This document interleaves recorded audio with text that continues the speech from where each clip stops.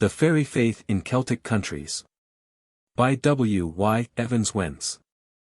Preface. During the years 1907–9 this study first took shape, being then based mainly on literary sources. And during the latter year it was successfully presented to the Faculty of Letters of the University of Rennes, Brittany, for the degree of Doctrines Lettres. Since then I have re-investigated the whole problem of the Celtic belief in fairies, and have collected very much fresh material.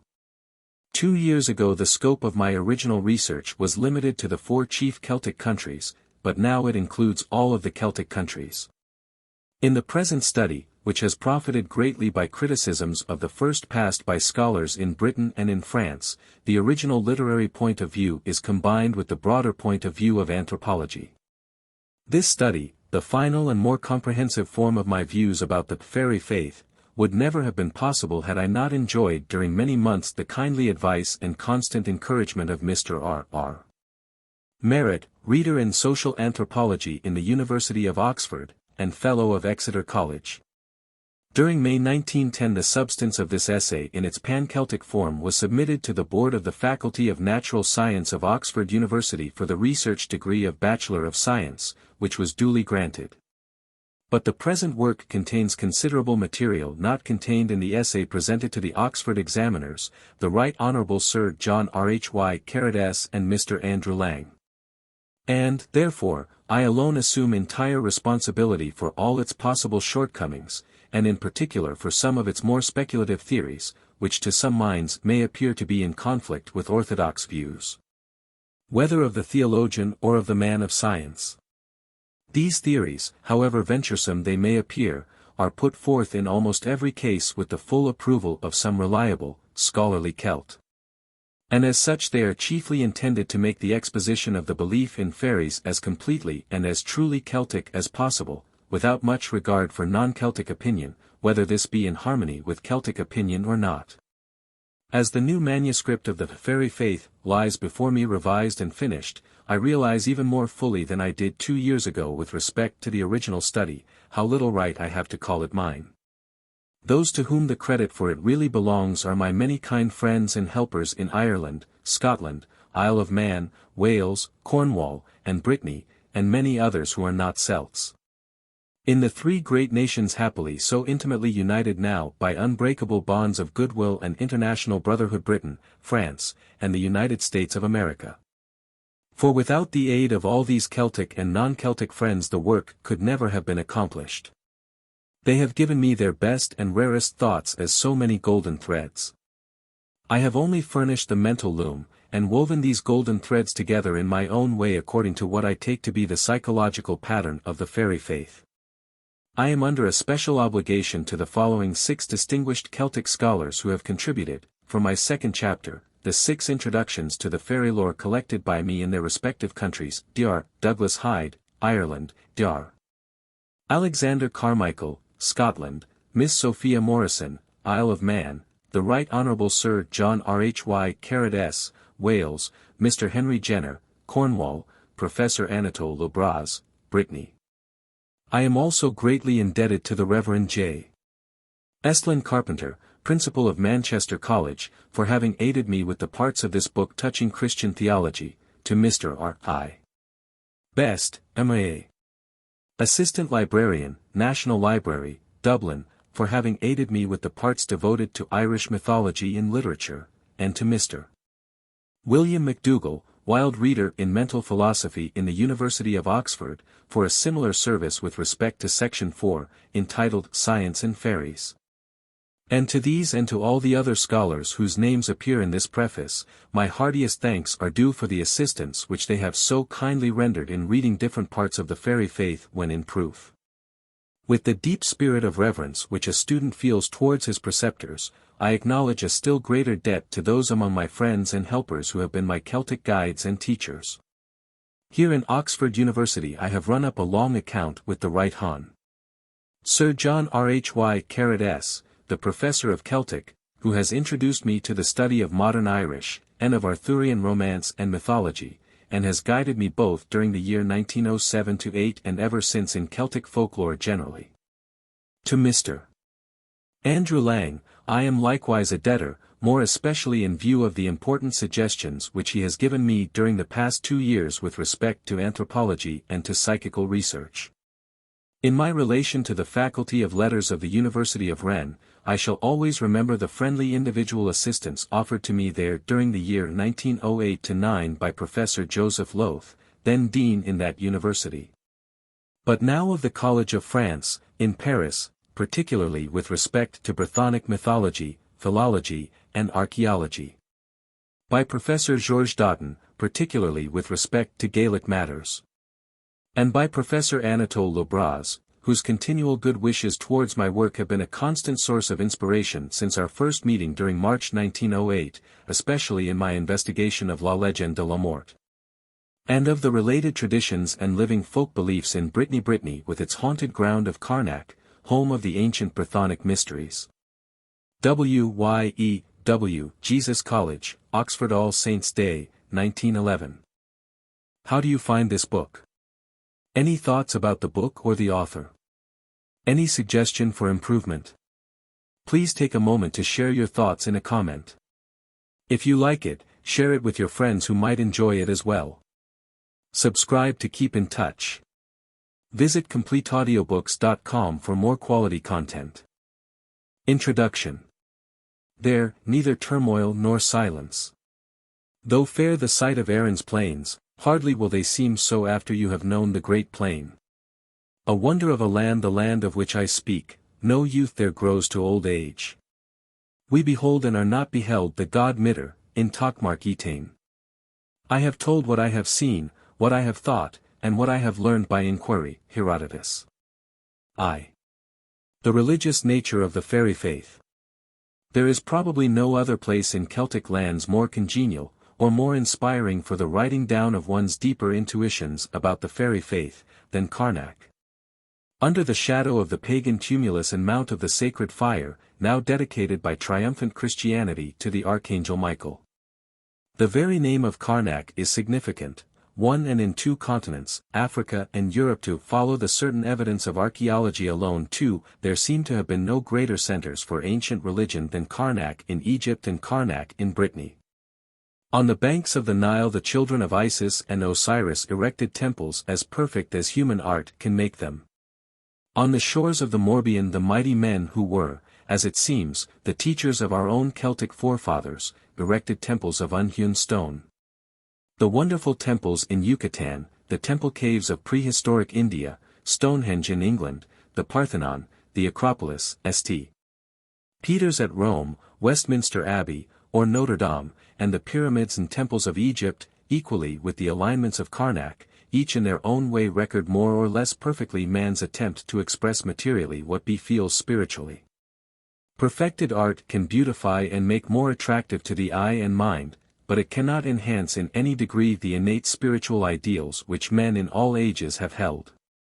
And thus it is that we read amid the rough stone menhirs and dolmens in Brittany, as amid the polished granite monoliths and magnificent temples in Egypt, the same silent message from the past to the present, from the dead to the living.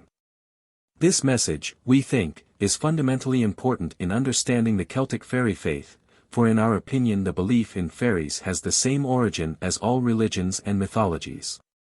And there seems never to have been an uncivilized tribe, a race, or nation of civilized men who have not had some form of belief in an unseen world, peopled by unseen beings. In religions, mythologies, and the fairy faith, too, we behold the attempts which have been made by different peoples in different ages to explain in terms of human experience this unseen world, its inhabitants, its laws, and man's relation to it. The ancients called its inhabitants gods, genii, demons, and shades. Christianity knows them as angels, saints, demons, and souls of the dead. To tin-civilized tribes they are gods, demons, and spirits of ancestors. And the Celts think of them as gods, and as fairies of many kinds. 2. The interpretation of the fairy faith. By the Celtic fairy faith we mean that specialized form of belief in a spiritual realm inhabited by spiritual beings which has existed from prehistoric times until now in Ireland, Scotland, Isle of Man, Wales, Cornwall, Brittany, or other parts of the ancient empire of the Celts. In studying this belief, we are concerned directly with living Celtic folk traditions, and with past Celtic folk traditions as recorded in literature. And if fairies actually exist as invisible beings or intelligences, and our investigations lead us to the tentative hypothesis that they do, they are natural and not supernatural, for nothing which exists can be supernatural. And, therefore, it is our duty to examine the Celtic fairy races just as we examine any fact in the visible realm wherein we now live, whether it be a fact of chemistry, of physics, or of biology. However, as we proceed to make such an examination, we shall have to remember constantly that there is a new set of ideas to work with, entirely different from what we find in natural sciences. And often no adequate vocabulary based on common human experiences. An American who has traveled in Asia and an Englishman who has traveled in Australia may meet in Paris and exchange traveling experiences with mutual understanding, because both of them have experienced travel. And they will have an adequate vocabulary to describe each experience, because most men have also experienced travel. But a saint who has known the spiritual condition called ecstasy cannot explain ecstasy to a man who has never known it, and if he should try to do so would discover at once that no modern language is suitable for the purpose. His experience is rare and not universal, and men have developed no complete vocabulary to describe experiences not common to the majority of mankind, and this is especially true of psychical experiences. It is the same in dealing with fairies, as these are hypothetically conceived, for only a few men and women can assert that they have seen fairies, and hence there is no adequate vocabulary to describe fairies. Among the ancients, who dealt so largely with psychical sciences, there seems to have been a common language which could be used to explain the invisible world and its inhabitants, but we of this age have not yet developed such a language. Consequently, men who deny human immortality, as well as men with religious faith who have not through personal psychical experiences transformed that faith into a fact, nowadays when they happen to read what Plato, Iamblichus, or any of the Neoplatonists have written, or even what moderns have written in attempting to explain psychic facts, call it all mysticism. And to the great majority of Europeans and Americans, mysticism is a most convenient noun, applicable to anything which may seem reasonable yet wholly untranslatable in terms of their own individual experience. And mysticism usually means something quite the reverse of scientific simply because we have by usage unwisely limited the meaning of the word science to a knowledge of things material and visible. Whereas it really means a knowing or a knowledge of everything which exists. We have tried to deal with the rare psychical experiences of Irish, Scotch, Manx, Welsh, or Breton seers, and psychics generally, in the dearest language possible, but if now and then we are charged with being mystical, this is our defense. 3. The method of studying the fairy faith. In this study, which is first of all a folklore study, we pursue principally an anthropopsychological method of interpreting the Celtic belief in fairies. Though we do not hesitate now and then to call in the aid of philology. And we make good use of the evidence offered by mythologies, religions, metaphysics, and physical sciences. Folklore, a century ago was considered beneath the serious consideration of scholars. But there has come about a complete reversal of scholarly opinion, for now it is seen that the beliefs of the people, their legends, and their songs are the source of nearly all literatures. And that their institutions and customs are the origin of those of modern times. And, today, to the new science of folklore which, as Mr. Andrew Lang says, must be taken to include psychical research or psychical sciences, archaeology, anthropology, and comparative mythology in religion are indispensable. Thus folklore offers the scientific means of studying man in the sense meant by the poet who declared that the proper study of mankind is man. 4. Divisions of the study. This study is divided into 4 sections or parts. The first one deals with the living fairy faith among the Celts themselves, the second, with the recorded and ancient fairy faith as we find it in Celtic literature and mythology, the third, with the fairy faith in its religious aspects. And in the 4th section an attempt has been made to suggest how the theories of our newest science, psychical research, explain the belief in fairies. I have set forth in the first section in detail and as dearly as possible the testimony communicated to me by living Celts who either believe in fairies, or else say that they have seen fairies. And throughout other sections I have preferred to draw as much as possible of the material from men and women rather than from books. Books too often are written out of other books, and too seldom from the life of man. And in a scientific study of the fairy faith, such as we have undertaken, the Celt himself is by far the best, in fact the only authority. For us it is much less important to know what scholars think of fairies than to know what the Celtic people think of fairies.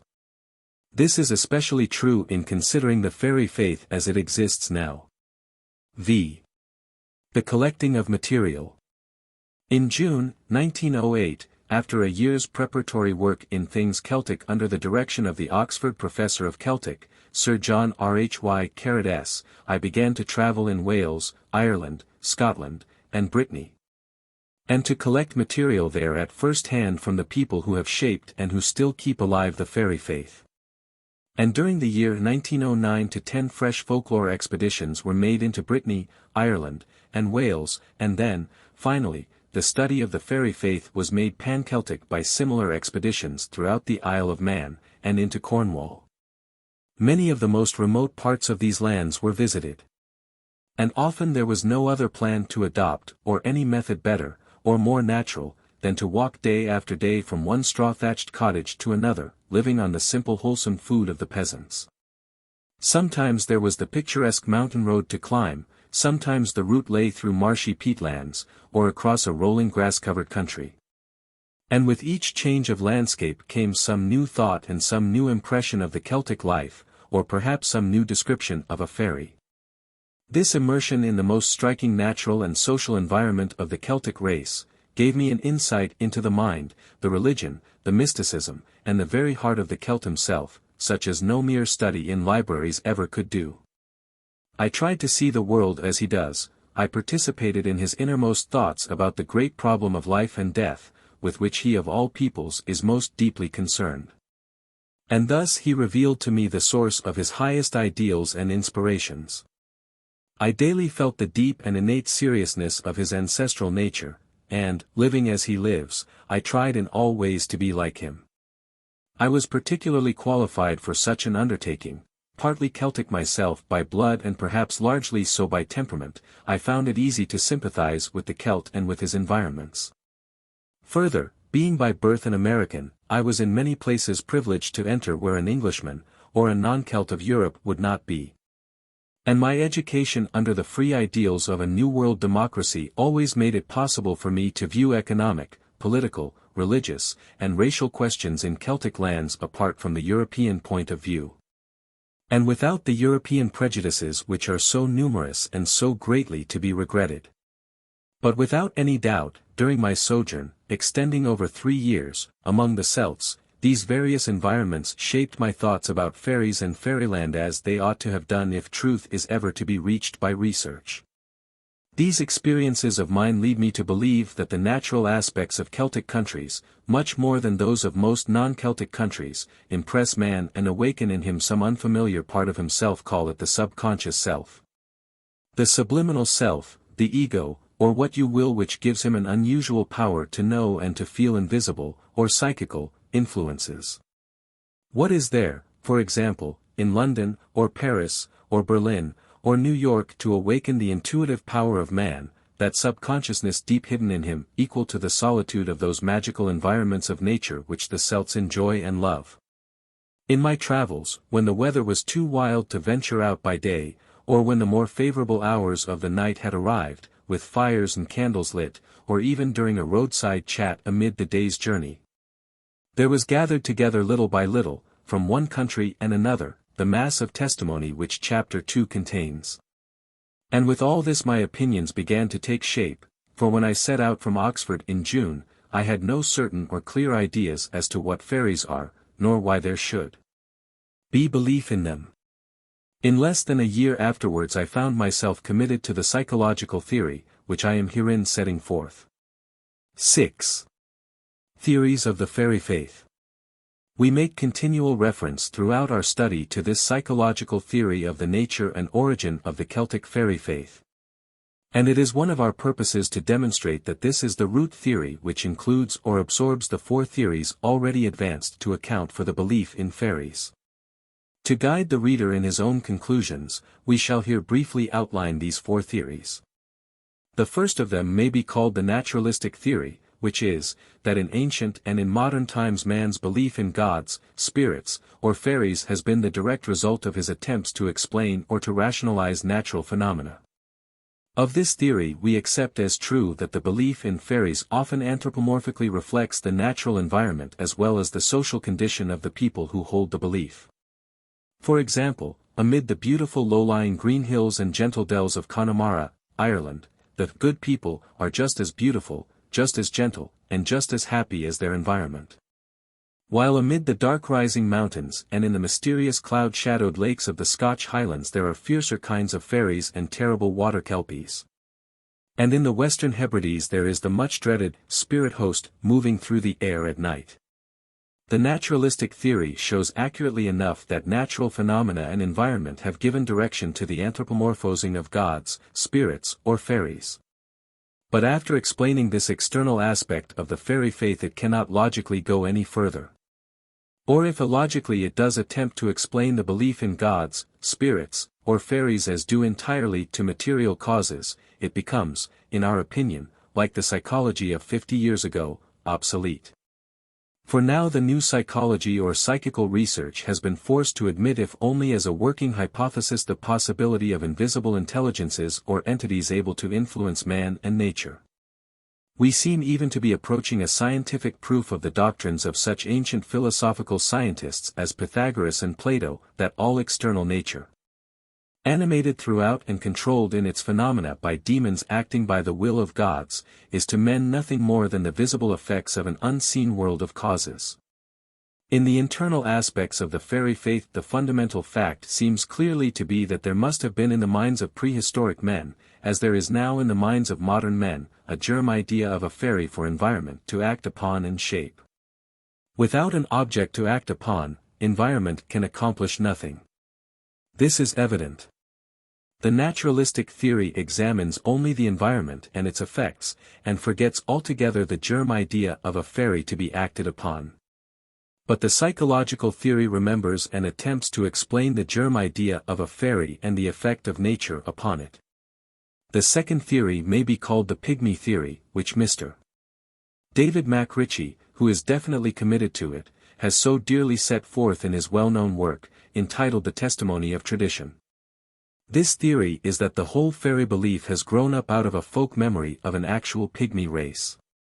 This race is supposed to have been a very early, prehistoric, probably Mongolian race, which inhabited the British Islands and many parts of continental Europe. When the Celtic nations appeared, these pygmies were driven into mountain fastnesses and into the most inaccessible places, where a few of them may have survived until comparatively historical times. Over against the champions of the pygmy theory may be set two of its opponents, Dr. Bertram C. Windle and Mr. Andrew Lang 3Dr. Windle, in his introduction to Tyson's philological essay concerning the pygmies of the ancients, makes these 6 most destructive criticisms or points against the theory. 1. So far as our present knowledge teaches us, there never was a really pygmy race inhabiting the northern parts of Scotland. 2. The mounds with which the tales of little people are associated have not, in many cases, been habitations, but were natural or sepulchral in their nature. 3. Little people are not by any means associated entirely with mounds. 4. The association of giants and dwarfs in traditions confuses the theory. 5. There are fairies where no pygmies ever were, as, for example, in North America. 6. Even Eskimos and Lapps have fairy beliefs, and could not have been the original fairies of more modern fairy lore. Altogether, as we think our study will show, the evidence of the fairy faith itself gives only a slender and superficial support to the pygmy theory. We maintain that the theory, so far as it is provable, and this is evidently not very far, is only one strand, contributed by ethnology and social psychology, in the complex fabric of the fairy faith, and is, as such, woven round a psychical central pattern, the fundamental pattern of the fairy faith. Therefore, from our point of view, the pygmy theory is altogether inadequate, because it overlooks or misinterprets the most essential and prominent elements in the belief which the Celtic peoples hold concerning fairies and fairyland. The Druid theory to account for fairies is less widespread. It is that the folk memory of the Druids and their magical practices is alone responsible for the fairy faith. The first suggestion of this theory seems to have been made by the Reverend Dr. Criery, in his Scottish Scenery, published in 1803. Years later, the Reverend Dr. Graham published an identical hypothesis in his sketches descriptive of picturesque scenery on the southern confines of Perthshire. Mr. MacRitchie suggests, with all reason, that the two writers probably had discussed together the theory, and hence both put it forth. Alfred Maury, in Les Faits du Moyen Age, published in 1843 at Paris, appears to have made liberal use of Patrick Graham's suggestions in propounding his theory that the fays or fairy women of the Middle Ages are due to a folk memory of druidesses. Maury seems to have forgotten that throughout pagan Britain and Ireland, both much more important for the study of fairies than Celtic Europe during the Middle Ages, druids rather than druidesses had the chief influence on the people, and that yet. Despite this fact, Irish and Welsh mythology is full of stories about fairy women coming from the Otherworld. Nor is there any proof, or even good ground for argument, that the Irish fairy women are a folk memory of druidesses, for if there ever were druidesses in Ireland they played a subordinate and very insignificant role. As in the case of the pygmy theory, we maintain that the Druid theory, also, is inadequate. It discovers a real anthropomorphic influence at work on the outward aspects of the fairy faith, and illogically takes that to be the origin of the fairy faith. The fourth theory, the mythological theory, is of very great importance. It is that fairies are the diminished figures of the old pagan divinities of the early Celts, and many modern authorities on Celtic mythology and folklore hold it. To us the theory is acceptable so far as it goes. But it is not adequate in itself, nor is it the root theory, because a belief in gods and goddesses must in turn be explained. And in making this explanation we arrive at the psychological theory, which this study perhaps the first one of its kind attempts to set forth. 7. The importance of studying the fairy faith. I have made a very careful personal investigation of the surviving Celtic fairy faith by living for many months with and among the people who preserve it. I have compared fairy phenomena and the phenomena said to be caused by gods, genii, demons, or spirits of different kinds and recorded in the writings of ancient, medieval, and modern metaphysical philosophers, Christian and pagan saints, mystics, and seers, and now more or less clearly substantiated by from 30 to 40 years of experimentation in psychical sciences by eminent scientists of our own times, such as Sir William Crookes and Sir Oliver Lodge in England, and M. Camille Flammarion in France. As a result, I am convinced of the very great value of a serious study of the fairy faith. The fairy faith as the folk religion of the Celts ought, like all religions, to be studied sympathetically as well as scientifically. To those who take a materialistic view of life, and consequently deny the existence of spirits or invisible intelligences such as fairies are said to be, we should say as my honored American teacher in psychology, the late Dr. William James, of Harvard, used to say in his lectures at Stanford University, materialism considered as a system of philosophy never tries to explain the why of things. But in our study of the fairy faith we shall attempt to deal with this why of things, and, then, perhaps the value of studying fairies and fairyland will be more apparent, even to materialists. The great majority of men in cities are apt to pride themselves on their own exemption from superstition, and to smile pityingly at the poor countrymen and countrywomen who believe in fairies. But when they do so they forget that, with all their own admirable progress in material invention, with all the far-reaching data of their acquired science, with all the vast extent of their commercial and economic conquests, they themselves have ceased to be natural. Wherever under modern conditions great multitudes of men and women are herded together there is bound to be an unhealthy psychical atmosphere never found in the country, an atmosphere which inevitably tends to develop in the average man who is not psychically strong enough to resist it. Lower at the expense of higher forces or qualities, and thus to inhibit any normal attempts of the subliminal self, a well-accredited psychological entity, to manifest itself in consciousness.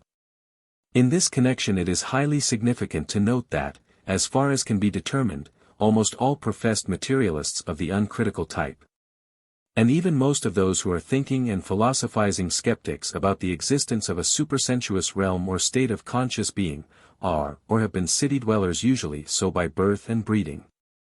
And even where we find materialists of either type dwelling in the country, we generally find them so completely under the hypnotic sway of city influences and mold of thought in matters of education and culture, and in matters touching religion, that they have lost all sympathetic and responsive contact with nature, because unconsciously they have thus permitted conventionality and unnaturalness to insulate them from it. The Celtic peasant, who may be their tenant or neighbor, is if still uncorrupted by them in direct contrast unconventional and natural. He is normally always responsive to psychical influences as much so as an Australian Arunta or an American Red Man, who also, like him, are fortunate enough to have escaped being corrupted by what we egotistically, to distinguish ourselves from them, call civilization. If our Celtic peasant has psychical experiences, or if he sees an apparition which he calls one of the good people, that is to say a fairy, it is useless to try to persuade him that he is under a delusion, unlike his materialistically minded lord. He would not attempt nor even desire to make himself believe that what he has seen he has not seen. Not only has he the will to believe, but he has the right to believe. Because his belief is not a matter of being educated and reasoning logically, nor a matter of faith and theology, it is a fact of his own individual experiences, as he will tell you. Such peasant seers have frequently argued with me to the effect that one does not have to be educated in order to see fairies. Unlike the natural mind of the uncorrupted Celt, Arunta, or American Red Man, which is ever open to unusual psychical impressions, the mind of the businessman in our great cities tends to be obsessed with business affairs both during his waking and during his dream states, the politicians with politics similarly, the society leaders with society. And the unwholesome excitement felt by day in the city is apt to be heightened at night through a satisfying of the feeling which it morbidly creates for relaxation and change of stimuli. In the slums, humanity is divorced from nature under even worse conditions, and becomes wholly decadent. But in slum and in palace alike there is continually a feverish nerve tension induced by unrest and worry. There is impure and smoke-impregnated air, a lack of sunshine, a substitution of artificial objects or natural objects, and in place of solitude the eternal din of traffic. Instead of nature, men in cities, and paradoxically some conventionalized men in the country, have civilization and culture. Are city dwellers like these, nature's unnatural children, who grind out their lives in an unceasing struggle for wealth and power, social position, and even for bread, fit to judge nature's natural children who believe in fairies? Are they right in not believing in an invisible world which they cannot conceive, which, if it exists, they even though they be scientists are through environment and temperament alike incapable of knowing? Or is the country dwelling, the sometimes unpractical and unsuccessful, the dreaming, and uncivilized peasant right? These questions ought to arouse in the minds of anthropologists very serious reflection, worldwide in its scope. At all events, and equally for the unbeliever and for the believer, the study of the fairy faith is of vast importance historically, philosophically, religiously, and scientifically. In it lie the germs of much of our European religions and philosophies, customs, and institutions. And it is one of the chief keys to unlock the mysteries of Celtic mythology. We believe that a greater age is coming soon, when all the ancient mythologies will be carefully studied and interpreted, and when the mythology of the Celts will be held in very high esteem. But already an age has come when things purely Celtic have begun to be studied. And the close observer can see the awakening genius of the modern Celt manifesting itself in the realm of scholarship, of literature, and even of art throughout continental Europe, especially France and Germany. Throughout Great Britain and Ireland, and throughout the new Celtic world of America, as far west as San Francisco on the great calm ocean of the future facing Japan and China. In truth, the Celtic Empire is greater than it ever was before Caesar destroyed its political unity, and its citizens have not forgotten the ancient faith of their ancestors in a world invisible. W. Section 1. The Living Fairy Faith. Chapter 1. Environment. In the beauty of the world lies the ultimate redemption of our mortality. When we shall become at one with nature in a sense profounder even than the poetic imaginings of most of us, we shall understand what now we fail to discern. Fiona Macleod. Psychical interpretation. The mysticism of Erin and Armorica in Ireland, in Scotland, in the Isle of Man, in Wales, in Cornwall, in Brittany.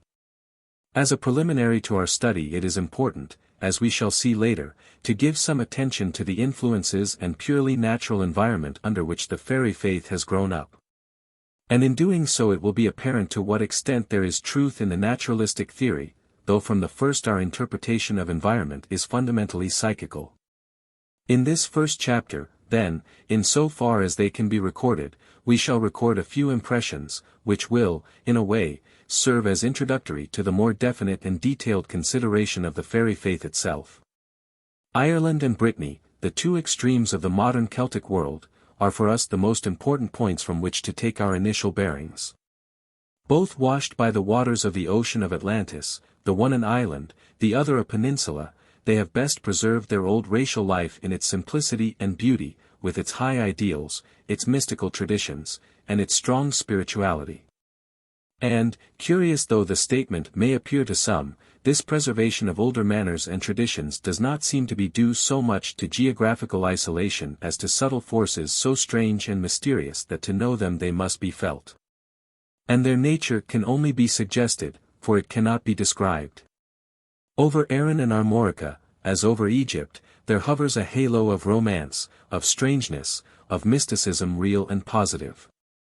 And, if we mistake not the language of others, these phrases of ours but echo opinions common to many Celts native of the two countries, they who have the first right to testify.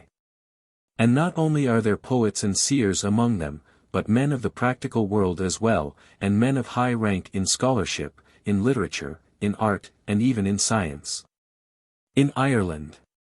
If anyone would know Ireland and test these influences which have been so fundamental in giving to the fairy faith of the past something more than mere beauty of romance and attractive form, and something which even today, as in the heroic ages, is ever living, ever present in the centres where men of the second sight say that they see fairies in that strange state of subjectivity which the peasant calls fairyland. Let him stand on the hill of Tara silently and alone at sunset.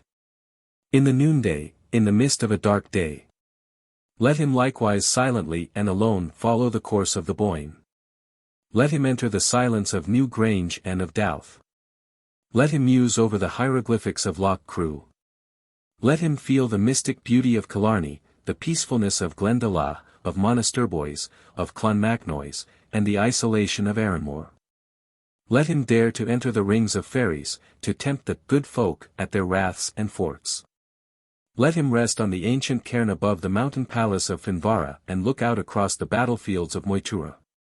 Let him wander amid the fairy dells of gentle Connemara. Let him behold the Irish Sea from the heights of Howth, as Finn Mac Cumhale used to do. Let him listen to the ocean winds amid Dun Angus. Let him view the stronghold of Cuchulainn and the Red Branch Knights. Let him linger beside that mysterious lake which lies embosomed between two prehistoric cairns on the summit of enchanted Slieve Gullion, where yet dwells invisible the mountain's guardian, a fairy woman. Let him then try to interpret the mysticism of an ancient Irish myth, in order to understand why men have been told that in the plain beneath this magic mountain of Ireland mighty warfare was once waged on account of a bull, by the hosts of Queen Meave against those of Cuchulainn the hero of Ulster. Let him be lost in the mists on the top of Ben Bulben. Let him know the haunts of fairy kings and queens in Roscommon. Let him follow in the footsteps of Patrick and Bridget and Columba. When there are dark days and stormy nights, let him sit beside a blazing fire of fragrant peat in a peasant's straw-thatched cottage listening to tales of Ireland's golden age, tales of gods, of heroes, of ghosts, and of fairy folk. If he will do these things, he will know Ireland, and why its people believe in fairies. As yet, little has been said concerning the effects of clouds, of natural scenery, of weird and sudden transformations in earth and sky and air, which play their part in shaping the complete fairy faith of the Irish. But what we are about to say concerning Scotland will suggest the same things for Ireland, because the nature of the landscape and the atmospheric changes are much the same in the two countries, both inland and on their rock-bound and storm-swept shores. In Scotland, in the moorlands between Trossachs and Aberfoyle, a region made famous by Scott's Rob Roy, I have seen atmospheric changes so sudden and so contrasted as to appear marvellous. What shifting of vapours and clouds, what flashes of bright sun-gleams, then twilight at midday. Across the landscape, shadows of black dense fog banks rush like shadows of flocks of great birds which darken all the earth. Palpitating fog banks wrap themselves around the mountain tops and then come down like living things to move across the valleys, sometimes only a few yards above the traveller's head. And in that country live terrible water kelpies. When black clouds discharge their watery burden, it is in wind-driven vertical water sheets through which the world appears as through an ice-filmed windowpane. Perhaps in a single day there may be the bluest of heavens and the clearest air, the densest clouds and the darkest shadows, the calm of the morning and the wind of the tempest. At night in Aberfoyle after such a day, I witnessed a clear sunset and a fair evening sky.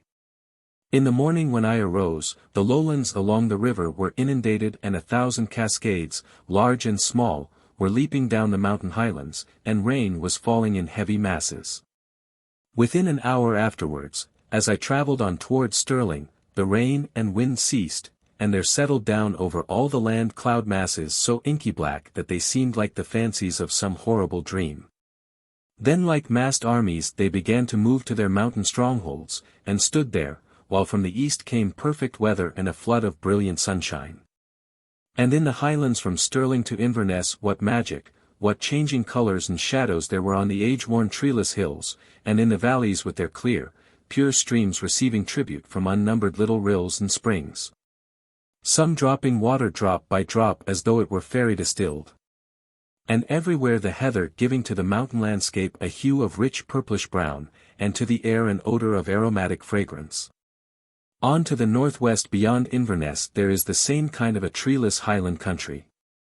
And then after a few hours of travel one looks out across the water from Kyle and beholds Skye, where Cuchulainn is by some believed to have passed his young manhood learning feats of arms from fairy women. Skye, dark, mountainous, majestic, with its waterfalls turning to white spray as they tumble from cliff to cliff into the Sound, from out the clouds that hide their mountain summit sources.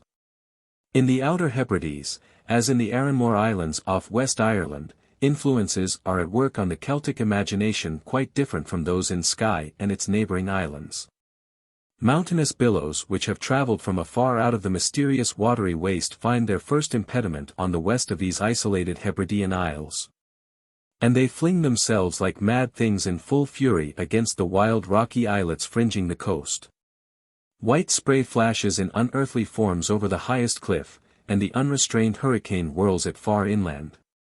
Ocean's eternally murmuring sound set up a responsive vibration in the soul of the peasant, as bee in solitude drives home his flocks amid the weird gloaming at the end of a December day. And, later, when he sits brooding in his humble cottage at night, in the fitful flickering of a peat fire, he has a mystic consciousness that deep down in his being there is a more divine music compared with which that of external nature is but a symbol and an echo. And, as he stirs the glowing peat embers, phantoms from an irretrievable past seem to be sitting with him on the edge of the half-circle of dying light. Maybe there are skin-clad huntsmen of the sea and land, with spears and knives of bone and flint and shaggy sleeping dogs, or fearless sea-rovers resting wearily on shields of brilliant bronze, or maybe Celtic warriors fierce and bold. And then he understands that his past and his present are one. Commonly there is the thickest day darkness when the driving storms come in from the Atlantic, or when dense fog covers sea and land. And, again, there are melancholy sea winds moaning across from shore to shore, bending the bushes of the purple heather. At other times there is a sparkle of the brightest sunshine on the ocean waves, a fierceness foreign to the more peaceful highlands. And then again a dead silence prevails at sunrise and at sunset if one be on the mountains, or, if on the shore, no sound is heard save the rhythmical beat of the waves, and now and then the hoarse cry of a sea-bird. All these contrasted conditions may be seen in one day, or each may endure for a day, and the dark days last nearly all the winter. And then it is, during the long winter, that the crofters and fisher-folk congregate night after night in a different neighbor's house to tell about fairies and ghosts, and to repeat all those old legends so dear to the heart of the Celt. Perhaps every one present has heard the same story or legend 100 times, yet it is always listened to and told as though it were the latest bulletin of some great world-stirring event. Over those little islands, so far away to the north, out on the edge of the world, in wintertime darkness settles down at 4 o'clock or even earlier. And the islanders hurry through with their dinner of fish and oatbread so as not to miss hearing the first story. When the company has gathered from far and near, pipes are refilled and lit and the peat is heaped up, for the storytelling is not likely to end before midnight. The house is roomy and clean, if homely, with its bright peat fire in the middle of the floor. There are many present men and women, boys and girls. All the women are seated, and most of the men. Girls are crouched between the knees of fathers or brothers or friends, while boys are perched wherever boy-like they can climb. The houseman is twisting twigs of heather into ropes to hold down thatch, a neighbor crofter is twining quicken root into cords to tie cows, while another is plaiting bent grass into baskets to hold meal. The housewife is spinning, a daughter is carding, another daughter is teasing, while a third daughter, supposed to be working, is away in the background conversing in low whispers with the son of a neighboring crofter. Neighbor wives and neighbor daughters are knitting, sewing, or embroidering. 5 Then when the bad weather for fishing has been fully discussed by the men, and the latest gossip by the women, and the foolish talk of the youths and maidens in the corners is finished. The one who occupies the chair of honor in the midst of the Cayley 6 looks around to be sure that everybody is comfortable and ready. And, as his first story begins, even the babes by instinct cease their noise and crying, and young and old bend forward eagerly to hear every word. It does not matter if some of the boys and girls do topple over asleep, or even some of the older folk as the hour gets late, the tales meet no interruption in their even, unbroken flow. And here we have the most Celtic and the most natural environments which the fairy faith enjoys in Scotland. There are still the southern highlands in the country around Oban, and the islands near them. And of all these isles none is so picturesque in history as the one Columba loved so well. Though Iona enjoys less of the wildness of the Hebrides furthest west, it has their storm winds and fogs and dark days, and their strangeness of isolation. On it, as a Danann tells us, the holy man fought with black demons who came to invade his monastery, and saw angelic hosts. And when the angels took his soul at midnight in that little chapel by the seashore there was a mystic light which illuminated all the altar like the brightest sunshine. But nowadays, where the saints saw demons and angels the islanders see ghosts and good people, and when one of these islanders is taken in death it is not by angels it is by fairies. In the Isle of Man.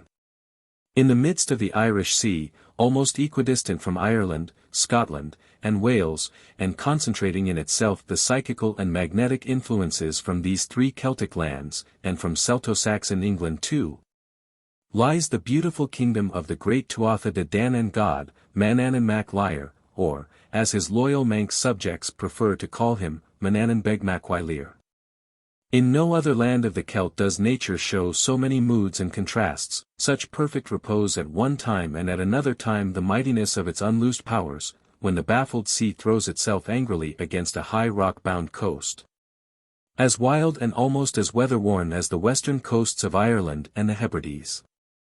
But it is nature's calmer moods which have greater effect upon the Manx people. On the summit of his ancient stronghold, South Barrule Mountain, the god Manannan yet dwells invisible to mortal eyes. And whenever on a warm day he throws off his magic mist blanket with which he is wont to cover the whole island, the golden gorse or purple heather blossoms become musical with the hum of bees.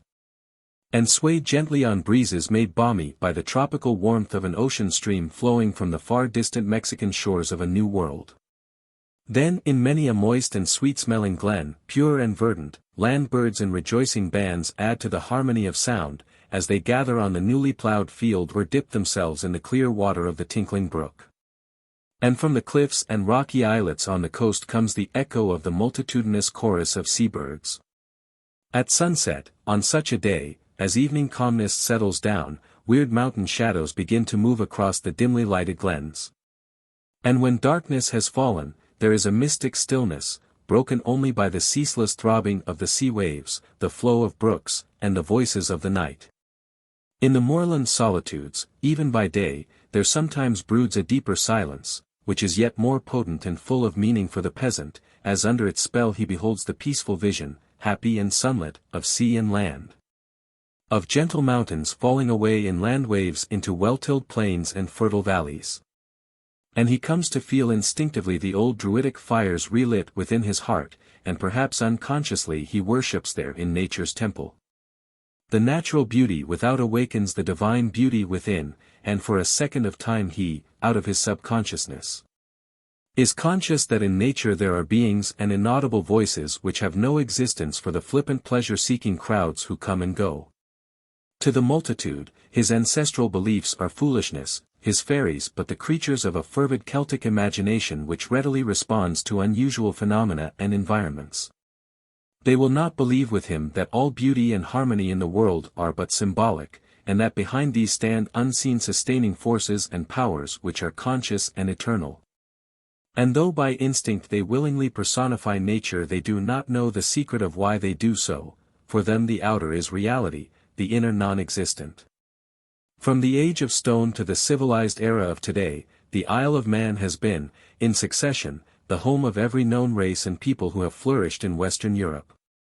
And those subject, in turn, to the Irish Gael and to the Welsh Brython, to Northmen and to Danes, to Scots and to English, and the scene of sweeping transformations in religion, as pagan cults succeeded one another. To give way to the teaching of St. Patrick and his disciples St. German and St. Macald, and this finally to the Protestant form of Christianity, the island alone of Celtic lands has been strangely empowered to maintain in almost primitive purity its ancient constitution and freedom. And though geographically at the very center of the United Kingdom, is not a part of it. The archaeologist may still read in mysterious symbols of stone and earth, as they lie strewn over the island's surface, the history of this age-long panoramic procession of human evolution. While through these same symbols the Manx seer reads a deeper meaning. And sometimes in the superhuman realm of radiant light, to which since long ago they have oft come and oft returned, he meets face to face the gods and heroes whose early tombs stand solitary on the wind-swept mountain-top and moorland. Or hidden away in the embrace of wild flowers and verdure amid valleys. And in the darker midworld he sees innumerable ghosts of many of these races which have perished. In Wales. Less can be said of Wales than of Ireland, or of Scotland as a whole. It has, it is true, its own peculiar psychic atmosphere, different, no doubt, because its people are Brythonic Celts rather than Gaelic Celts. But Wales, with conditions more modernized than is the case in Ireland or in the Western Hebrides of Scotland, does not now exhibit in a vigorous or flourishing state those Celtic influences which, when they were active, did so much to create the precious romances of Arthur and his brotherhood, and to lay the foundations for the Welsh belief in the Tylwyth Teg, a fairy race still surviving in a few favoured localities. Wales, like all Celtic countries, is a land of long sea coasts, though there seems to be, save in the mountains of the north, less of mist and darkness and cloud effects than in Ireland and Scotland. In the south, perhaps the most curious influences are to be felt at St. David's Head, and in St. David's itself, once the goal for thousands of pilgrims from many countries of medieval Europe, and, probably, in pagan times the seat of an oracle. And a place of like character is the peninsula of Gower, south of Swansea. Caerphilly Castle, where the Green Lady reigns now amid its ruined acres, is a strange place. And so is the hill near Carmarthen, where Merlin is asleep in a cave with the fairy woman Vivian. But in none of these places today is there a strong living faith in fairies as there is, for example, in West Ireland. The one region where I found a real Celtic atmosphere, and it is a region where everybody speaks Welsh, is a mountainous country rarely visited by travellers, save archaeologists, a few miles from Newport. And its centre is the Pentre Evan cromlech, the finest cromlech in Wales if not in Britain. By this prehistoric monument and in the country round the old Nevern church, 3 miles away, there is an active belief in the fair folk, in ghosts, in death warnings, in death candles and phantom funerals, and in witchcraft and black magic.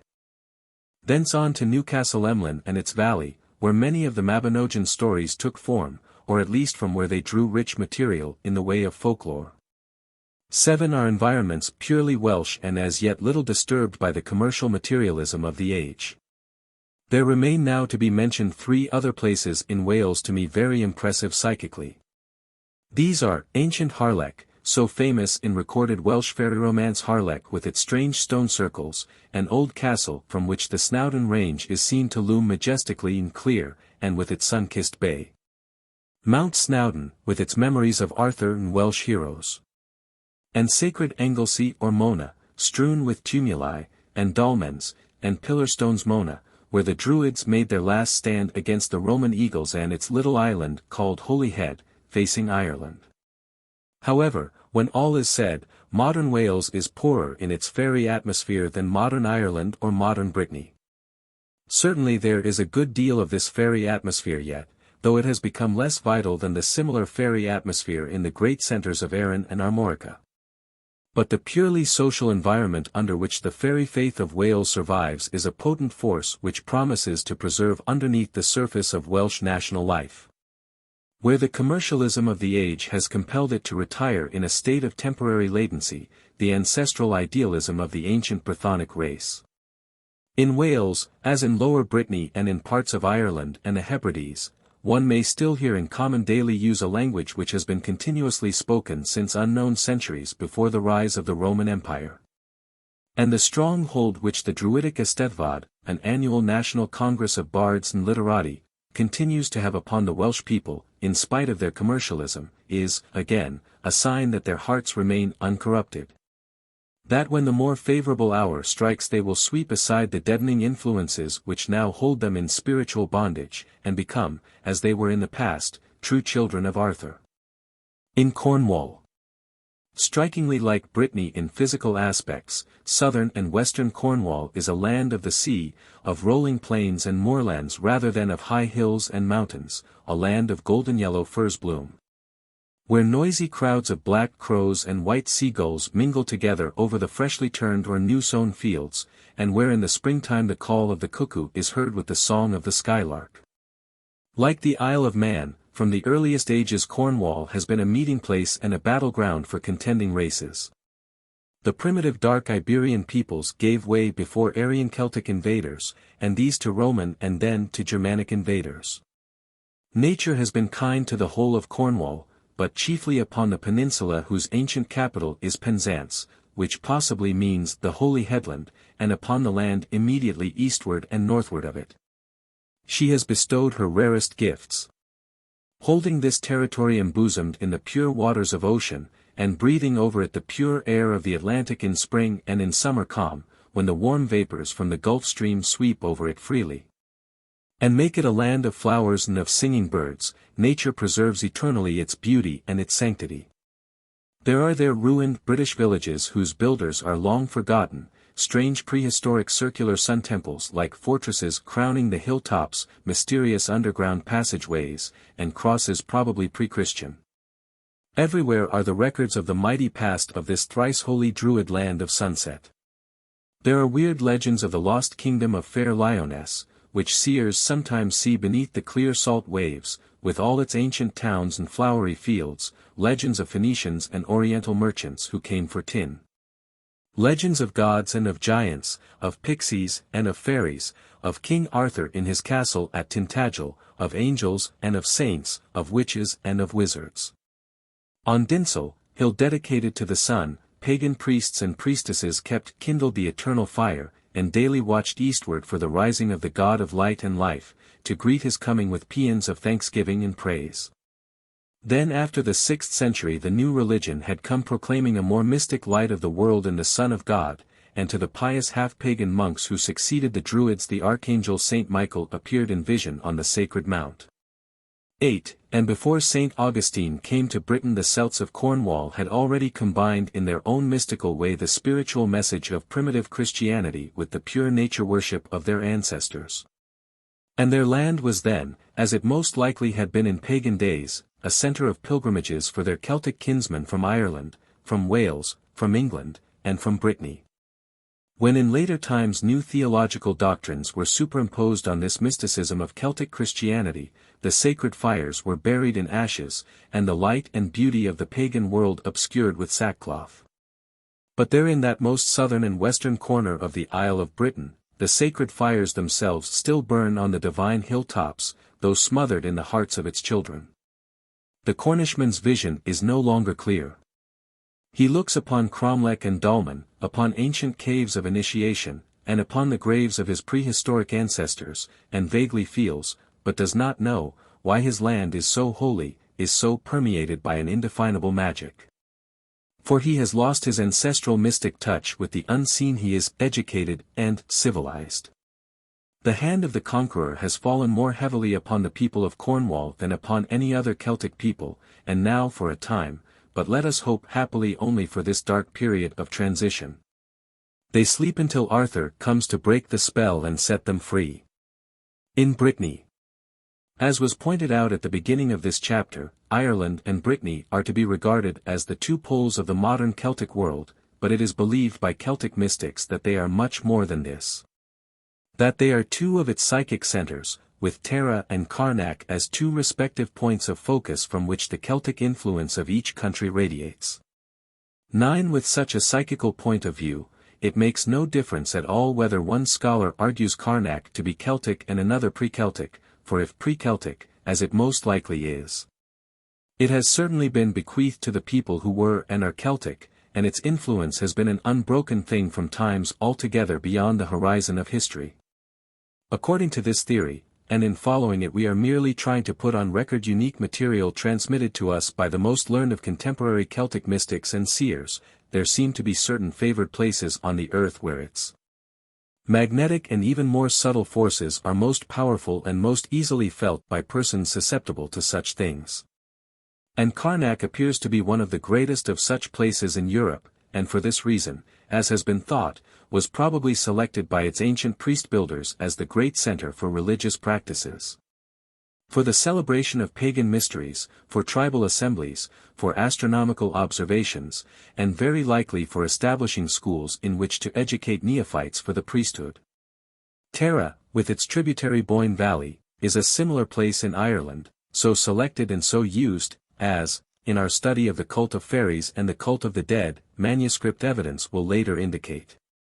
And thus to such psychical and magnetic, or, according perhaps to others, religious or traditional influences as focus themselves at Tara and Carnac, though in other parts of the two countries as well, may be due in a great, even in an essential measure, the vigorous and ever-living fairy faith of Ireland, and the innate and ever-conscious belief of the Breton people in the legend of the dead and in a world invisible. For fairies and souls of the dead, though, strictly speaking, not confused, are believed to be beings of the subjective world existing today, and influencing mortals. As they have always existed and influenced them according to ancient and modern traditions, and as they appear now in the eyes even of science through the work of a few pioneer scientists in psychical research.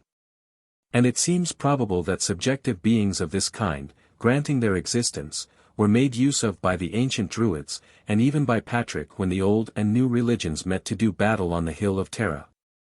The control of Tara, as a psychical center, meant the psychical control of all Ireland. Today on the hill of Tara the statue of St. Patrick dwarfs the Lyath stone beside it, at Carnac the Christian cross overshadows dolmens and menhirs. A learned priest of the Roman Church told me, when I met him in Galway, that in his opinion those places in Ireland where ancient sacrifices were performed to pagan or druid gods are still, unless they have been regularly exorcised, under the control of demons. And what the Druids were at Tara and throughout Erin and most probably at Karnak as well, the priests were in Egypt, and the Pythonesses in Greece. That is to say, Druids, Egyptian priests, priestesses in charge of Greek oracles, are said to have foretold the future, interpreted omens, worked all miracles and wonders of magic by the aid of demons, who were regarded as an order of invisible beings, intermediary between gods and men, and as sometimes including the shades from Hades. I should say as before, if he who knowing Ireland, the land of Faerie, would know in the same manner Brittany, the land of the dead, let him silently and alone walk many times in sun, in wind, in storm, in thick mist through the long, broad avenues of stone of the alignments at Karnak. Let him watch from among them the course of the sun from east to west. Let him stand on St. Michael's Mount on the day of the winter solstice, or on the day of the summer solstice. Let him enter the silence of its ancient underground chamber, so dark and so mysterious. Let him sit for hours musing amid cromlechs and dolmens, and beside menhirs, and at holy wells. Let him marvel at the mightiest of menhirs now broken and prostrate at Loch Mariacher, and then let him ponder over the subterranean places near it. Let him try to read the symbolic inscriptions on the rocks in Gavrinis. Let him stand on the Isle de Seine at sunrise and at sunset. Let him penetrate the solitudes of the forest of Broceliande, and walk through the Val Sans Retour, vale without return. And then let him wander in footpaths with the Breton peasant through fields where good dames sit on the sunny side of a bush or wall, knitting stockings, where there are long hedges of firs, golden yellow with bloom even in January, and listen to stories about Corrigans, and about the dead who mingle here with the living. Let him enter the peasant's cottage when there is fog over the land and the sea winds are blowing across the shifting sand dunes, and hear what he can tell him. Let him, even as he enjoys the picturesque customs and dress of the Breton folk and looks on at their joyous ronde, perhaps the relic of a long-forgotten Sundance, observe the depth of their nature, their almost ever-present sense of the seriousness of human life and effort, their beautiful characters as their mystic land has shaped them without the artificiality of books and schools, their dreaminess as they look out across the ocean, their often perfect physique and fine profiles and rosy cheeks, and yet withal their brooding innate melancholy. And let him know that there is with them always an overshadowing consciousness of an invisible world, not in some distant realm of space, but here and now, blending itself with this world. Its inhabitants, their dead ancestors and friends, mingling with them daily, and awaiting the hour when the Anku, a king of the dead, shall call each to join their invisible company. Chapter 2. Taking of Evidence. During all these centuries the Celt has kept in his heart some affinity with the mighty beings ruling in the unseen, once so evident to the heroic races who preceded him. His legends and fairy tales have connected his soul with the inner lives of air and water and earth, and they in turn have kept his heart sweet with hidden influence. A.E. Method of presentation. The logical verdict. Trustworthiness of legends. The fairy faith held by the highly educated Celt as well as by the Celtic peasant. The evidence is complete and adequate. Its analysis. The fairy tribes dealt with witnesses and their testimony, from Ireland. With introduction by Dr. Douglas Hyde, from Scotland, with introduction by Dr. Alexander Carmichael, from the Isle of Man, with introduction by Miss Sophia Morrison, from Wales, with introduction by the Right Honourable Sir John Rhy Carrot, from Cornwall, with introduction by Mr. Henry Jenner, and from Brittany, with introduction by Professor Anatole Lobraz. 1. General Introduction. Various possible plans have presented themselves for setting forth the living fairy faith as I have found it during my travels in the 6 Celtic countries among the people who hold it. To take a bit here and a bit there from a miscellaneous group of psychological experiences, fairy legends and stories which are linked together almost inseparably in the mind of the one who tells them, does not seem at all satisfactory. Nor even just, in trying to arrive at a correct result. Classification under various headings, such, for example, as fairy abductions, changelings, or appearances of fairies, seems equally unsatisfactory. For as soon as the details of folklore such as I am presenting are isolated from one another, even though brought together in related groups, they must be rudely torn out of their true and natural environment. and divorced from the psychological atmosphere amidst which they were first presented by the narrator. The same objection applies to any plan of dividing the evidence into, 1. That which is purely legendary. 2. That which is second-hand or third-hand evidence from people who claim to have seen fairies, or to have been in fairyland or under fairy influences. And, 3. That which is first-hand evidence from actual percipients. These three classes of evidence are so self-evident that every reader will be able to distinguish each class for himself as it occurs. And a mechanical classification by us is unnecessary. So no plan seems so good as the plan I have adopted of permitting all witnesses to give their own testimony in their own way and in its native setting. And then of classifying and weighing such testimony according to the methods of comparative religion and the anthropological sciences. In most cases, as examination will show, the evidence is so clear that little or no comment is necessary. Most of the evidence also points so much in one direction that the only verdict which seems reasonable is that the fairy faith belongs to a doctrine of souls. That is to say, that fairyland is a state or condition, realm or place, very much like, if not the same as, that wherein civilized and uncivilized men alike place the souls of the dead, in company with other invisible beings such as gods, demons, and all sorts of good and bad spirits. Not only do both educated and uneducated Celtic seers so conceive fairyland, but they go much further, and say that fairyland actually exists as an invisible world within which the visible world is immersed like an island in an unexplored ocean. And that it is peopled by more species of living beings than this world, because incomparably more vast and varied in its possibilities. We should be prepared in hearing the evidence to meet with some contradictions and a good deal of confusion, for many of the people who believe in such a strange world as we have just described, and who think they sometimes have entered it or have seen some of its inhabitants, have often had no training at all in schools or colleges.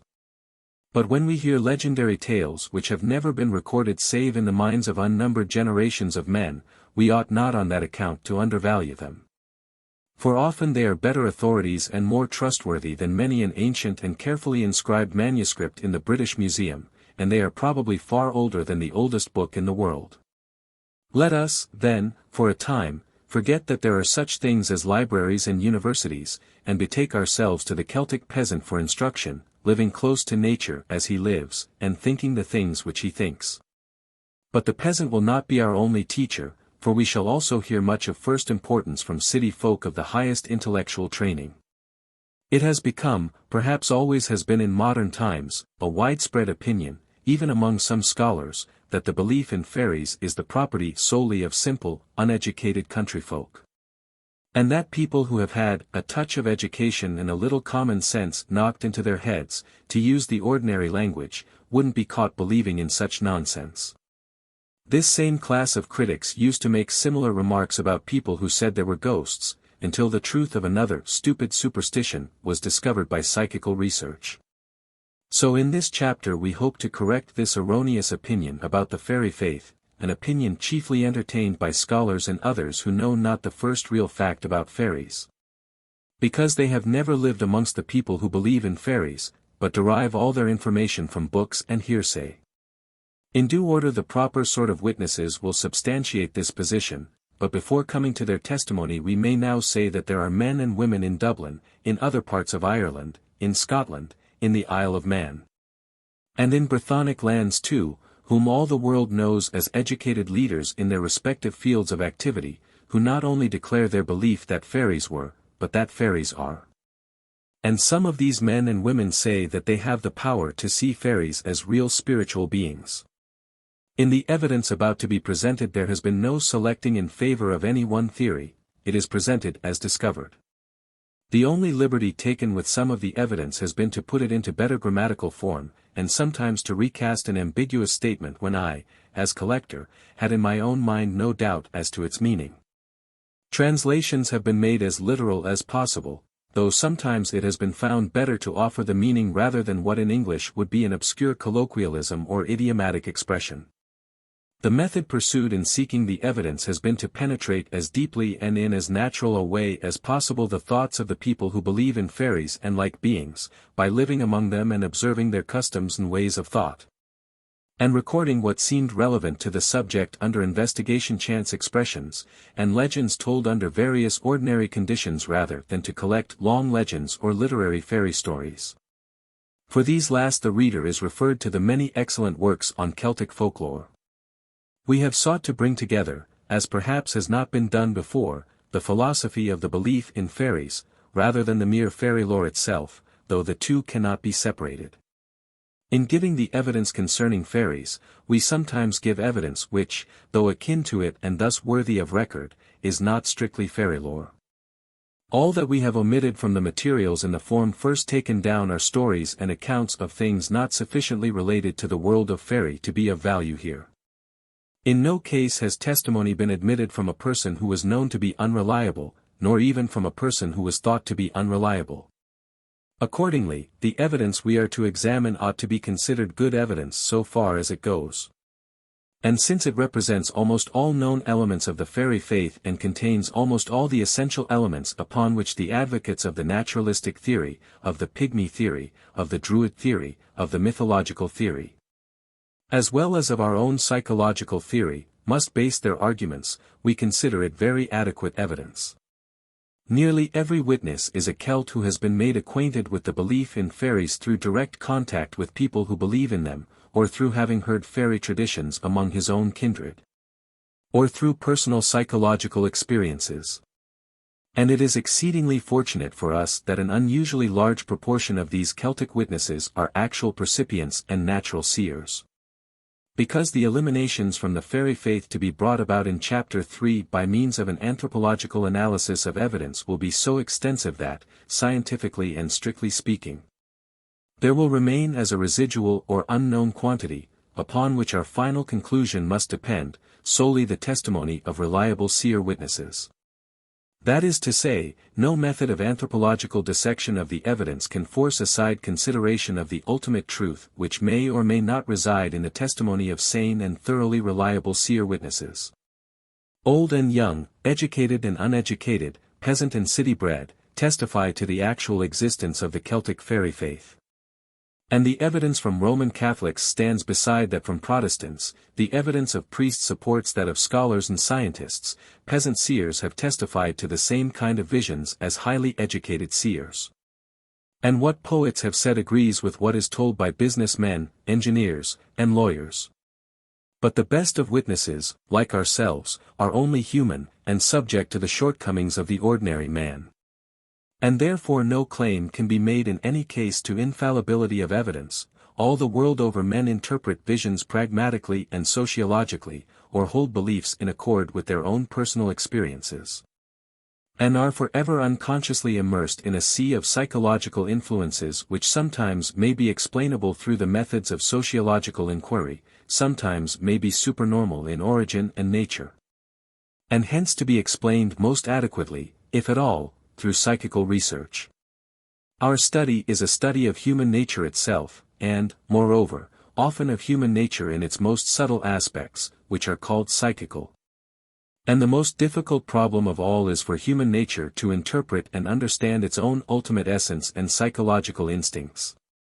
Our whole aim is to discover what reasonableness may or may not stand behind a belief so vast, so ancient, so common, contrary to popular non-Celtic opinion, to all classes of Celts, and so fundamental a shaping force in European history, religion, and social institutions. When we state our conviction that the fairy faith is common to all classes of Celts, we do not state that it is common to all Celts. The materialization of the age has affected the fairy faith as it has affected all religious beliefs the world over. This has been pointed out by Dr. Hyde, by Dr. Carmichael, and by Mr. Jenner in their respective introductions for Ireland, Scotland, and Cornwall. Nevertheless, the fairy faith as the folk religion of the Celtic peoples is still able to count its adherents by hundreds of thousands. Even in many cases where Christian theology has been partially or wholly discarded by educated Celts, in the country or in the city, as being to them in too many details out of harmony with accepted scientific truths. The belief in fairies has been jealously retained, and will, so it would seem, be retained in the future. We are now prepared to hear about the Daoine Maidhi, the good people, as the Irish call their Sidhe race. About the people of peace, the still folk or the silent moving folk, as the Scotch call their Sith who live in green knolls and in the mountain fastnesses of the Highlands, about various Manx fairies. About the Tylwyth Teg, the fair family or fair folk, as the Welsh people call their fairies, about Cornish pixies, and about fees, fairies, corrigans, and the phantoms of the dead in Brittany. And along with these, for they are very much akin, let us hear about ghosts, sometimes about ghosts who discover hidden treasure, as in our story of the golden image about goblins.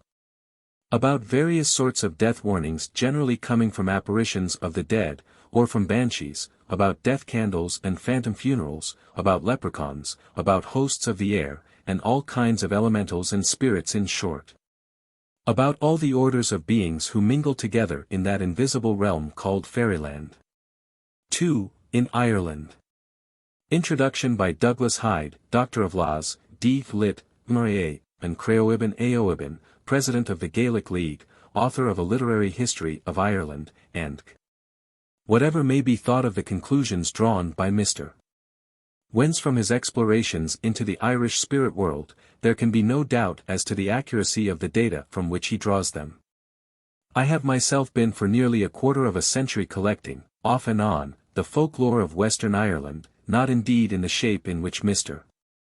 Wentz has collected it, but rather with an eye, partly for linguistic and literary purposes, to its songs, sayings, ballads, proverbs, and skelta, which last are generally the equivalent of the German Märchen, but sometimes have a touch of the saga nature about them. In making a collection of these things I have naturally come across a very large amount of folk belief conversationally expressed, with regard to the good people and other supernatural manifestations. So that I can bear witness to the fidelity with which Mr. Wentz has done his work on Irish soil, for to a great number of the beliefs which he records I have myself heard parallels, sometimes I have heard near variants of the stories, sometimes the identical stories. So we may, I think, unhesitatingly accept his subject matter, whatever, as I said, be the conclusions we may deduce from them. The folk tale, Sean Skeal, or Märchen, which I have spent so much time in collecting, must not be confounded with the folk belief which forms the basis of Mr. Wentz's studies.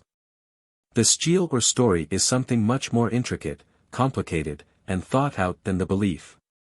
One can quite easily distinguish between the two. 1. The belief is short, conversational, chiefly relating to real people, and contains no great sequence of incidents, while the other, the folk tale, is long, complicated, more or less conventional. And above all has its interest grouped around a single central figure, that of the hero or heroine. I may make this plainer by an example. Let us go into a cottage on the mountainside, as Mr. Wentz and I have done so often, and ask the old man of the house if he ever heard of such things as fairies, and he will tell you that, there is fairies in it surely. Didn't his own father see the 4th 10 beyond full of them, and he passing by of a moonlight night and a little piper among them, and he playing music that mortal man never heard the like? Or he'll tell you that, he himself wouldn't say Agan fairies for it's often he heard their music at the old bush behind the house. Ask what the fairies are like, and he will tell you well, pretty much what Mr. Wentz tells us. From this and the like accounts we form our ideas of fairies and fairy music, of ghosts, mermaids, pukas, and so on, but there is no sequence of incidents, no hero, no heroine, no story. Again, ask the old man if he knows e'er a Sean Skeal, story or Märchen, and he will ask you at once, did you ever hear the speckled bull, did you ever hear the well at the end of the world, did you ever hear the tailor and the 3 beasts? Did you ever hear the hornless cow? Ask him to relate one of these, and if you get him in the right vein, which may be perhaps 1 time in 10, or if you induce the right vein, which you may do perhaps 9 times out of 10, you will find him begin with a certain gravity and solemnity at the very beginning, thus, there was once, in old times and in old times it was, a king in Ireland. Or perhaps a man who married a second wife. Or perhaps a widow woman with only one son, and the tale proceeds to recount the life and adventures of the heroes or heroines, whose biographies told in Irish in a sort of stereotyped form may take from 10 minutes to half an hour to get through. Some stories would burn out a dip candle in the telling, or even last the whole night. But these stories have little or nothing to say to the questions raised in this book. The problem we have to deal with is a startling one, as thus put before us by Mr. Wentz. Are these beings of the spirit world real beings, having a veritable existence of their own, in a world of their own, or are they only the creation of the imagination of his informants, and the tradition of bygone centuries? The newspaper, the national school, and the zeitgeist have answered to their own entire satisfaction that these things are imagination pure and simple. Yet this offhand condemnation does not always carry with it a perfect conviction. We do not doubt the existence of tree martins or kingfishers, although 999 people out of every 1,000 pass their entire lives without being vouchsafed a glimpse of them in their live state. And may it not be the same with the creatures of the spirit world, may not they also exist, though to only 1 in 1,000 it be vouchsafed to behold them? The spirit creatures cannot be stuffed and put into museums, like rare animals and birds, whose existence we might doubt of if we had not seen them there, yet they may exist just as such animals and birds do, though we cannot see them. I, at least, have often been tempted to think so. But the following considerations, partly drawn from comparative folklore, have made me hesitate about definitely accepting any theory. In the first place, then, viewing the Irish spirit world as a whole, we find that it contains, even on Mr. Wentz's showing, quite a number of different orders of beings, of varying shapes, appearances, size, and functions. Are we to believe that all those beings equally exist, and, on the principle that there can be no smoke without a fire, are we to hold that there would be no popular conception of the banshee, the leprechaun, or the Maiden Hara, sea maiden, mermaid, and consequently no tales told about them, if such beings did not exist, and from time to time allow themselves to be seen like the wood martin and the kingfisher? This question is, moreover, further complicated by the belief in the appearance of things that are or appear to be inanimate objects, not living beings, such as the death coach or the phantom ship in full sail, the appearance of which Mr. Yeats has immortalized in one of his earliest and finest poems. Again, although the bean Sidhe, banshee, leprechaun, puka, and the like are the most commonly known and usually seen creatures of the spirit world, yet great quantities of other appearances are believed to have been also sporadically met with. I very well remember sitting one night some 4 or 5 years ago in an hotel in Indianapolis, USA, and talking to 4 Irishmen, 1 or 2 of them very wealthy, and all prosperous citizens of the United States. The talk happened to turn upon spirits, the only time during my entire American experiences in which such a thing happened, and each man of the 4 had a story of his own to tell, in which he was a convinced believer. Of ghostly manifestations seen by him in Ireland. 2 of these manifestations were of beings that would fall into no known category, a monstrous rabbit as big as an ass, which plunged into the sea, rabbits can swim, and a white heifer which ascended to heaven, were 2 of them. I myself, when a boy of 10 or 11, was perfectly convinced that on a fine early dewy morning in summer when people were still in bed, I saw a strange horse run round a 7-acre field of ours and change into a woman, who ran even swifter than the horse, and after a couple of courses round the field disappeared into our haggard. I am sure, whatever I may believe today, no earthly persuasion would, at the time, have convinced me that I did not see this. Yet I never saw it again, and never heard of any one else seeing the same. My object in mentioning these things is to show that if we concede the real objective existence of, let us say, the apparently well-authenticated banshee, bean Sidhe, woman fairy, where are we to stop? For any number of beings, more or less well authenticated, come crowding on her heels, so many indeed that they would point to a far more extensive world of different shapes than is usually suspected. Not to speak of inanimate objects like the coach and the ship. Of course there is nothing inherently impossible in all these shapes existing any more than in one of them existing, but they all seem to me to rest upon the same kind of testimony, stronger in the case of some, less strong in the case of others. And it is as well to point out this clearly. My own experience is that beliefs in the Sidhe, pronounced Shee, folk, and in other denizens of the invisible world is, in many places, rapidly dying. In reading folklore collections like those of Mr. Wentz and others, one is naturally inclined to exaggerate the extent and depth of these traditions. They certainly still exist, and can be found if you go to search for them. But they often exist almost as it were by sufferance, only in spots, and are ceasing to be any longer a power. Near my home in a western county, County Roscommon, rises gently a slope, which, owing to the flatness of the surrounding regions, almost becomes a hill, and is a conspicuous object for many miles upon every side. The old people called it in Irish Mullach na Sidhe. This name is now practically lost, and it is called Fairy Mount. So extinct have the traditions of the Sidhe folk, who lived within the hill, become, that a high ecclesiastic recently driving by asked his driver was there an Irish name for the hill, and what was it, and his driver did not know.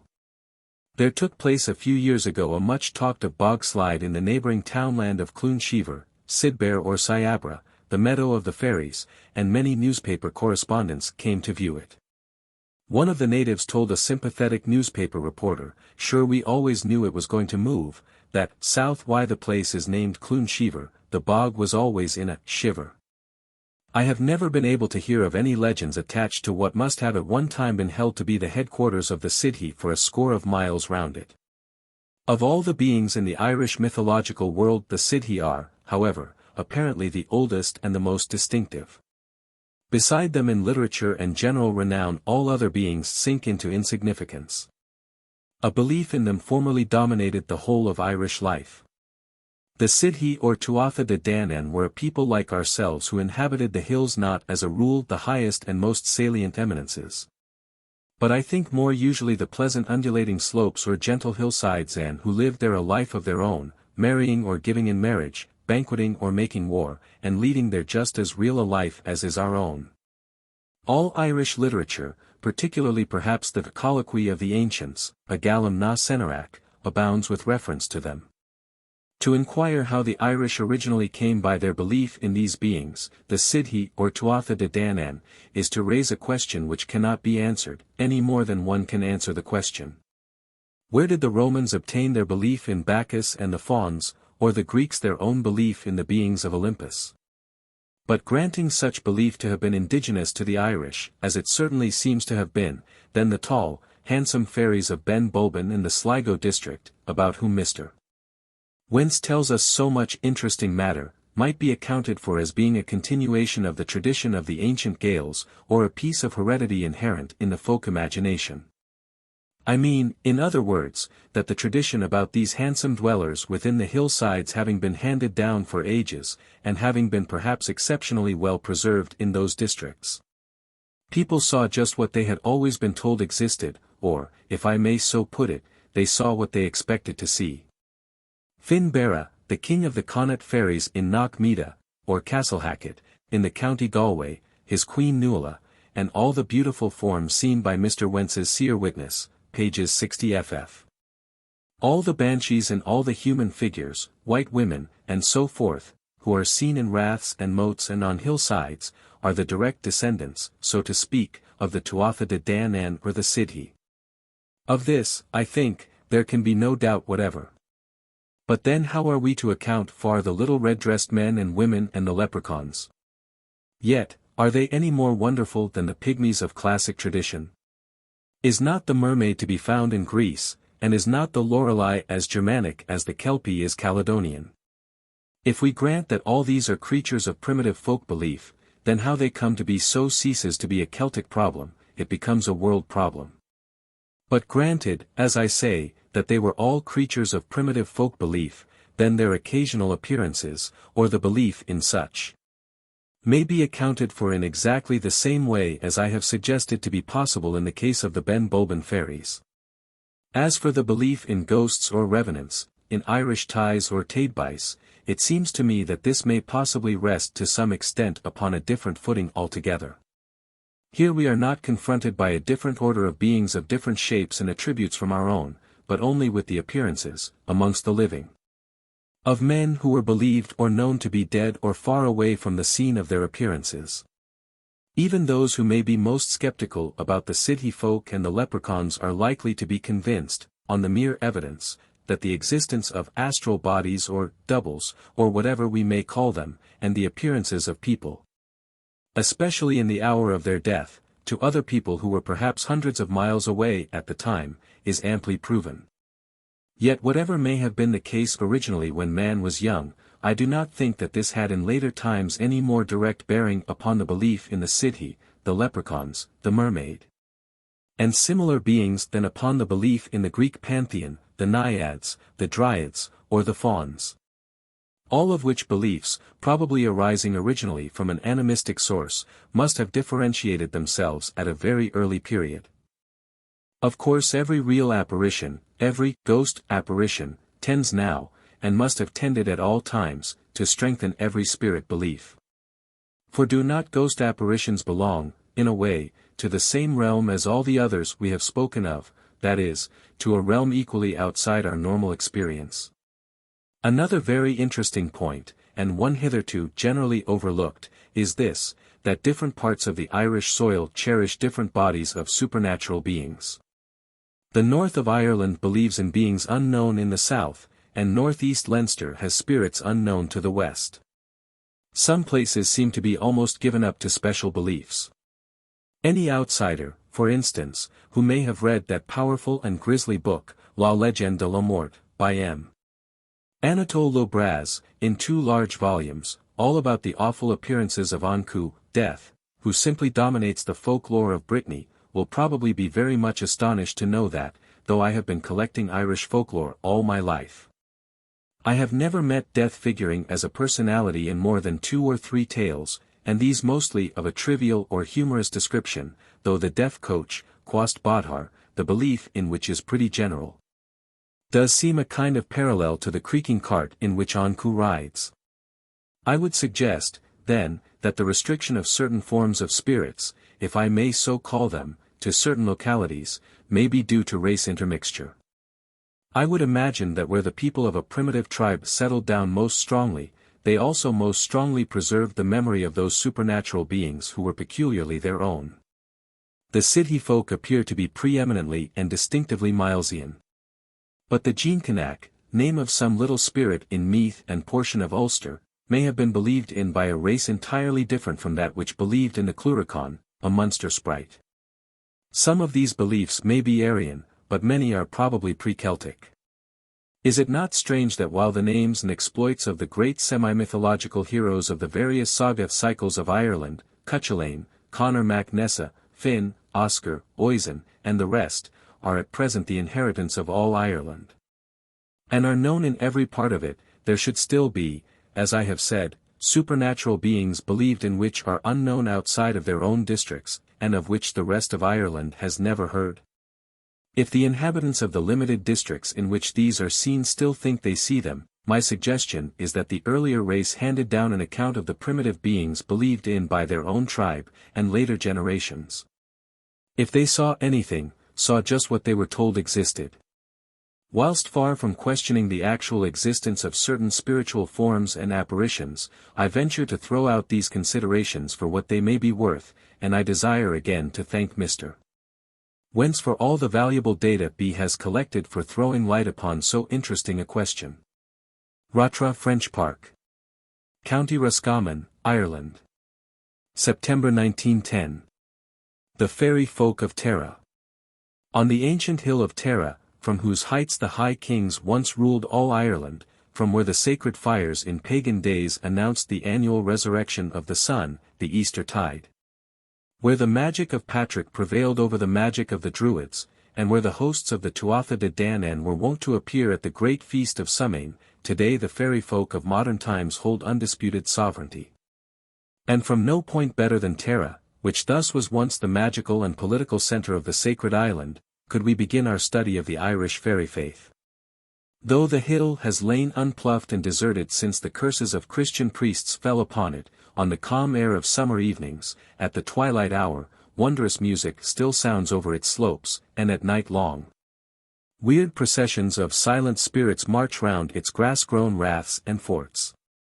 11. It is only men who fear the curse of the Christians, the fairy folk regard it not. The Reverend Father Peter Kenny, of Kilmessan, had directed me to John Graham, an old man over 70 years of age, who has lived near Tara most of his life. And after I had found John, and he had led me from rath to rath and then right through the length of the site where once stood the banquet hall of kings and heroes and druids. As he earnestly described the past glories of Tara to which these ancient monuments bear silent testimony, we sat down in the thick sweet grass on the sacred hill and began talking of the olden times in Ireland.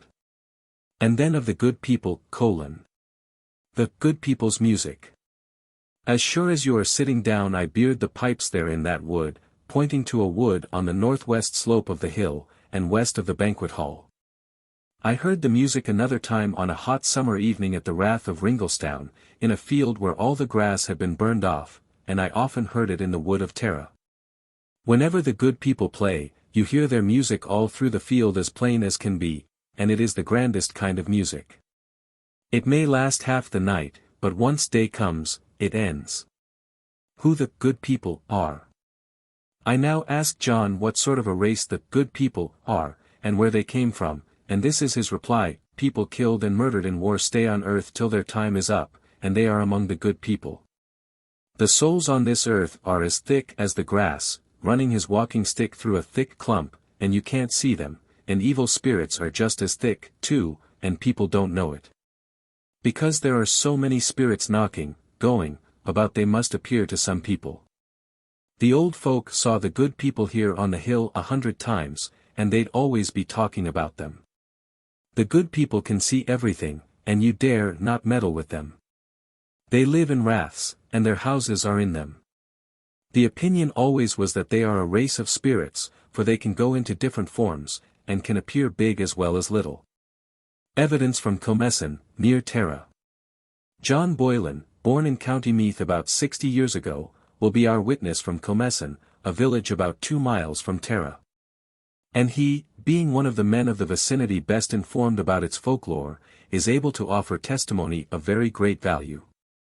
The Fairy Tribes. There is said to be a whole tribe of little red men living in Glen Otter, between Ringlestown and Tara, and on long evenings in June they have been heard. There are other breeds or castes of fairies. And it seems to me, when I recall our ancient traditions, that some of these fairies are of the Fir Bolgs, some of the Tuatha de Danann, and some of the Milesians. All of them have been seen serenading round the western slope of Tara, dressed in ancient Irish costumes. Unlike the little red men, these fairy races are warlike and given to making invasions. Long processions of them have been seen going round the king's chair, an earthwork on which the kings of Tara are said to have been crowned, and they then would appear like soldiers of ancient Ireland in review. The Fairy Procession. We were told as children, that, as soon as night fell, the fairies from Rath Ringlestown would form in a procession, across Tara Road, pass round certain bushes which have not been disturbed for ages, and join the Gankina, or host of industrious folk, the Red Fairies.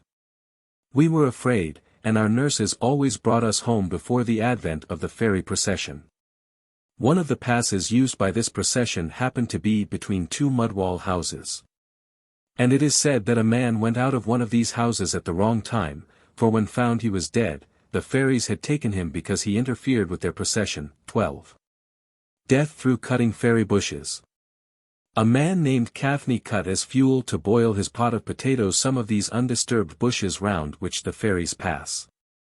When he put the wood under the pot, though it spat fire, and fire sparkles would come out of it, it would not burn. The man pined away gradually. In 6 months after cutting the fairy bushes, he was dead.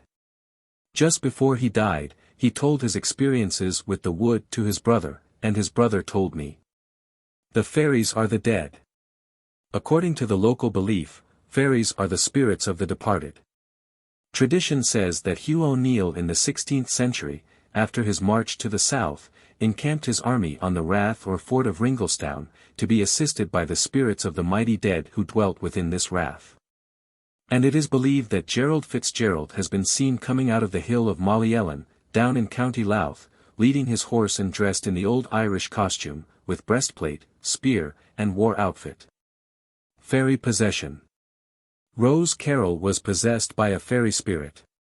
It is known that her father held communion with evil spirits, and it appears that they often assisted him.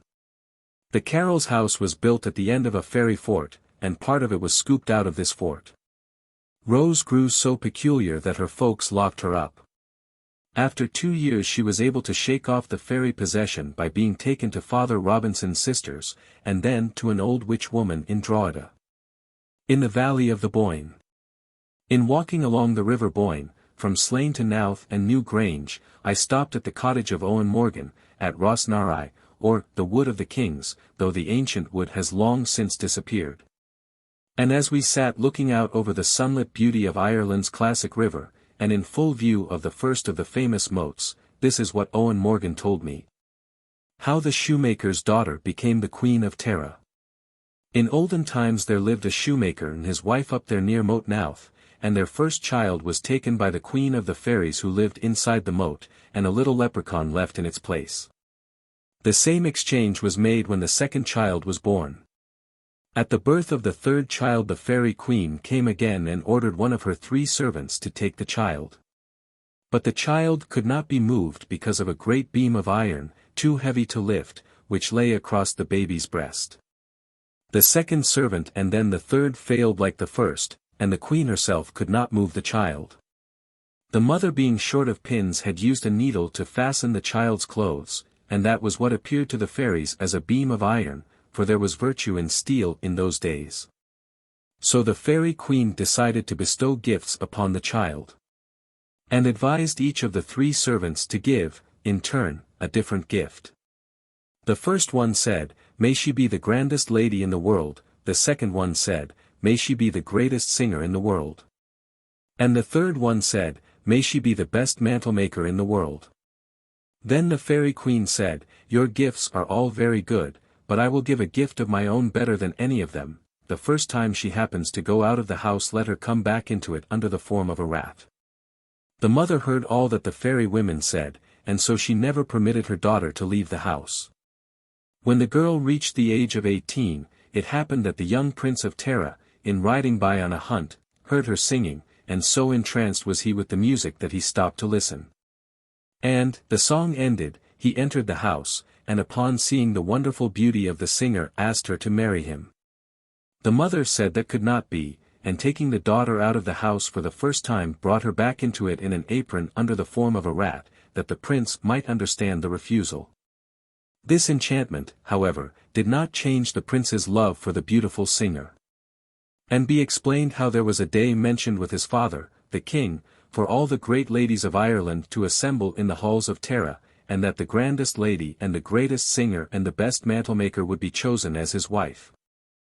When he added that each lady must come in a chariot, the rat spoke to him and said that he must send to her home, on the day named, 4 piebald cats and a pack of cards, and that she would make her appearance, provided that at the time her chariot came to the halls of Tara no one save the prince should be allowed near it. And, she finally said to the prince, "Until the day mentioned with your father, you must carry me as a rat in your pocket." But before the great day arrived, the rat had made everything known to one of the fairy women, and so when the 4 piebald cats and the pack of cards reached the girl's home, the fairies at once turned the cats into the 4 most splendid horses in the world, and the pack of cards into the most wonderful chariot in the world. And, as the chariot was setting out from the moat for Tara, the fairy queen clapped her hands and laughed, and the enchantment over the girl was broken, so that she became, as before, the prettiest lady in the world, and she sitting in the chariot.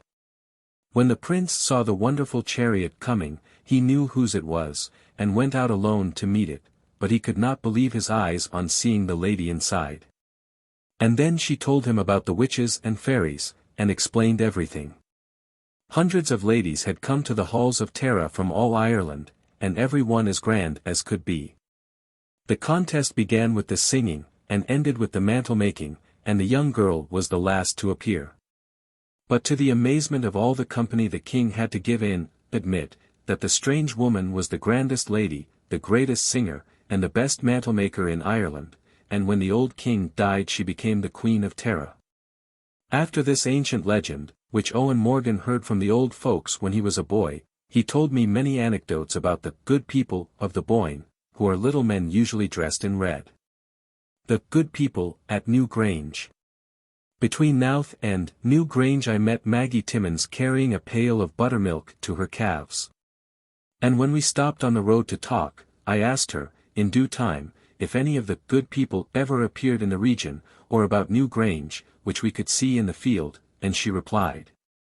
In reference to New Grange, I am sure the neighbours used to see the good people come out of it at night and in the morning. The good people inherited the fort.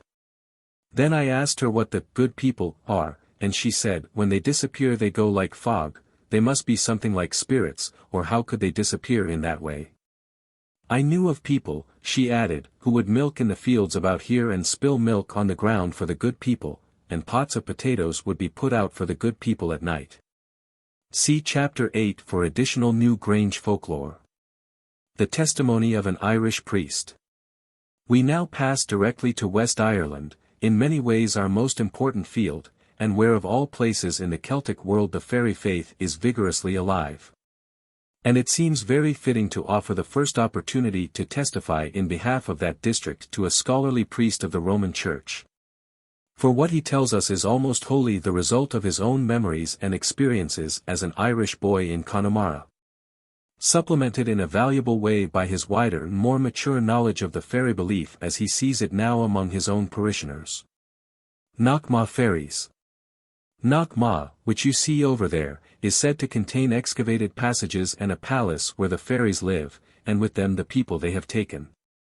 And from the inside of the hill there is believed to be an entrance to an underground world. It is a common opinion that after consumptives die they are there with the fairies in good health. The wasted body is not taken into the hill, for it is usually regarded as not the body of the deceased but rather as that of a changeling, the general belief being that the real body and the soul are carried off together. And those of an old person from fairyland substituted. The old person left soon declines and dies. Safeguards against fairies. It was proper when having finished milking a cow to put one's thumb in the pail of milk, and with the wet thumb to make the sign of the cross on the thigh of the cow on the side milked, to be safe against fairies.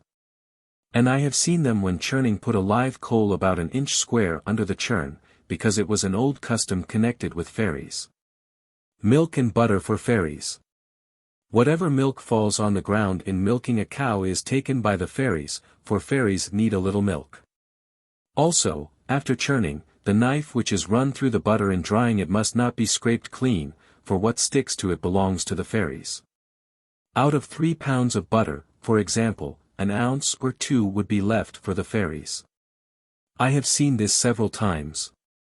Crossing a stream, and fairies, when out on a dark night, if pursued by fairies or ghosts one is considered quite safe if one can get over some stream. I remember coming home on a dark night with a boy companion and bearing a noise, and then after we had run to a stream and crossed it feeling quite safe.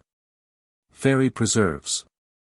A heap of stones in a field should not be disturbed, though needed for building especially if they are part of an ancient tumulus. The fairies are said to live inside the pile, and to move the stones would be most unfortunate. If a house happens to be built on a fairy preserve, or in a fairy track, the occupants will have no luck. Everything will go wrong. Their animals will die, their children fall sick, and no end of trouble will come on them. When the house happens to have been built in a fairy track, the doors on the front and back, or the windows if they are in the line of the track, cannot be kept closed at night, for the fairies must march through. Near Ballinrobe there is an old fort which is still the preserve of the fairies, and the land round it. The soil is very fine, and yet no one would dare to till it. Some time ago in laying out a new road the engineers determined to run it through the fort, but the people rose almost in rebellion, and the course had to be changed. The farmers wouldn't cut down a tree or bush growing on the hill or preserve for anything. Fairy control over crops. Fairies are believed to control crops and their ripening. A field of turnips may promise well, and its owner will count on so many tons to the acre, but if when the crop is gathered it is found to be far short of the estimate, the explanation is that the fairies have extracted so much substance from it. The same thing is the case with corn. November Eve and fairies. On November Eve it is not right to gather or eat blackberries or sloes, nor after that time as long as they last. On November Eve the fairies pass over all such things and make them unfit to eat. If one dares to eat them afterwards one will have serious illness. We firmly believed this as boys, and I laugh now when I think how we used to gorge ourselves with berries on the last day of October, and then for weeks after pass by bushes full of the most luscious fruit. And with months watering for it couldn't eat it. Fairies as flies. There is an old abbey on the river, in County Mayo, and people say the fairies had a great battle near it, and that the slaughter was tremendous. At the time, the fairies appeared as swarms of flies coming from every direction to that spot. Some came from Knockma, and some from South Ireland, the opinion being that fairies can assume any form they like. The battle lasted a day and a night, and when it was over one could have filled baskets with the dead flies which floated down the river. Those who return from fairy persons in a short trance state of 2 or 3 days' duration are said to be away with the fairies enjoying a festival. The festival may be very material in its nature, or it may be purely spiritual. Sometimes one may thus go to fairy for an hour or two, or one may remain there for 7, 14, or 21 years. The mind of a person coming out of fairyland is usually a blank as to what has been seen and done there. Another idea is that the person knows well enough all about fairyland, but is prevented from communicating the knowledge. A certain woman of whom I knew said she had forgotten all about her experiences in fairy, but a friend who heard her objected, and said she did remember, and wouldn't tell. A man may remain awake at night to watch one who has been to fairyland to see if that one holds communication with the fairies. Others say in such a case that the fairies know you are on the alert, and will not be discovered. The testimony of a Galway piper. Fairies equals Sidhe. According to our next witness, Stephen Rowan, a piper of Galway, with whom I have often talked, there is one class of fairies, who are nobody else than the spirits of men and women who once lived on earth. And the banshee is a dead friend, relative, or ancestor who appears to give a warning. The fairies, he says, never care about old folks. They only take babies, and young men and young women. If a young wife dies, she is said to have been taken by them, and ever afterwards to live in fairyland. The same things are said about a young man or a child who dies. Fairyland is a place of delights, where music, and singing, and dancing, and feasting are continually enjoyed, and its inhabitants are all about us, as numerous as the blades of grass. A fairy dog. In the course of another conversation, Stephen pointed to a rocky knoll in a field not far from his home, and said, "I saw a dog with a white ring around his neck by that hill there, and the oldest men round Galway have seen him, too. For he has been here for 100 years or more. He is a dog of the good people, and only appears at certain hours of the night." An old piper in fairyland. And before we had done talking, the subject of fairy music came up, and the following little story coming from one of the last of the old Irish pipers himself, about a brother piper, is of more than ordinary value. There used to be an old piper called Flannery who lived in Oranmore, County Galway. I imagine he was one of the old generation. And one time the good people took him to fairyland to learn his profession. He studied music with them for a long time, and when he returned he was as great a piper as any in Ireland. But he died young, for the good people wanted him to play for them. The testimony of old Patsy of Aaronmore. Our next witness is an old man, familiarly called Old Patsy, who is a native of the island of Aaronmore, off the coast from Galway. And he lives on the island amid a little group of straw-thatched fishermen's homes called Oak Quarter. As Old Patsy stood beside a rude stone cross near Oak Quarter, in one of those curious places on Aaronmore, where each passing funeral stops long enough to erect a little memorial pile of stones on the smooth rocky surface of the roadside enclosure, he told me many anecdotes about the mysteries of his native island. Aaronmore fairies, 20 years or so ago round the bed of Dermot and Grania, just above us on the hill, there were seen many fairies, crowds of them, said old Patsy, and a single deer. They began to chase the deer, and followed it right over the island. At another time similar little people chased a horse. The rocks were full of them, and they were small fellows. A fairy beating in a dream.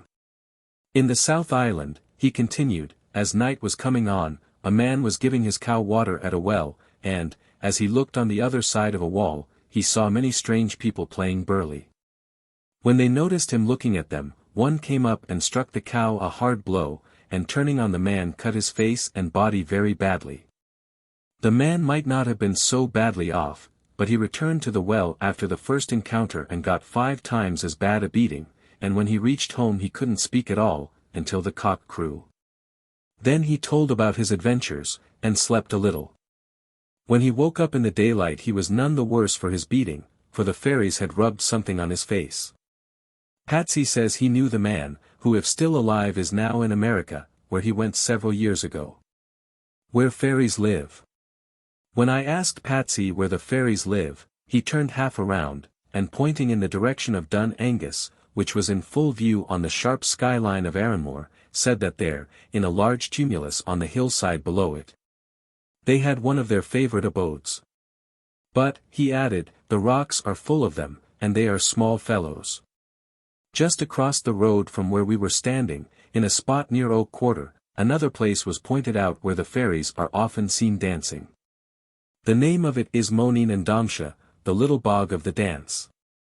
Other sorts of fairies live in the sea, and some of them who live on Arranmore, probably in conjunction with those in the sea, go out over the water and cause storms and wind. The testimony of a Roman Catholic theologian. The following evidence, by the Rev. Father, came out during a discussion concerning spirits and fairies as regarded by Roman Catholic theology, which he and I enjoyed when we met as fellow travelers in Galway town. Of magic and place spirits. Magic, according to Catholic theology, is nothing else than the solicitation of spiritual powers to help us. If evil spirits are evoked by certain irrational practices it is unholy magic, and this is altogether forbidden by our Church. All charms, spells, divination, necromancy, or geomancy are unholy magic. Holy magic is practiced by carrying the cross in Christ. Now evil magic has been practiced here in Ireland, butter has been taken so that none came from the churning. Cows have been made to die of maladies, and fields made unproductive. A cow was bought from an old woman in Connemara, and no butter was ever had from the cow until exorcism with holy water was performed. This is reported to me as a fact. And in another relation the Rev.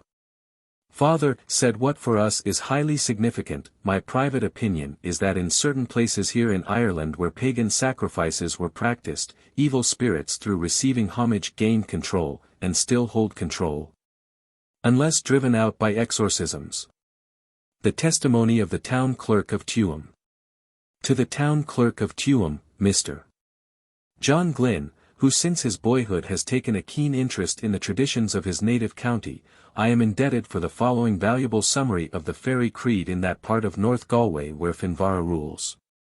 Fairies of the Tuam country.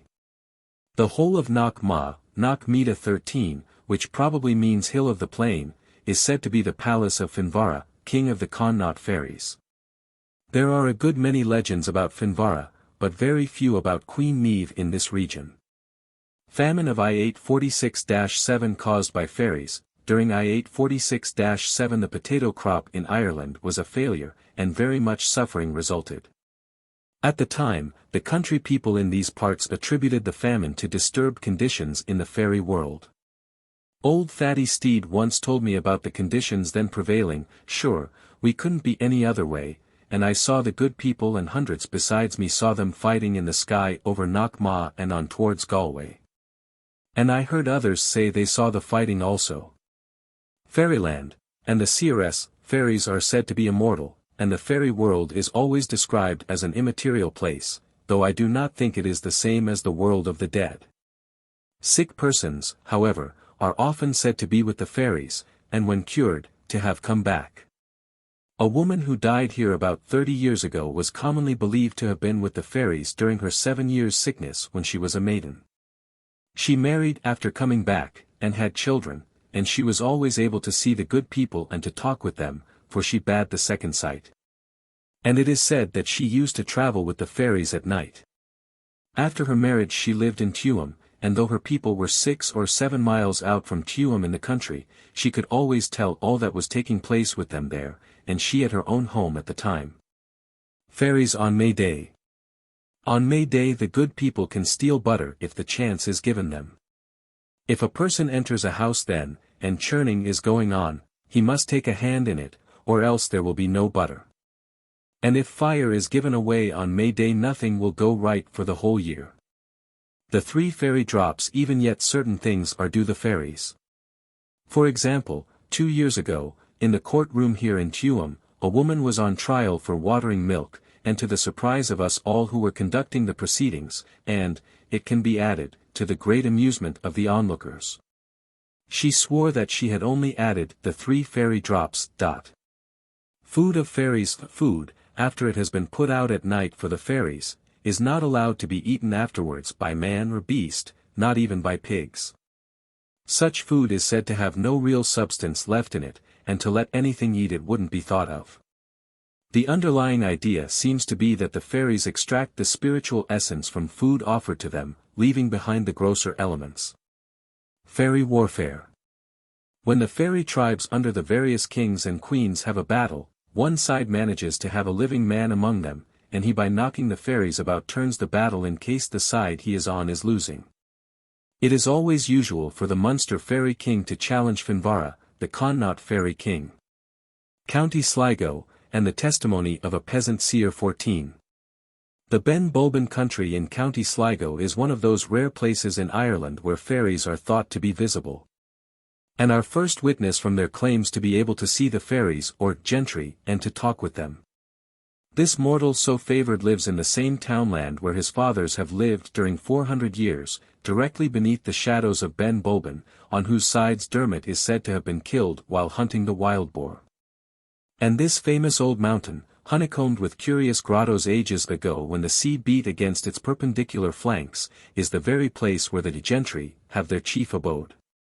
Even on its broad level summit, for it is a high square tableland like a mighty cube of rock set down upon the earth by some antediluvian god, there are treacherous holes, wherein more than one hunter may have been lost forever, penetrating to unknown depths.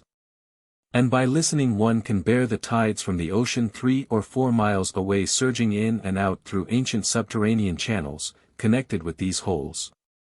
In the neighboring mountains there are long caverns which no man has dared to penetrate to the end, and even dogs, it is said, have been put in them never to emerge or else to come out miles away. One day when the heavy white fog banks hung over Ben Bulben and its neighbors, and there was a weird almost twilight at midday over the purple heather boglands at their base, and the rain was falling.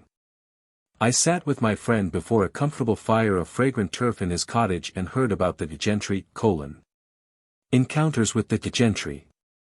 When I was a young man I often used to go out in the mountains over there, pointing out of the window in their direction, to fish for trout, or to hunt. And it was in January on a cold, dry day while carrying my gun that I and a friend with me, as we were walking around Ben Bulben, saw one of the gentry for the first time. I knew who it was, for I had heard the gentry described ever since I could remember, and this one was dressed in blue with a headdress adorned with what seemed to be frills. 15 When he came up to us, he said to me in a sweet and silvery voice, "The seldomer you come to this mountain the better. A young lady here wants to take you away." Then he told us not to fire off our guns, because the gentry disliked being disturbed by the noise. And he seemed to be like a soldier of the gentry on guard. As we were leaving the mountains, he told us not to look back, and we didn't. Another time I was alone trout fishing in nearly the same region when I heard a voice say, "It is, barefooted and fishing." Then there came a whistle like music and a noise like the beating of a drum, and soon one of the gentry came and talked with me for half an hour. He said, "Your mother will die in 11 months, and do not let her die unanointed." And she did die within 11 months. As he was going away he warned me, "You must be in the house before sunset. Do not delay. Do not delay. They can do nothing to you until I get back in the castle." As I found out afterwards, he was going to take me, but hesitated because B did not want to leave my mother alone. After these warnings I was always afraid to go to the mountains, but lately I have been told I could go, if I took a friend with me. Gentry, protection. The gentry have always befriended and protected me. I was drowned twice but for them. Once I was going to Dernish Island, a mile off the coast. The channel is very deep, and at the time there was a rough sea, with the tide running out, and I was almost lost. I shrieked and shouted, and finally got safe to the mainland. The day I talked with one of the gentry at the foot of the mountain when he was for taking me, he mentioned this, and said they were the ones who saved me from drowning then. Gentry, stations. Especially in Ireland, the gentry live inside the mountains in beautiful castles, and there are a good many branches of them in other countries. Like armies, they have various stations and move from one to another. Some live in the Wicklow Mountains near Dublin. Gentry, control over human affairs. The gentry take a great interest in the affairs of men, and they always stand for justice and right. Any side they favor in our wars, that side wins. They favored the Boers, and the Boers did get their rights. They told me they favored the Japanese and not the Russians, because the Russians are tyrants. Sometimes they fight among themselves. One of them once said, "I'd fight for a friend, or I'd fight for Ireland." The gentry, described, in response to my wish, this description of the gentry was given, "The folk are the grandest I have ever seen. They are far superior to us, and that is why they are called the gentry. They are not a working class, but a military aristocratic class, tall and noble appearing. They are a distinct race between our own and that of spirits, as they have told me. Their qualifications are tremendous. We could cut off half the human race, but would not, they said, for we are expecting salvation. And I knew a man 3 or 4 years ago whom they struck down with paralysis. Their sight is so penetrating that I think they could see through the earth. They have a silvery voice, quick and sweet. The music they play is most beautiful. They take the whole body and soul of young and intellectual people who are interesting, transmuting the body to a body like their own. I asked them once if they ever died, and they said, "No, we are always kept young. Once they take you and you taste food in their palace you cannot come back. You are changed to one of them, and live with them forever." They are able to appear in different forms. One once appeared to me, and seemed only 4 feet high, and stoutly built. He said, "I am bigger than I appear to you now. We can make the old young, the big small, the small big." One of their women told all the secrets of my family. She said that my brother in Australia would travel much and suffer hardships, all of which came true, and foretold that my nephew, then about 2 years old, would become a great clergyman in America, and that is what he is now. Besides the gentry, who are a distinct class, there are bad spirits and ghosts, which are nothing like them. My mother once saw a leprechaun beside a bush hammering. He disappeared before she could get to him, but he also was unlike one of the gentry. 16. Evidence from Grange. Our next witness, who lives about 3 miles from our last witness, is Hugh Currid, the oldest man in Grange. And so old is he that now he does little more than sit in the chimney corner smoking, and, as he looks at the red glow of the peat, dreaming of the olden times. Hugh knows English very imperfectly, and so what he narrated was in the ancient Gaelic which his fathers spoke. When Father Hines took me to Hugh's cottage, Hugh was in his usual silent pose before the fire. At first he rather resented having his thoughts disturbed, but in a few minutes he was as talkative as could be, for there is nothing like the mention of Ireland to get him started. The father left us then. And with the help of Hugh's sister as an interpreter I took down what he said. The flax sellers returned from Ferry. An old woman near Loch Moor, where Father Patrick was drowned, 17, who used to make her living by selling flax at the market, was taken by the gentry, and often came back afterwards to her 3 children to comb their hair. One time she told a neighbor that the money she saved from her dealings in flax would be found near a big rock on the lake shore, which she indicated, and that she wanted the 3 children to have it. A wife recovered from the gentry. A man's young wife died in confinement while he was absent on some business at Ballingshown, and one of the gentry came to him and said she had been taken. The husband hurried home, and that night he sat with the body of his wife all alone. He left the door open a little, and it wasn't long before his wife's spirit came in and went to the cradle where her child was sleeping. As she did so, the husband threw at her a charm of hen's dung which he had ready, and this held her until he could call the neighbors. And while they were coming, she went back into her body, and lived a long time afterwards. The body was stiff and cold when the husband arrived home, though it hadn't been washed or dressed. A tailor's testimony. Our next witness is Patrick Waters, by trade a tailor, living in Clontarpucklish, a crossroad hamlet less than 2 miles from Hugh Currid's home. His first story is a parallel to one told about the minister of Aberfoyle who was taken by the good people, pages 89 ff. The lost bride, a girl in this region, died on her wedding night while dancing. Soon after her death she appeared to her husband, and said to him, "I'm not dead at all, but I am put from you now for a time.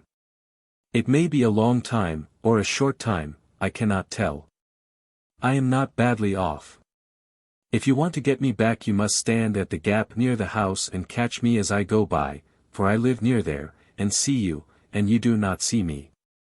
He was anxious enough to get her back, and didn't waste any time in getting to the gap. When he came to the place, a party of strangers were just coming out, and his wife soon appeared as plain as could be, but he couldn't stir a hand or foot to save her. Then there was a scream and she was gone. The man firmly believed this, and would not marry again. The Invisible Island. There is an enchanted island which is an invisible island between Inishmurray and the mainland opposite. It is only seen once in 7 years. I saw it myself, and so did 4 or 5 others with me. A boatman from Sligo named Carr took 2 strange men with him towards Inishmurray, and they disappeared at the spot where the island is, and he thought they had fallen overboard and been drowned.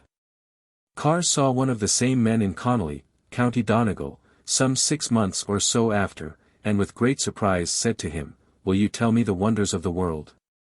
Is it you I saw drowned near Inishmurray?" "Yes," he said.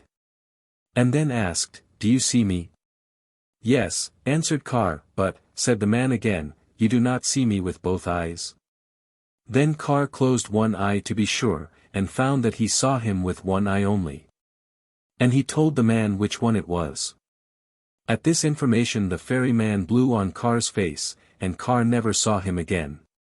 A dream. My father dreamt he saw 2 armies coming in from the sea, walking on the water. Reaching the strand, they lined up and commenced a battle, and my father was in great terror. The fighting was long and bloody, and when it was over every fighter vanished, the wounded and dead as well as the survivors. The next morning an old woman who had the reputation of talking with the fairies came in the house to my father, who, though greatly disturbed over the dream, had told us nothing of it, and asked him, "Have you anything to tell?" "I couldn't but laugh at you," she added, and before my father could reply, continued, "Well, Jimmy, you won't tell the news, so I will." And then she began to tell about the battle. "Keddy," exclaimed my father at this, "can it be true? And who were the men beside me?" When Keddy told him, they turned out to be some of his dead friends. She received her information from a drowned man whom she met on the spot where the gentry armies had come ashore. And, in the place where they fought, the sand was all burnt red, as from fire. As the narrator reflected on this dream story, he remarked about dreams generally, the reason our dreams appear different from what they are is because while in them we can't touch the body and transform it. People believe themselves to be with the dead in dreams. During September 1909, when I had several fresh interviews with Patrick Waters, I verified all of his 1908 testimony such as it appears above.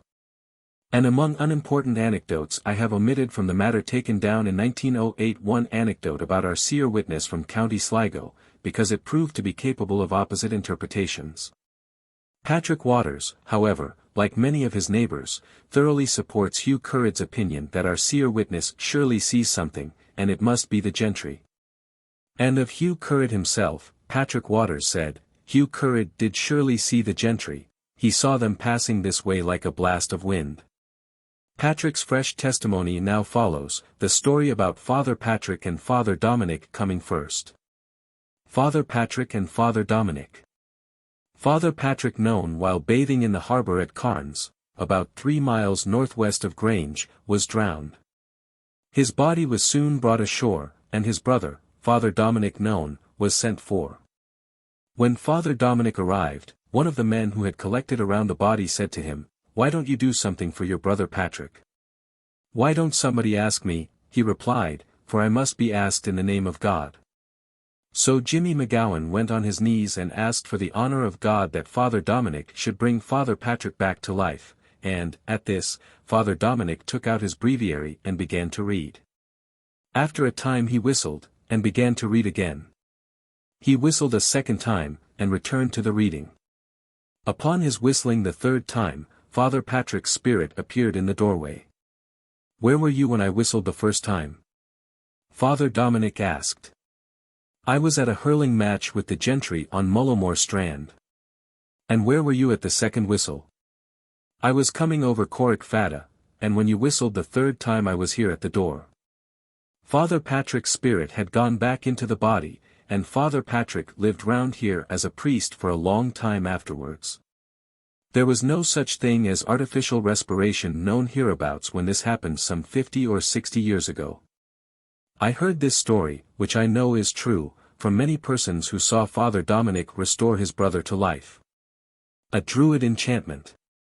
After this strange psychical narrative, there followed the most weird legend I have heard in Celtic lands about Druids and magic. One afternoon Patrick Waters pointed out to me the field, near the sea-coast opposite Inishmurray, in which the ancient menhir containing the enchantment used to stand. And, at another time, he said that a bronze wand covered with curious marks, or else interlaced designs, was found not far from the ruined dolmen and Ali covert on the farm of Patrick Bruin, about 2 miles southward. This last statement, like the story itself, I have been unable to verify in any way. In times before Christ there were Druids here who enchanted one another with Druid rods made of brass, and metamorphosed one another into stone and lumps of oak. The question is, where are the spirits of these Druids now? Their spirits are wafted through the air, and the man or beast they meet is smitten, while their own bodies are still under enchantment. I had such a Druid enchantment in my hand. It wasn't stone, nor marble, nor flint, and had human shape. It was found in the center of a big rock on Innisnagor, and round this rock light used to appear at night. The man who owned the stone decided to blast it up, and he found at its center the enchantment just like a man, with head and legs and arms. 18 Father Healy took the enchantment away, when he was here on a visit, and said that it was a Druid enchanted, and that to get out of the rock was one part of the releasement, and that there would be a second and complete releasement of the Druid. The fairy tribes classified. Finally I asked Patrick to classify, as far as he could, all the fairy tribes he had ever heard about, and he said, the leprechaun is a red-capped fellow who stays round Pure Springs, generally shoemaking for the rest of the fairy tribes. The Lunantishis are the tribes that guard the blackthorn trees or sloes. They let you cut no stick on the 11th of November, the original November day, or on the 11th of May, the original May day. If at such a time you cut a blackthorn, some misfortune will come to you. Pukas are black-featured fellows mounted on good horses, and are horse dealers. They visit racecourses, but usually are invisible. The gentry are the most noble tribe of all. And they are a big race who came from the planets according to my idea. They usually appear white. The Deo and Mitha, though there is some doubt, the same or almost the same as the gentry, were next to heaven at the fall, but did not fall. They are a people expecting salvation. Bridget O'Connor's testimony. Our next witness is Bridget O'Connor, a near neighbor to Patrick Waters, in Clontarf. When I approached her neat little cottage she was cutting sweet pea blossoms with a pair of scissors, and as I stopped to tell her how pretty a garden she had, she searched out the finest white bloom she could find and gave it to me. After we had talked a little while about America and Ireland, she said I must come in and rest a few minutes, and so I did, and it was not long before we were talking about fairies. The Irish legend of the dead. Old Peggy Gillen, dead these 30 years, who lived a mile beyond Grange, used to cure people with a secret herb shown to her by her brother, dead of a fairy stroke. He was drowned and taken by the fairies, in the big drowning here during the herring season. She would pull the herb herself and prepare it by mixing spring water with it. Peggy could always talk with her dead relatives and friends, and continually with her brother, and she would tell everybody that they were with the fairies. Her daughter, Mary Short, who inherited some of her mother's power, died here about 3 or 4 years ago. I remember, too, about Mary Leonard and her daughter, Nancy Waters. Both of them are dead now. The daughter was the first to die, as it happened, and in childbirth, when she was gone, her mother used to wail and cry in an awful manner. And one day the daughter appeared to her in the garden, and said, "The more you wail for me, the more I am in torment. Pray for me, but do not wail." A midwife story.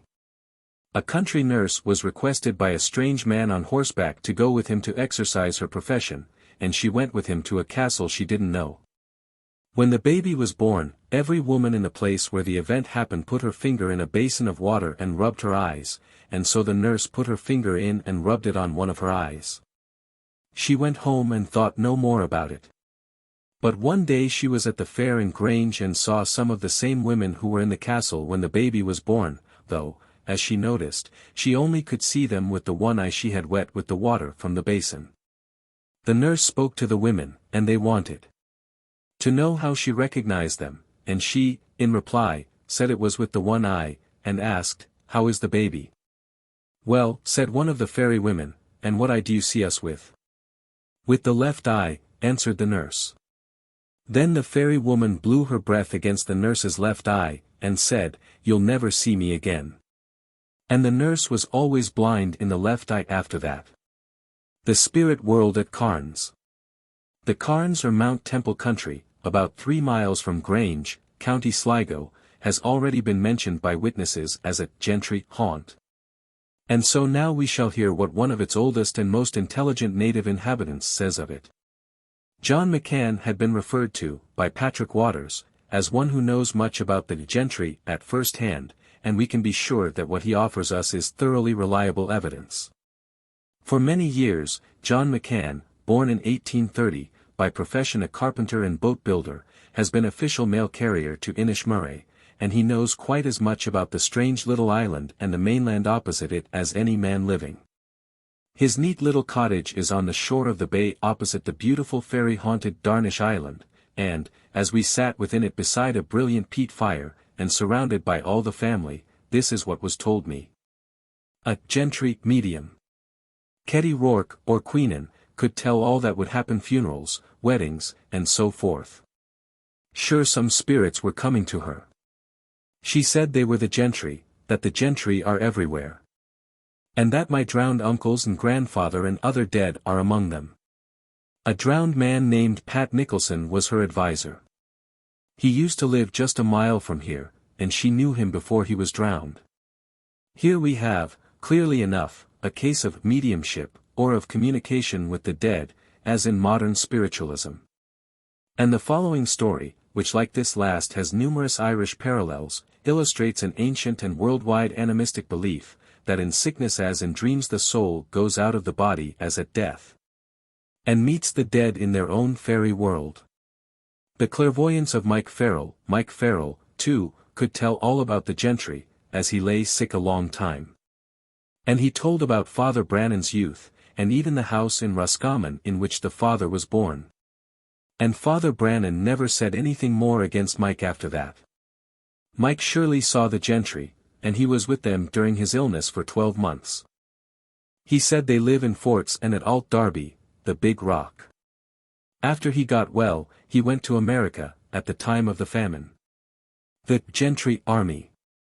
The gentry were believed to live up on this hill of the Brocket stones, Clochabrack, and from it they would come out like an army and march along the road to the strand. Very few persons could see them. They were thought to be like living people, but in different dress.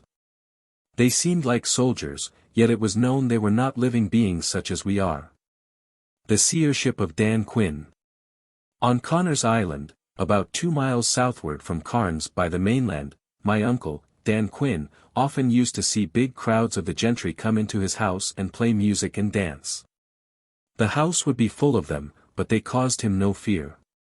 Once on such an occasion, one of them came up to him as he lay in bed, and giving him a green leaf told him to put it in his mouth. When he did this, instantly he could not see the gentry, but could still hear their music. Uncle Dan always believed he recognized in some of the gentry his drowned friends. Only when he was alone would the gentry visit him. He was a silent old man, and so never talked much. But I know that this story is as true as can be, and that the gentry always took an interest in him. Under the shadow of Ben Bulben and Ben Waskin.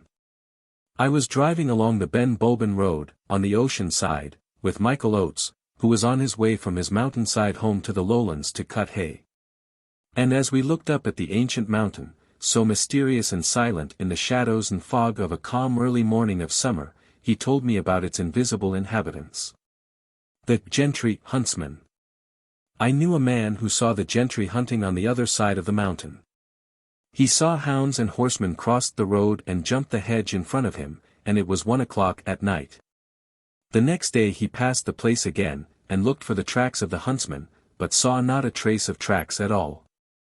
The taking of the turf cutter. After I had heard about 2 boys who were drowned opposite Inishmurray, and who afterwards appeared as apparitions, for the gentry had them.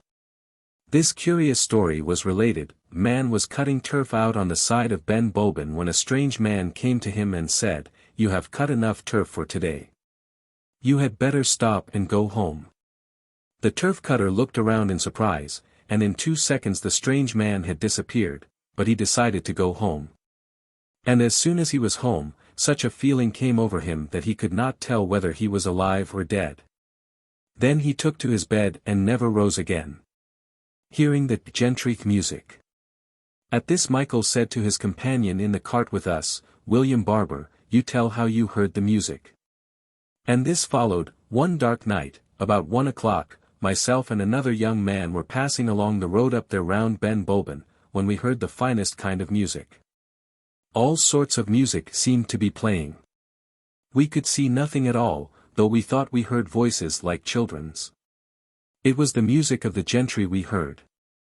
My next friend to testify is Pat Ruddy, 80 years old, one of the most intelligent and prosperous farmers living beside Ben Bulben. He greeted me in the true Irish way, but before we could come to talk about fairies his good wife induced me to enter another room where she had secretly prepared a great feast spread out on a fresh white cloth. While Pat and myself had been exchanging opinions about America and Ireland. When I returned to the kitchen the whole family were assembled round the blazing turf fire, and Pat was soon talking about the gentry, seeing that the gentry army, old people used to say the gentry were in the mountains. That is certain, but I never could be quite sure of it myself. One night, however, near midnight, I did have a sight. I set out from Bantralick to come home, and near Ben Bulben there was the greatest army you ever saw, 5,000 or 6,000 of them in armor shining in the moonlight. A strange man rose out of the hedge and stopped me, for a minute, in the middle of the road. He looked into my face, and then let me go. An Ossianic fragment. A man went away with the good people, or gentry, and returned to find the townland all in ruins. As he came back riding on a horse of the good people, he saw some men in a quarry trying to move a big stone. He helped them with it, but his saddle girth broke, and he fell to the ground.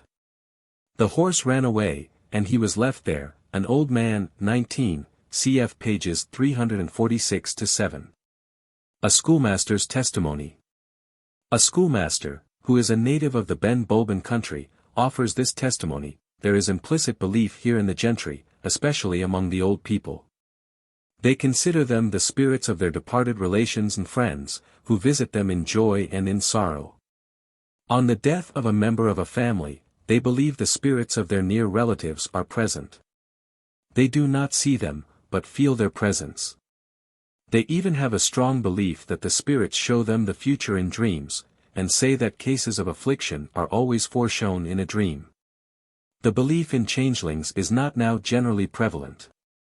But in olden times a mother used to place a pair of iron tongs over the cradle before leaving the child alone, in order that the fairies should not change the child for a weakly one of their own. It was another custom to take a wisp of straw, and, lighting one end of it, make a fiery sign of the cross over a cradle before a babe could be placed in it. With the Irish mystics in the Sidhe world. Let us now turn to the Ross's Point country, which, as we have already said, is one of the very famous places for seeing the gentry, or, as educated Irish seers who make pilgrimages thither call them, the Slake. I have been told by more than one such seer that there on the hills and greenlands, a great stretch of open country, treeless and grass-grown. And on the strand at Lower Ross's Point called Wren Point by the countryfolk these beings can be seen and their wonderful music heard. And a well-known Irish artist has shown me many drawings, and paintings in oil, of these Sidhe people as he has often beheld them at those places and elsewhere in Ireland. They are described as a race of majestic appearance and marvelous beauty, in form human, yet in nature divine. The highest order of them seems to be a race of beings evolved to a superhuman plane of existence, such as the ancients called gods. And with this opinion, strange as it may seem in this age, all the educated Irish seers with whom I have been privileged to talk agree, though they go further, and say that these highest Sidhe races still inhabiting Ireland are the ever-young, immortal divine race known to the ancient men of Erin as the Tuatha de Danann. Of all European lands I venture to say that Ireland is the most mystical, and, in the eyes of true Irishmen, as much the magic island of gods and initiates now as it was when the sacred fires flashed from its purple, heather-covered mountain-tops and mysterious round towers, and the greater mysteries drew to its hallowed shrines neophytes from the west as well as from the east, from India and Egypt as well as from Atlantis. 20 in Erin's mystic-seeing sons still watch and wait for the relighting of the fires and the restoration of the old Druidic mysteries. Herein I but imperfectly echo the mystic message Ireland seers gave me, a pilgrim to their sacred isle. And until this mystic message is interpreted, men cannot discover the secret of Gaelic myth and song in olden or in modern times, they cannot drink at the ever-flowing fountain of Gaelic genius, the perennial source of inspiration which lies behind the new revival of literature and art in Ireland, nor understand the seeming reality of the fairy races. An Irish mystic's testimony. Through the kindness of an Irish mystic, who is a seer, I am enabled to present here, in the form of a dialogue, very rare and very important evidence, which will serve to illustrate and to confirm what has just been said above about the mysticism of Ireland. To anthropologists this evidence may be of more than ordinary value when they know that it comes from one who is not only a cultured seer but who is also a man conspicuously successful in the practical life of a great city. Visions. Q. Are all visions which you have had of the same character? A. I have always made a distinction between pictures seen in the memory of nature and visions of actual beings now existing in the inner world. We can make the same distinction in our world. I may close my eyes and see you as a vivid picture in memory, or I may look at you with my physical eyes and see your actual image. In seeing these beings of which I speak, the physical eyes may be open or closed. Mystical beings in their own world and nature are never seen with the physical eyes. Otherworlds. Q. By the inner world do you mean the Celtic otherworld? A. Yes, though there are many otherworlds. The Tir na Nog of the ancient Irish, in which the races of the Sidhe exist, may be described as a radiant archetype of this world, though this definition does not at all express its psychic nature. In Tir na Nog one sees nothing save harmony and beautiful forms. There are other worlds in which we can see horrible shapes. Classification of the Sidhe. Q. Do you in any way classify the Sidhe races to which you refer? A. The beings whom I call the Sidhe I divide, as I have seen them, into two great classes, those which are shining, and those which are opalescent and seem lit up by a light within themselves. The shining beings appear to be lower in the hierarchies, the opalescent beings are more rarely seen, and appear to hold the positions of great chiefs or princes among the tribes of Dana. Conditions of seership. Q.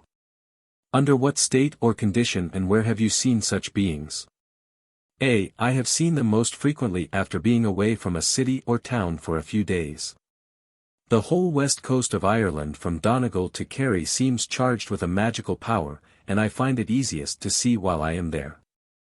I have always found it comparatively easy to see visions while at ancient monuments like New Grange and Douth, because I think such places are naturally charged with psychical forces, and were for that reason made use of long ago as sacred places. I usually find it possible to throw myself into the mood of seeing, but sometimes visions have forced themselves upon me. The shining beings. Q. Can you describe the shining beings? A. It is very difficult to give any intelligible description of them. The first time I saw them with great vividness I was lying on a hillside alone in the west of Ireland, in County Sligo. I had been listening to music in the air, and to what seemed to be the sound of bells, and was trying to understand these aerial clashings in which wind seemed to break upon wind in an ever-changing musical, silvery sound. Then the space before me grew luminous, and I began to see one beautiful being after another. The opalescent beings. Q. Can you describe one of the opalescent beings? A.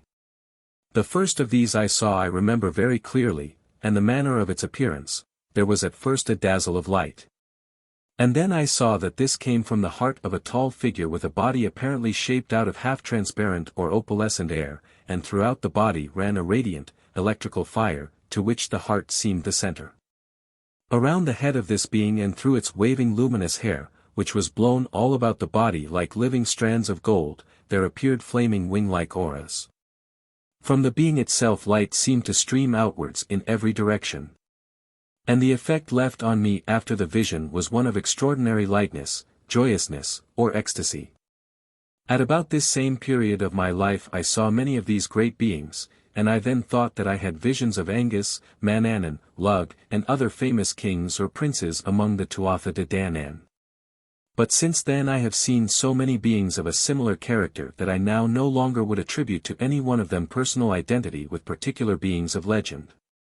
Though I believe that they correspond in a general way to the Tuatha de Danann or ancient Irish gods.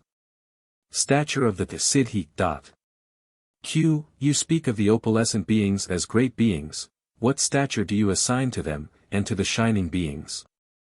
A. The opalescent beings seem to be about 14 feet in stature, though I do not know why I attribute to them such definite height, since I had nothing to compare them with, but I have always considered them as much taller than our race. The shining beings seem to be about our own stature or just a little taller. Peasant and other Irish seers do not usually speak of the Sidhe as being little, but as being tall. An old schoolmaster in the west of Ireland described them to me from his own visions as tall beautiful people, and he used some Gaelic words, which I took as meaning that they were shining with every color. The worlds of the Sidhe. Q. Do the two orders of Sidhe beings inhabit the same world? A. The shining beings belong to the mid-world, while the opalescent beings belong to the heaven world. There are three great worlds which we can see while we are still in the body, the earth world, mid-world, and heaven world. Nature of the Sidhe. Q. Do you consider the life and state of these Sidhe beings superior to the life and state of men? A. I could never decide. One can say that they themselves are certainly more beautiful than men are, and that their worlds seem more beautiful than our world. Among the shining orders there does not seem to be any individualized life, thus if one of them raises his hands all raise their hands, and if one drinks from a fire fountain all do. They seem to move and to have their real existence in a being higher than themselves, to which they are a kind of body. Theirs is, I think, a collective life, so unindividualized and so calm that I might have more varied thoughts in 5 hours than they would have in 5 years, and yet one feels an extraordinary purity and exaltation about their life.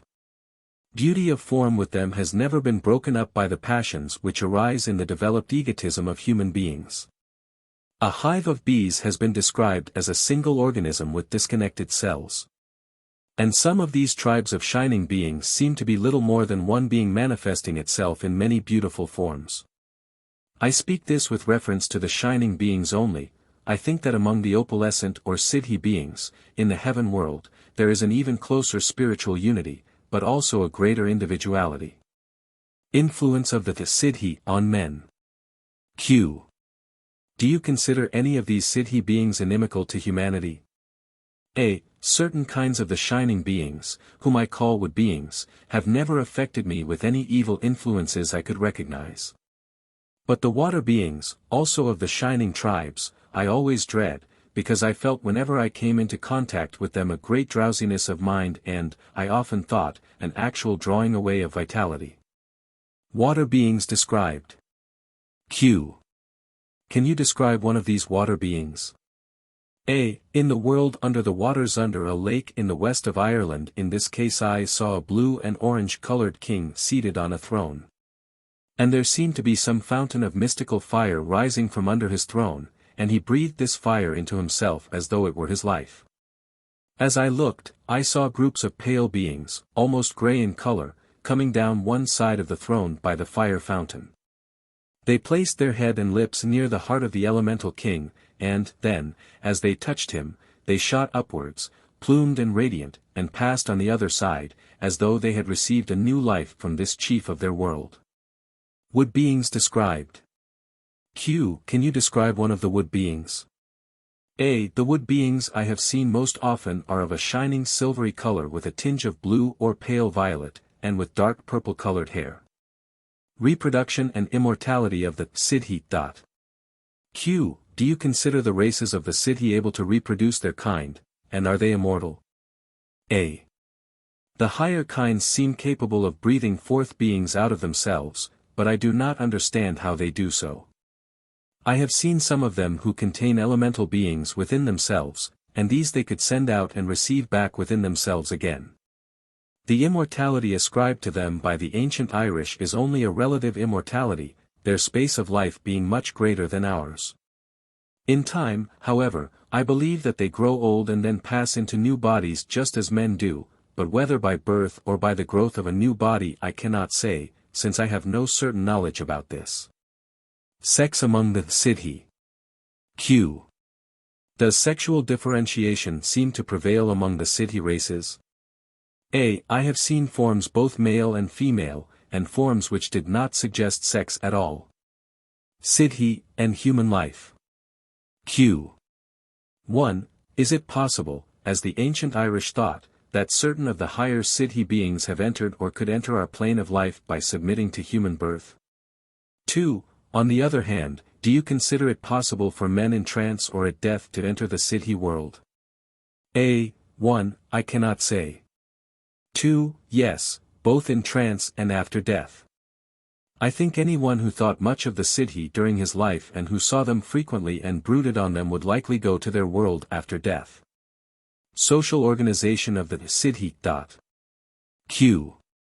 You refer to chieftain-like or prince-like beings, and to a king among water beings. Is there therefore definite social organization among the various Sidhe orders and races, and if so, what is its nature? A. I cannot say about a definite social organization. I have seen beings who seem to command others, and who were held in reverence. This implies an organization, but whether it is instinctive like that of a hive of bees, or consciously organized like human society, I cannot say. Lower Sidhe as nature elementals. Q. You speak of the water being king as an elemental king. Do you suggest thereby a resemblance between lower Sidhe orders and what medieval mystics called elementals? A. The lower orders of the Sidhe are, I think, the nature elementals of the medieval mystics. Nourishment of the higher Sidhe. Q. The water beings as you have described them seem to be nourished and kept alive by something akin to electrical fluids. Do the higher orders of the Sidhe seem to be similarly nourished? A. They seem to me to draw their life out of the soul of the world. Collective visions of Sidhe beings. Q. Have you had visions of the various Sidhe beings in company with other persons? A. I have had such visions on several occasions. And this statement has been confirmed to me by 3 participants in such collective visions, who separately at different times have seen in company with our witness the same vision at the same moment. On another occasion, on the Greenlands at Ross's Point, County Sligo, the same Sidhe being was seen by our present witness and a friend with him, also possessing the faculty of seership. At a time when the 2 percipients were some little distance apart, and they hurried to each other to describe the being, not knowing that the explanation was mutually unnecessary. I have talked with both percipients so much, and know them so intimately that I am fully able to state that as percipients they fulfill all necessary pathological conditions required by psychologists in order to make their evidence acceptable. Parallel evidence as to the Sidhe races.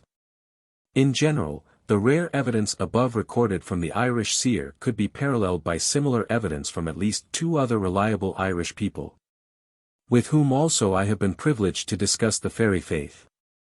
One is a member of the Royal Irish Academy, the other is the wife of a well-known Irish historian, and both of them testify to having likewise had collective visions of Sidhe beings in Ireland. This is what Mr. William B. Yeats wrote to me, while this study was in progress. Concerning the Celtic fairy kingdom, I am certain that it exists, and will someday be studied as it was studied by Kirk. 21. Independent evidence from the Sidhe world. One of the most remarkable discoveries of our Celtic researches has been that the native population of the Ross's Point country, or, as we have called it, the Sidhe world, in most essentials, and what is most important, by independent folk testimony, substantiate the opinions and statements of the educated Irish mystics to whom we have just referred, as follows. John Conway's vision of the gentry.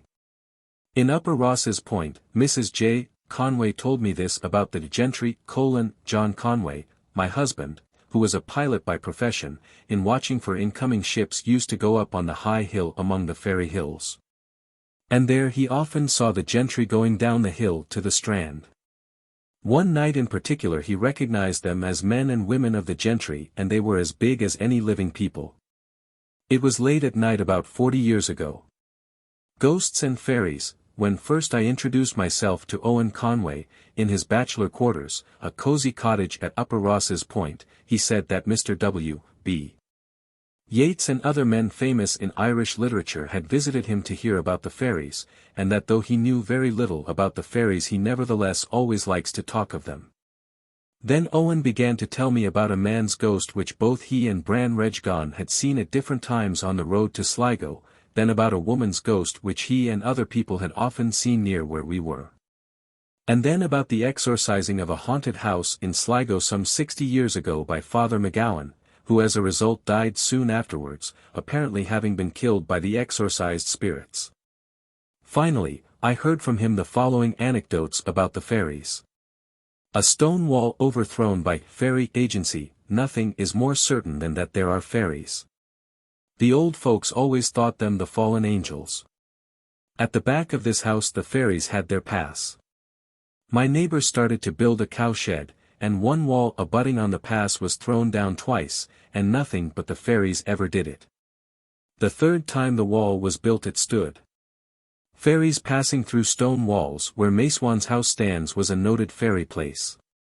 Men in building the house saw fairies on horses coming across the spot, and the stone walls did not stop them at all. Seeing the gentry. A cousin of mine, who was a pilot, once went to the watch house up there on the point to take his brother's place, and he saw ladies coming towards him as he crossed the Greenlands. At first he thought they were coming from a dance, but there was no dance going then, and, if there had been, no human beings dressed like them and moving as they were could have come from any part of the globe, and in so great a party. At that hour of the night. Then when they passed him and he saw how beautiful they were, he knew them for the gentry women.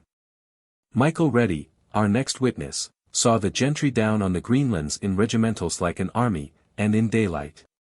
He was a young man at the time, and had been sent out to see if any cattle were astray.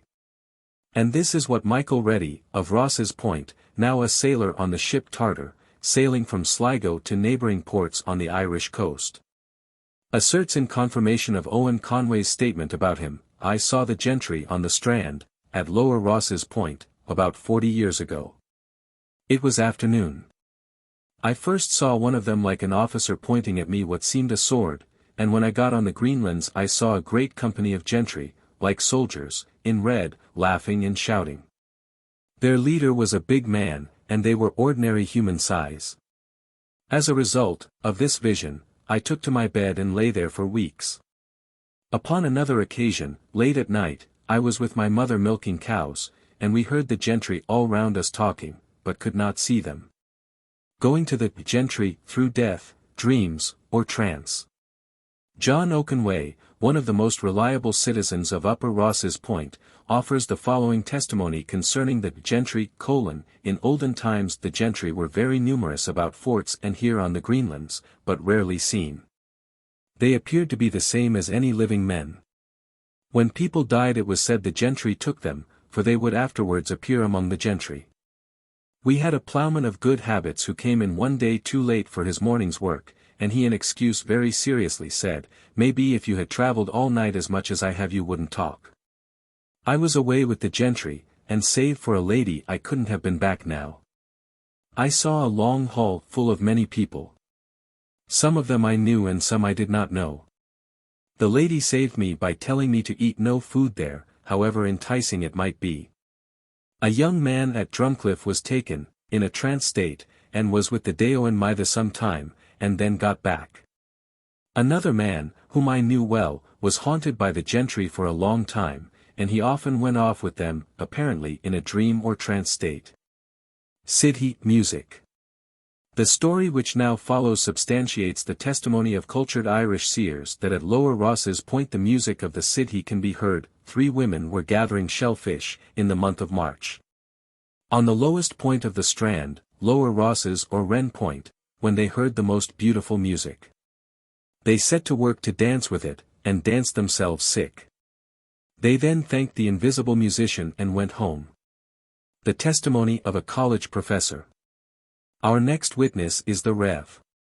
Father A. professor in a Catholic college in West Ireland, and most of his statements are based on events which happened among his own acquaintances and relatives. And his deductions are the result of careful investigation. Apparitions from Fairyland. Some 20 to 30 years ago, on the borders of County Roscommon near County Sligo, according to the firm belief of one of my own relatives, a sister of his was taken by the fairies on her wedding night. And she appeared to her mother afterwards as an apparition. She seemed to want to speak, but her mother, who was in bed at the time, was thoroughly frightened, and turned her face to the wall. The mother is convinced that she saw this apparition of her daughter, and my relative thinks she might have saved her. This same relative who gives it as his opinion that his sister was taken by the fairies, at a different time saw the apparition of another relative of mine who also, according to similar belief, had been taken by the fairies when only 5 years old. The child apparition appeared beside its living sister one day while the sister was going from the yard into the house, and it followed her in. It is said the child was taken because she was such a good girl. Nature of the belief in fairies. As children we were always afraid of fairies, and were taught to say, "God bless them. God bless them," whenever we heard them mentioned. In our family we always made it a point to have clean water in the house at night for the fairies. If anything like dirty water was thrown out of doors after dark it was necessary to say, hugga salak, as a warning to the fairies not to get their clothes wet. Untasted food, like milk, used to be left on the table at night for the fairies. If you were eating and food fell from you, it was not right to take it back, for the fairies wanted it. Many families are very serious about this even now. The luckiest thing to do in such cases is to pick up the food and eat just a speck of it and then throw the rest away to the fairies. Ghosts and apparitions are commonly said to live in isolated thorn bushes, or thorn trees. Many lonely bushes of this kind have their ghosts. For example, there is Fanny's Bush, Sally's Bush, and another I know of in County Sligo near Boyle. Personal opinions. The fairies of any one race are the people of the preceding race, the Fomers for the Fir Bolgs for the Dananns, and the Dananns for us. The old races died. Where did they go? They became spirits and fairies. Second sight gave our race power to see the inner world. When Christianity came to Ireland, the people had no definite heaven. Before, their ideas about the other world were vague. But the older ideas of a spirit world remained side by side with the Christian ones, and being preserved in a subconscious way gave rise to the fairy world. Evidence from County Roscommon. Our next place for investigation will be the ancient province of the great fairy queen Maeve, who made herself famous by leading against Cuchulainn the united armies of 4 of the 5 provinces of Ireland. And all on account of a bull which she coveted. And there could be no better part of it to visit than Roscommon, which Dr. Douglas Hyde has made popular in Irish folklore. Dr. Hyde and the Leprechaun. One day while I was privileged to be at Rotra, Dr. Hyde invited me to walk with him in the country. After we had visited an old fort which belongs to the good people, and had noticed some other of their haunts in that part of Queen Maeve's realm, we entered a straw-thatched cottage on the roadside and found the good housewife and her fine-looking daughter both at home. In response to Dr. Hyde's inquiries, the mother stated that one day, in her girlhood, near a hedge from which she was gathering wild berries, she saw a leprechaun in a hole under a stone. He wasn't much larger than a doll, and he was most perfectly formed, with a little mouth and eyes. Nothing was told about the little fellow having a money bag, although the woman said people told her afterwards that she would have been rich if she had only had sense enough to catch him when she had so good a chance. 22. The Death Coach. The next tale the mother told was about the death coach which used to pass by the very house we were in. Every night until after her daughter was born she used to rise up on her elbow in bed to listen to the death coach passing by. It passed about midnight, and she could hear the rushing, the tramping of the horses, and most beautiful singing, just like fairy music, but she could not understand the words. Once or twice she was brave enough to open the door and look out as the coach passed, but she could never see a thing, though there was the noise and singing. One time a man had to wait on the roadside to let the fairy horses go by, and he could hear their passing very clearly, and couldn't see one of them.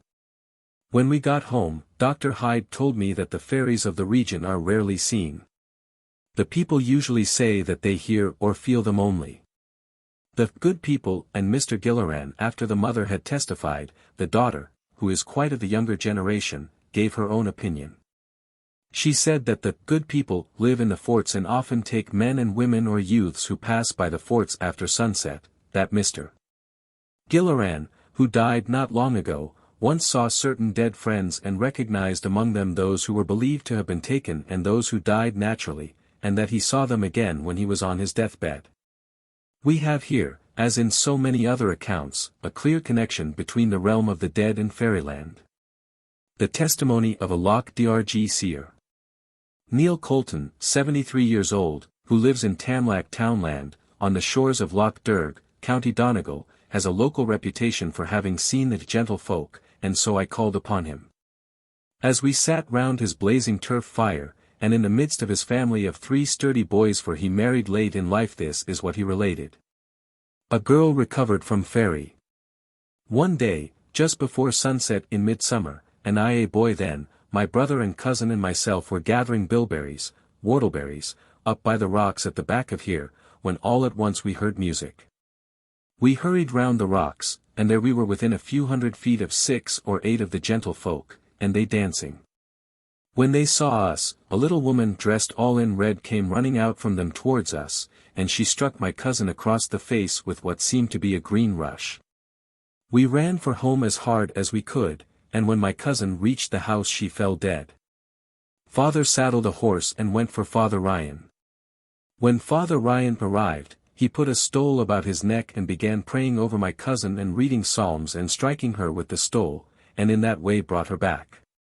He said if she had not caught hold of my brother, she would have been taken forever.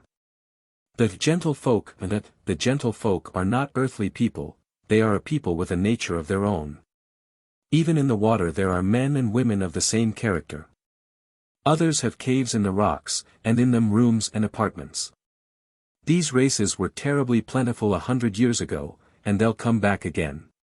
My father lived 2 miles from here, where there were plenty of the gentle folk. In olden times they used to take young folks and keep them and draw all the life out of their bodies. Nobody could ever tell their nature exactly. Evidence from County Fermanagh. From James Somerville, 88 years old, who lives in the country near Irvinstown, I heard much about the wee people and about banshees.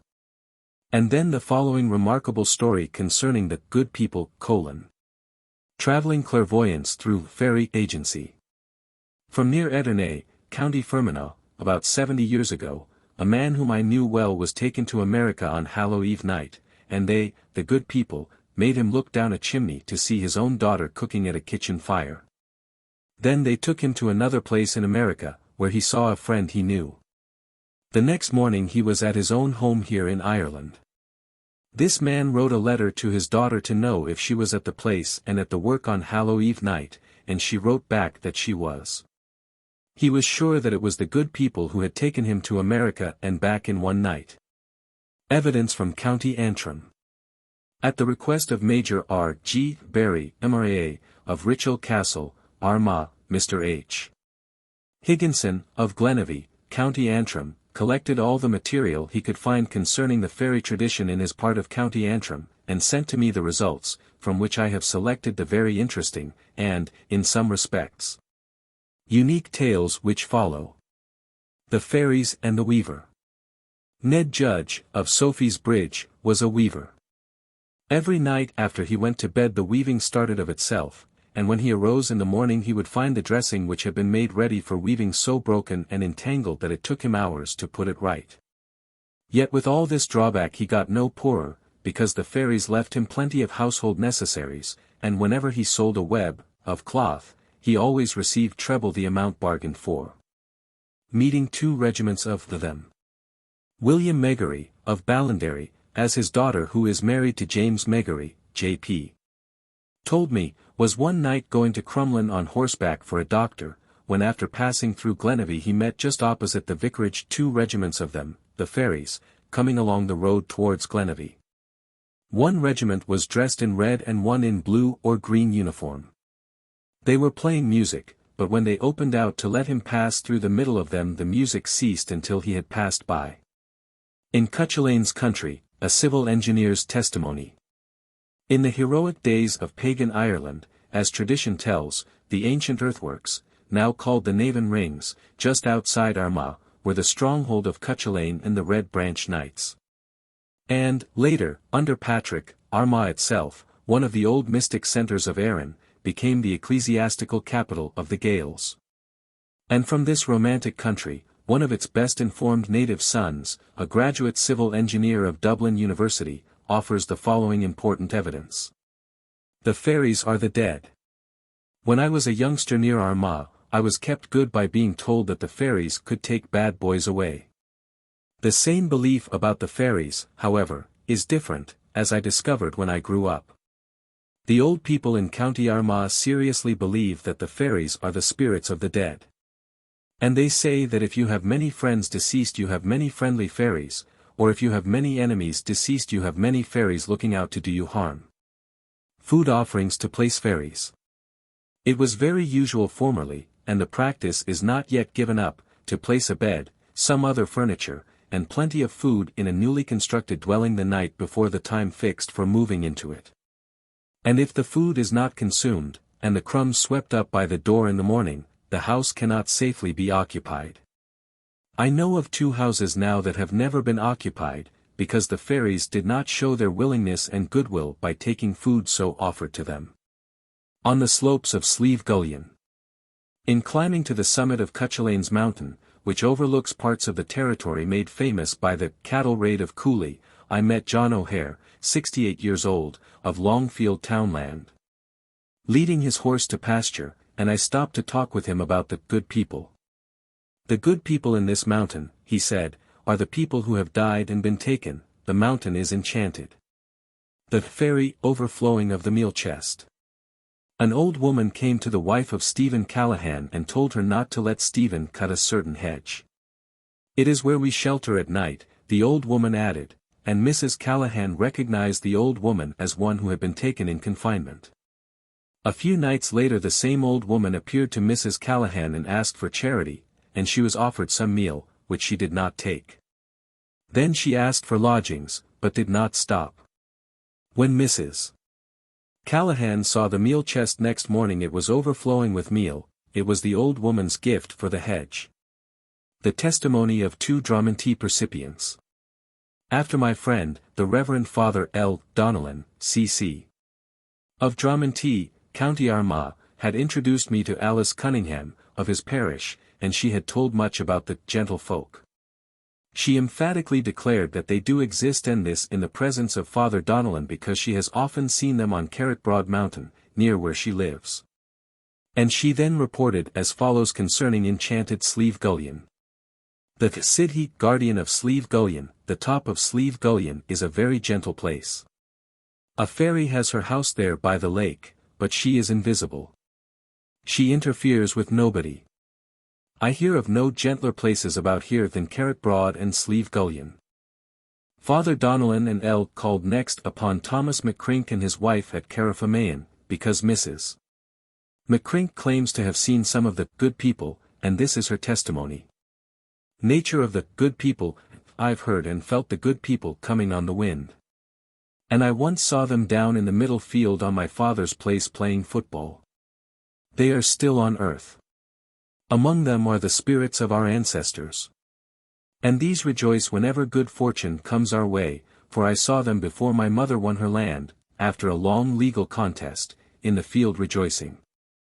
Some of the good people I have thought were fallen angels, though these may be dead people whose time is not up. We are only like shadows in this world. My mother died in England, and she came to me in the spirit. I saw her plainly. I ran to catch her, but my hands ran through her form as if it were mere mist. Then there was a crack, and she was gone. And, finally, after a moment, our percipient said, "The fairies once passed down this lane here on a Christmas morning. And I took them to be suffering souls out of purgatory, going to Mass." The testimony of a Drummond seeress. Father Danann, the following day, took me to talk with almost the oldest woman in his parish, Mrs. Biddy Grant, 86 years old, of Upper Tuffle, beside Slieve Gullion. Mrs. Grant is a fine specimen of an Irishwoman, with white hair, clear complexion, and an expression of great natural intelligence, though now somewhat feeble from age. Her mind is yet clear, however, and her testimony is substantiated by this statement from her own daughter, who lives with her: "My mother has the power of seeing things. It is a fact with her that spirits exist. She has seen much, even in her old age, and what she is always telling me scares me half to death." The following is Mrs. Grant's direct testimony given at her own home, on September 20, 1909, in answer to our question if she knew anything about the good people.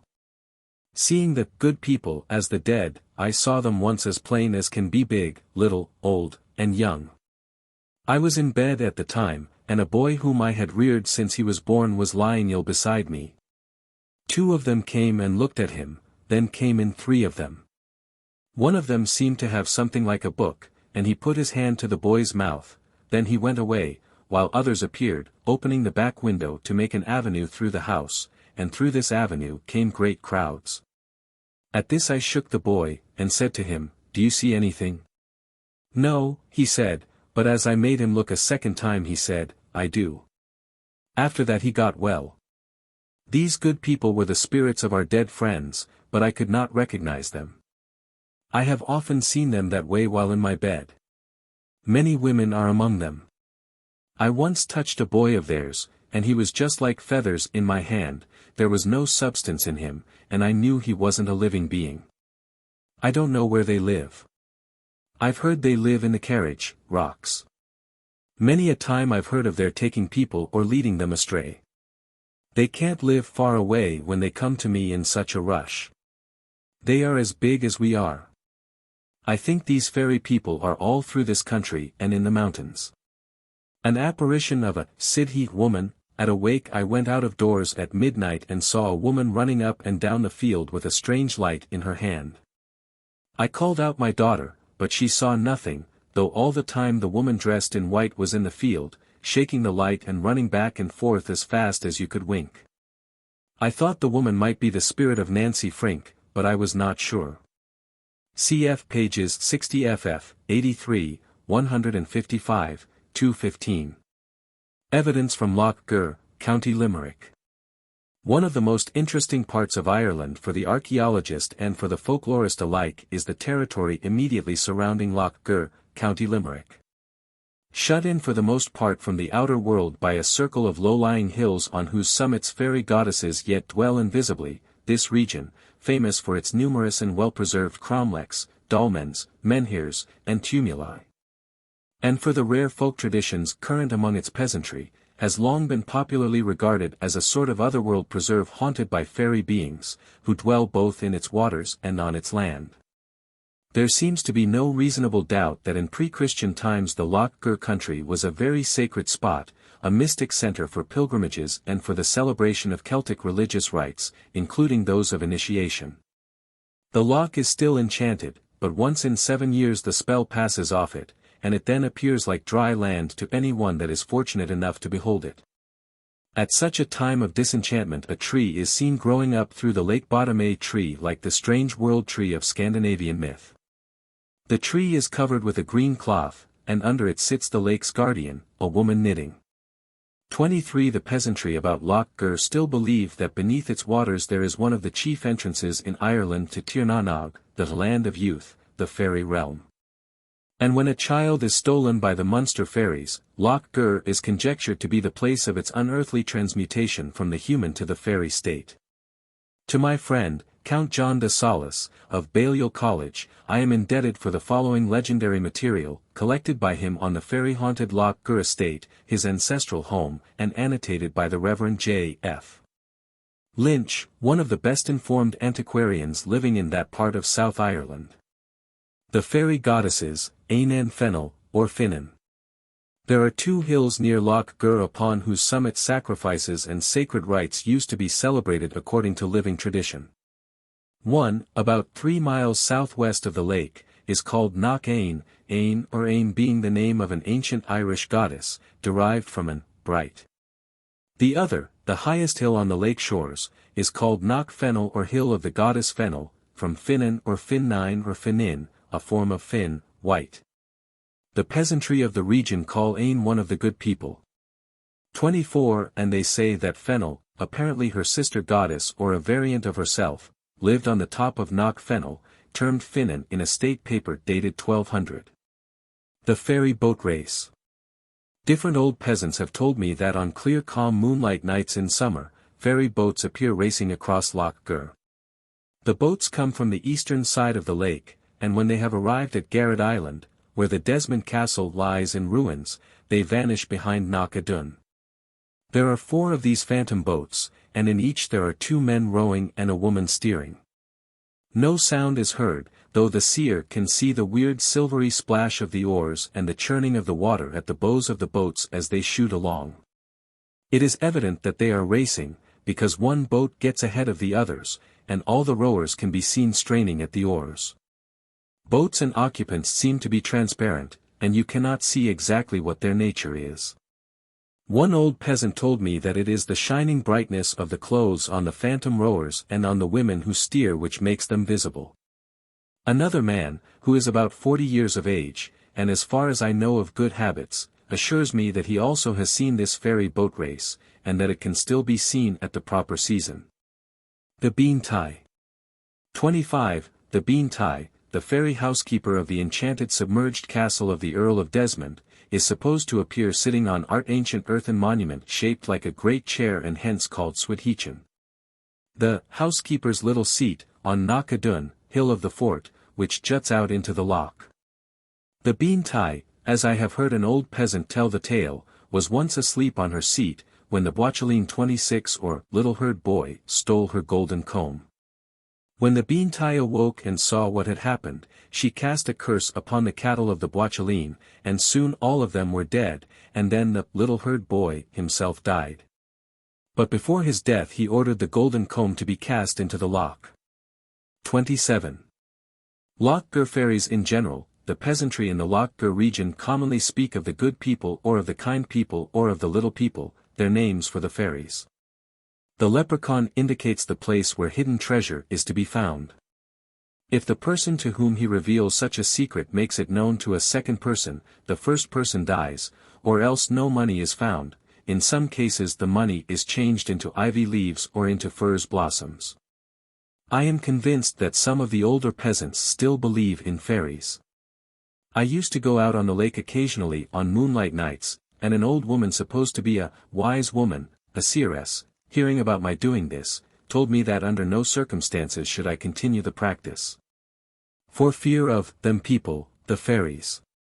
One evening in particular I was warned by her not to venture on the lake. She solemnly asserted that the powers of darkness were then abroad, and that it would be misfortune for me to be in their path. 28. Under ordinary circumstances, as a very close observer of the Loch Gur peasantry informs me, the old people will pray to the saints, but if by any chance such prayers remain unanswered they then invoke other powers, the fairies. The goddesses Ain and Fennel, or other pagan deities, whom they seem to remember in a vague subconscious manner through tradition. Testimony from a County Kerry seer. To another of my fellow students in Oxford, a native Irishman of County Kerry, I am indebted for the following evidence. A collective vision of spiritual beings. Some few weeks before Christmas, 1910, at midnight on a very dark night, I and another young man, who like myself was then about 23 years of age, were on horseback on our way home from Limerick. When near Listowel, we noticed a light about half a mile ahead. At first it seemed to be no more than a light in some house. But as we came nearer to it and it was passing out of our direct line of vision we saw that it was moving up and down, to and fro, diminishing to a spark, then expanding into a yellow luminous flame. Before we came to Listowel we noticed two lights, about 100 yards to our right, resembling the light seen first. Suddenly each of these lights expanded into the same sort of yellow luminous flame, about 6 feet high by 4 feet broad. In the midst of each flame we saw a radiant being having human form. Presently the lights moved toward one another and made contact, whereupon the two beings in them were seen to be walking side by side. The beings' bodies were formed of a pure dazzling radiance, white like the radiance of the sun, and much brighter than the yellow light or aura surrounding them. So dazzling was the radiance, like a halo, round their heads that we could not distinguish the countenances of the beings, we could only distinguish the general shape of their bodies. Though their heads were very clearly outlined because this halo-like radiance, which was the brightest light about them, seemed to radiate from or rest upon the head of each being. As we traveled on, a house intervened between us and the lights, and we saw no more of them. It was the first time we had ever seen such phenomena, and in our hurry to get home we were not wise enough to stop and make further examination. But ever since that night I have frequently seen, both in Ireland and in England, similar lights with spiritual beings in them. Cf. pages 60 ff, 77, 133, 155, 215, 483. Reality of the spiritual world. Like my companion, who saw all that I saw of the first three lights, I formerly had always been a skeptic as to the existence of spirits. Now I know that there is a spiritual world. My brother, a physician, had been equally skeptical until he saw, near our home at Listowel, similar lights containing spiritual beings and was obliged to admit the genuineness of the phenomena. In whatever country we may be, I believe that we are forever immersed in the spiritual world. But most of us cannot perceive it on account of the unrefined nature of our physical bodies.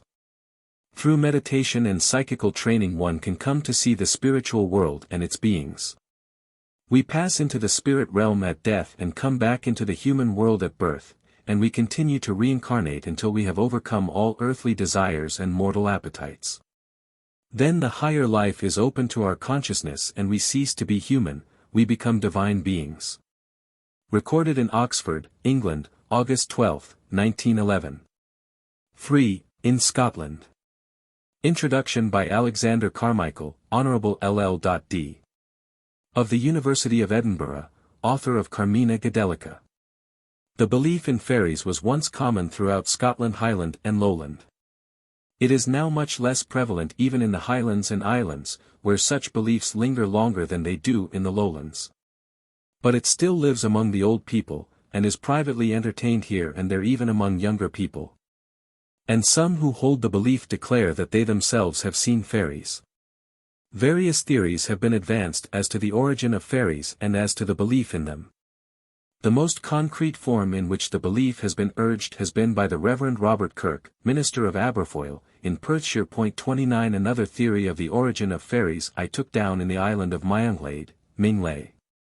And, though I have given it in Carmina Gadelica, it is sufficiently interesting to be quoted here.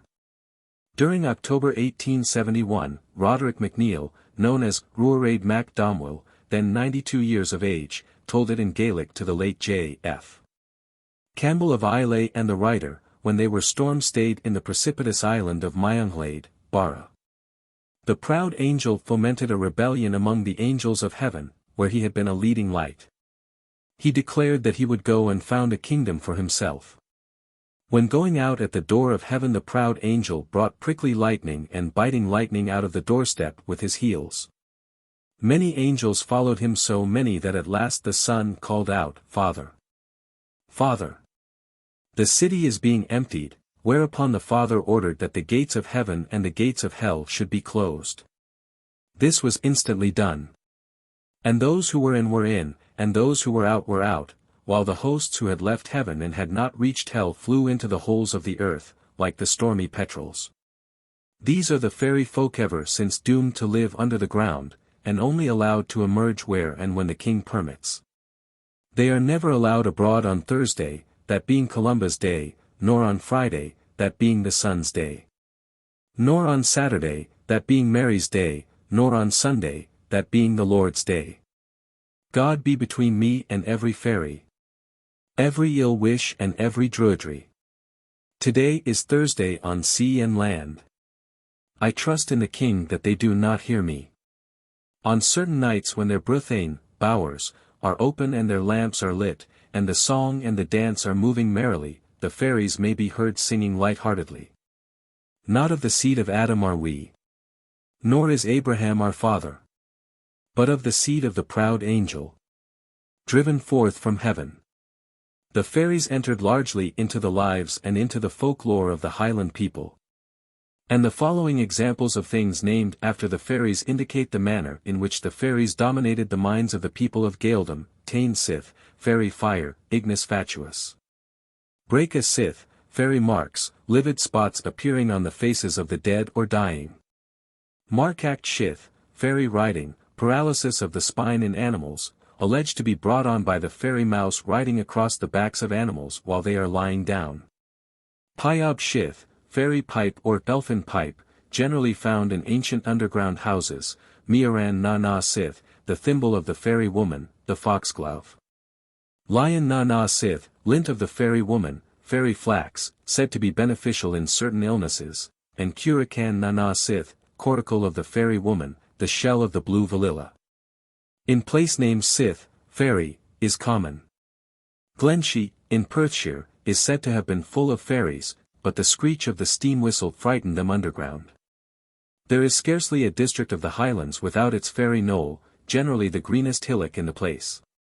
The black chanter of Clan Chattan is said to have been given to a famous Macpherson piper by a fairy woman who loved him, and the Mackays have a flag said to have been given to a Mackay by a fairy sweetheart. The well-known fairy flag of Dunvegan is said to have been given to a MacLeod of MacLeod by a fairy woman.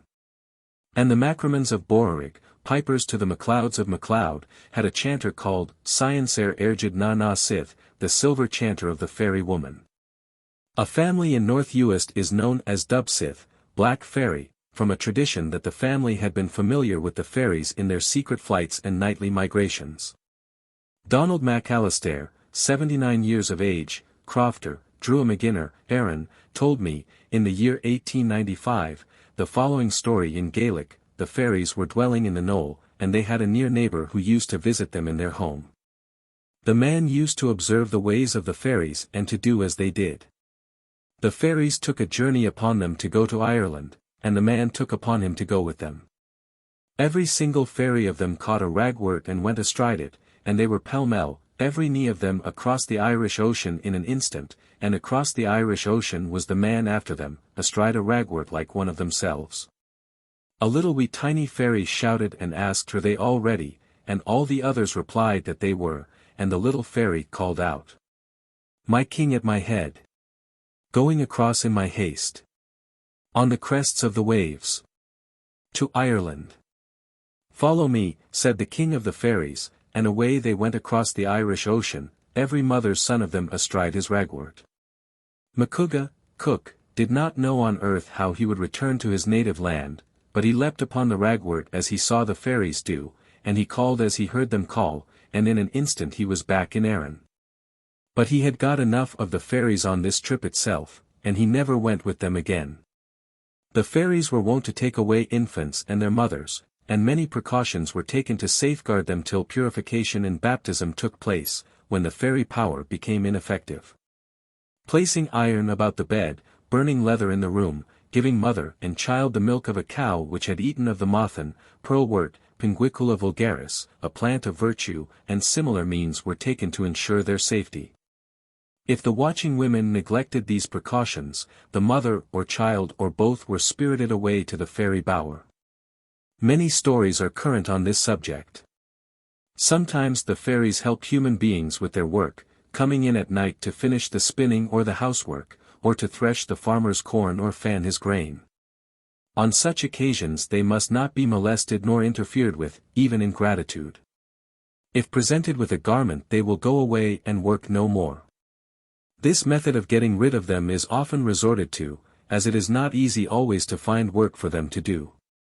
Bean Kale a Chot Ewan S na Gruage Bid, the slender woman of the green kirtle and of the yellow hair, is wise of head and deft of hand. She can convert the white water of the Nil into rich red wine and the threads of the spiders into a tartan plaid. From the stalk of the fairy reed she can bring the music of the lull of the peace and of the repose, however active the brain and lithe the limb. And she can rouse to mirth and merriment, and to the dance, men and women, however dolorous their condition.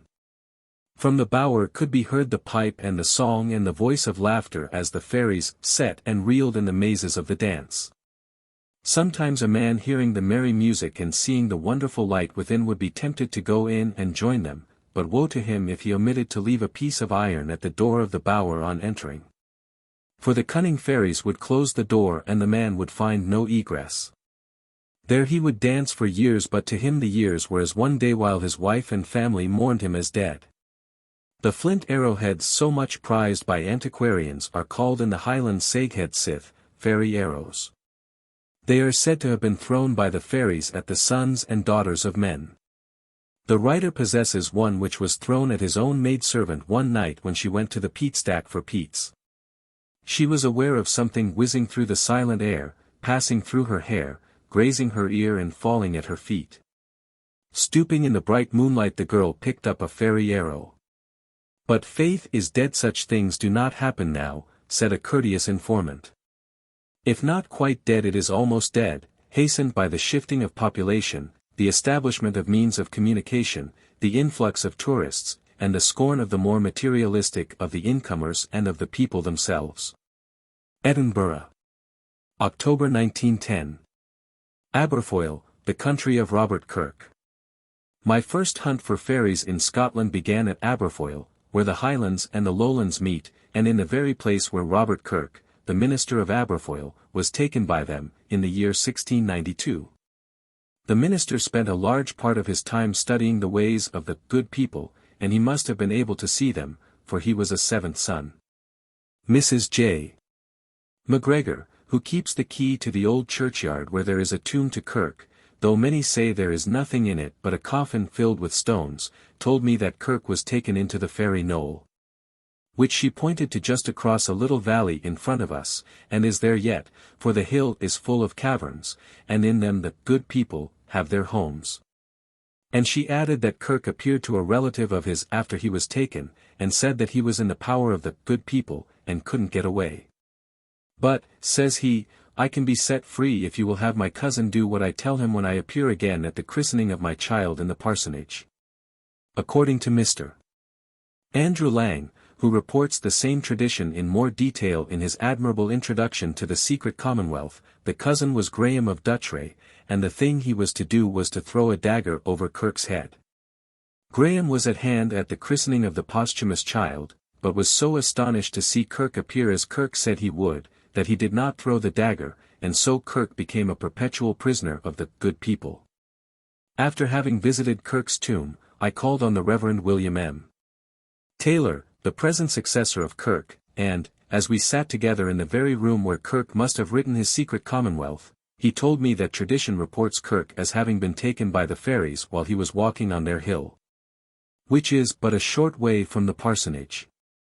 At the time of his disappearance, people said he was taken because the fairies were displeased with him for prying into their secrets.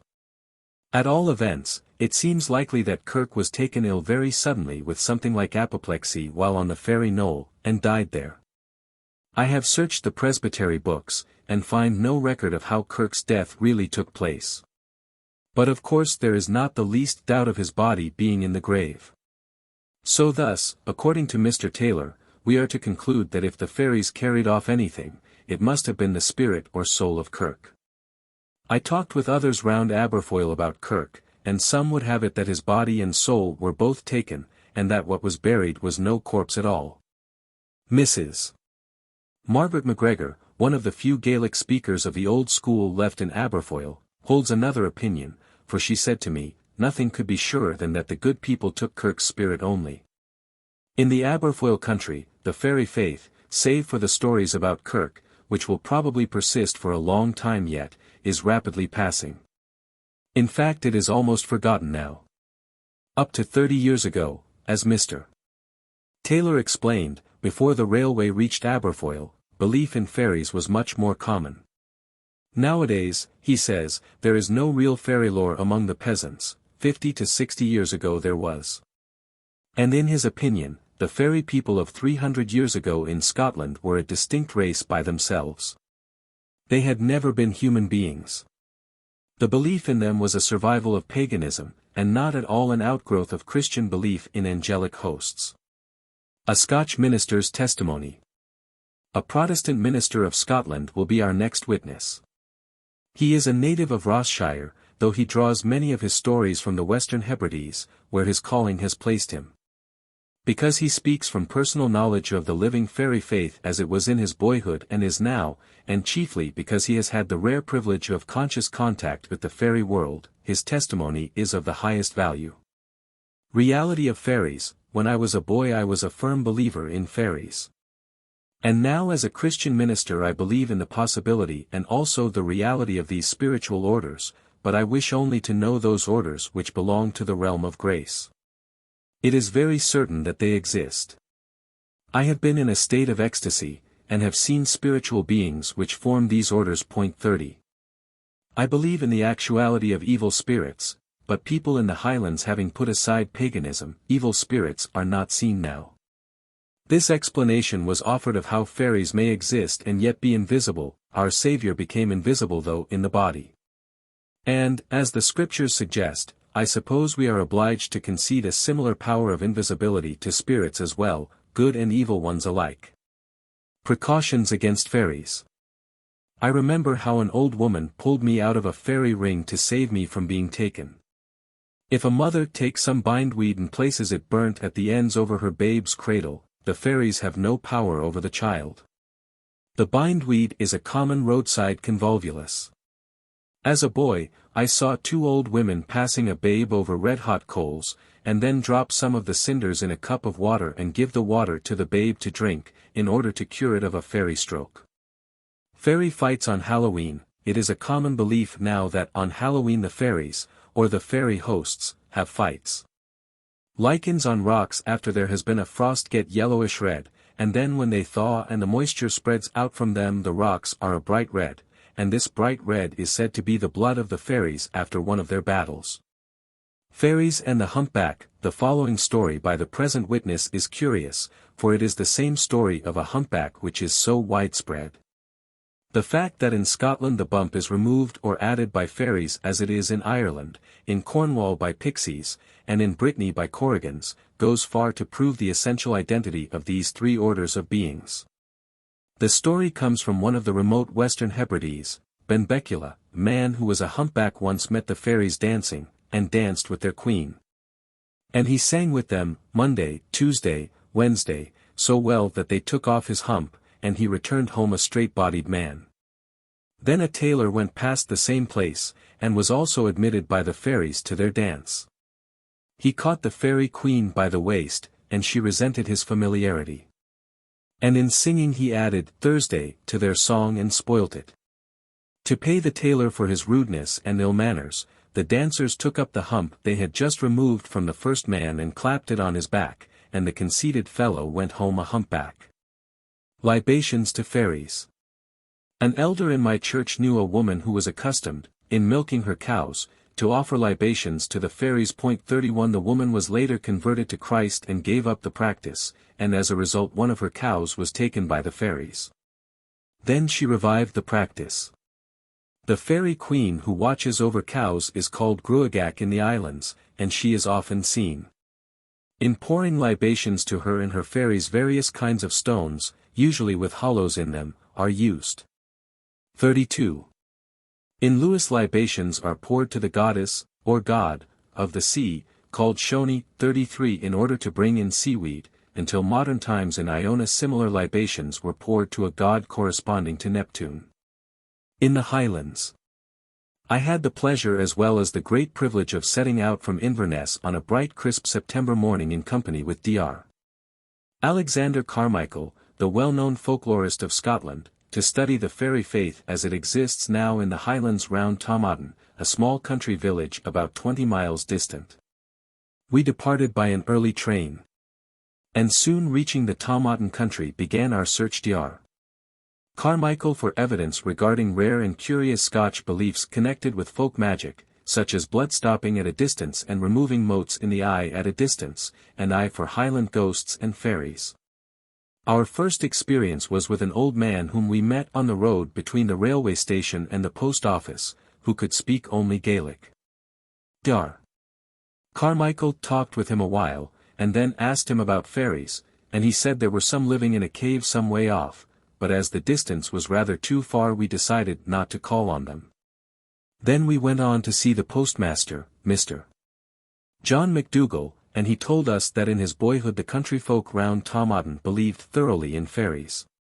He said they thought of them as a race of spirits capable of making themselves visible to mortals, as living in underground places, as taking fine healthy babes and leaving changelings in their place.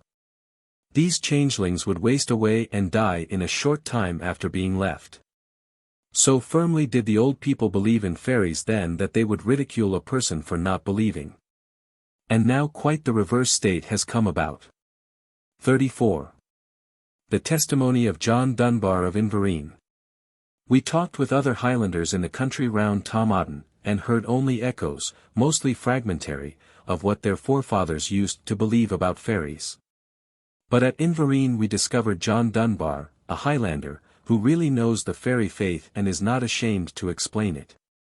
Speaking partly from experience and partly from what he has heard his parents relate concerning the good people, he said. The sheep and the fairy hunting.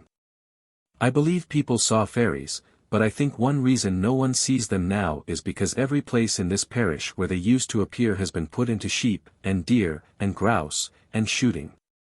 According to tradition, Coig na Fern is the place where the last fairy was seen in this country. Before the big sheep came, the fairies are supposed to have had a premonition that their domains were to be violated by them. A story is told of a fight between the sheep and fairies, or else of the fairies hunting the sheep. James McQueen, who could traffic with the fairies, whom he regarded as ghosts or spirits, one night on his old place, which now is in Sheep, was lying down all alone and heard a small and big barking of dogs, and a small and big bleating of sheep, though no sheep were there then. It was the fairy hunting he heard. I put an axe under my head and I had no fear therefore, he always repeated when telling the story. I believe the man saw and heard something. And McQueen used to aid the fairies, and on that account, as he was in the habit of saying, he always found more meal in his chest than he thought he had.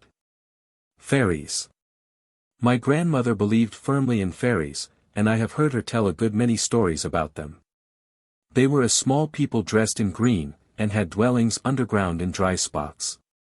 Fairies were often heard in the hills over there, pointing, and I believe something was there. They were awful for music, and used to be heard very often playing the bagpipes. A woman wouldn't go out in the dark after giving birth to a child before the child was christened, so as not to give the fairies power over her or the child. And I have heard people say that if fairies were refused milk and meat they would take a horse or a cow, and that if well treated they would repay all gifts. Time in Fairyland. People would be 20 years in Fairyland and it wouldn't seem more than a night. A bridegroom who was taken on his wedding day was in Fairyland for many generations, and, coming back, thought it was next morning. He asked where all the wedding guests were, and found only one old woman who remembered the wedding. Highland Legend of the Dead. As I have found to be the case in all Celtic countries equally, fairy stories nearly always, in accordance with the law of psychology known as the association of ideas, give place to or are blended with legends of the dead. This is an important factor for the psychological theory. And what follows proves the same ideas to be present to the mind of Mr. Dunbar. Some people after death are seen in their old haunts, no mistake about it. A bailiff had false corn and meal measures, and so after he died he came back to his daughter and told her he could have no peace until the measures were burned. She complied with her father's wish, and his spirit was never seen again. I have known also of phantom funerals of people who died soon afterwards being seen on the road at night. To the Western Hebrides. From Inverness I began my journey to the Western Hebrides. While I waited for the steamer to take me from Kyle to the Isle of Skye, an old man with whom I talked on the docks said this about Neil Mackintosh, of Black Island: you can't argue with the old man that he hasn't seen fairies. He can tell you all about them. Evidence from the Isle of Skye. Miss Frances Tolmie, who was born at Unish, Isle of Skye, and has lived many years in the Isle in close touch with some of its oldest folk, contributes, from Edinburgh, the evidence which follows. The first two tales were told in the parish of Minginish a number of years ago by Mary MacDonald, a goatherd, and have their setting in the region of the Coolian 35 range of mountains on the west side of Skye. The fatal peat ember. An aged nurse who had fallen fast asleep as she sat by the fire, was holding on her knees a newly born babe. The mother, who lay in bed gazing dreamily, was astonished to see three strange little women enter the dwelling. They approached the unconscious child, and she who seemed to be their leader was on the point of lifting it off the nurse's lap, when the third exclaimed, "Oh! Let us leave this one with her as we have already taken so many." "So be it," replied the senior of the party in a tone of displeasure, "but when that peat now burning on the hearth shall be consumed, her life will surely come to an end." Then the three little figures passed out. The good wife, recognizing them to be fairies, sprang from her bed and poured over the fire all the water she could find, and extinguished the half-burnt ember. This she wrapped carefully in a piece of cloth and deposited at the very bottom of a large chest, which afterwards she always kept locked. Years passed, and the babe grew into a beautiful young woman. In the course of time she was betrothed. And, according to custom, not appearing in public at church on the Sunday preceding the day appointed for her marriage, remained at home alone. To amuse herself, she began to search the contents of all the keeping places in the house, and came at last to the chest containing the peat ember. In her haste, the good mother had that day forgotten the key of the chest, which was now in the lock. At the bottom of the chest the girl found a curious packet containing nothing but a morsel of peat, and this apparently useless thing she tossed away into the fire. When the peat was well kindled the young girl began to feel very ill, and when her mother returned was dying. The open chest and the blazing peat explained the cause of the calamity. The fairy's prediction was fulfilled. Results of refusing fairy hospitality. 2 women were walking toward the point when one of them, hearing churning going on under a hillock, expressed aloud a wish for some buttermilk. No sooner had she spoken than a very small figure of a woman came out with a bowlful and offered it to her, but the thirsty woman, ignorant of fairy customs and the penalty attending their infringement, declined the kind offer of refreshment. And immediately found herself a prisoner in the hillock. She was led to an apartment containing a chest full of meal and a great bag of wool, and was told by the fairy that when she had eaten all the meal and spun all the wool she would be free to return to her home. The prisoner at once set herself to eating and spinning assiduously, but without apparent result, and despairing of completing the task consulted an old man of very sad countenance who had long been a captive in the hillock. He willingly gave her his advice, which was to wet her left eye with saliva each morning before she settled down to her task. She followed this advice, and gradually the wool and the meal were exhausted. Then the fairy granted her freedom, but in doing so cursed the old man, and said that she had it in her power to keep him in the hillock forever. The fairies, walking, fooling. At Abost, in Bracadale, an old woman was living in a little hut, with no companion save a wise cat. As we talked, she expressed her wonder that no fairies are ever seen or heard nowadays. She could remember hearing her father tell how he, when a herd boy, had heard the fairies singing a walking song in Dunasdale, an ancient and ruined round tower in the parish of Durinish. And not far from Hillevel Moor, Great, and Hillevel Beag, Less, 2 hills occasionally alluded to as MacLeod's Tables. The youth was lying on the grass-grown summit of the ruin, and heard them distinctly. As if with exultation, one voice took the verse and then the whole company joined in the following chorus: Ho! Fairie! Fairy, form! Ho! Fairigan and CLO. Ho! Well done! Grand! Ho! Bravo the web, of homespun. Crod Chilene. This tale was related by Mr. Neil MacLeod, the Bard of Skye. Colin was a gentleman of Clan Campbell in Perthshire, who was married to a beautiful maiden whom the fairies carried off on her marriage day, and on whom they cast a spell which rendered her invisible for a day and a year. She came regularly every day to milk the cows of her sorrowing husband, and sang sweetly to them while she milked, but he never once had the pleasure of beholding her, though he could hear perfectly what she sang. At the expiry of the year she was, to his great joy, restored to him. 36. Fairy legend of the MacLeod family. There is a legend told of the MacLeod family. Soon after the heir of the MacLeods was born, a beautiful woman in wonderful raiment, who was a fairy woman or banshee, there were joyous as well as mourning banshees, appeared at the castle, and went directly to the babe's cradle. She took up the babe and chanted over it a series of verses, and each verse had its own melody. The verses foretold the future manhood of the young child, and acted as a protective charm over its life. Then she put the babe back into its cradle, and, going out, disappeared across the moorlands. For many generations it was a custom in the MacLeod family that whoever was the nurse of the heir must sing those verses as the fairy woman had sung them. After a time the song was forgotten, but at a later period it was partially recovered, and today it is one of the proud folklore heritages of the MacLeod family. 37. Origins and nature of the fairy faith. Finally, with respect to the origin and nature of the Scotch fairy faith, Miss Tolmie states, as a child I was not permitted to hear about fairies. At 20 I was seeking and trying to understand the beliefs of my fathers in the light of modern ideas. I was very determined not to lose the past. The fairy lore originated in a cultured class in very ancient times. The peasants inherited it. They did not invent it. With the loss of Gaelic in our times came the loss of folk ideals. The classical and English influences combined had a killing effect. So that the instinctive religious feeling which used to be among our people when they kept alive the fairy traditions is dead. We have intellectually constructed creeds and doctrines which take its place. We always thought of fairies as mysterious little beings living in hills. They were capricious and irritable, but not wicked. They could do a good turn as well as a bad one. They were not aerial, but had bodies which they could make invisible. And they could make human bodies invisible in the same way. Besides their hollow knolls and mounds, there seemed to be a subterranean world in which they also lived, where things are like what they are in this world. The Isle of Barra, 38 Western Hebrides.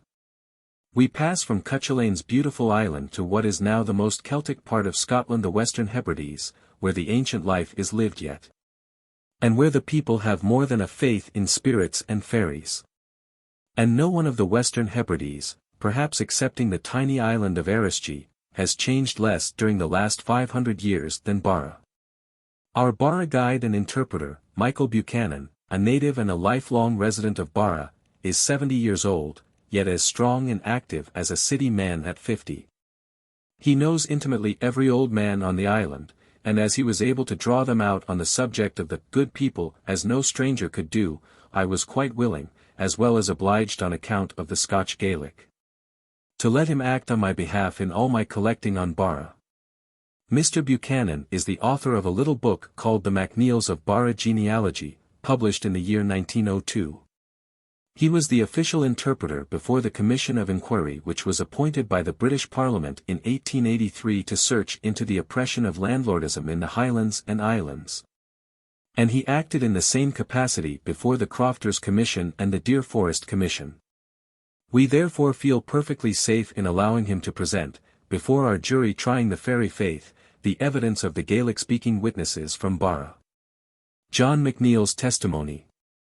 We met the first of the Barra witnesses on the top of a rocky hill, where the road from Castlebay passes. He was carrying on his back a sack of sand heavy enough for a college athlete, and he an old man between 70 and 80 years of age. Michael Buchanan has known John McNeill all his life, for they were boys together on the island. And there is not much difference between them in age, our interpreter being the younger. Then the three of us sat down on a grassy knoll, all the world like a fairy knoll, though it was not. And when pipes were lit and the weather had been discussed, there was introduced the subject of the good people, all in Gaelic. For our witness now about to testify knows no English, and what John McNeill said is thus interpreted by Michael Buchanan. A fairy's visit. Yes, I have, in answer to a question if he had heard of people being taken by the good people or fairies. A fairy woman visited the house of a young wife here in Barra, and the young wife had her baby on her breast at the time. The first words uttered by the fairy woman were, "Heavy is your child," and the wife answered, "Light is everybody who lives the longest." "Were it not that you have answered my question," said the fairy woman, "and understood my meaning, you should have been less your child." And then the fairy woman departed. Fairy singing. My mother, and two other women well known here in Barra, went to a hill one day to look after their sheep, and, a thick fog coming on, they had to rest a while. They then sat down upon a knoll and began to sing a walking, cloth-working, song, as follows: "It is early today that I have risen," and, as they sang, a fairy woman in the rocks responded to their song with one of her own. Nature of fairies. Then the question was asked if fairies were men or spirits, and this is the reply: "I never saw any myself, and so cannot tell, but they must be spirits from all that the old people tell about them. Or else how could they appear and disappear so suddenly?" The old people said they didn't know if fairies were flesh and blood, or spirits. They saw them as men of more diminutive stature than our race. I heard my father say that fairies used to come and speak to natural people, and then vanish while one was looking at them. Fairy women used to go into houses and talk and then vanish. The general belief was that the fairies were spirits who could make themselves seen or not seen at will. And when they took people, they took body and soul together. The testimony of John Campbell, 94 years old. Our next witness from Barra is John Campbell, who is 94 years old, yet clear-headed. He was born on Barra at Scalary, and lives near there now at Bruveg. We were on our way to call at his home, when we met him coming on the road, with a cane in each hand and a small sack hanging from one of them. Michael saluted him as an old acquaintance, and then we all sat down on a big boulder in the warm sunshine beside the road to talk. The first thing John wanted was tobacco, and when this was supplied we gradually led from one subject to another until he was talking about fairies. And this is what he said about them. The Fairy and the Fountain. I had a companion by the name of James Galbraith, who was drowned about 40 years ago, and one time he was crossing from the west side of the island to the east side, to the township called Scalary. And feeling thirsty took a drink out of a spring well on the mountainside. After he had taken a drink, he looked about him and saw a woman clad in green, and imagined that no woman would be clad in such a color except a fairy woman. He went on his way, and when he hadn't gone far, looked back, and, as he looked, saw the woman vanish out of his sight. He afterwards reported the incident at his father's house in Scalary, and his father said he also had seen a woman clad in clothes of green at the same place some nights before. A stepson pitted by the fairies. I heard my father say that a neighbor of his father, that is of my grandfather, was married twice, and had 3 children from the first marriage, and when married for the second time, a son and daughter. His second wife did not seem to be kind enough to the children of the first wife, neglecting their food and clothing and keeping them constantly at hard work in the fields and at herding. One morning when the man and his second wife were returning from mass, they passed the pasture ere their cows were grazing and heard the enjoyable skirls of the bagpipes. The father said, "What may this be?" And going off the road found the eldest son of the first wife playing the bagpipes to his heart's pleasure, and asked him earnestly, "How did you come to play the bagpipes so suddenly, or where did you get this splendid pair of bagpipes?" The boy replied, "An old man came to me while I was in the action of roasting pots in a pit fire and said, 'Your stepmother is bad to you and in ill will towards you.' I told the old man I was sensible that that was the case, and then he said to me, 'If I give you a trade, will you be inclined to follow it?' I said yes, and the old man then continued, 'How would you like to be a piper by trade?' 'I would gladly become a piper,' says I, 'but what am I to do without the bagpipes and the tunes to play?' 'I'll supply the bagpipes,' he said, 'and as long as you have them you'll never want for the most delightful tunes.' The male descendants of the boy in question were all famous pipers thereafter, and the last of them was a piper to the late Cluny Macpherson of Cluny. Nature of Fairies. At this point, Michael turned the trend of John's thoughts to the nature of fairies. With the following result: the general belief of the people here during my father's lifetime was that the fairies were more of the nature of spirits than of men made of flesh and blood. But that they so appeared to the naked eye that no difference could be marked in their forms from that of any human being, except that they were more diminutive. I have heard my father say it was the case that fairy women used to take away children from their cradles and leave different children in their places, and that these children who were left would turn out to be old men. At Barra Head, a fairy woman used to come to a man's window almost every night as though looking to see if the family was home. The man grew suspicious, and decided the fairy woman was watching her chance to steal his wife, so he proposed a plan. It was then and still is the custom after thatching a house to rope it across with heather-spun ropes, and, at the time, the man was busy spinning some of them. And he told his wife to take his place that night to spin the heather rope, and said he would take her spinning wheel. They were thus placed when the fairy woman made the usual look in at the window, and she, seeing that her intention was understood, said to the man, "You are yourself at the spinning wheel and your wife is spinning the heather rope." I have heard it said that the fairies live in knolls on a higher level than that of the ground in general, and that fairy songs are heard from the faces of high rocks. The fairies of the air, the fairy or spirit hosts, are different from those in the rocks. A man whom I've seen, Roderick MacNeil, was lifted by the hosts and left 3 miles from where he was taken up. The hosts went at about midnight. A man awake at midnight is in danger. Cows and horses are sometimes shot in place of men, and why, will be explained by later witnesses. Father MacDonald's opinions. We then asked about the late Rev. Donald MacDonald, who had the reputation of knowing all about fairies and spirits when he lived here in these islands, and John said, "Have heard my wife say that she questioned Father MacDonald, who was then a parish priest here in Barra, and for whom she was a housekeeper, if it was possible that such beings or spirits as fairies were in existence. He said, yes, and that they were those who left heaven after the fallen angels, and that those going out after the fallen angels had gone out were so numerous and kept going so long that Michael notified Christ that the throne was fast emptying, and when Christ saw the state of affairs he ordered the doors of heaven to be closed at once, saying as he gave the order, who is out, and who is in. And the fairies are as numerous flow as ever they were before the beginning of the world. Cf. pages 47, 53, 67, 76, 85, 109, 113, 116, 129, 154, 205, 212. Here we left John, and he, continuing on his way up the mountain road in an opposite direction from us and round a turn, disappeared almost as a fairy might. An aged piper's testimony. We introduce now as a witness Donald McKinnon, 96 years old, a piper by profession. And not only is he the oldest man on Barra, but also the oldest man among all our witnesses. He was born on the island of South Uist, one of the Western Hebrides north of Barra, and came to Barra in 1836, where he has lived ever since.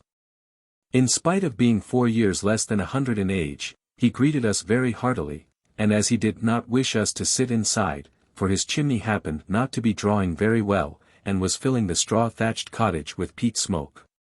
We sat down outside on the grass and began talking. And as we came to fairies, this is what he said. Nature of fairies. I believe that fairies exist as a tribe of spirits, and appear to us in the form of men and women. People who saw fairies can yet describe them as they appeared dressed in green. No doubt there are fairies in other countries as well as here.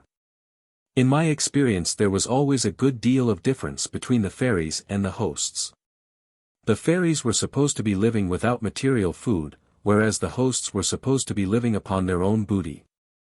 Generally, the hosts were evil and the fairies good, though I have heard that the fairies used to take cattle and leave their old men rolled up in the hides.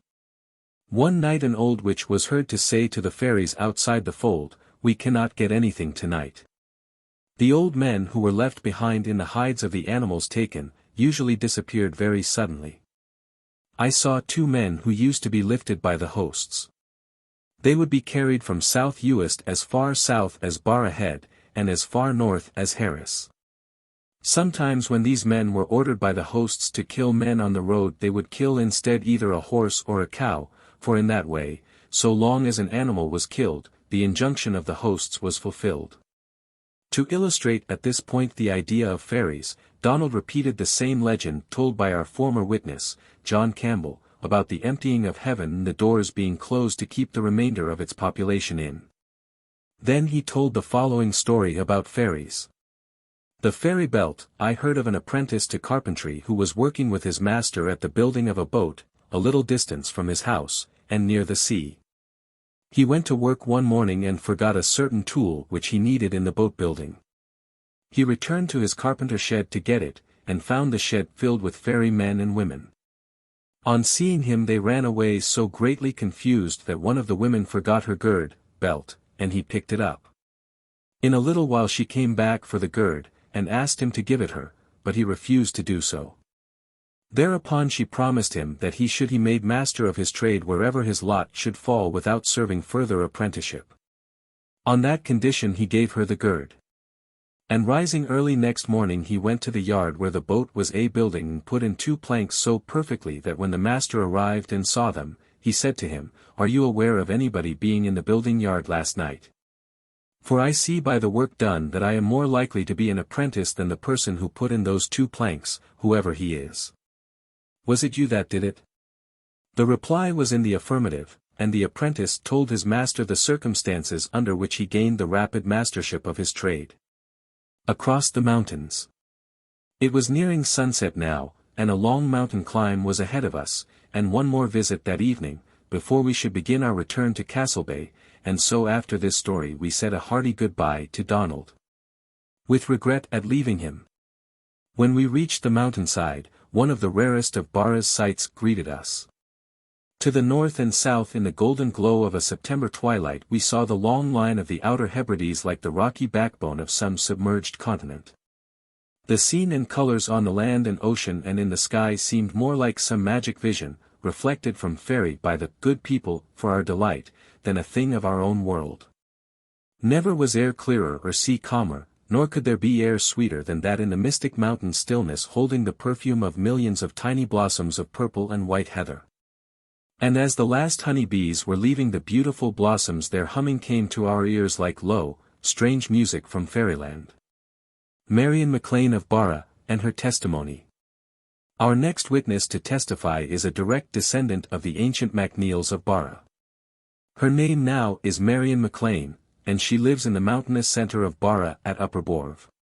She is many years younger than the men who have testified, and one of the most industrious women on the island. It was already dark and past dinner time when we entered her cottage, and so, as we sat down before a blazing peat fire, she at once offered us some hot milk and biscuits, which we were only too glad to accept. And, as we ate, we talked first about our hard climb in the darkness across the mountains, and through the thick heather bushes, and then about the big rock which has a keyhole in it, for it contains a secret entrance to a fairy palace. We had examined it in the twilight as we came through the mountain pass which it guards, and my guide Michael had assured me that more than one islander, crossing at the hour we were, had seen some of the fairies near it. We waited in front of the big rock in hopes one might appear for our benefit, but, in spite of our strong belief that there are fairies there, not a single one would come out. Perhaps they came and we couldn't see them, who knows? Fairies and fairy hosts, slow. 39, oh yes, Marion said, as she heard Michael and myself talking over our hot milk, there are fairies there, for I was told that the pass was a notable fairy haunt. Then I said through Michael, can you tell us something about what these fairies are? And from that time, save for a few interruptions natural in conversation, we listened and Marion talked, and told stories as follows. Generally, the fairies are to be seen after or about sunset, and walk on the ground as we do. Whereas the hosts travel in the air above places inhabited by people. The hosts used to go after the fall of night, and more particularly about midnight. You'd hear them going in fine weather against a wind like a covey of birds. And they were in the habit of lifting men in South Uist, for the hosts need men to help in shooting their javelins from their bows against women in the action of milking cows, or against any person working at night in a house over which they pass. And I have heard of good sensible men whom the hosts took, shooting a horse or cow in place of the person ordered to be shot. There was a man who had only one cow and daughter. The daughter was milking the cow at night when the hosts were passing, and that human being whom the hosts had lifted with them was her father's neighbor. And this neighbor was ordered by the hosts to shoot the daughter as she was milking, but, knowing the father and daughter he shot the cow instead. The next morning he went where the father was and said to him, "You are missing the cow." "Yes," said the father, "I am." And the man who had shot the cow said, "Are you not glad your cow and not your daughter was taken? For I was ordered to shoot your daughter and I shot your cow, in order to show blood on my arrow." "I am very glad of what you have done if that was the case," the father replied. "It was the case," the neighbor said. "My father and grandfather knew a man who was carried by the hosts from South Uist here to Barra. I understand when the hosts take away earthly men they require another man to help them. But the hosts must be spirits. My opinion is that they are both spirits of the dead and other spirits not the dead. A child was taken by the hosts and returned after 1 night and 1 day, and found at the back of the house with the palms of its hands in the holes in the wall, and with no life in its body. It was dead in the spirit. It is believed that when people are dropped from a great height by the hosts they are killed by the fall. As to fairies, my firm opinion is that they are spirits who appear in the shape of human beings." The question was now asked whether the fairies were anything like the dead, and Marion hesitated about answering. She thought they were like the dead, but not to be identified with them. The fallen angel idea concerning fairies was an obstacle she could not pass, for she said, "When the fallen angels were cast out of heaven God commanded them thus, you will go to take up your abodes in crevices under the earth in mounds, or soil, or rocks. And according to this command they have been condemned to inhabit the places named for a certain period of time, and when it is expired before the consummation of the world, they will be seen as numerous as ever." Now we heard 2 good stories, the first about fairy women spinning for a mortal, the second about a wonderful changeling who was a magic musician. Fairy women spinners, I have heard my father, Alexander McNeill, who was well known to Mr. Alexander Carmichael and to Mr. J.F. Campbell of Islay, say that his father knew a woman in the neighborhood who was in a hurry to have her stock of wool spun and made into cloth, and one night this woman secretly wished to have some women to help her. So the following morning there appeared at her house 6 or 7 fairy women in long green robes, all alike chanting, a wool card, and a spinning wheel. And when they were supplied with the instruments they were so very desirous to get, they all set to work, and by midday of that morning the cloth was going through the process of the hand loom. But they were not satisfied with finishing the work the woman bade set before them, but asked for new employment. The woman had no more spinning or weaving to be done, and began to wonder how she was to get the women out of the house. So she went into her neighbor's house and informed him of her position in regard to the fairy women. The old man asked what they were saying. They are earnestly petitioning for some work to do, and I have no more to give them, the woman replied. Go you in, he said to her, and tell them to spin the sand, and if then they do not move from your house, go out again and yell in at the door that Dunborv is in fire.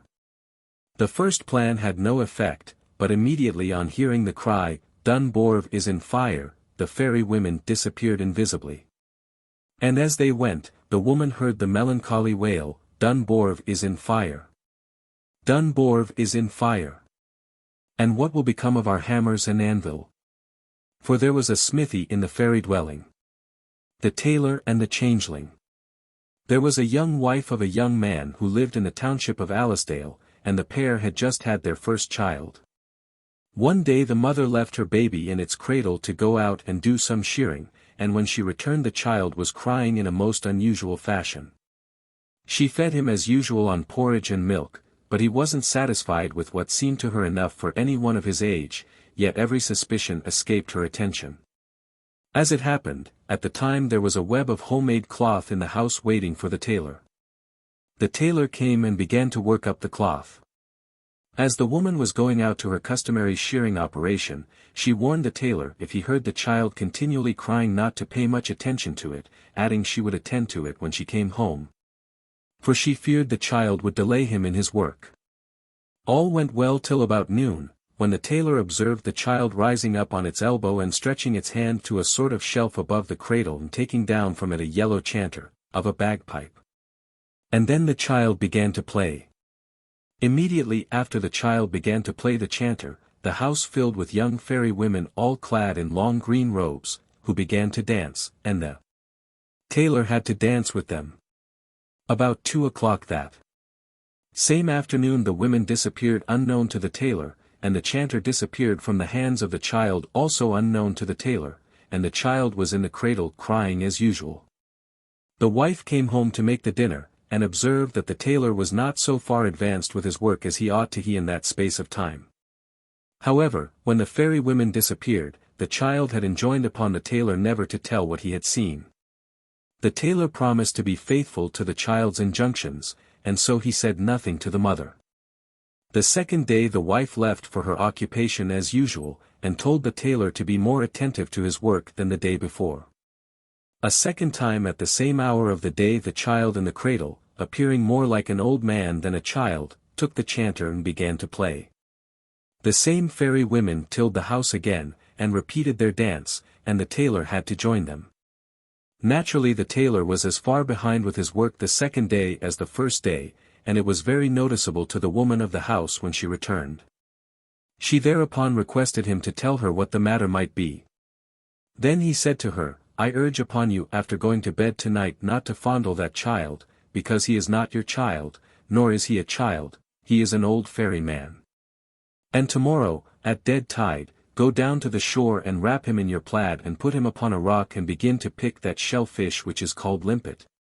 And for your life do not leave the shore until such a time as the tide will flow so high that you will scarcely be able to wade in to the main shore.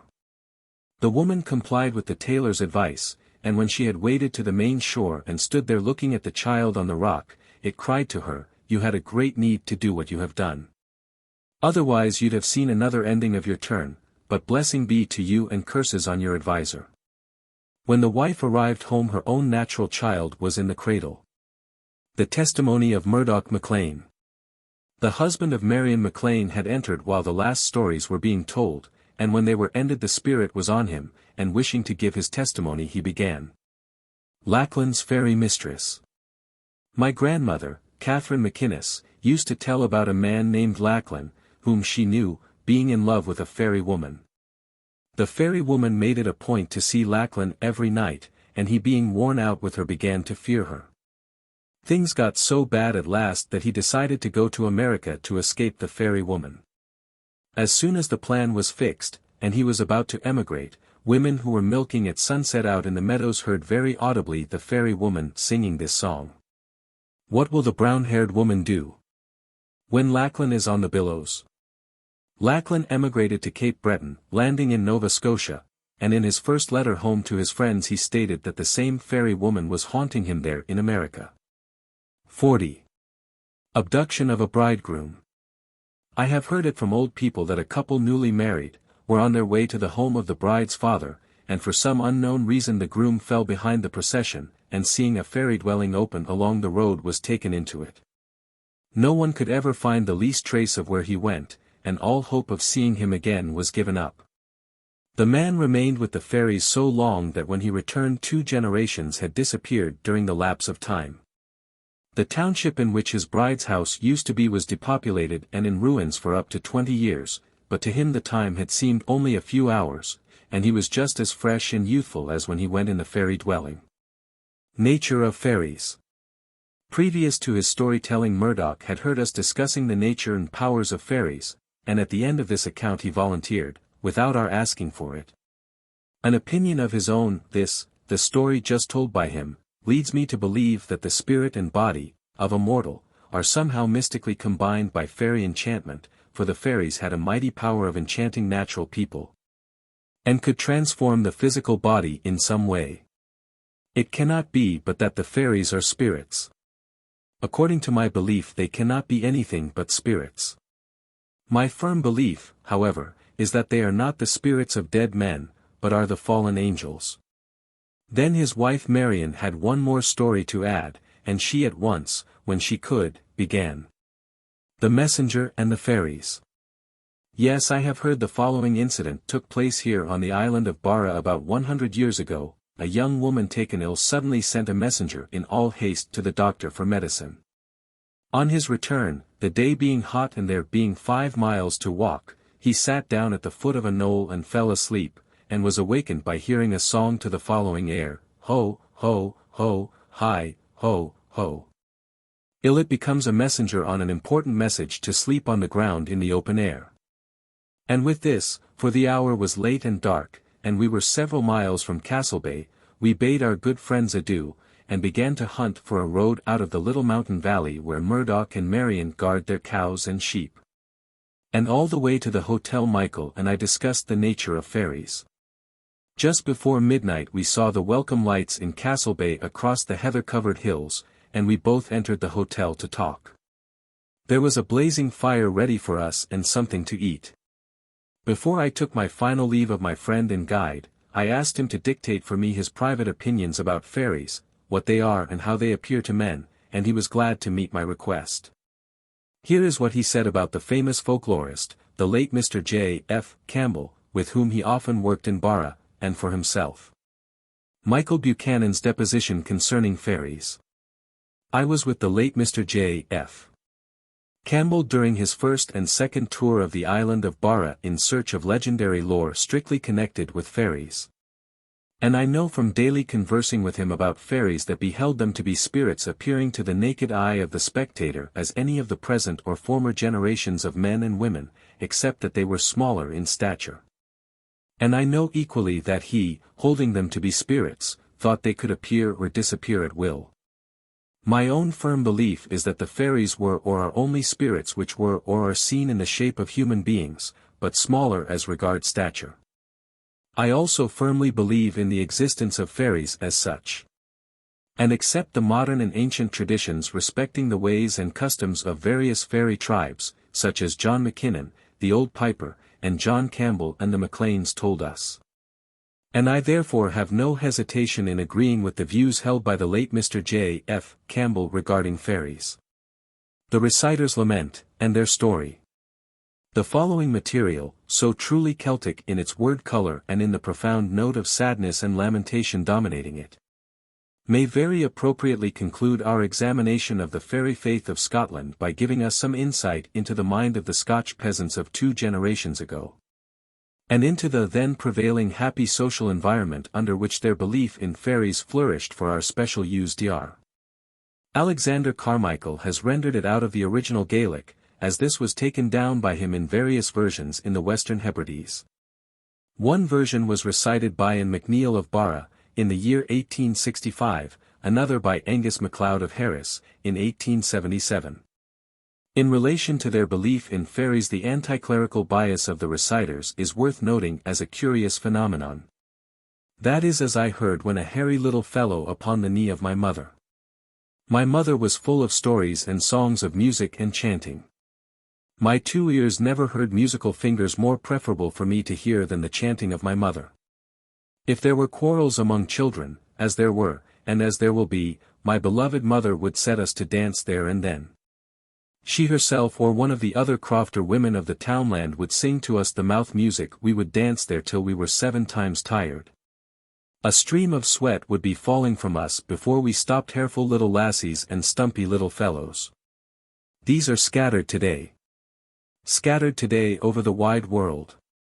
The people of those times were full of music and dancing stories and traditions. The clerics have extinguished these. May ill befall them. And what have the clerics put in their place? Beliefs about creeds, and disputations about denominations and churches. May lateness be their lot. It is they who have put the cross round the heads and the entanglements round the feet of the people. The people of the Gaeldom of today are anear perishing for lack of the famous feats of their fathers. The black clerics have suppressed every noble custom among the people of the Gaeldom, precious customs that will never return, no never again return. Now follows what the reciters heard upon the knee of their mother. I have never seen a man fairy nor a woman fairy, but my mother saw a troop of them. She herself and the other maidens of the townland were once out upon the summer shieling, grazing. They were milking the cows, in the evening gloaming, when they observed a flock of fairies reeling and setting upon the green plain in front of the knoll. And, O king! But it was they, the fairies themselves, that had the right to the dancing, and not the children of men. Bell helmets of blue silk covered their heads, and garments of green satin covered their bodies, and sandals of yellow membrane covered their feet. Their heavy brown hair was streaming down their waist, and its luster was of the fair golden sun of summer. Their skin was as white as the swan of the wave, and their voice was as melodious as the mavis of the wood, and they themselves were as beauteous of feature and as lithe of form as a picture. While their step was as light and stately and their minds as sportive as the little red hind of the hill. The damsel children of the Shelling fold never saw a sight but them, no never sight but them, never aught so beautiful. There is not a wave of prosperity upon the fairies of the knoll, no, not a wave. There is no growth nor increase, no death nor withering upon the fairies. Seed unfortunate they. They went away from the paradise with the one of the great pride. When the Father commanded the doors close down and up, the intermediate fairies had no alternative but to leap into the holes of the earth, where they are, and where they will be. This is what I heard upon the knee of my beloved mother. Blessings be with her ever evermore. 4. In the Isle of Man. Introduction by Sophia Morrison, Honorable Secretary of the Manx Language Society. The Manx hierarchy of fairy beings people hills and glens, caves and rivers, mounds and roads. And their name is Legion. Apparently there is not a place in the island but has its fairy legend. Sir Walter Scott said that the Isle of Man, beyond all other places in Britain, was a peculiar depository of the fairy traditions, which, on the island being conquered by the Norse, became in all probability checkered with those of Scandinavia. From a source peculiar and more direct than that by which they reached Scotland and Ireland. A good Manxman, however, does not speak of fairies. The word fairish, a corruption of the English, did not exist in the island 150 years ago. He talks of the little people, Munjur Vegi, or, in a more familiar mood, of themselves, and of little boys, Gillen Vegi, or little fellas. In contradistinction to mortals he calls them middle world men, for they are believed to dwell in a world of their own, being neither good enough for heaven nor bad enough for hell. At the present moment almost all the older Manx peasants hold to this belief in fairies quite firmly, but with a certain dread of them. And, to my knowledge, 2 old ladies of the better class yet leave out cakes and water for the fairies every night. The following story, illustrative of the belief, was told to me by Bill Clark.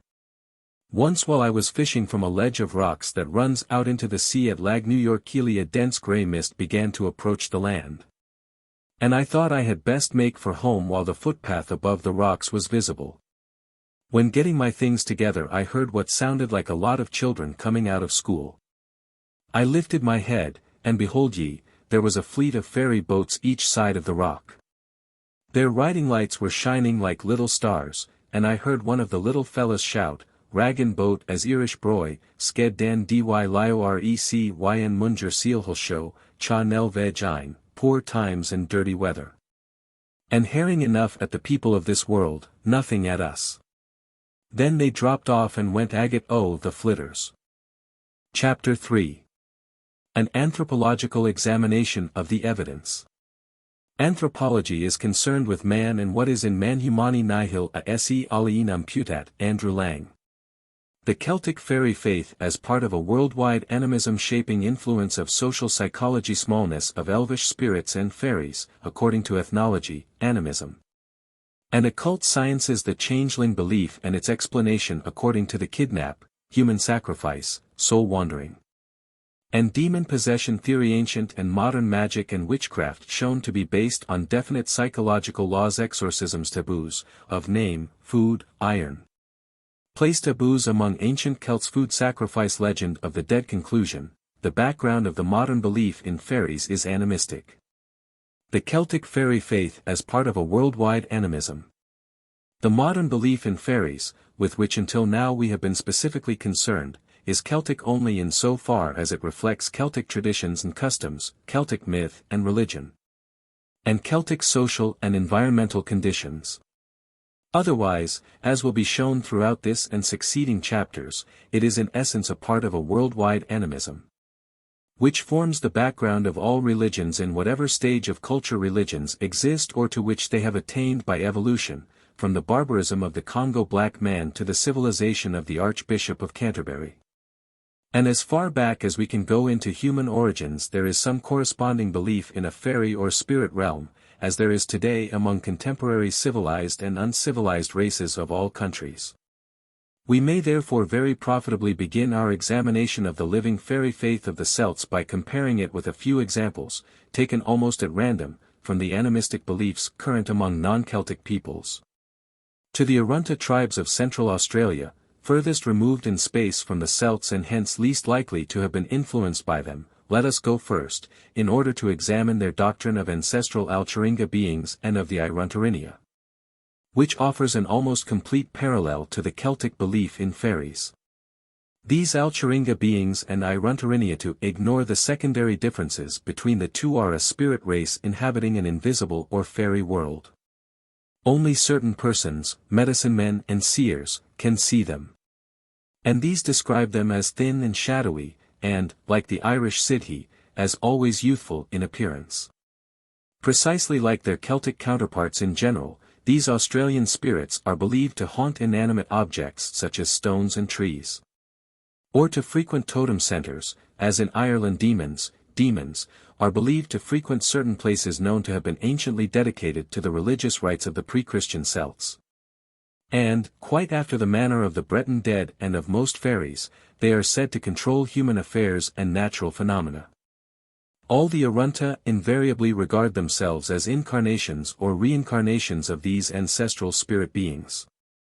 And, in accordance with evidence to be set forth in our 7th chapter, ancient and modern Celts have likewise regarded themselves as incarnations or reincarnations of ancestors and of fairy beings. Also the Arunta think of the Alcharinga beings exactly as Celts think of fairies, as real invisible entities who must be propitiated if men wish to secure their goodwill. And as beneficent and protecting beings when not offended, who may attach themselves to individuals as guardian spirits. 121. Among the Melanesian peoples there is an equally firm faith in spiritual beings, which they call Vui and Wui, and these beings have very many of the chief attributes of the Alcharinga beings. 122. In Africa, the Amatongo, or Abapansi of Amazulu belief, have essentially the same motives for action toward men and women, and exhibit the same powers, as the Scotch and Irish peasants assign to the good people. They take the living through death, and people so taken appear afterwards as apparitions, having become Amatongo. 123. In the New World, we find in the North American red men a race as much given as the Celts are to a belief in various spirits like fairies. They believe that there are spirits in lakes, in rivers, and in waterfalls, in rocks and trees, in the earth and in the air. And that these beings produce storms, droughts, good and bad harvests, abundance and scarcity of game, disease, and the varying fortunes of men. Mr. Leland, who has carefully studied these American beliefs, says that the game sook, or little spirits inhabiting rocks and streams, play a much more influential part in the social and religious life of the North American red men than elves or fairies ever did among the Aryans. 124. In Asia there is the well-known and elaborate animistic creed of the Chinese and of the Japanese, to be in part illustrated in subsequent sections. In popular Indian belief, as found in the Punjab, there is no essential difference between various orders of beings endowed with immortality, such as ghosts and spirits on the one hand, and gods, demigods, and warriors on the other. For whether in bodies in this world or out of bodies in the invisible world, they equally live and act quite as fairies do. 125. Throughout the Malay Peninsula, belief in many orders of good and bad spirits, in demon possession, in exorcism, and in the power of black magicians is very common. 126. But in the 5 races of Siam we discover what is probably the most important and complete parallel to the Celtic fairy faith existing in Asia. According to the Siamese folk belief, all the stars and various planets, as well as the ethereal spaces, are the dwelling places of the Thevatas, gods and goddesses of the old pre-Buddhist mythology, who correspond pretty closely to the Tuatha de Danann of Irish mythology. And this world itself is peopled by legions of minor deities called Fae, who include all the various orders of good and bad spirits continually influencing mankind. Some of these Fae live in forests, in trees, in open spaces. And watercourses are full of them. Others inhabit mountains and high places. A particular order who haunt the sacred trees surrounding the Buddhist temples are known as Phi Nang Mai. And since Nang is the word for female, and Mai for tree, they are comparable to tree-dwelling fairies, or Greek wood nymphs. Still another order called Chow Phum Phi, gods of the earth, are like house-frequenting brownies, fairies, and pixies, or like certain orders of Korrigans who haunt barns, stables, and dwellings. And in many curious details these Chow Phum Phi correspond to the Penates of ancient Rome. Not only is the worship of this order of Phi widespread in Siam, but to every other order of Phi altars are erected and propitiatory offerings made by all classes of the Siamese people. 127. Before passing westwards to Europe, in completion of our rapid folklore tour of the world, we may observe that the Persians, even those who are well educated, have a firm belief in jinns and afrits. Different orders of good and bad spirits with all the chief characteristics of fairies. 128. And modern Arabs and Egyptians and Egyptian Turks hold similar animistic beliefs. 129. In Europe, the Greek peasant as firmly believes in nymphs or nereids as the Celtic peasant believes in fairies. And nymphs, nereids, and fairies alike are often the survivals of an ancient mythology. Mr. J. C. Lawson, who has very carefully investigated the folklore of modern Greece, says, the nereids are conceived as women half divine yet not immortal, always young, always beautiful, capricious at best, and at their worst cruel. Their presence is suspected everywhere. I myself had a nereid pointed out to me by my guide, and there certainly was the semblance of a female figure draped in white, and tall beyond human stature, flitting in the dusk between the gnarled and twisted boles of an old olive-yard. What the apparition was, I had no leisure to investigate, for my guide with many signs of the cross and muttered invocations of the Virgin urged my mule to perilous haste along the rough mountain path. Like Celtic fairies, these Greek nereids have their queens. They dance all night, disappearing at cockcrow. They can cast spells on animals or maladies on men and women. They can shift their shape. They take children in death and make changelings. And they fall in love with young men. 130. Among the Remain peoples, the widespread belief in the Lele shows in other ways equally marked parallels with the fairy faith of the Celts. These Lele wait at crossroads and near dwellings, or at village fountains or in fields and woods, where they can best cast on men and women various maladies. Sometimes they fall in love with beautiful young men and women, and have on such occasions even been controlled by their mortal lovers. They are extremely fond of music and dancing, and many a shepherd with his pipes has been favored by them, though they have their own music and songs too. The Albanian peoples have evil fairies, no taller than children 12 years old, called in modern Greek tau xiomega tau iota kappa, those without, who correspond to the eel. Young people who have been enticed to enter their round dance afterwards waste away and die, apparently becoming one of those without. These Albanian spirits, like the good people and the Breton dead, have their own particular paths and retreats, and whoever violates these is struck and falls ill. 131 These parallels from Remain lands are probably due to the close Aryan relationship between the Remains, the Greeks, and the Celts. The eels seem nothing more than the nymphs and nereids of classical antiquity transformed under Christian influence into beings who contradict their original good character. As in Celtic lands, the fairy folk have likewise come to be fallen angels and evil spirits.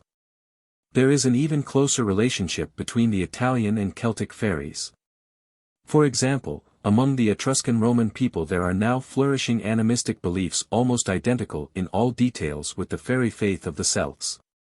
132 In a very valuable study on the Neo-Latin Fae, Mr. H. C. Coote writes, who were the Faes? The fate of later Italy, Thefes of medieval France. For it is perfectly clear that the Fatua, Fata, and Fae are all one and the same word. And he proceeds to show that the race of immortal damsels whom the old natives of Italy called Fatuae gave origin to all the family of Faes as these appear in Latin countries, and that the Italians recognized in the Greek nymphs their own Fatuae. 133.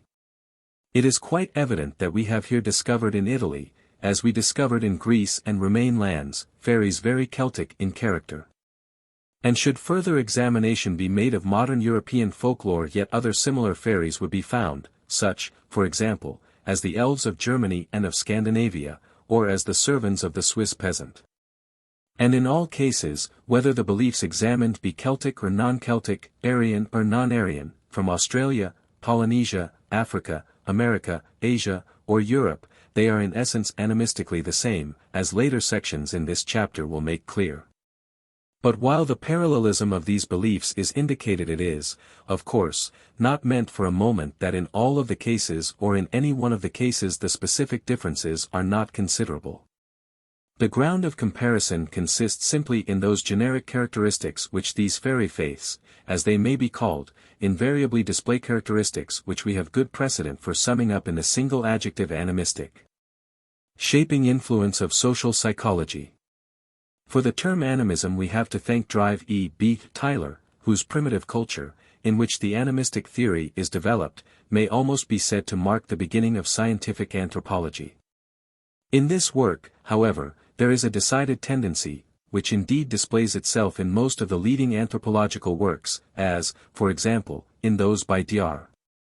Fraser, to regard men, or at any rate primitive men, as having a mind absolutely homogeneous, and therefore as thinking, feeling, and acting in the same way under all conditions alike. But a decided change is beginning to manifest itself in the interpretation of the customs and beliefs of the ruder races.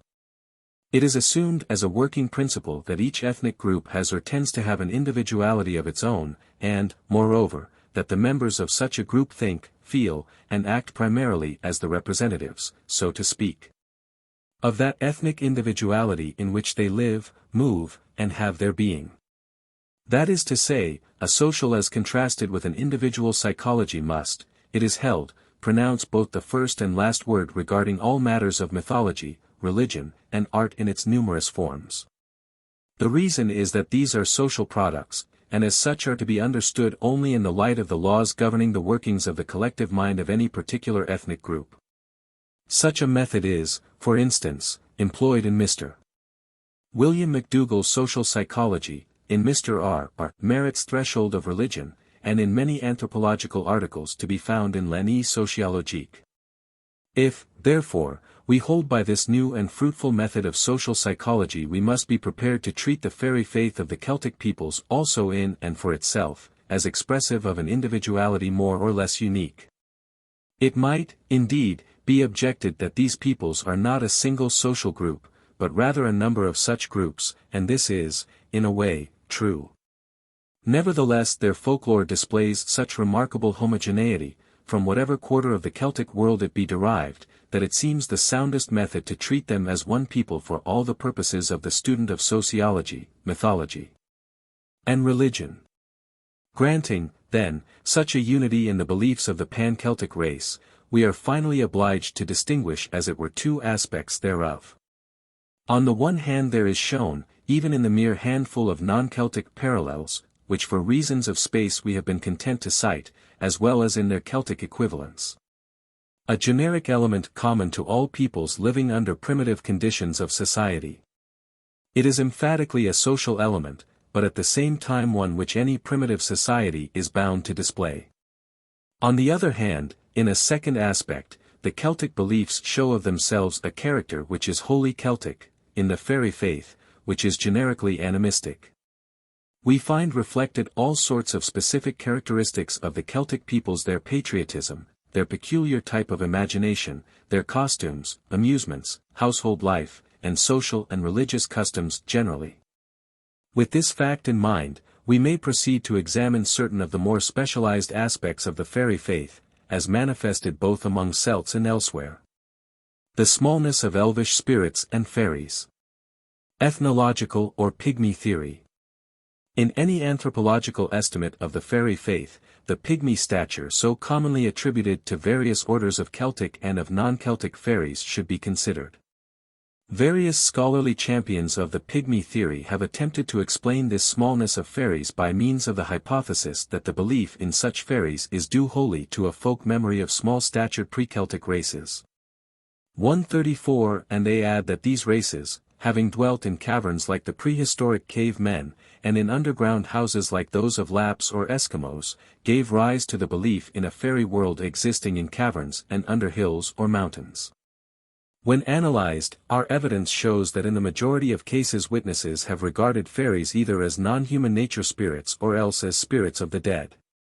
That in a comparatively limited number of cases they have regarded them as the souls of prehistoric races, and that occasionally they have regarded the belief in them as due to a folk memory of such races.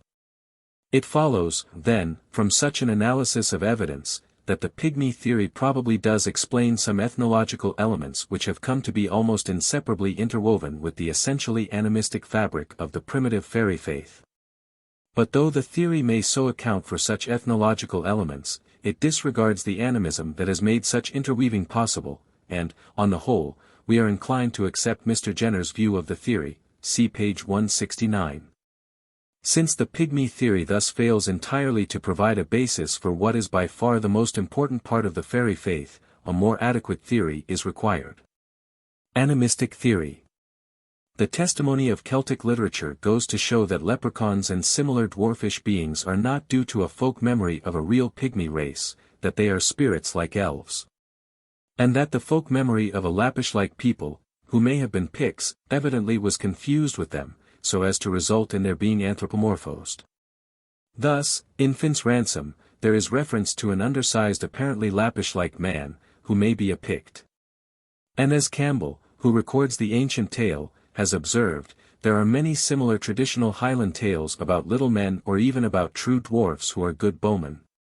135 But it is very certain that such tales have often blended with other tales, in which supernatural figures like fairies play a role.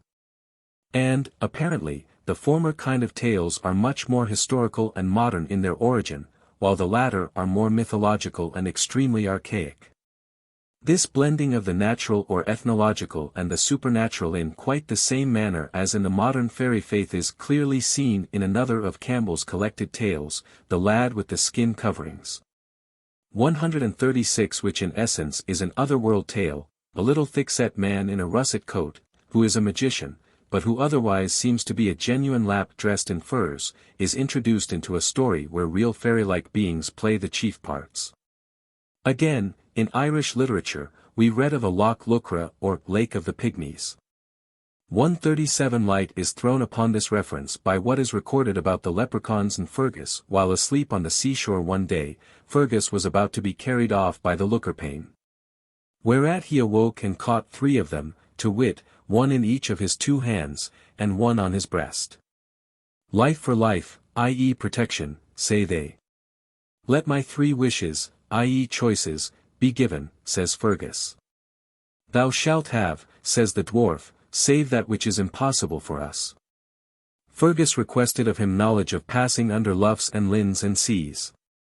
Thou shalt have, says the dwarf, save one which I forbid to thee, thou shalt not go under Loch Rudraid, which is in thine own country. Thereafter the Luachwyrp, little bodies, put herbs into his ears, and he used to go with them under seas. Others say the dwarf gave his cloak to him, and that Fergus used to put it on his head and thus go under seas. 138 In an etymological comment on this passage, Sir John Rhy says, the words Luachwyrp and Luachrapain, Anglo-Irish leprechaun, appear to mean literally, small bodies, and the word here rendered dwarf is in the Irish abak. The etymological equivalent of the Welsh avanc, the name by which certain water inhabitants of a mythic nature went in Welsh. 139. Besides what we find in the recorded fairy faith, there are very many parallel traditions, both Celtic and non-Celtic, about various classes of spirits, like leprechauns or other small elvish beings, which Dr. Tyler has called nature spirits. 140 And apparently all of these can best be accounted for by means of the animistic hypothesis. For example, in North America, as in Celtic lands, there is no proof of there ever having been an actual dwarf race, but Lewis and Clark, in their travels to the source of the Missouri River, found among the Sioux a tradition that a hill near the Whitestone River, which the red men called the Mountain of Little People or Little Spirits, was inhabited by pygmy demons in human form, about 18 inches tall, armed with sharp arrows, and ever on the alert to kill mortals who should dare to invade their domain. So afraid were all the tribes of red men who lived near the mountain of these little spirits that no one of them could be induced to visit it. 141 And we may compare this American spirit-haunted hill with similar natural hills in Scotland said to be fairy knolls, one near the turning of a road from Ray Wick to Safester, Isle of Unst. 1421 The well-known fairy-haunted Tomahurick, near Inverness. 143 And a third, the hill at Aberfoyle on which the people of peace took the Reverend Robert Kirk when he profaned it by walking on it. Or we may equate the American Bill with the fairy-haunted Slieve Gullion and Ben Bulben in Ireland. The Iroquois had a belief that they could summon dwarfs, who were similar nature spirits, by knocking on a certain large stone. 144 Likewise the Polong, a Malay familiar spirit, is an exceedingly diminutive female figure or mannequin. 145 East Indian nature spirits, 2, are pygmies in stature.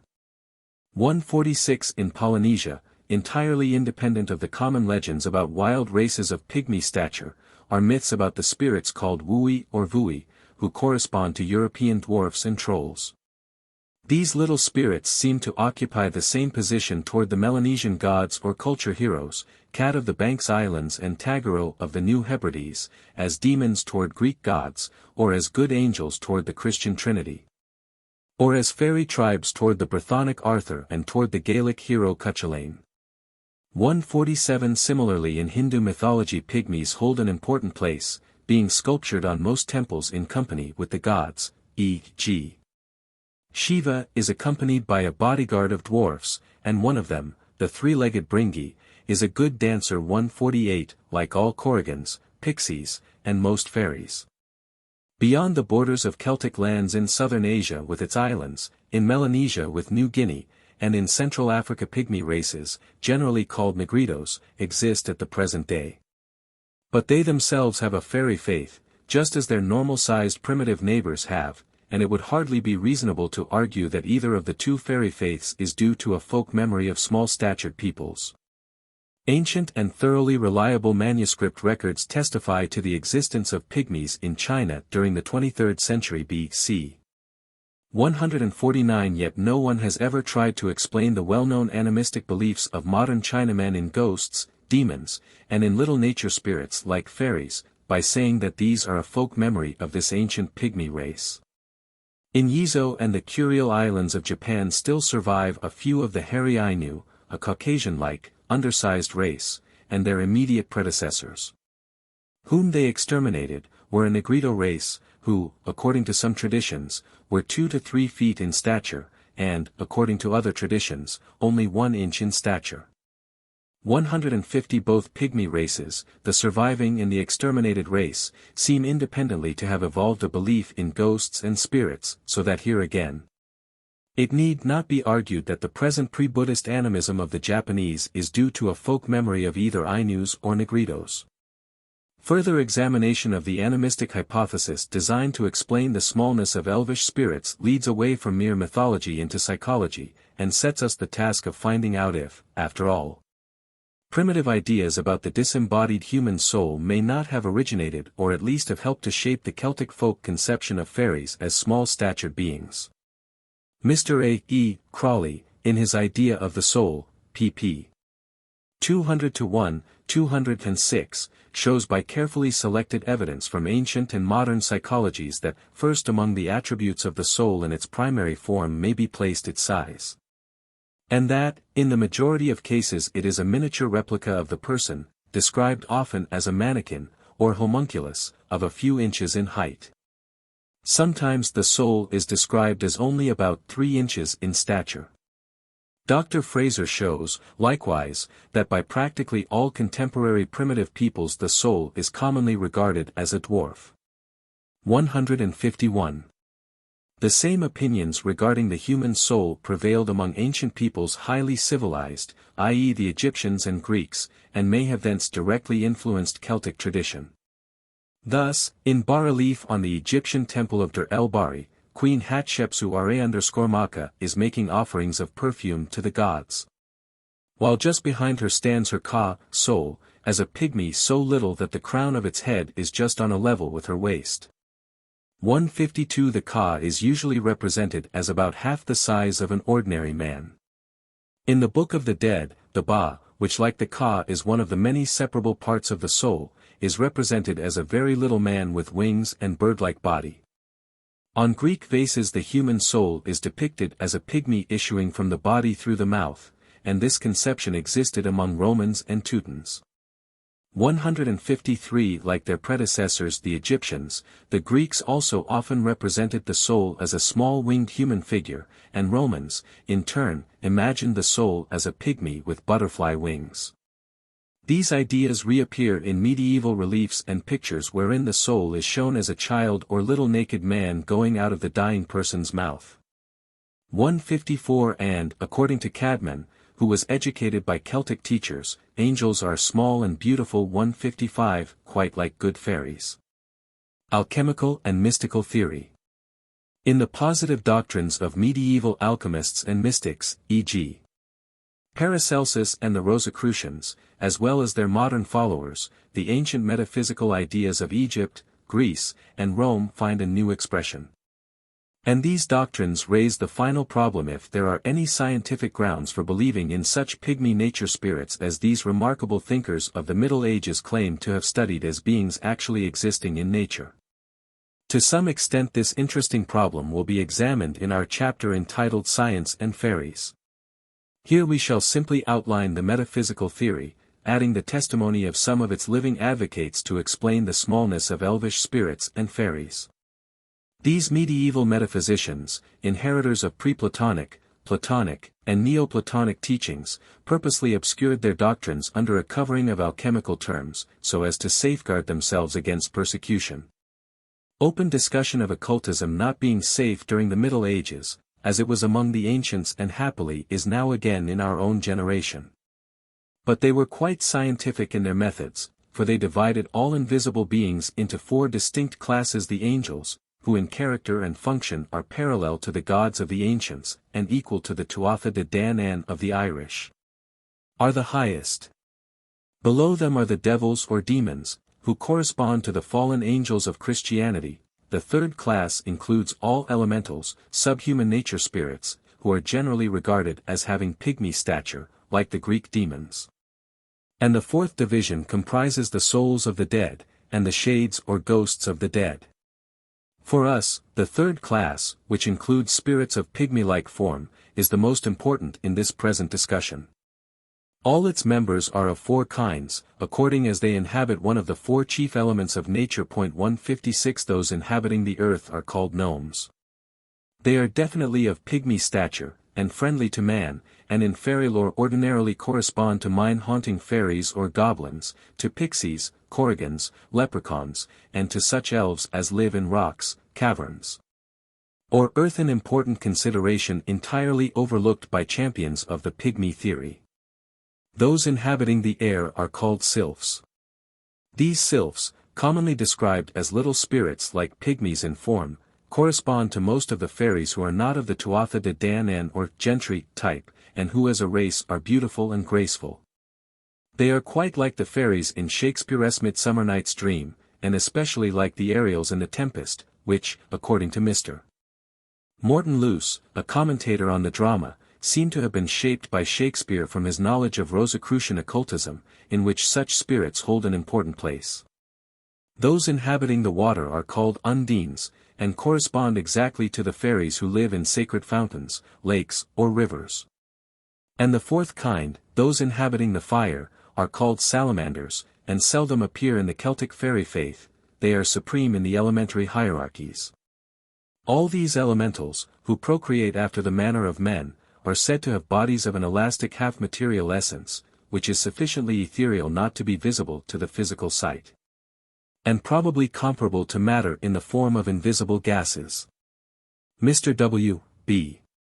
Yeats has given this explanation. Many poets, and all mystic and occult writers, in all ages and countries, have declared that behind the visible are chains on chains of conscious beings, who are not of heaven but of the earth, who have no inherent form, but change according to their whim, or the mind that sees them. You cannot lift your hand without influencing and being influenced by hordes. The visible world is merely their skin. In dreams we go amongst them, and play with them, and combat with them. They are, perhaps, human souls in the crucible, these creatures of whim.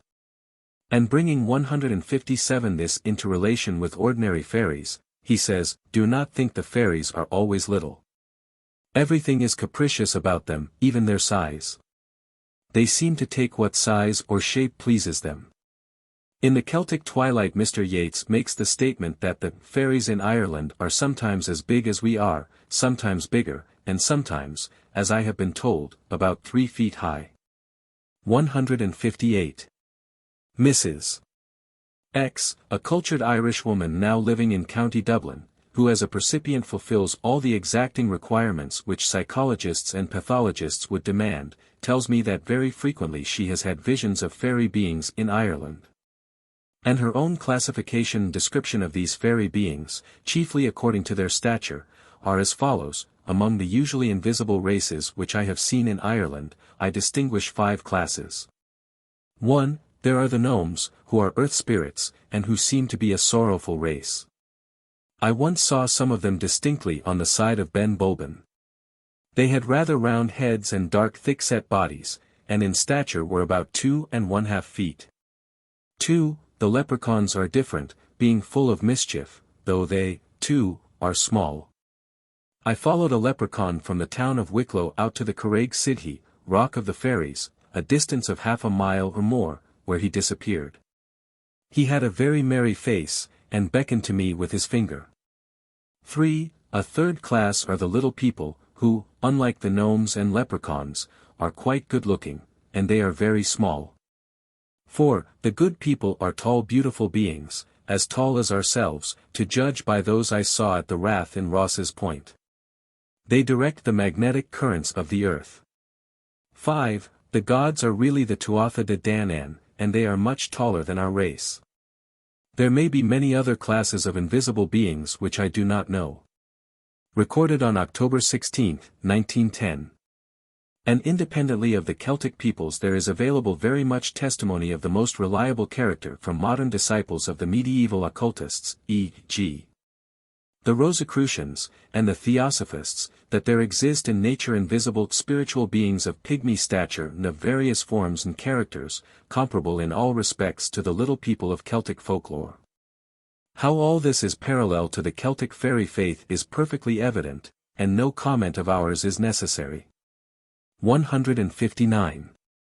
This point of view, presented by medieval and modern occult sciences and confirmed by Celtic and non-Celtic percipients, when considered in relation to its non-Celtic sources and then at once contrasted with ancient and modern Celtic beliefs of the same character which constitute it to be seen in the above Gaelic and Brythonic manuscript and other evidence, and in Cadman's theory that angels are small beings, plunges us into the very complex and extremely difficult problem how far fairies as pygmy spirits may be purely Celtic, and how far they may reflect beliefs not Celtic. The problem, however, is far too complicated to be discussed here. And one may briefly say that there seems to have been a time in the evolution of animism when the ancient Celts of Britain, of Ireland, and of continental Europe too, held, in common with the ancient Greeks, Romans, and Teutons, an original Aryan doctrine. This doctrine, after these four stocks separated in possession of it, began to evolve its four specialized aspects which we now can study. And in the Irish universities of the early Christian centuries, when Ireland was the center of European learning, the classical and Celtic aspects of it met for the first time since their prehistoric divorcement. There, as is clearly seen later among the medieval alchemists and occultists, a new influence from Christian theology was superadded to the ancient animistic beliefs of Europe as they had evolved up to that time. Conclusion. The ethnological argument, after allowing for all its shortcomings, suggests that small-statured races like Lapps and Eskimos, though not necessarily true pygmy races, of whose existence in Europe there is no proof available, did once inhabit lands where there are Celts, and that a Celtic folk memory of these could conceivably have originated a belief in certain kinds of fairies, and thus have been a shaping influence in the animistic traditions about other fairies. The animistic argument shows that pygmies described in Celtic literature and in Celtic and non-Celtic mythologies are nearly always to be thought of as non-human spirits, and that there is now and was in past ages a worldwide belief that the human soul is in stature a pygmy. The philosophical argument of alchemists and mystics, in a way, draws to itself the animistic argument, and sets up the hypothesis that the smallness of elves and fairies is due to their own nature, because they actually exist as invisible tribes of non-human beings of pygmy size and form. The changeling belief. The smallness of fairies, which has just been considered, and the belief in changelings are the two most prominent characteristics of the fairy faith, according to our evidence in Chapter 2. And we are now to consider the second. The prevalent and apparently the only important theories which are current to explain this belief in changelings may be designated as the kidnap theory and the human sacrifice theory. These we shall proceed to estimate, after which there will be introduced newer and seemingly more adequate theories. Kidnap theory. Some writers have argued that the changeling belief merely reflects a time when the aboriginal pre-Celtic peoples held in subjection by the Celts, and forced to live in mountain caverns and in secret retreats underground, occasionally kidnapped the children of their conquerors, and that such kidnapped children sometimes escaped and told to their Celtic kinsmen highly romantic tales about having been in an underground fairy world with fairies. Frequently this argument has taken a slightly different form, that instead of unfriendly pre-Celtic peoples it was magic-working druids who either through their own choice or else, having been driven to bay by the spread of Christianity, through force of circumstances dwelt in secret in chambered mounds or souterrains, or in dense forests, and then stole young people for recruits, sometimes permitting them, years afterwards, when too old to be of further use, to return home under an inviolable vow of secrecy. 160 and Mr. David Mack Ritchie in supporting his own pygmy theory has made interesting modern elaborations of these two slightly different theories concerning changelings. 161. As already pointed out, there are definite ethnological elements blended in the other parts of the complex fairy faith. And so in this part of it, the changeling belief, there are conceivably more of such elements which lend some support to the kidnap theory. In itself, however, as we hope to show conclusively, the theory, failing to grasp the essential and underlying character of this belief, does not adequately explain it. Human sacrifice theory. Alfred Nutt advanced a theory, which anticipated one part of our own, that the changeling story is found to be connected with the antique conception of life and sacrifice. And he wrote, "It is at least possible that the sickly and ailing would be rejected when the time came for each family to supply its quota of victims." And this might easily translate itself in the folk memory into the statement that the fairies had carried off the healthy, alone acceptable as sacrifice, and left in exchange the sickly. 162 Though our evidence will not permit us to accept the theory, why it will be clear as we proceed, that some such sacrificial customs among the ancient Celts entirely account for the changeling story. Yet we consider it highly probable that the theory helps to explain particular aspects of the complex tradition, and that the underlying philosophy of sacrifice extended in an animistic way, as we shall try to extend it, probably offers more complete explanation. Thus, the Mexicans believed that the souls of all sacrificed children went to live with the god Tlaloc in his heaven world. 163 Among the Greeks, a sacrificed victim appears to have been sent as a messenger, bearing a message repeated to him before death to some god. 164 On the funeral pile of Patroclus were laid Trojan captives, together with horses and hounds, a practice corresponding to that of American red men. The idea being that the sacrificed Trojans and the horses and hounds as well, were thus sent to serve the slain warriors in the otherworld. Among ourselves in Europe and in America it is not uncommon to read in the daily newspaper about a suicide as resulting from the belief that death alone can bring union with a deceased sweetheart or loved one. These examples, and very many parallel ones to be found the world over, seem to furnish the key to the theory of sacrifice, namely, that by extinguishing life in this world it is transmitted to the world of the gods, spirits, and the dead. Both Sir John Rhy Caradas and Darbois de Jubenville have shown that the Irish were wont to sacrifice the firstborn of children and of flocks. 165 Oakry points out a clear case of human sacrifice at an ancient Irish funeral. 166 Fiachra then brought 50 hostages with him from Munster. And, when he died, the hostages which he brought from the south were buried alive around the fert, burial mound, of Fiachra. More commonly the ancient Celts seem to have made sacrifices to appease place spirits before the erection of a new building, by sending to them through death the soul of a youth, see page 436.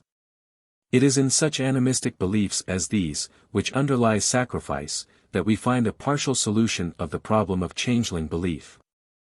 But the sacrifice theory is also inadequate.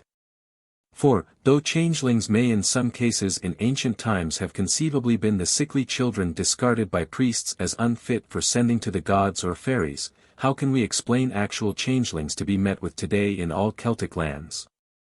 Some other hypothesis is evidently necessary. Soul-wandering theory. Comparative study shows that non-Celtic changeling beliefs parallel to those of the Celts exist almost everywhere. That they center around the primitive idea that the human soul can be abstracted from the body by disembodied spirits and by magicians, and that they do not depend upon the sacrifice theory, though animistically closely related to it. For example, according to the Lepers Islanders, ghosts steal men as fairies do to add them to their company, and if a man has left children when he died, one of whom sickens afterwards, it is said that the dead father takes it. 167 In Banks Island, Polynesia, the ghost of a woman who has died in childbirth is greatly dreaded. As long as her child is on earth she cannot proceed to Panoi, the Otherworld. And the relatives take her child to another house, because they know that the mother will come back to take its soul. 168 When a Motlav child sneezes, the mother will cry, "Let him come back into the world. Let him remain." Under similar circumstances in Moda, the cry is, "Live, roll back to us." The notion is that a ghost is drawing a child's soul away. If the child falls ill, the attempt has succeeded, and a wizard throws himself into a trance and goes to the ghost world to bring the child's soul back.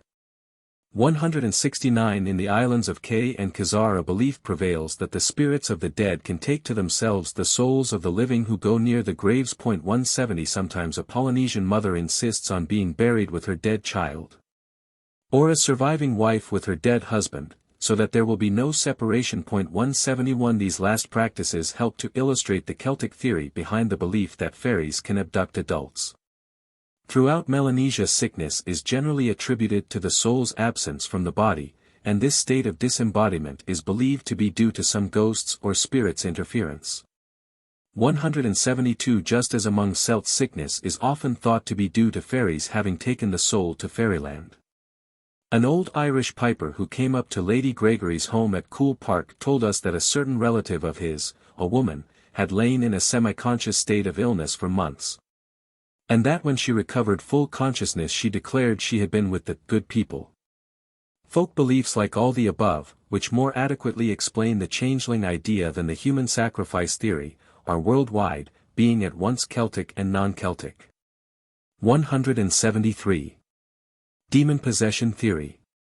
There has been among many peoples, primitive and civilized, a complementary belief to the one that evil spirits or ghosts may steal a soul and so cause in a vacated body illness if the abduction is temporary, and death if it is permanent, namely, a belief that demons, who sometimes may be souls of the dead, can possess a human body while the soul is out of it during sleep, or else can expel the soul and occupy its place.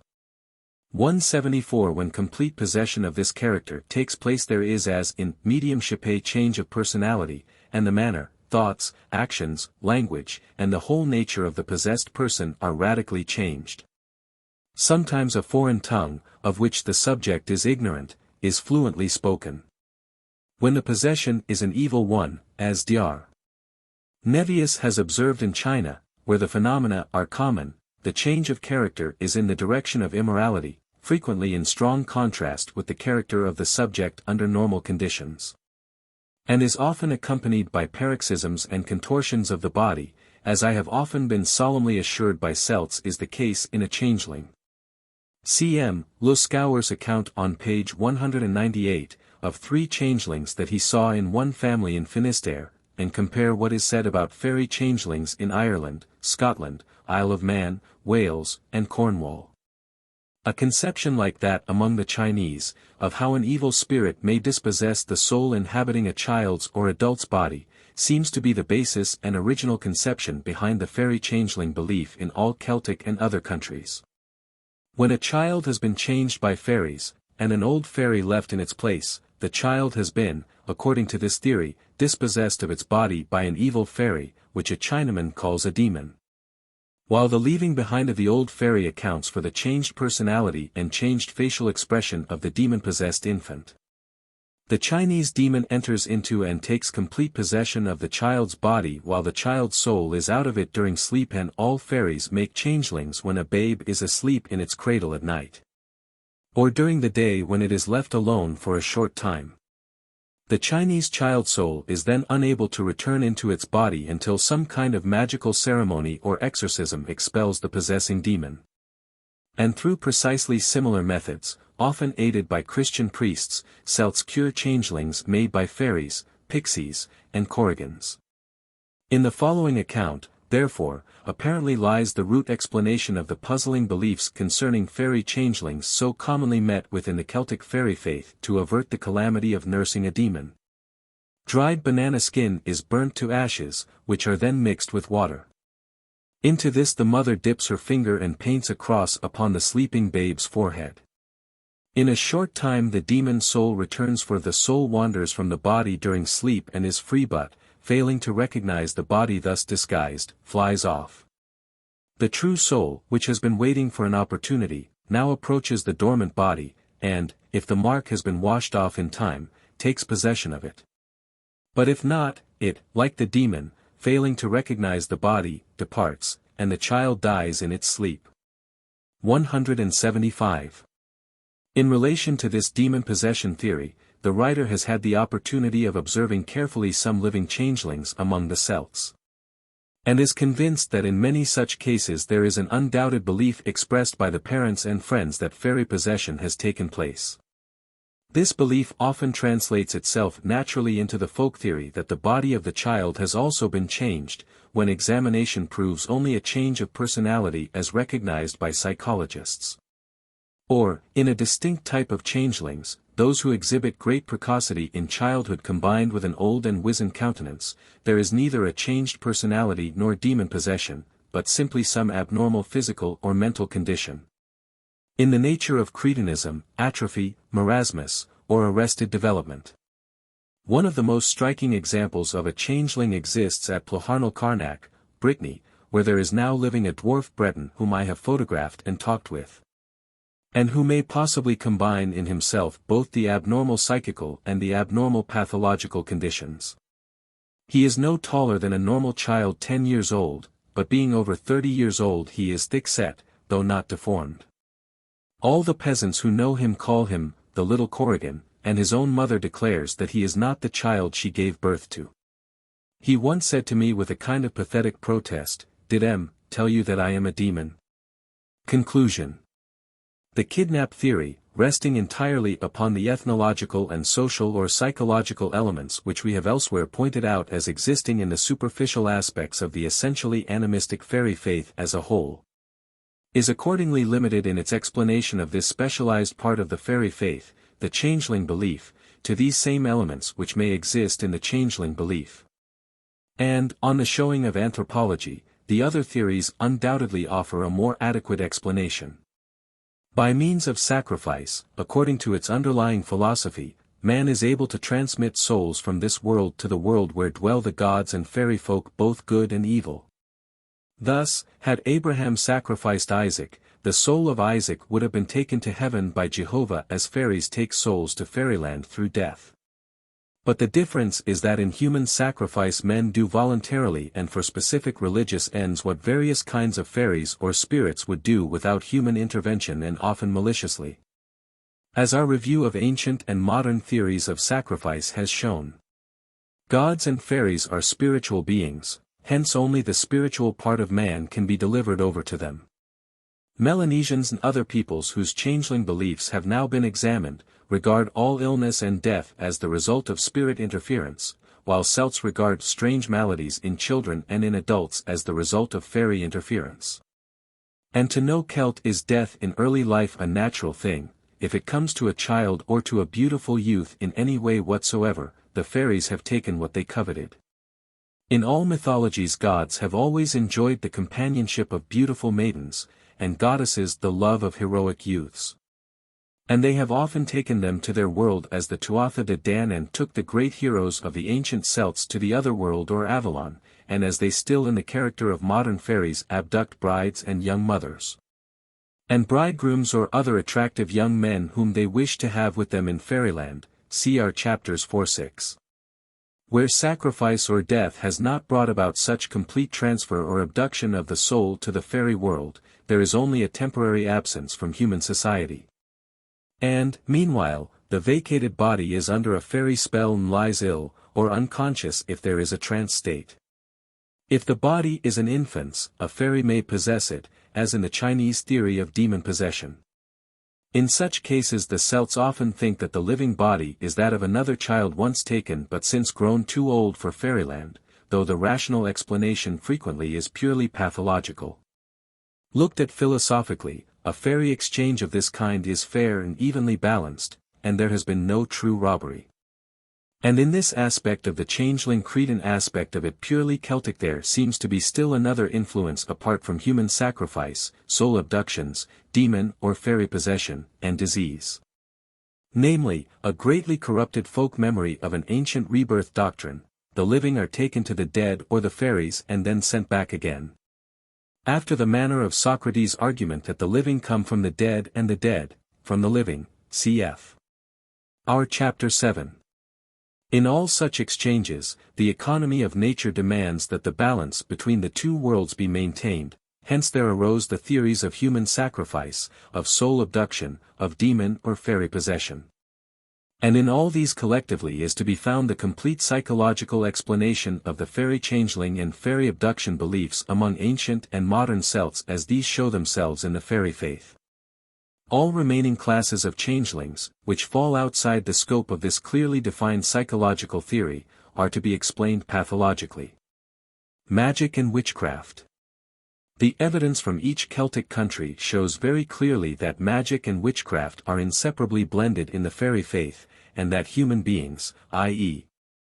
charmers, Dinyan Hysbys, and other magicians, and sorceresses, are often enabled through the aid of fairies to perform the same magical acts as fairies. Or, again, like Christian priests who use exorcisms, they are able, acting independently, to counteract fairy power, thereby preventing changelings or curing them, saving churnings, healing man or beast of fairy strokes, and, in short, nullifying all undesirable influences emanating from the fairy world. A correct interpretation of these magical elements so prominent in the fairy faith is of fundamental importance, because if made it will set us on one of the main psychical highways which traverse the vast territory of our anthropological inquiry. Let us, then, undertake such an interpretation, first setting up, as we must, some sort of working hypothesis as to what magic is, witchcraft being assumed to be a part of magic. Theories of modern anthropologists. We may define magic, as understood by ancients and moderns, civilized or non-civilized, apart from conjuring, which is mere jugglery and deception of the senses, as the art of controlling for particular ends various kinds of invisible forces, often, and, as we hold, generally thought of as intelligent spirits.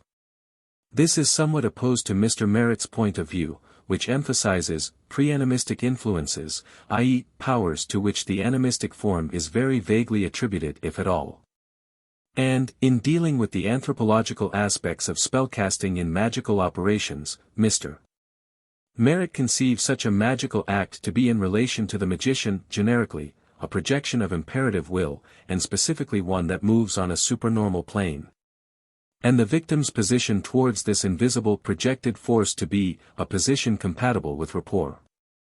176 He also thinks it probable that the essence of the magician's supernormal power lies in what Melanesians call mana. In our opinion, mana may be equated with what William James, writing of his attitude toward psychical phenomena, called a universally diffused soul stuff leaking through, so to speak, and expressing itself in the human individual. 177 On this view, Mr. Merritt's theory would amount to saying that magicians are able to produce magical effects because they are able to control this soul stuff. And our evidence would regard all spirits and fairies as portions of such universally diffused mana, soul stuff, or, as Fechner might call it, the soul of the world. Moreover, in essence, such an idea of magic coincides, when carefully examined, with what ancient thinkers like Plato, Iamblichus, the Neoplatonists generally, and medieval magicians like Paracelsus and Eliphas Levi, called magic. And agrees with ancient Celtic magic judging from what Roman historians have recorded concerning it, and from Celtic manuscripts themselves. Other modern anthropologists have set up far less satisfactory definitions of magic. According to Dr. Fraser, for example, magic assumes, as natural science does, that one event follows another necessarily and invariably without the intervention of any spiritual or personal agency. 178 Such a theory is not supported by the facts of anthropology, and does not even apply to those specialized and often superficial kinds of magic classed under it by Dr. Fraser as sympathetic and imitative magic, i.e. that through which like produces like, or part produces whole. To our mind, sympathetic and imitative magic, to leave out of account many fallacious and irrational ritualistic practices, which Dr. Fraser includes under these loose terms, when genuine, in their varied aspects are directly dependent upon hypnotic states, upon telepathy, mind reading, mental suggestion, association of ideas, and similar processes. In short, are due to the operation of mind on mind and will on will, and, moreover, are recognized by primitive races to have this fundamental character. Or, according to the fairy faith, they are caused by a fairy or disembodied spirit acting upon an embodied one, a man or woman, and not, as Dr. Fraser holds, through mistaken applications of one or other of two great fundamental laws of thought, namely, the association of ideas by similarity and the association of ideas by contiguity in space or time. 179. The mechanical causation theory of magic, as thus set forth in the Golden Bough, does not imply mana or willpower, as Mr. Merritt's more adequate theory does in part. Dr. Fraser wishes us to regard animistic religious practices as distinct from magic. 180. Nevertheless, in direct opposition to Dr. Fraser's view, the weight of the evidence from the past and from the present, which we are about to offer, is decidedly favorable to our regarding magic and religion as complementary to one another and, for all ordinary purposes of the anthropologist, as in principle the same. The testimony touching magicians in all ages, Celtic magic and witchcraft as well, besides that resulting from modern psychical research, tends to establish an almost exclusively animistic hypothesis to account for fairy magical phenomena and like phenomena among human beings. And with these phenomena we are solely concerned. Among the ancients. 181. Among the more cultured Greeks and Romans, and the same can be said of most great nations of antiquity, it was an unquestioned belief that innumerable gods, placed in hierarchies, form part of an unbroken spiritual chain at the lowest end of which stands man, and at the highest the incomprehensible supreme deity. These gods, having their abodes throughout the universe, act as the agents of the unknown God, directing the operation of his cosmic laws and animating every star and planet. Inferior to these gods, and to man also, the ancients believed there to be innumerable hosts of invisible beings, called by them demons, who, acting as the servants of the gods, control, and thus in a secondary sense create all the minor phenomena of inanimate and animate nature, such as tempests, atmospheric disturbances generally, the failure of crops or their abundance, maladies and their cure, good and evil passions in men, wars and peace, and all the blessings and curses which affect the purely human life. Man, being of the god race and thus superior to these lower, servile entities, could, like the gods, control them if adept in the magical sciences. For ancient magic, about which so much has been written and about which so little has been understood by most people in ancient, medieval, and modern times, is according to the wisest ancients nothing more than the controlling of demons, shades, and all sorts of secondary spirits or elementals by men specially trained for that purpose. Sufficient records are extant to make it evident that the fundamental training of Egyptian, Indian, Assyrian, Greek, Roman, and Druid priests was in the magical or occult sciences. Pliny, in his Natural History, says, and today Britain practices the art of magic, with religious awe and with so many ceremonies that it might seem to have made the art known to the Persians. 182. Herein, then, is direct evidence that the Celtic fairy faith, considered in its true psychic nature, has been immediately shaped by the ancient Celtic religion. And, as our witness from the Isle of Skye so clearly set forth, that it originated among a cultured class of the Celts more than among the peasants. And, in accordance with this evidence, Professor Georges Dodden, who has made a special study of the historical records concerning Druidism, writes, the Druids of Ireland appear to us above all as magicians and prophets. They foretell the future, they interpret the secret will of the fairies, they cast lots. 183. Thus, in spite of the popular and Christian reshaping which the belief in fairies has had to endure, its origin is easily enough discerned even in its modern form, covered over though this is with accretions foreign to its primal character. Magic was the supreme science because it raised its adepts out of the ordinary levels of humanity to a close relationship with the gods and creative powers. Nor was it a science to be had for the asking, for many were the wand-bearers and few the chosen. Roman writers tell us that neophytes for the Druidic priesthood often spent 20 years in severe study and training before being deemed fit to be called Druids.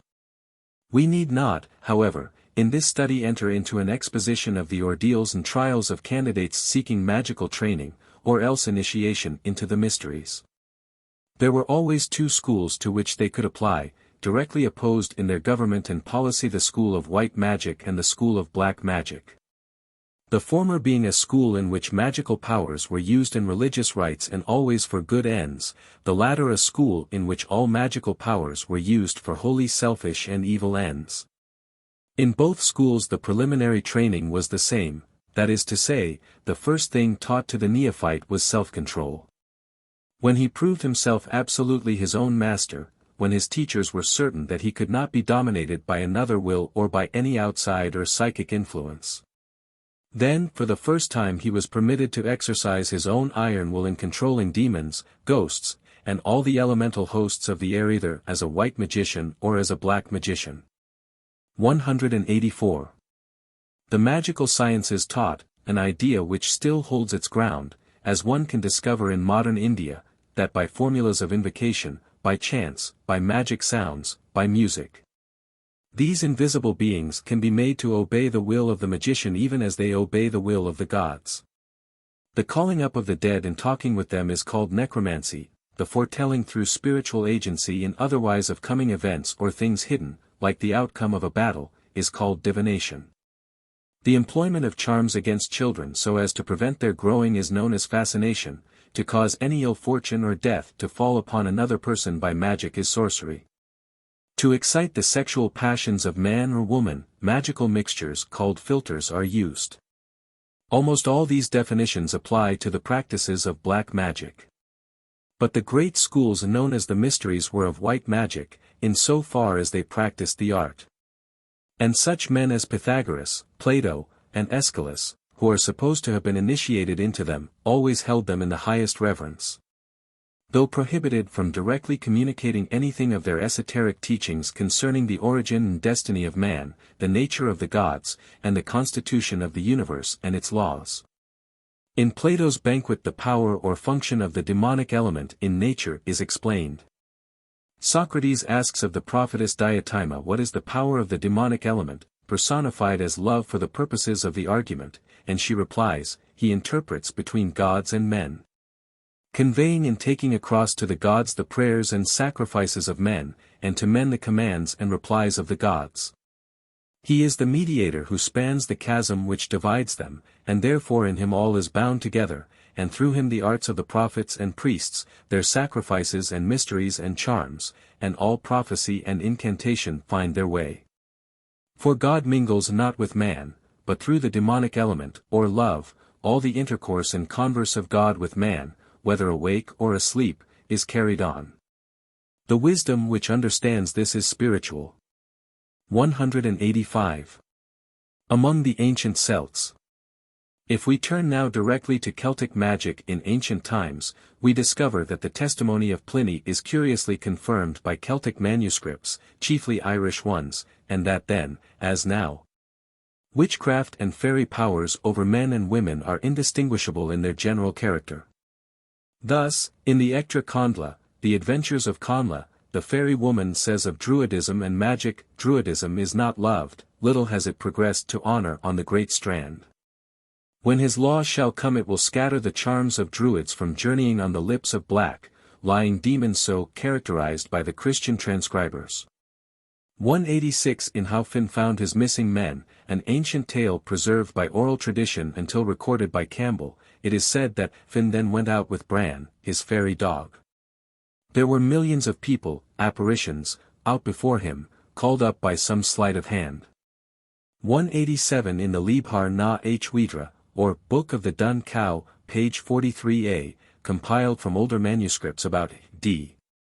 1100, there is a clear example of Irish fetishism based on belief in the power of demons, for their swords used to turn against them, the Ulstermen, when they made a false trophy. Reasonable, was, this. For demons used to speak to them from their arms, so that hence their arms were safeguards, 188. Shape-shifting quite after the fairy fashion is very frequently met with in Old Celtic literature. Thus, in the Rend in Shenkas there is this passage showing that spirits or fairies were regarded as necessary for the employment of magic. Folks were envious of them, Faith the poet and his sister Age, so they loosed elves at them who transformed Age into a fawn, the form assumed by the fairy mother of Oisin. CP 299n, and sent her on a circuit all round Ireland, and the Fians of Maelge son of Cobthach, king of Ireland, killed her. 189. A fact which ought to be noted in this connection is that kings or great heroes, rather than ordinary men and women, are very commonly described as being able to shift their own shape, or that of other people, e.g. Mongan took on himself the shape of Tybraid, and gave Mac and Dame the shape of the cleric, with a large tonsure on his head. 190. And when this fact is coupled with another, namely the ancient belief that such kings and great heroes were incarnations and reincarnations of the Tuatha de Danann, who formed the supreme fairy hierarchy, we realize that, having such an origin, they were simply exercising in human bodies powers which their divine race exercise over men from the fairy world, cr. chapter 4.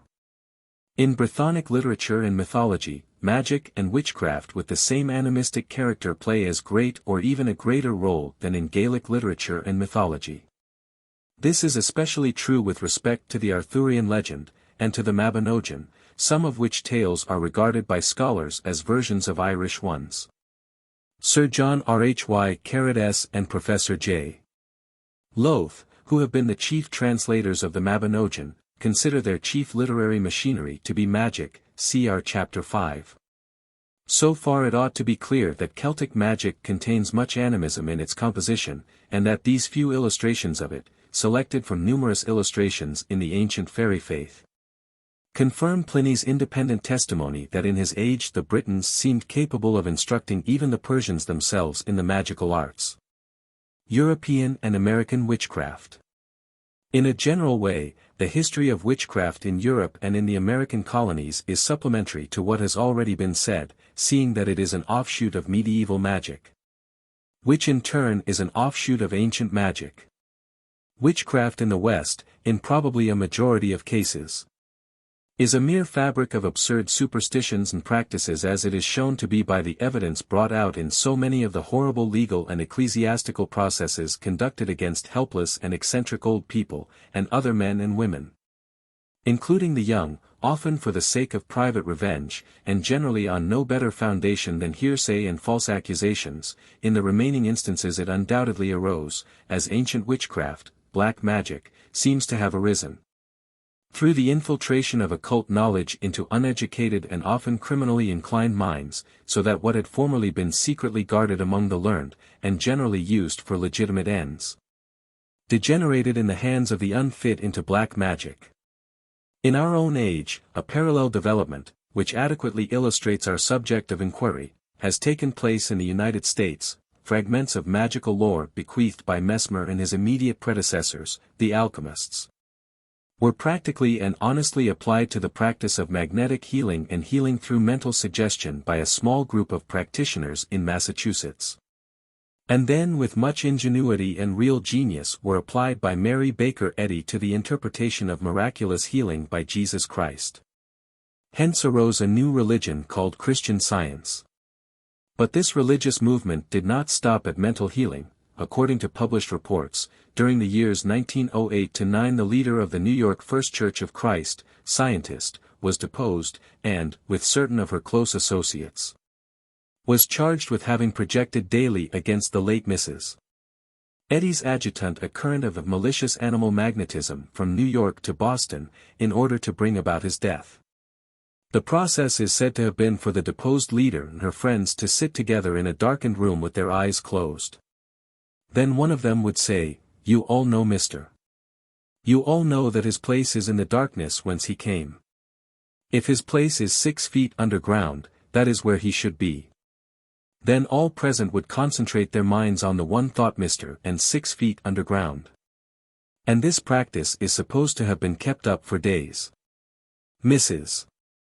who gives this testimony, is a friend of the victim, and she asserts that these evil thought waves slowly but surely began his effacement, and that had the black magicians down in New York not been discovered in time, Mr.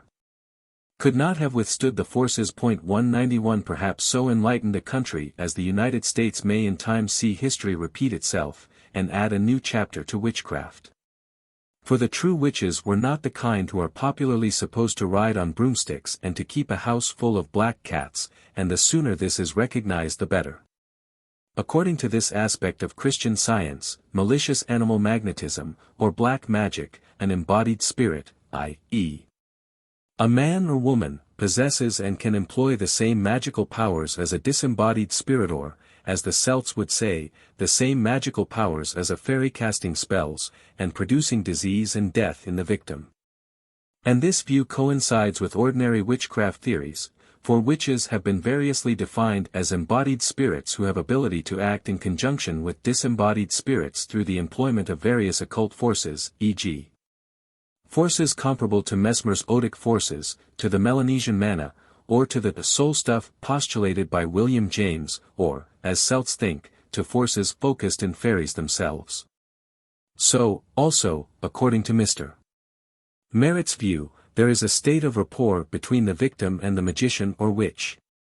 And where such a state of rapport exists, there is some mana-like force passing between the two poles of the magical circuit, whether it be only unconscious mental or electrical force emanating from the operator, or an extraneous force brought under control and concentrated in some such conscious unit as we designate by the term spirit, devil, or fairy.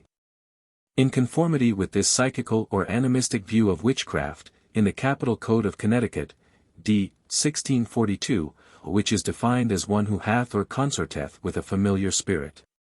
192 European codes, as illustrated by the 6th chapter of Lord Coke's Third Institute, have parallels to this definition, which is a person which hath conference with the devil, to consult with him to do some act.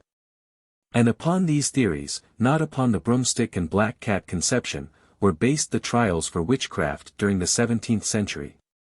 The Bible, then so frequently the last court of appeal in such matters, was found to sustain such theories about witches in the classical example of the Witch of Endor and Saul. And the idea of witchcraft in Europe and America came to be based, as it probably always had been in pagan times, on the theory that living persons could control or be controlled by disembodied spirits for evil ends.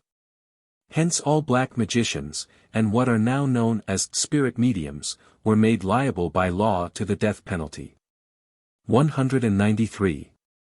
In medieval Europe the great difficulty always was, as is shown in the trials of Jeanne d'Arc, to decide whether the invisible agent in magical processes, such as was imputed to the accused, was an angel or a demon. If an angel, then the accused was a saint, and might become a candidate for canonization, but if a demon, the accused was a witch, and liable to a death sentence. The wisest old doctors of the University of Paris, who sat in judgment, or were consulted, in one of Jeanne's trials, could not fully decide this knotty problem, nor, apparently, the learned churchmen who also tried her. But evidently they all agreed that it was better to waive the question. And, finally, an innocent peasant girl who had heard divine voices, and who had thereby miraculously saved her king and her country, was burned at the stake, under the joint direction of English civil and ecclesiastical authorities, and, if not technically, at least practically, with the full approval of the corresponding French authorities, at Rouen, France, May 30th, A.D. 1431.194 in April, d. 1909, almost 5 centuries afterwards, it has been decided with tardy justice that Jeanne's voices were those of angels and not of demons, and she has been made a saint. How the case of Jeanne d'Arc bears directly upon the fairy faith is self-evident. One of the first questions asked by Jeanne's inquisitors was, if she had any knowledge of those who went to the Sabbath with the fairies, or if she had not assisted at the assemblies held at the Fountain of the Fairies, near Domremy, around which dance malignant spirits. And another question exactly as recorded was this: interrogui sl croyat point au devant de aujourd'hui, que les faits fussent malvais esperes, respond chuel nn scavoit rain. 195. Conclusion. Finally, we may say that what medicine men are to American Indians, to Polynesians, Australians, Africans, Eskimos, and many other contemporary races, or what the mightier magicians of modern India are to their people. The fairy doctors, and charmers, of Ireland, Scotland, and Man are to the Gaels, and the Dinian Hysbys or wise men, of Wales, the witches of Cornwall, and the seers, sorceresses, and exorcists of Brittany are to the Brythons. These Gaelic and Brythonic magicians and witches, and fairy mediums, almost invariably claim to derive their power from their ability to see and to communicate with fairies, spirits, and the dead. And they generally say that they are enabled through such spiritual agencies to reveal the past, to foretell the future, to locate lost property, to cast spells upon human beings and upon animals, to remove such spells, to cure fairy strokes and changelings, to perform exorcisms, and to bring people back from fairyland.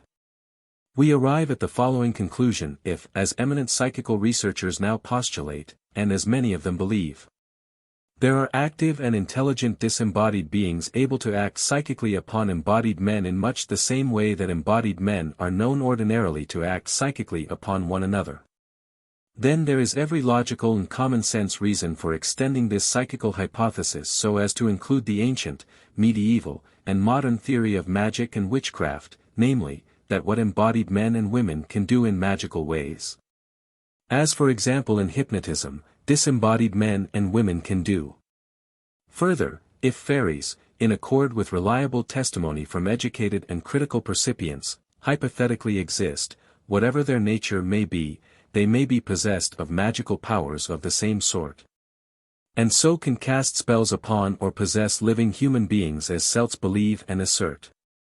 And this hypothesis coincides in most essentials with the one we used as a basis for this discussion, that, in accordance with the Melanesian doctrine of control of ghosts and spirits with their inherent mana, magical acts are possible.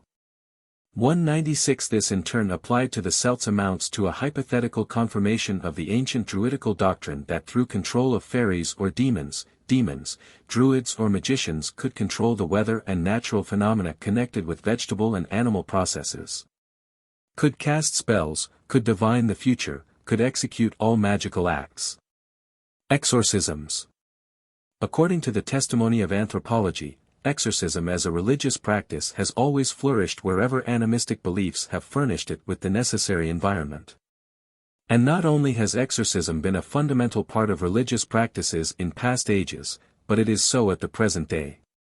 Among Christians, Celtic and non-Celtic, among followers of all the great historical religions, and especially among East Indians, Chinese, American red men, Polynesians, and most Africans, the expelling of demons from men and women, from animals, from inanimate objects, and from places, is sanctioned by well-established rituals. Exorcism as applied to the human race is thus defined in the Dictionnaire de Théologie, Roman Catholic, by Lab Bergier: exorcism, conjuration, prayer to God, and command given to the demon to depart from the body of persons possessed. The same authority thus logically defends its practice by the Church, far from condemning the opinion of the Jews, who attributed to the demon certain maladies, that Divine Master confirmed it. 197 And whenever exorcism of this character has been or is now generally practiced, the professional exorcist appears as a personage just as necessary to society as the modern doctor, since nearly all diseases were and to some extent are still, both among Christians and non-Christians, very often thought to be the result of demon possession. When we come to the dawn of the Christian period in Ireland and in Scotland, we see Patrick and Columba, the first and greatest of the Gaelic missionaries, very extensively practicing exorcism. And there is every reason to believe, though the data available on this point are somewhat unsatisfactory, that their wide practice of exorcism was quite as much a Christian adaptation of pre-Christian Celtic exorcism, such as the Druids practiced, as it was a continuation of New Testament tradition.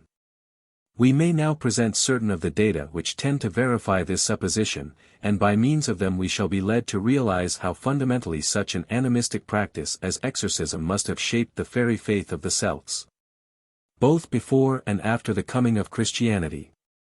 Once upon a time, so the tale runs about Patrick, his foster mother went to milk the cow. He also went with her to drink a draught of new milk. Then the cow goes mad in the byre and killed 5 other kine, a demon, namely, entered her. There was great sadness on his foster mother, and she told him to bring the kine back to life. Then he brought the kine to life, so that they were whole, and he cured the mad one. So God's name and Patrick's were magnified thereby. On another occasion, when demons came to Ireland in the form of black birds, quite after the manner of the Irish belief that fairies assume the form of crows, cpp. 302-5, the Celtic ire of Patrick was so aroused in trying to exorcise them out of the country that he threw his bell at them with such violence that it was cracked. And then he wept. Now at the end of those 40 days and 40 nights, of Patrick's long fast on the summit of Cruachan Aigle or Croagh Patrick, Ireland's holy mountain, the mountain was filled with black birds. So that he knew not heaven or earth. He sang maledictive psalms at them. They left him not because of this. Then his anger grew against them. He strikes his bell at them, so that the men of Ireland heard its voice, and he flung it at them, so that a gap broke out of it, and that bell is Bridget's Gapling. Then Patrick weeps till his face and his chasuble in front of him were wet. No demon came to the land of Erin after that till the end of 7 years and 7 months and 7 days and 7 nights. Then the angel went to console Patrick and cleanse the chasuble, and brought white birds round the rick, and they used to sing sweet melodies for him. 198 in a Danann's Life of S.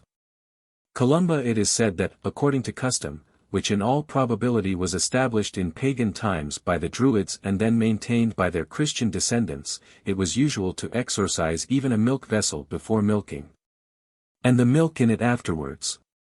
199 Thus a Danann tells us that one day a youth, Columban by name, when he had finished milking, went to the door of St. Columba's cell carrying the pail full of new milk that, according to custom, the saint might exorcise it.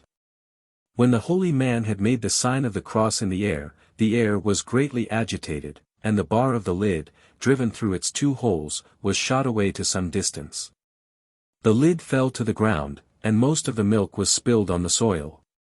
Then the saint chided the youth, saying, "Thou hast done carelessly in thy work today. For thou hast not cast out the demon that was lurking in the bottom of the empty pail, by tracing on it, before pouring in the milk, the sign of the Lord's cross. And now not enduring, thou sayest, the virtue of the sign, he has quickly fled away in terror, while at the same time the whole of the vessel has been violently shaken, and the milk spilled. Bring then the pail nearer to me, that I may bless it." When the half-empty pail was blessed, in the same moment it was refilled with milk. At another time, the saint, to destroy the practice of sorcery, commanded Silnan, a peasant sorcerer, to draw a vessel full of milk from a bull. And by his diabolical art Silnan drew the milk. Then Columba took it and said, "Now it shall be proved that this, which is supposed to be true milk, is not so, but is blood deprived of its color by the fraud of demons to deceive men." And straightway the milky color was turned into its own proper quality, that is, into blood. And it is added that, the bull also, which for the space of 1 hour was at death's door, wasting and worn by a horrible emaciation, in being sprinkled with water blessed by the saint, was cured with wonderful rapidity. 200. And today, as in the times of Patrick and Columba, exorcism is practiced in Ireland and in the Western Hebrides of Scotland by the clergy of the Roman Church against fairies, demons, or evil spirits. When a person is possessed by them, that is to say, fairy-struck, or when they have entered into some house or place. And on the Scotch mainland individual Protestants have been known to practice it. A haunted house at Bailchan, Perthshire, in which certain members of the Psychical Research Society had taken up summer quarters to investigate, was exorcised by the late Archbishop of Edinburgh, assisted by a priest from the Outer Isles. 201. Among the 9 orders of the Irish ecclesiastical organization of Patrick's time, one was composed of exorcists.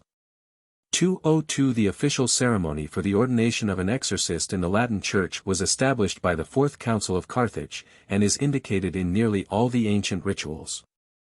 It consists in the bishop giving to the candidate the book of exorcisms and saying as he does so, "Receive and understand this book, and have the power of laying hands upon demoniacs, whether they be baptized, or whether they be catechumens." 203 By a decree of the Church Council of Orange, making men possessed of a demon ineligible to enter the priesthood, it would seem that the number of demoniacs must have been very great. 204 As to the efficacy of exorcisms, the Church Fathers during the first 4 centuries, when the Platonic philosophy was most influential in Christianity, are agreed. 205. In estimating the shaping influences, designated by us as fundamental, which undoubtedly were exerted upon the fairy faith through the practice of exorcism. It is necessary to realize that this animistic practice holds a very important position in the Christian religion which for centuries the Celtic peoples have professed. One of the 2 chief sacraments of Christianity, that of baptism, is preceded by a definitely recognized exorcism, as shown in the Roman ritual, where we can best study it. In the exhortation preceding the rite the infant is called a slave of the demon, and by baptism is to be set free. The salt which is placed in the mouth of the infant by the priest during the ceremony has first been exorcised by special rites. Then there follows before the entrance to the baptismal font a regular exorcism pronounced over the child, the priest taking some of his own saliva on the thumb of his right hand, touches the child's ears and nostrils, and commands the demon to depart out of the child. After this part of the ceremony is finished, the priest makes on the child's forehead a sign of the cross with holy oil. Finally, in due order, comes the actual baptism. 206 And even after baptismal rites have expelled all possessing demons, precautions are necessary against a repossession. St. Augustine has said that exorcisms of precaution ought to be performed over every Christian daily. And it appears that faithful Roman Catholics who each day employ holy water in making the sign of the cross, and all Protestants who pray, "Lead us not into temptation, but deliver us from evil," are employing such exorcisms. 207 St. Gregory of Nazianzus writes, "Arm yourself with the sign of the cross which the demons fear, and before which they take their flight." 208, and by the same sign, said St. Athanasius, all the illusions of the demon are dissipated and all his snares destroyed. 209 An eminent Catholic theologian asserts that saints who, since the time of Jesus Christ, have been endowed with the power of working miracles, have always made use of the sign of the cross in driving out demons, in curing maladies, and in raising the dead. In the Instructions sur le Rituel 210 it is said that water which has been blessed is particularly designed to be used against demons. In the Apostolic Constitutions, formulated near the end of the 4th century, holy water is designated as a means of purification from sin and of putting the demon to flight. 211 And nowadays when the priest passes through his congregation casting over them holy water, it is as an exorcism of precaution. Or when as in France each mourner at a grave casts holy water over the corpse. It is undoubtedly whether done consciously as such or not to protect the soul of the deceased from demons who are held to have as great power over the dead as over the living. Other forms of exorcism, too, are employed. For example, in the Labar Brek, it is said of the Holy Scripture that by it the snares of devils and vices are expelled from every faithful one in the Church. 212 And from all this direct testimony it seems to be clear that many of the chief practices of Christians are exorcisms, so that, like the religion of Zoroaster, the religion founded by Jesus has come to rest, at least in part, upon the basic recognition of an eternal warfare between good and bad spirits for the control of man. The curing of diseases through Christian exorcism is by no means rare now, and it was common a few centuries ago. Thus in the 18th century, beginning with 1752 until his death, Gassner, a Roman priest of Clausthal, Diocese of Coire, Switzerland, devoted his life to curing people of possessions, declaring that 1/3 of all maladies are so caused, and fixed his headquarters at Ellwangen, and later at Ratisbon. His fame spread over many countries of Europe, and he is said to have made 10,000 cures solely by exorcism.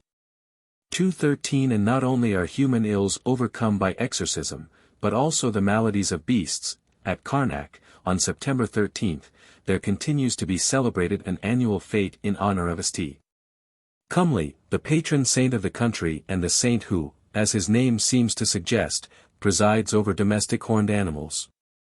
And if there is a cow, or even a sheep suffering from some ailment which will not yield to medicine, its owner leads it to the church door beneath the saint's statue, and the priest blesses it, and, as he does so, casts over it the exorcising holy water.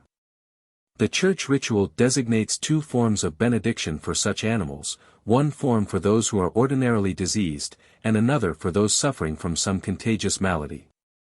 In each ceremony there comes first the sprinkling of the animal with holy water as it stands before the priest at the church door. And then there follows in Latin a direct invocation to God to bless the animal, to extinguish in it all diabolical powers, to defend its life, and to restore it to health. 214. In 1868, according to Dr. Evans, an old cowhouse in North Wales was torn down, and in its walls was found a tin box containing an exorcist's formula. The box and its enclosed manuscript had been hidden there some years previously to ward off all evil spirits and witchcraft, for evidently the cattle had been dying of some strange malady which no doctors could cure, because of its unique nature. And as an illustration of what Welsh exorcisms must have been like, we quote the contents of the manuscripts both as to spelling and punctuation as checked by Sir John Rhy/S with the original. Except the undecipherable symbols which come after the archangels' names. Lignum sancti Christus defendat mea malis presentibus praeteritus and futuris. Interioribus and exterioribus Daniel Evans omnes spiritus laudet Dominum, mos inhabent and prophetus. Exergat Deus and disapenture inimiciesis, O Lord Jesus Christ, I beseech thee to preserve me, Daniel Evans, and all that I possess from the power of all evil men, women, spirits, or wizards, or hardness of heart. And this I will trust thou wilt do by the same power as thou didst cause the blind to see, the lame to walk, and they that were possessed with unclean spirits to be in their own minds. Amen. Amen. Pater noster aia Jesus Christus Messias Emmanuel Soter Sabaoth Elohim on Adoni Tetragrammaton Ag, Panthon. Reten Agios Jasper Melchior Balthasar. Amen. And by the power of our Lord Jesus Christ and his heavenly angels. Gabriel, symbols. Michael, symbols.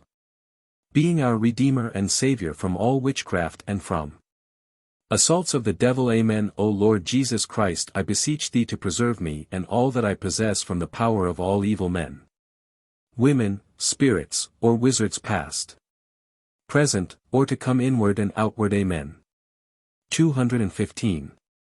From India, Mr. W. Crook reports similar exorcisms and charms to cure and to protect cattle. 216. Thus there is employed in northern India the Ajapal Jantra, i.e. the charm of the invincible protector, one of the Vishnu's titles.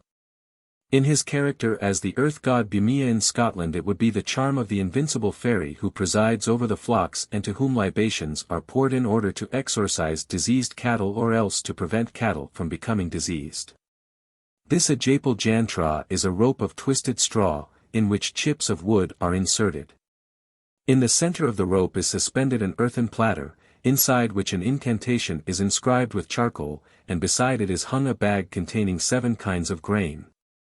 The rope is stretched between 2 poles at the entrance of a village, and under it the cattle pass to and fro from pasture.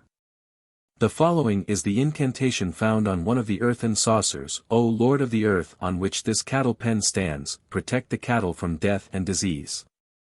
I know of none, save thee, who can deliver them.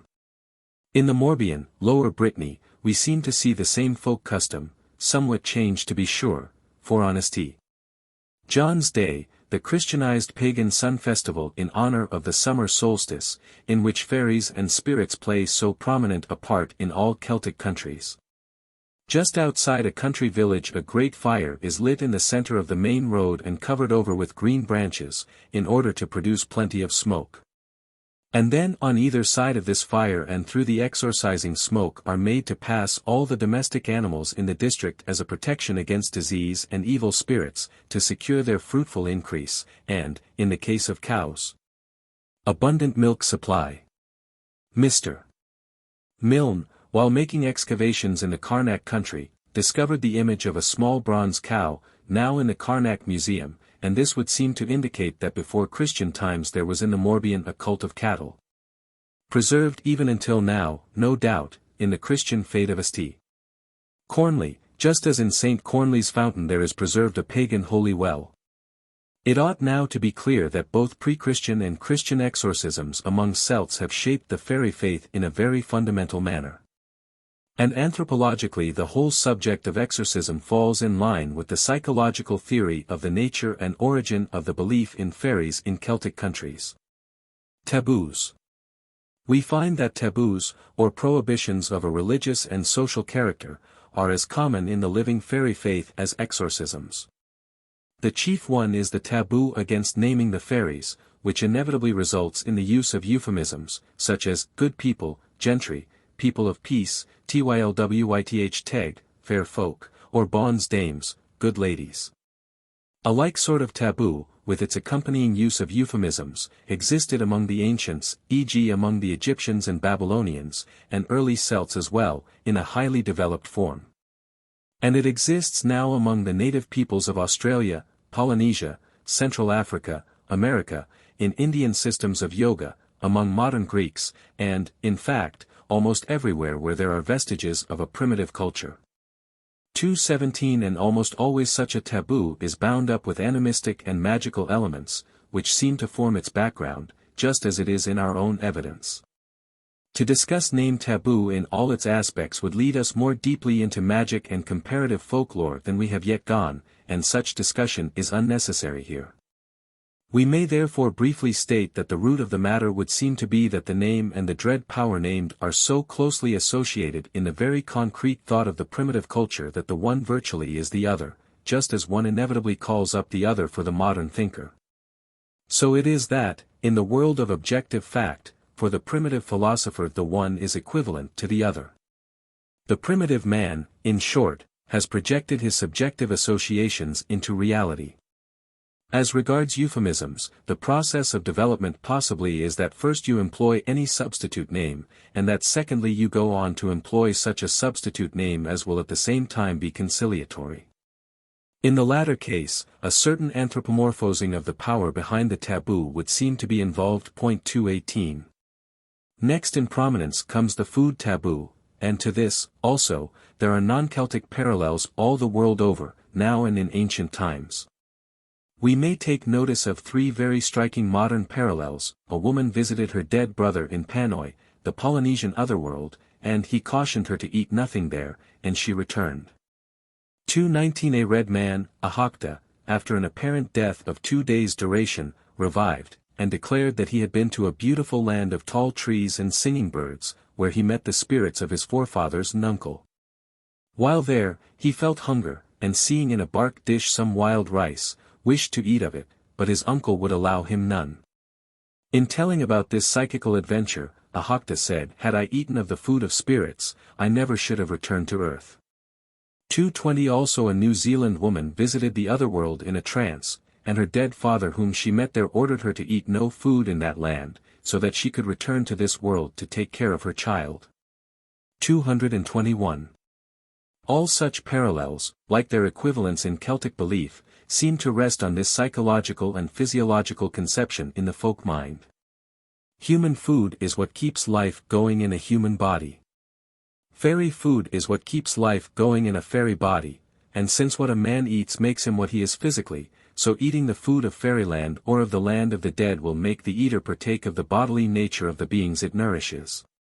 Hence when a man or woman has once entered into such relation or communion with the otherworld of the dead, or of fairies, by eating their food, his or her physical body 222 by a subtle transformation adjusts itself to the new kind of nourishment, and becomes spiritual like a spirit's or fairy's body, so that the eater cannot re-enter the world of the living. A study of food taboos confirms this conclusion. 223. A third prominent taboo, the iron taboo, has been explained by exponents of the pygmy theory as pointing to a prehistoric race in Celtic lands who did not know iron familiarly, and hence venerated it so that in time it came to be religiously regarded as very efficacious against spirits and fairies. Undoubtedly there may be much reason in this explanation, which gives some ethnological support to the pygmy theory. Apparently, however, it is only a partial explanation of iron taboo in general, because, in many cases, iron in ancient religious rites certainly had magical properties attributed to it. which to us are quite unexplainable from this ethnological point of view. 224 And in Melanesia and in Africa, where iron is venerated now, the same explanation through ethnology seems far-fetched. But at present there seem to be no available data to explain adequately this iron taboo. Though we have strong reasons for thinking that the philosophy underlying it is based on mystical conceptions of virtues attributed reasonably or unreasonably to various metals and precious stones. And that a careful examination of alchemical sciences would probably arrive at an explanation wholly psychological. Besides many other miscellaneous taboos noticeable in the evidence, there is a place taboo which is prominent. Thus, if an Irishman cuts a thorn tree growing on a spot sacred to the fairies, or if he violates a fairy preserve of any sort, such as a fairy path, or by accident interferes with a fairy procession, illness and possibly death will come to his cattle or even to himself. In the same way, in Melanesia, violations of sacred spots bring like penalties. A man planted in the bush near Oleviga some coconut and almond trees, and not long after died, the place being a spirit preserve. 225 And a man in the leper's island lost his senses, because, as the natives believed, he had unwittingly trodden on ground sacred to Tagoro, and the ghost of the man who lately sacrificed there was angry with him. 226 In this case the wizards were called in and cured the man by exorcisms, as Irishmen, or their cows, are cured by the exorcisms of fairy doctors, when fairy-struck for some similar violation. The animistic background of place taboos in the fairy faith is in these cases apparent. Among ancient Celts. In the evidence soon to be examined from the recorded fairy faith, we shall find taboos of various kinds often more prominent than in the living fairy faith. 227 So essential are they to the character of much of the literary and mythological matter with which we shall have to deal in the following chapters, that at this point some suggestions ought to be made concerning their correct anthropological interpretation. Almost every ancient Irish taboo is connected with a king or with a great hero like Cuchulainn. And, in Ireland especially, all such kings and heroes were considered of divine origin, and as direct incarnations, or reincarnations of the Tuatha de Danann, the true fairies, originally inhabitants of the Otherworld. Cr. Chapter 7. As Dar. Fraser points out to have been the case among non-Celts, with whom the same theory of incarnated divinities has prevailed. Royal taboos are to isolate the king from all sources of danger, especially from all magic and witchcraft. And they act in many cases, so to say, as electrical insulators to preserve him or heroes who are equally divine. 228. The early Celts recognized an intimate relationship between man and nature, unperceived by man. Unseen forces not dissimilar to what Melanesians call mana, looked on as animate and intelligent and frequently individual entities, guided every act of human life. It was the special duty of Druids to act as intermediaries between the world of men and the world of the Tuatha de Danann. And, as Old Irish literature indicates clearly, it was through the exercise of powers of divination on the part of Druids that these declared what was taboo or what was unfavorable, and also what it was favorable for the divine king or hero to perform. As long as man kept himself in harmony with this unseen fairy world in the background of nature, all was well. But as soon as a taboo was broken, disharmony in the relationship which was focused in a king or hero was set up. And when, as in the case of Cuchulainn, many taboos were violated, death was inevitable and not even the Tuatha de Danann could intercede. Breaking of a royal or hero taboo not only affects the violator, but his subjects or followers as well. In some cases the king seems to suffer vicariously for his people. Almost every great Gaelic hero, a god or great fairy being incarnate, is overshadowed with an impending fate, which only the strictest observance of taboo can avoid. 229. Irish taboo, and inferentially all Celtic taboo, dates back to an unknown pagan antiquity. It is imposed at or before birth, or again during life, usually at some critical period, and when broken brings disaster and death to the breaker. Its whole background appears to rest on a supernatural relationship between divine men and the otherworld of the Tuatha de Danann. And it is very certain that this ancient relationship survives in the living fairy faith as one between ordinary men and the fairy world. Therefore, almost all taboos surviving among Celts ought to be interpreted psychologically or even psychically, and not as ordinary social regulations. Food sacrifice. Food sacrifice plays a very important role in the modern fairy faith, being still practiced, as our evidence shows, in each one of the Celtic countries. Without any doubt it is a survival from pagan times, when, as we shall observe later, in chapter 4.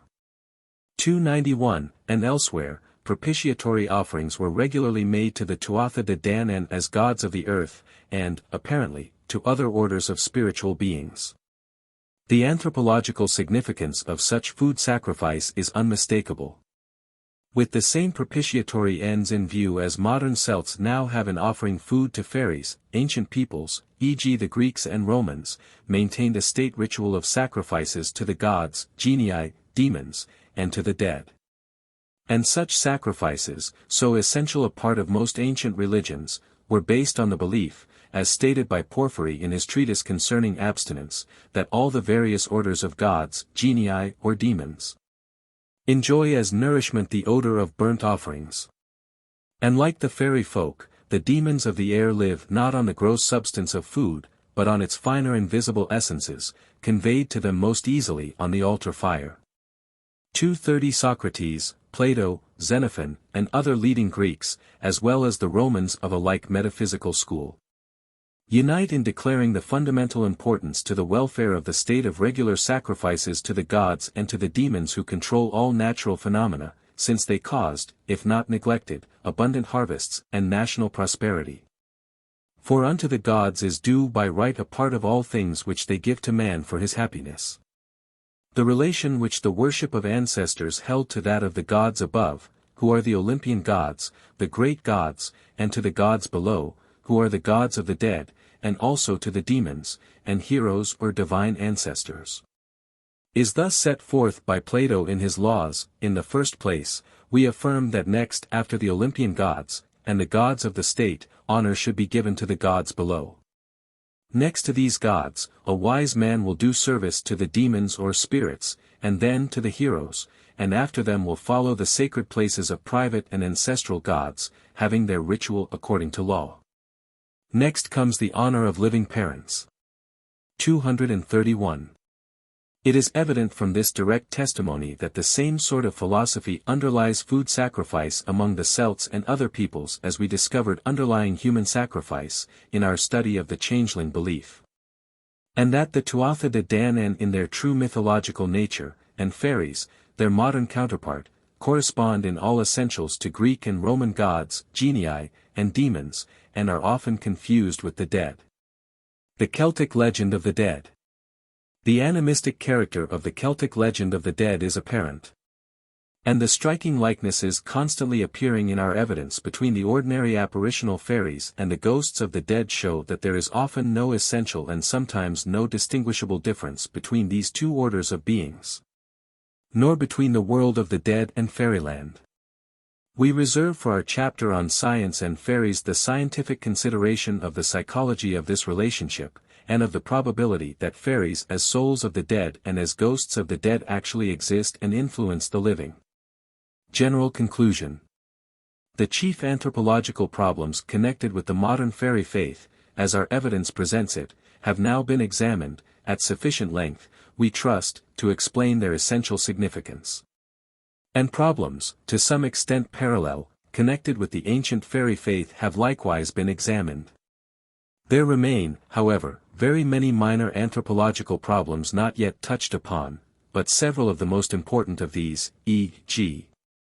various cults of gods, spirits, fairies, and the dead, and folk festivals thereto related, see section 3, the circular fairy dance, see pages 405-6, or the fairy world as the Otherworld, see chapter 6, or as purgatory, see chap. X, will receive consideration in following chapters, and so will certain very definite psychological problems connected with dreams, and trance-like states, with supernormal lapse of time, and with seership. We may now sum up the results so far attained. Whether we examine the fairy faith as a whole or whether we examine specialized parts of it like those relating to the smallness of fairies, to changelings, to witchcraft and magic, to exorcisms, to taboos, and to food sacrifice. In all cases comparative folklore shows that the beliefs composing it find their parallels the world over, and that fairy-like beings are objects of belief now not only in Celtic countries, but in Central Australia, throughout Polynesia, in Africa, among American red men, in Asia generally, in southern, western, and northern Europe, and, in fact, wherever civilized and primitive men hold religious beliefs. From a rationalist point of view, anthropologists would be inclined to regard the bulk of this widespread belief in spiritual beings as being purely mythical.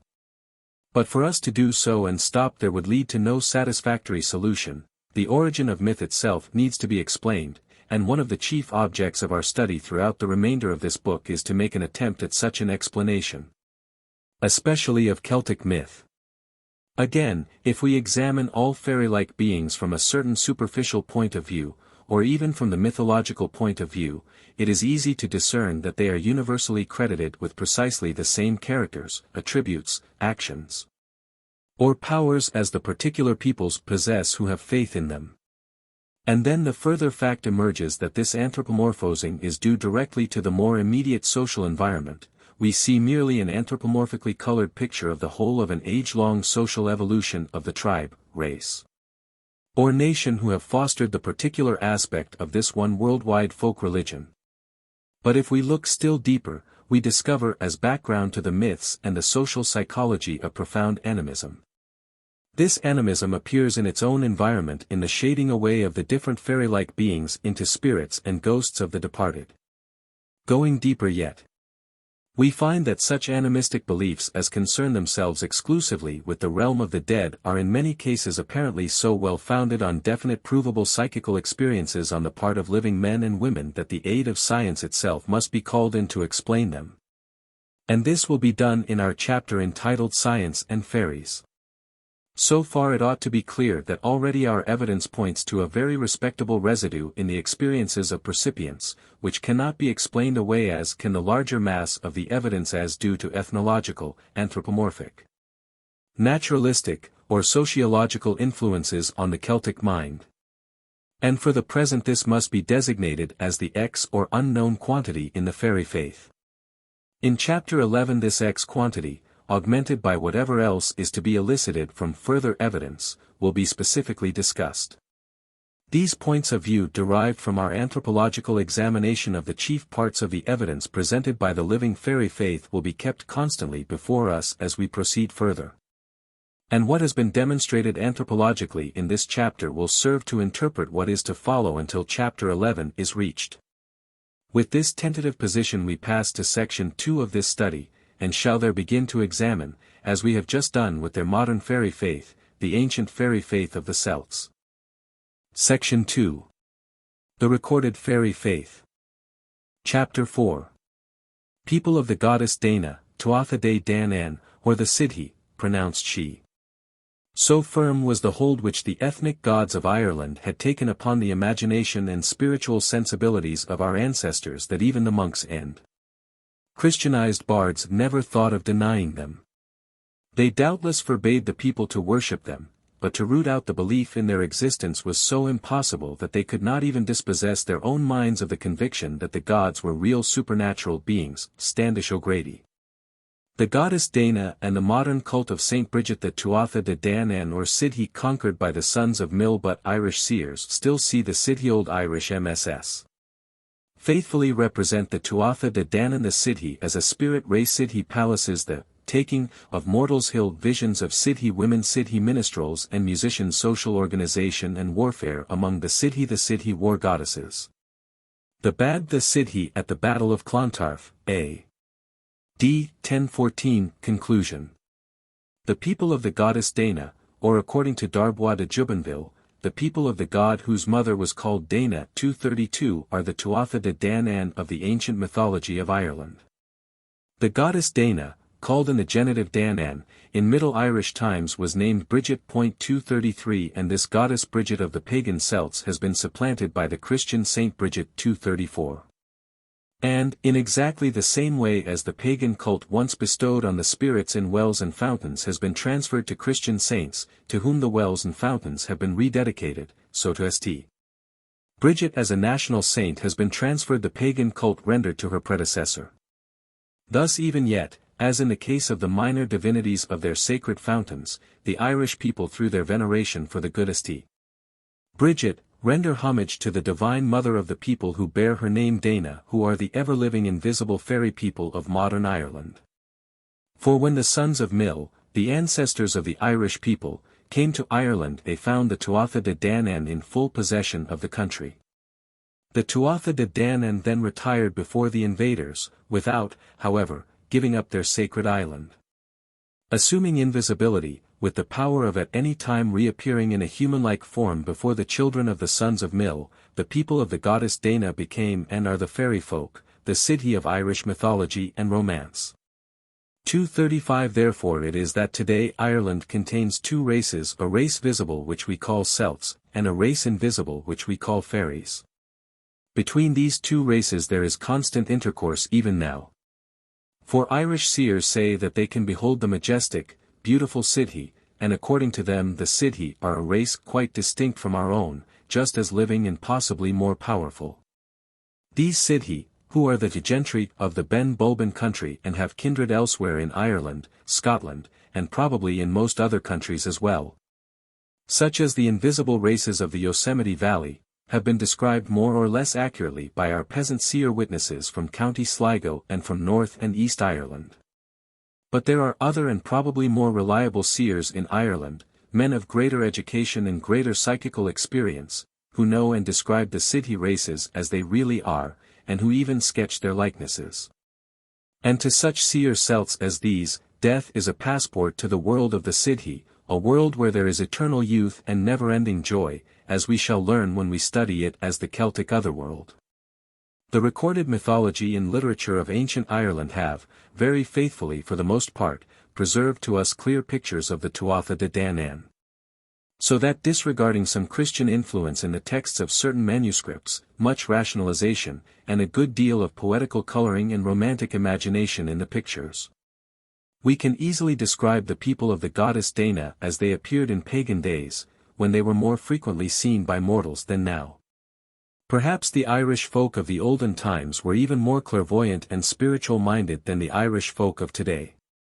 So by drawing upon these written records let us try to understand what sort of beings the Sidhe were and are. Nature of the Sidhe. In the Book of Leinster 236 the poem of Eachad records that the Tuatha de Danann, the conquerors of the Firbolgs, were hosts of Siabra, and Siabra is an old Irish word meaning fairies, sprites or ghosts. The word fairies is appropriate if restricted to mean fairies like the modern gentry. But the word ghosts is inappropriate, because our evidence shows that the only relation the Sidhe or real fairies hold to ghosts is a superficial one, the Sidhe and ghosts being alike only in respect to invisibility.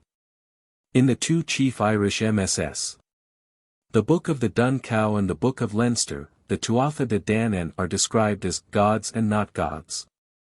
And Sir John Rhy Carrot considers this an ancient formula comparable with the Sanskrit deva and adeva, but not with poets, d, and husbandmen, and d, as the author of Coir Anman learnedly guessed. It is also Side 237d, in the Book of the Dun Cow, that wise men do not know the origin of the Tuatha de Danann, but that it seems likely to them that they came from heaven, on account of their intelligence and for the excellence of their knowledge.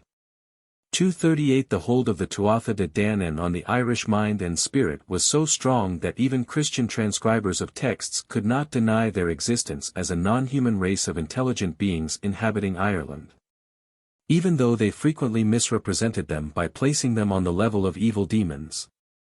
239 As the ending of the story of the sickbed of Cuchulainn illustrates, so that this was a vision to Cuchulainn of being stricken by the people of the Sidhe, for the demoniac power was great before the faith.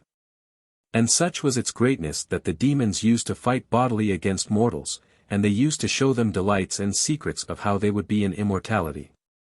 It was thus they used to be believed in. So it is to such phantoms the ignorant apply the names of Sidhe and Aes Sidhe, 248 passage in the Silva Gadelica, 2. 202-3, not only tends to confirm this last statement, but it also shows that the Irish people made a clear distinction between the god race and our own, in the colloquy with the ancients, as St. Patrick and Céilt are talking with one another, a lone woman robed in mantle of green, a smock of soft silk being next her skin, and on her forehead a glittering plate of yellow gold, came to them. And when Patrick asked from whence she came, she replied, out of Waim Cruachna, or the cave of Cruachan. Céilt then asked, Woman, my soul, who art thou? I am Scothnium or Flower Luster, daughter of the Dagda's son Bod Bdurg. Céilt proceeded, and what started thee hither? To require of thee my marriage gift, because once upon a time thou promisedst me such. And as they parleyed Patrick broke in with, It is a wonder to us how we see you too, the girl young and invested with all comeliness, but thou Céilt, a withered ancient, bent in the back and dingily grown grey. Which is no wonder at all, said Céilt, for no people of one generation or of one time are we, she is of the Tuatha de Danann, who are unfading and whose duration is perennial. I am of the sons of Milesius, that are perishable and fade away. The exact distinction is between Céilt, a withered old ancient in most ways to be regarded as a ghost called up that Patrick may question him about the past history of Ireland, and a fairy woman who is one of the Sidhe or Tuatha de Danann. 241. In two of the more ancient Irish texts, the Ectra Narai 242 or Expedition of Nera, a preliminary tale in the introduction to the Tainbwa Quailnge or Theft of the Cattle of Quailnge, and a passage from the Togel Bruiden de Durga, or Destruction of de Durga's Hostel 243. There seems no reasonable doubt whatever about the Tuatha de Danann or Sidhe being a race like what we call spirits. The first text describes how Ailill and Medb in their palace of Cruachan celebrated the Feast of Samhain, November Eve, a feast of the dead even in pre-Christian times. Two culprits had been executed on the day before, and their bodies, according to the ancient Irish custom, were left hanging from a tree until the night of Samhain should have passed. For on that night it was dangerous to touch the bodies of the dead while demons and the people of the Sidhe were at large throughout all Ireland. And mortals found near dead bodies at such a time were in great danger of being taken by these spirit hosts of the Tuatha de Danann. And so on this very night, when thick darkness had settled down, Ailill desired to test the courage of his warriors, and offered his own gold-hilted sword to any young man who would go out and tie a coil of twisted twigs around the leg of one of the bodies suspended from the tree. After many had made the attempt and failed, because unable to brave the legions of demons and fairies, Nera alone succeeded. But his success cost him dear, for he finally fell under the power both of the dead man, round whose legs he had tied the coil, and of an elfin host, with the dead man's body on his back. Nera was obliged to go to a strange house that the thirst of the dead man might be assuaged therein. And the dead man in drinking scattered the last sip from his lips at the faces of the people that were in the house, so that they all died. Nera carried back the body. And on returning to Cruachan he saw the fairy hosts going into the cave, for the fairy mounds of Erin are always opened about Halloween. Nera followed after them until he came to their king in a palace of the Tuatha de Danann, seemingly in the cavern or elsewhere underground, where he remained and was married to one of the fairy women. She it was who revealed to Nera the secret hiding place, in a mysterious well, of the king's golden crown, and then betrayed her whole people by reporting to Nera the plan they had for attacking Ailill's court on the Halloween to come. Moreover, Nera was permitted by his fairy wife to depart from the Sidhe, and he in taking leave of her asked, How will it be believed of me that I have gone into the Sidhe? Take fruits of summer with thee, said the woman. Then he took wild garlic with him and primrose and golden fern. And on the following November Eve when the Sidhe of Cruachan was again open, the men of Connaught and the black hosts of exile under Ailill and Medb plundered it, taking away from it the crown of Brian out of the well. But Nera was left with his people in the Sidhe, and has not come out until now, nor will he come till doom. All of this matter is definitely enough in line with the living fairy faith. There is the same belief expressed as now about November Eve being the time of all times when ghosts, demons, spirits, and fairies are free. And when fairies take mortals and marry them to fairy women. Also the beliefs that fairies are living in secret places in hills, in caverns, or underground palaces full of treasure and open only on November Eve. In so far as the real fairies, the Sidhe, are concerned, they appear as the rulers of the Feast of the Dead or Samhain, as the controllers of all spirits who are then at large. And, allowing for some poetical imagination and much social psychology and anthropomorphism, elements as common in this as in most literary descriptions concerning the Tuatha de Danann, they are faithfully enough presented. The second text describes how King Conair, in riding along a road toward Tara, saw in front of him 3 strange horsemen, 3 men of the Sidhe, 3 red frocks had they, and 3 red mantles, 3 red steeds they bestrode. And 3 red heads of hair were on them. Red were they all, both body and hair and raiment, both steeds and men. Who is it that fares before us? Asked Conair. It was a taboo of mine for those 3 to go before me, the 3 reds to the house of Red. Who will follow them and tell them to come towards me in my track? I will follow them, says Lafride Flaith, Conair's son. He goes after them, lashing his horse, and overtook them not. There was the length of a spear cast between them, but they did not gain upon him and he did not gain upon them. All attempts to come up with the red horsemen failed. But at last, before they disappeared, one of the 3 said to the king's son riding so furiously behind them, Lo, my son, great the news. Weary are the steeds we ride. We ride the steeds of Don Tetskarak, from the elf mounds. Though we are alive we are dead. Great are the signs, destruction of life, sating of ravens, feeding of crows, strife of slaughter, whetting of sword edge, shields with broken bosses in hours after sundown. Lo, my son. Then they disappear. When Conair and his followers heard the message, fear fell upon them, and the king said, All my taboos have seized me tonight, since those 3 reds are the banished folks. In this passage we behold 3 horsemen of the Sidhe banished from their elf mound because guilty of falsehood. Visible for a time. They precede the king and so violate one of his taboos, and then delivering their fearful prophecy they vanish.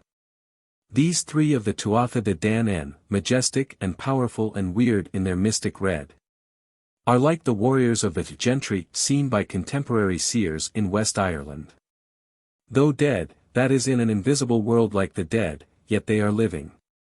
It seems that in all 3 of the textual examples already cited, the scribe has emphasized a different element in the unique nature of the Tuatha de Danann. In the colloquy it is their eternal youth and beauty. In the Ectra Narai it is their supremacy over ghosts and demons on Samhain and their power to steal mortals away at such a time. And in this last their respect for honesty.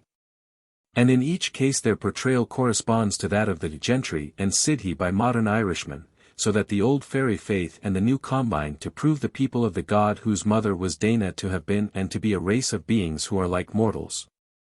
But not mortals, who to the objective world are as though dead, yet to the subjective world are fully living and conscious. Okari says, the term, Sid, Prawn. Shee, as far as we know it, is always applied in old writings to the palaces, courts, halls, or residences of those beings which in ancient Gaelic mythology held the place which ghosts, phantoms, and fairies hold in the superstitions of the present day. 244 In modern Irish tradition, the people of the Sidhe, or simply the Sidhe, refer to the beings themselves rather than to their places of habitation. Partly perhaps on account of this popular opinion that the Sidhe are a subterranean race, they are sometimes described as gods of the earth or Dei Terrini, as in the Book of Armagh. And since it was believed that they, like the modern fairies, control the ripening of crops and the milk-giving of cows, the ancient Irish rendered to them regular worship and sacrifice. Just as the Irish of today do by setting out food at night for the fairy folk to eat. Thus after their conquest, these Sidhe or Tuatha de Danann in retaliation, and perhaps to show their power as agricultural gods, destroyed the wheat and milk of their conquerors, the sons of Mill, as fairies today can do. And the sons of Mill were constrained to make a treaty with their supreme king, Dagda, who, in Coir Anman, section 150, is himself called an earth god. Then when the treaty was made, the sons of Mill were once more able to gather wheat in their fields and to drink the milk of their cows. 245 And we can suppose that ever since that time their descendants, who are the people of Ireland, remembering that treaty, have continued to reverence the people of the goddess Dana by pouring libations of milk to them and by making them offerings of the fruits of the earth. The palaces of the Sidhe. The marvelous palaces to which the Tuatha de Danann retired when conquered by the race of Mill were hidden in the depths of the earth, in hills, or under ridges more or less elevated.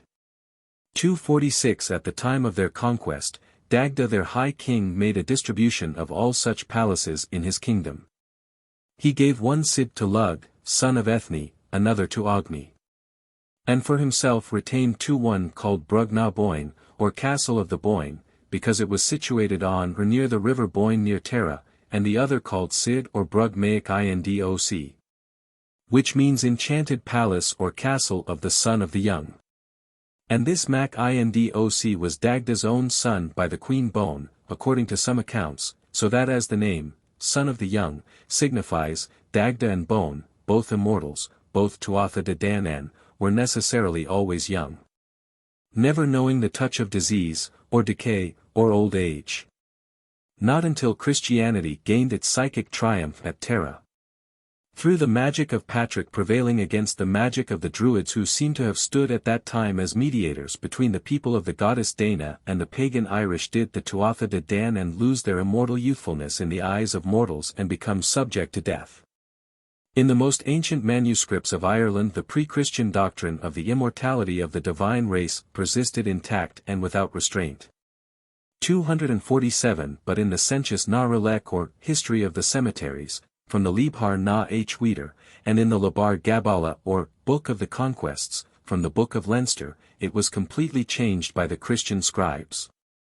248 When Dagda thus distributed the underground palaces, Mac Indoc, or as he was otherwise called Yengus, was absent and hence forgotten.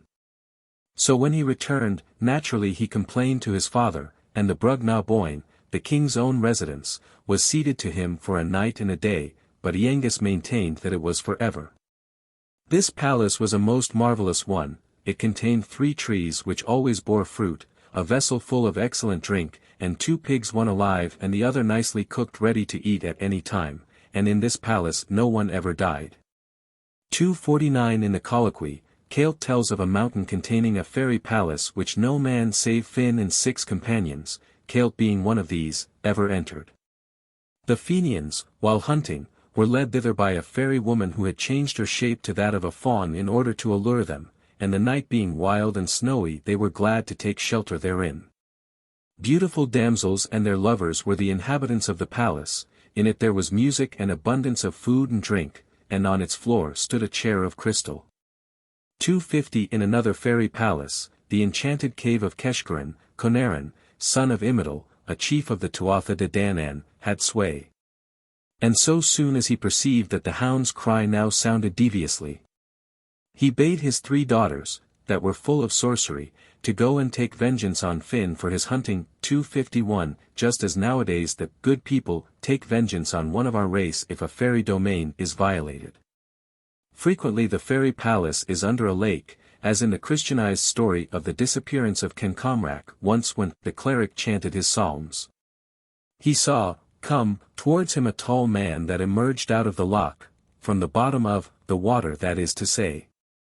This tall man informed the cleric that he came from an underwater monastery, and explained, that there should be subaqueous inhabiting by men is with God no harder than that they should dwell in any other place. 252 In all these ancient literary accounts of the Sidhe palaces we easily recognize the same sort of palaces as those described today by Gaelic peasants as the habitations of the gentry, or good people, or people of peace. Such habitations are in mountain caverns like those of Ben Bulben or Knockmaw, or in fairy hills or knolls like the fairy hill at Aberfoyle on which Robert Kirk is believed to have been taken, or beneath lakes. This brings us directly to the way in which the Sidhe or Tuatha de Danann of the olden times took fine-looking young men and maidens. How the Sidhe took mortals. Perhaps one of the earliest and most famous literary accounts of such a taking is that concerning Ed, son of Eachad Lethderg, son of the King of Leinster, who is represented as contemporary with Patrick. 253. While Ed was enjoying a game of hurley with his boy companions near the Sidhe of Liamhain Softsmock, two of the Sidhe women, who loved the young prince, very suddenly appeared. And as suddenly took him away with them into a fairy palace and kept him there 3 years. It happened, however, that he escaped at the end of that time, and, knowing the magical powers of Patrick, went to where the holy man was, and thus explained himself, against the youths my opponents i.e. my side, took 7 goals. But at the last one that I took, here come up to me 2 women clad in green mantles, 2 daughters of Bod Bderg Mac and Dogda, and their names sladdened my mind. Either of them took me by a hand, and they led me off to a garish brew. Whereby for now 3 years my people mourn after me, the Sidhe folk caring for me ever since, and until last night I got a chance opening to escape from the brew, when to the number of 50 lads we emerged out of the Sidhe and forth upon the green. Then it was that I considered the magnitude of that strait in which they of the Sidhe had had me, and away from the brew I came running to seek thee, holy Patrick. That, said the saint, shall be to thee a safeguard, so that neither their power nor their dominion shall any more prevail against thee. And so when Patrick had thus made Ed proof against the power of the fairy folk, he kept him with him under the disguise of a travelling minstrel until, arriving in Leinster, he restored him to his father the king and to his inheritance. Ed enters the palace in his minstrel disguise. And in the presence of the royal assembly Patrick commands him, doff now once for all thy dark capacious hood, and well mayest thou wear thy father's spear. When the lad removed his hood, and none there but recognized him, great was the surprise. He seemed like one come back from the dead, for long had his heirless father and people mourned for him. By our word, exclaimed the assembly in their joyous excitement, it is a good cleric's gift. And the king said, Holy Patrick, seeing that till this day thou hast nourished him and nurtured, let not the Tuatha de Danann's power any more prevail against the lad. And Patrick answered, that death which the King of heaven and earth hath ordained is the one that he will have. This ancient legend shows clearly that the Tuatha de Danann, or Sidhe, in the time when the scribe wrote the colloquy were thought of in the same way as now, as able to take beautiful mortals whom they loved, and able to confer upon them fairy immortality which prevented that death which the King of heaven and earth hath ordained. Mortals, did they will it, could live in the world of the Sidhe forever, and we shall see this more fully in our study of the Otherworld. But here it will be interesting to learn that, unlike Ed, whom some perhaps would call a foolish youth, Leghair, also a prince, for he was the son of the king of Connaught, entered a dun of the Sidhe, taking 50 other warriors with him. And he and his followers found life in fairyland so pleasant that they all decided to enjoy it eternally. Accordingly, when they had been there a year, they planned to return to Connaught in order to bid the king and his people a final farewell. They announced their plan, and Fiachna of the Sidhe told them how to accomplish it safely. If ye would come back, take with you horses, but by no means dismount from off them. So it was done.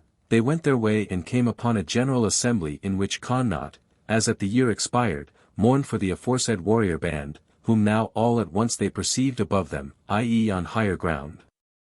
Connaught sprang to meet them, but Leghair cried, Approach us not, to touch us, 'tis to bid you farewell that we are here.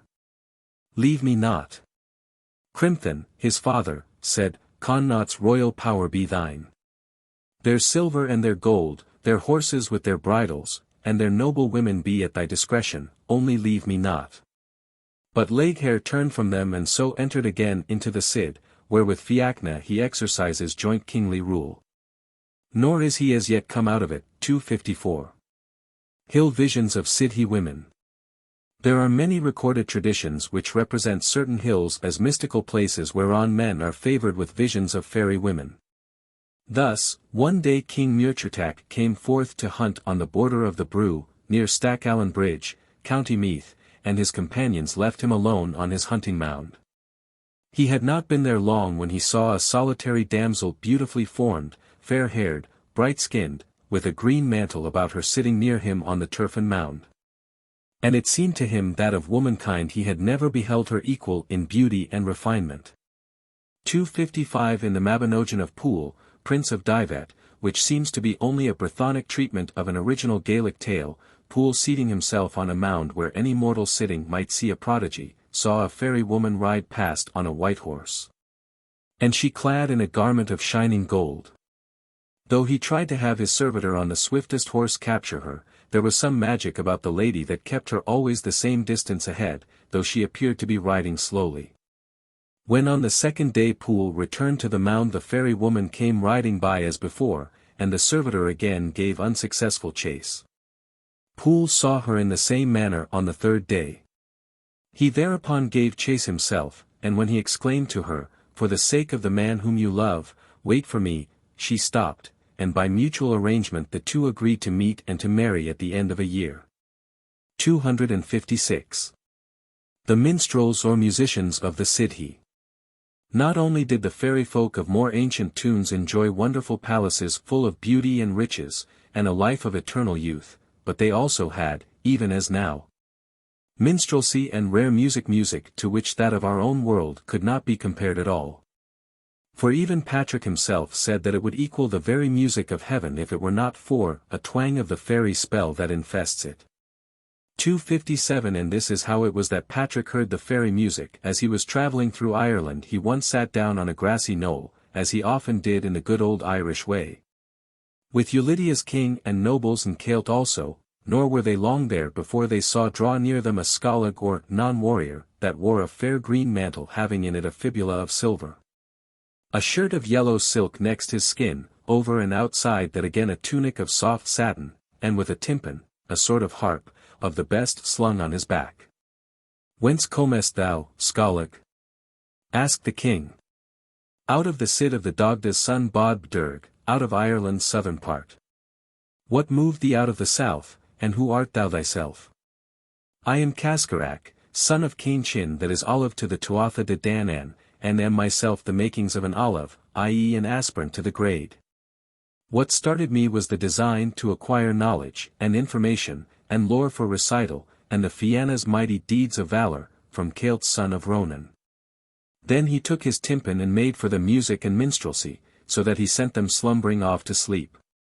And Cascarach's music was pleasing to Patrick, who said of it, good indeed it were, but for a twang of the fairy spell that infests it. Barring which nothing could more nearly than it resemble heaven's harmony. 258 And that very night which followed the day on which the olive to the Tuatha de Danann came to them was the eve of Samhain. There was also another of these fairy timpan players called, the wondrous elfin man, Ailen mac Midna of the Tuatha de Danann. That out of Sid Finnachade to the northward used to come to Tara, the manner of his coming being with a musical timpan in his hand, the which whenever any heard he would at once sleep. Then, all being lulled thus, out of his mouth Ailen would emit a blast of fire. It was on the solemn Samhain day, November day, he came in every year, played his timpan, and to the fairy music that he made all hands would fall asleep. With his breath he used to blow up the flame and so, during a 23 years spell, yearly burnt up Tara with all her gear. And it is said that Finn, finally overcoming the magic of Ailen, slew him.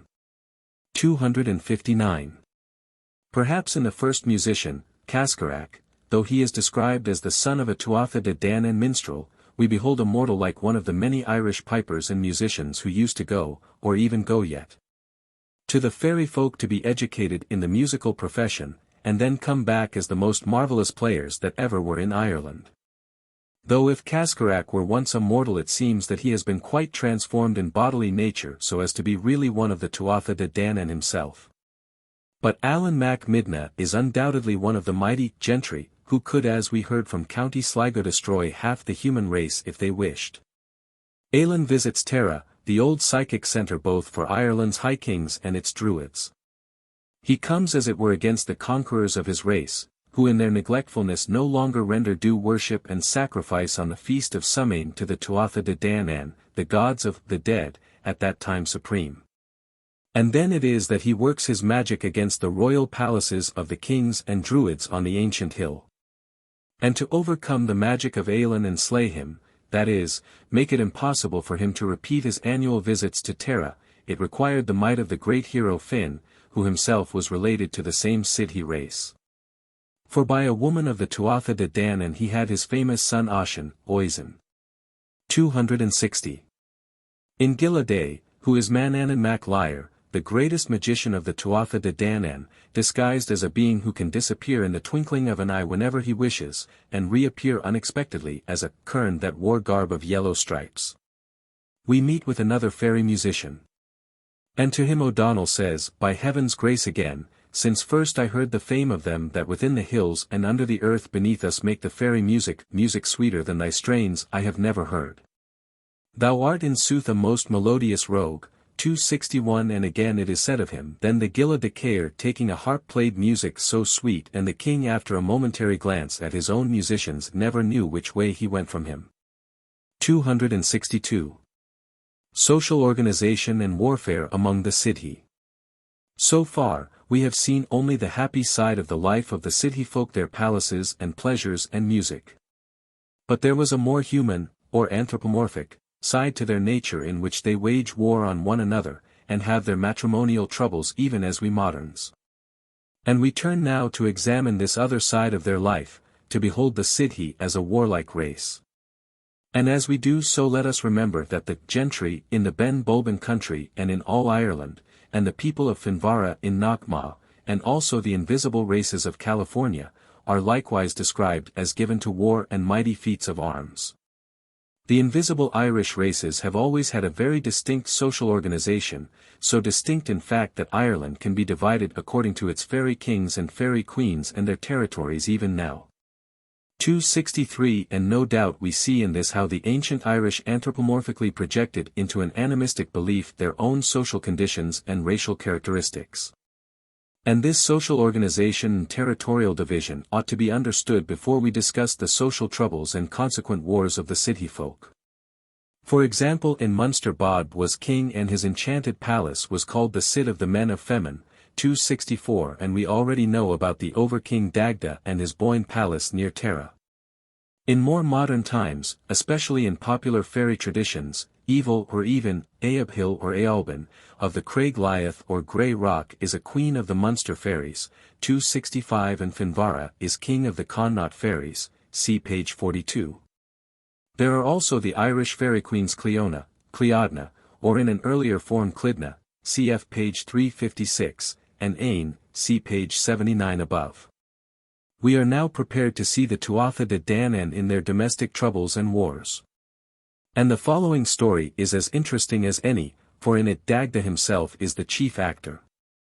Once when his own son Iengus fell sick of a love malady, King Dagda, who ruled all the Sidhe folk in Ireland, joined forces with Ailill and Medb in order to compel Ethel Anbual to deliver up his beautiful daughter Caer whom Iengus loved. When Ethel Anbual's palace had been stormed and Ethel Anbual reduced to submission, he declared he had no power over his daughter Caer, for on the 1st of November each year, he said, she changed to a swan, or from a swan to a maiden again. The 1st of November next, he added, my daughter will be under the form of a swan, near the Loch Beldrachen.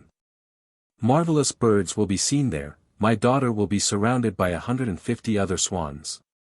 When the November day arrived, Iengus went to the lake, and, seeing the swans and recognizing Caer, plunged into the water and instantly became a swan with her. While under the form of swans, Iengus and Caer went together to the Boyne palace of the king Dagda, his father, and remained there, and their singing was so sweet that all who heard it slept 3 days and 3 nights. 266. In this story, new elements in the nature of the Sidhe appear, though like modern ones, the Sidhe are able to assume other forms than their own, are subject to enchantments like mortals. And when under the form of swans are in some perhaps superficial aspects like the swan maidens in stories which are worldwide, and their swan song has the same sweetness and magical effect as in other countries. 267. In the Rend in Shenkas there is a tale about a war among the men of the Elfmounds over 2 lovable maidens who dwelt in the Elfmound, and when they delivered the battle, they all shaped themselves into the shapes of deer. 268 Midder's sons under Don Mac Midder, in rebellion against the Dagda's son Bode Durg, fled away to an obscure Sidhe, where in yearly battle they met the hosts of the other Tuatha de Danann under Bod Durg. And it was into this Sidhe or fairy palace on the very eve before the annual contest that Finn and his 6 companions were enticed by the fairy woman in the form of a fawn, to secure their aid. 269 And in another tale, Leghair, son of the king of Connaught, with 50 warriors, plunged into a lake to the fairy world beneath it, in order to assist the fairy man, who came thence to them, to recover his wife stolen by a rival. 270. The Sidhe as war goddesses or the Badb. It is in the form of birds that certain of the Tuatha de Danann appear as war goddesses and directors of battle, 271, and we learn from one of our witnesses, p. 46, that the gentry or modern Sidhe folk take sides even now in a great war, like that between Japan and Russia. It is in their relation to the hero Cuchulainn that one can best study the people of the goddess Dana in their role as controllers of human war. In the greatest of the Irish epics, the Tam Buachailnge, where Cuchulainn is under their influence, these war goddesses are called Bad 272, or Bod, which here seems to be a collective term for Nemen, Macha. And Morrigu, or Morrigan, 273, each of whom exercises a particular supernatural power. Nemen appears as the confounder of armies, so that friendly bands, bereft of their senses by her, slaughter one another. Macha is a fury that riots and revels among the slain. While Morrigu, the greatest of the 3, by her presence infuses superhuman valor into Cuchulainn, nerves him for the cast, and guides the course of his unerring spear. And the Tuatha de Danann in infusing this valor into the great hero show themselves as we already know them to be on Samain Eve the rulers of all sorts of demons of the air and awful spirits in the Book of Leinster, Fol. 57, b2, it is recorded that, the satyrs, and sprites, and maniacs of the valleys, and demons of the air, shouted about him, for the Tuatha de Danann were wont to impart their valor to him, in order that he might be more feared, more dreaded, more terrible, in every battle and battlefield, in every combat and conflict, into which he went. The battles of Moytura seem in most ways to be nothing more than the traditional record of a long warfare to determine the future spiritual control of Ireland, carried on between 2 diametrically opposed orders of invisible beings. The Tuatha de Danann representing the gods of light and good and the Fomorians representing the gods of darkness and evil. It is said that after the second of these battles, the Morrigu, daughter of Ermnes, the Irish war goddess, proceeded to proclaim that battle and the mighty victory which had taken place. To the royal heights of Ireland and to its fairy host and its chief waters and its river mouths. 274 For good had prevailed over evil, and it was settled that all Ireland should for ever afterwards be a sacred country ruled over by the people of the goddess Dana and the sons of Mill jointly. So that here we see the Tuatha de Danann with their war goddess fighting their own battles in which human beings play no part. It is interesting to observe that this Irish war goddess, the Bod or Bab, considered of old to be one of the Tuatha de Danann, has survived to our own day in the fairy lore of the chief Celtic countries. In Ireland the survival is best seen in the popular and still almost general belief among the peasantry that the fairies often exercise their magical powers under the form of royston crows. And for this reason these birds are always greatly dreaded and avoided. The resting of one of them on a peasant's cottage may signify many things, but often it means the death of one of the family or some great misfortune, the bird in such a case playing the part of a bean Sidhe, banshee. And this folk belief finds its echo in the recorded tales of Wales, Scotland, and Brittany.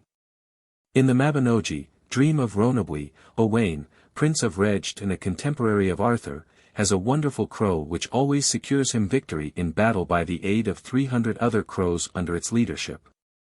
In Campbell's popular tales of the West Highlands the fairies very often exercise their power in the form of the common hoodie crow. And in Brittany there is a folk tale entitled Les Compagnons 275 in which the chief actor is a fairy under the form of a magpie who lives in a royal forest just outside Rennes. 276. W.M. Hennessy has shown that the word bod or bad, aspirated bod or bad, pronounced bov or bov, originally signified rage, fury, or violence, and ultimately implied a witch, fairy, or goddess. And that as the memory of this Irish goddess of war survives in folklore, her emblem is the well-known Scald Crow, or Royston Crow. 277 By referring to Peter O'Connell's Irish Dictionary we are able to confirm this popular belief which identifies the battle fairies with the Royston Crow. And to discover that there is a definite relationship or even identification between the Bab and the Bean Sidhe or Banshee, as there is in modern Irish folklore between the Royston Crow and the fairy who announces a death. Bab Catha is made to equal Fiannog, a Royston Crow, a Squall Crow. Bab is defined as a Bean Sidhe, a female fairy, phantom, or spectre, supposed to be attached to certain families, and to appear sometimes in the form of Squall Crows, or Royston Crows. And the Bab in the threefold aspect is thus explained: Macha, i.e. a Royston Crow, Morrigan, i.e. the Great Fairy, Meemhan, i.e. Bab Catha no Fiannog, a Bab Catha, or Royston Crow. Similar explanations are given by other glossarists, and thus the evidence of etymological scholarship as well as that of folklore support the psychological theory. The Sidhe in the Battle of Clontarf, A.D. 1014.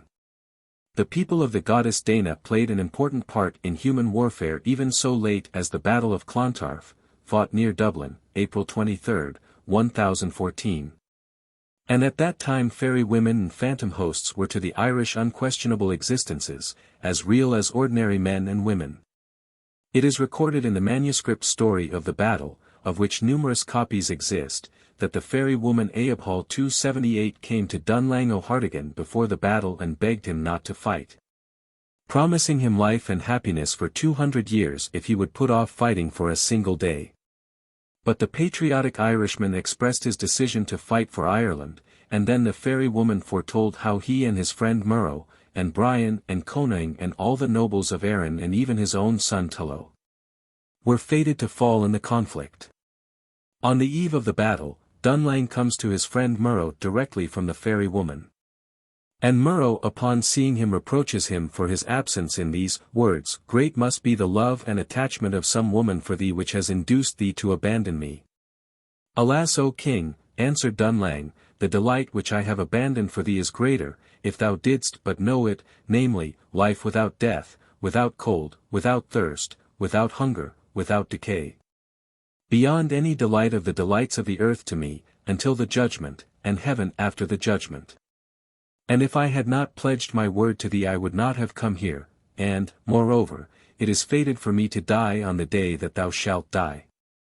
When Murrow has heard this terrible message, the prophecy of his own death in the battle, despondency seizes him. And then it is that he declares that he for Ireland like Dunlang for honour has also sacrificed the opportunity of entering and living in that wonderful land of eternal youth. "Often was I offered in hills, and in fairy mansions. This world, the fairy world, and these gifts, but I never abandoned for one night my country nor mine inheritance for them." 279. And thus is described the meeting of the two armies at Clontarf, and the demons of the air and the phantoms, and all the hosts of the invisible world who were assembled to scatter confusion and to revel in the bloodshed. And how above them in supremacy rose the Bab. It will be one of the wonders of the Day of Judgment to relate the description of this tremendous onset. "There arose a wild, impetuous, precipitate, mad, inexorable, furious, dark, lacerating, merciless, combative, contentious Bab, which was shrieking and fluttering over their heads. And there arose also the satyrs, and sprites, and the maniacs of the valleys, and the witches, and goblins, and owls, and destroying demons of the air and firmament, and the demoniac phantom host. And they were inciting and sustaining valor and battle with them." 280 It is said of Murrow, Murchad, as he entered the thick of the fight and prepared to assail the foreign invaders, the Danes, when they had repulsed the Dalkais, that he was seized with a boiling terrible anger, an excessive elevation and greatness of spirit and mind. A bird of valor and championship rose in him, and fluttered over his head and on his breath. 281. Conclusion. The recorded or manuscript fairy faith of the Gaels corresponds in all essentials with the living Gaelic fairy faith, the Tuatha de Danann or Sidhe, the gentry, the good people. And the people of peace are described as a race of invisible divine beings eternally young and unfading. They inhabit fairy palaces, enjoy rare feasts and lovemaking, and have their own music and minstrelsy. They are essentially majestic in their nature. They wage war in their own invisible realm against other of its inhabitants like the ancient Fomorians. They frequently direct human warfare or nerve the arm of a great hero like Cuchulainn. And demons of the air, spirit hosts, and awful unseen creatures obey them. Mythologically they are gods of light and good, able to control natural phenomena so as to make harvests come forth abundantly or not at all. But they are not such mythological beings as we read about in scholarly dissertations on mythology, dissertations so learned in their curious and unreasonable and often unintelligible hypotheses about the workings of the mind among primitive men. The way in which social psychology has deeply affected all such animistic beliefs was pointed out above in Chapter 3. In Chapter 11, entitled Science and Fairies, our position with respect to the essential nature of the fairy races will be made clear. Chapter 5. Brythonic Divinities and the Brythonic Fairy Faith. On the one hand we have the man Arthur, whose position we have tried to define, and on the other a greater Arthur, a more colossal figure, of which we have, so to speak, but a torso rescued from the wreck of the Celtic pantheon. The Right Honourable Sir John Rhy. The god Arthur and the hero Arthur. Sevenfold evidence to show Arthur as an incarnate fairy king, Lancelot the foster son of a fairy woman, Galahad the offspring of Lancelot and the fairy woman Elaine, Arthur as a fairy king in Coolwch and Olwen Gwyn of Nud, Arthur like Dagda. And like Osiris, Brythonic fairy romances, their evolution and antiquity, Arthur in Nennius, Geoffrey, Was. And in Lyman Cambrensis' Otherworld tale, Norman French writers of 12th and 13th centuries, Romans d'Aventia and Romans Bretons, origins of the matter of Britain, fairy romance episodes in Welsh literature, Brythonic origins. Arthur and Arthurian mythology. As we have just considered the Gaelic divinities in their character as the fairy folk of popular Gaelic tradition, so now we proceed to consider the Brythonic divinities in the same way. Beginning with the greatest of them all, Arthur. Even a superficial acquaintance with the Arthurian legend shows how impossible it is to place upon it any one interpretation to the exclusion of other interpretations. For in one aspect Arthur is a Brythonic divinity and in another a 6th-century Brythonic chieftain. But the explanation of this double aspect seems easy enough when we regard the historical Arthur as a great hero, who, exactly as in so many parallel cases of national hero worship, came within a comparatively short time to be enshrined in the imagination of the patriotic Brythons with all the attributes anciently belonging to a great Celtic god called Arthur. 282 The hero and the god were first confused, and then identified, 283 and hence arose that wonderful body of romance which we call Arthurian, and which has become the glory of English literature. Arthur in the character of a culture hero, 284 with godlike powers to instruct mortals in wisdom, and, also, as a being in some way related to the sun as a sun god, perhaps can well be considered the human divine institutor of the mystic brotherhood known as the Round Table. We ought, probably, to consider Arthur, like Cuchulainn, as a god incarnate in a human body for the purpose of educating the race of men. And thus, while living as a man, related definitely and, apparently, consciously to the invisible gods or fairy folk. Among the Aztecs and Peruvians in the New World, there was a widespread belief that great heroes who had once been men have now their celestial abode in the sun, and from time to time reincarnate to become teachers of their less developed brethren of our own race. And a belief of the same character existed among the Egyptians and other peoples of the Old World, including the Celts. It will be further shown, in our study of the Celtic doctrine of rebirth, that anciently among the Gaels and Brythons such heroes as Cuchulainn and Arthur were also considered reincarnate sun divinities. As a being related to the sun, as a sun god, Arthur is like Osiris, the great being, who with his brotherhood of great heroes and god companions enters daily the underworld or Hades to battle against the demons and forces of evil.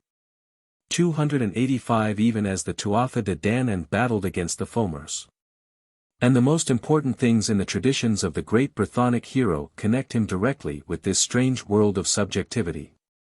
First of all, his own father, Uther Bendragon 286 as a king of Hades, so that Arthur himself, being his child, is a direct descendant of this otherworld. Second, the Arthurian legend traces the origin of the Round Table back to Arthur's father, Hades being the realm whence all culture was fabled to have been derived. 287 Third, the name of Arthur's wife, Guinevere, resolves itself into white phantom or white apparition, in harmony with Arthur's line of descent from the region of phantoms and apparitions and fairy folk.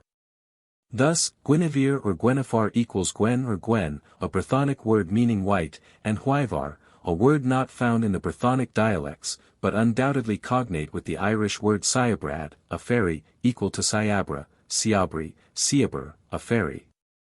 Or ghost, the Welsh and the Irish word going back to the form Sebeo.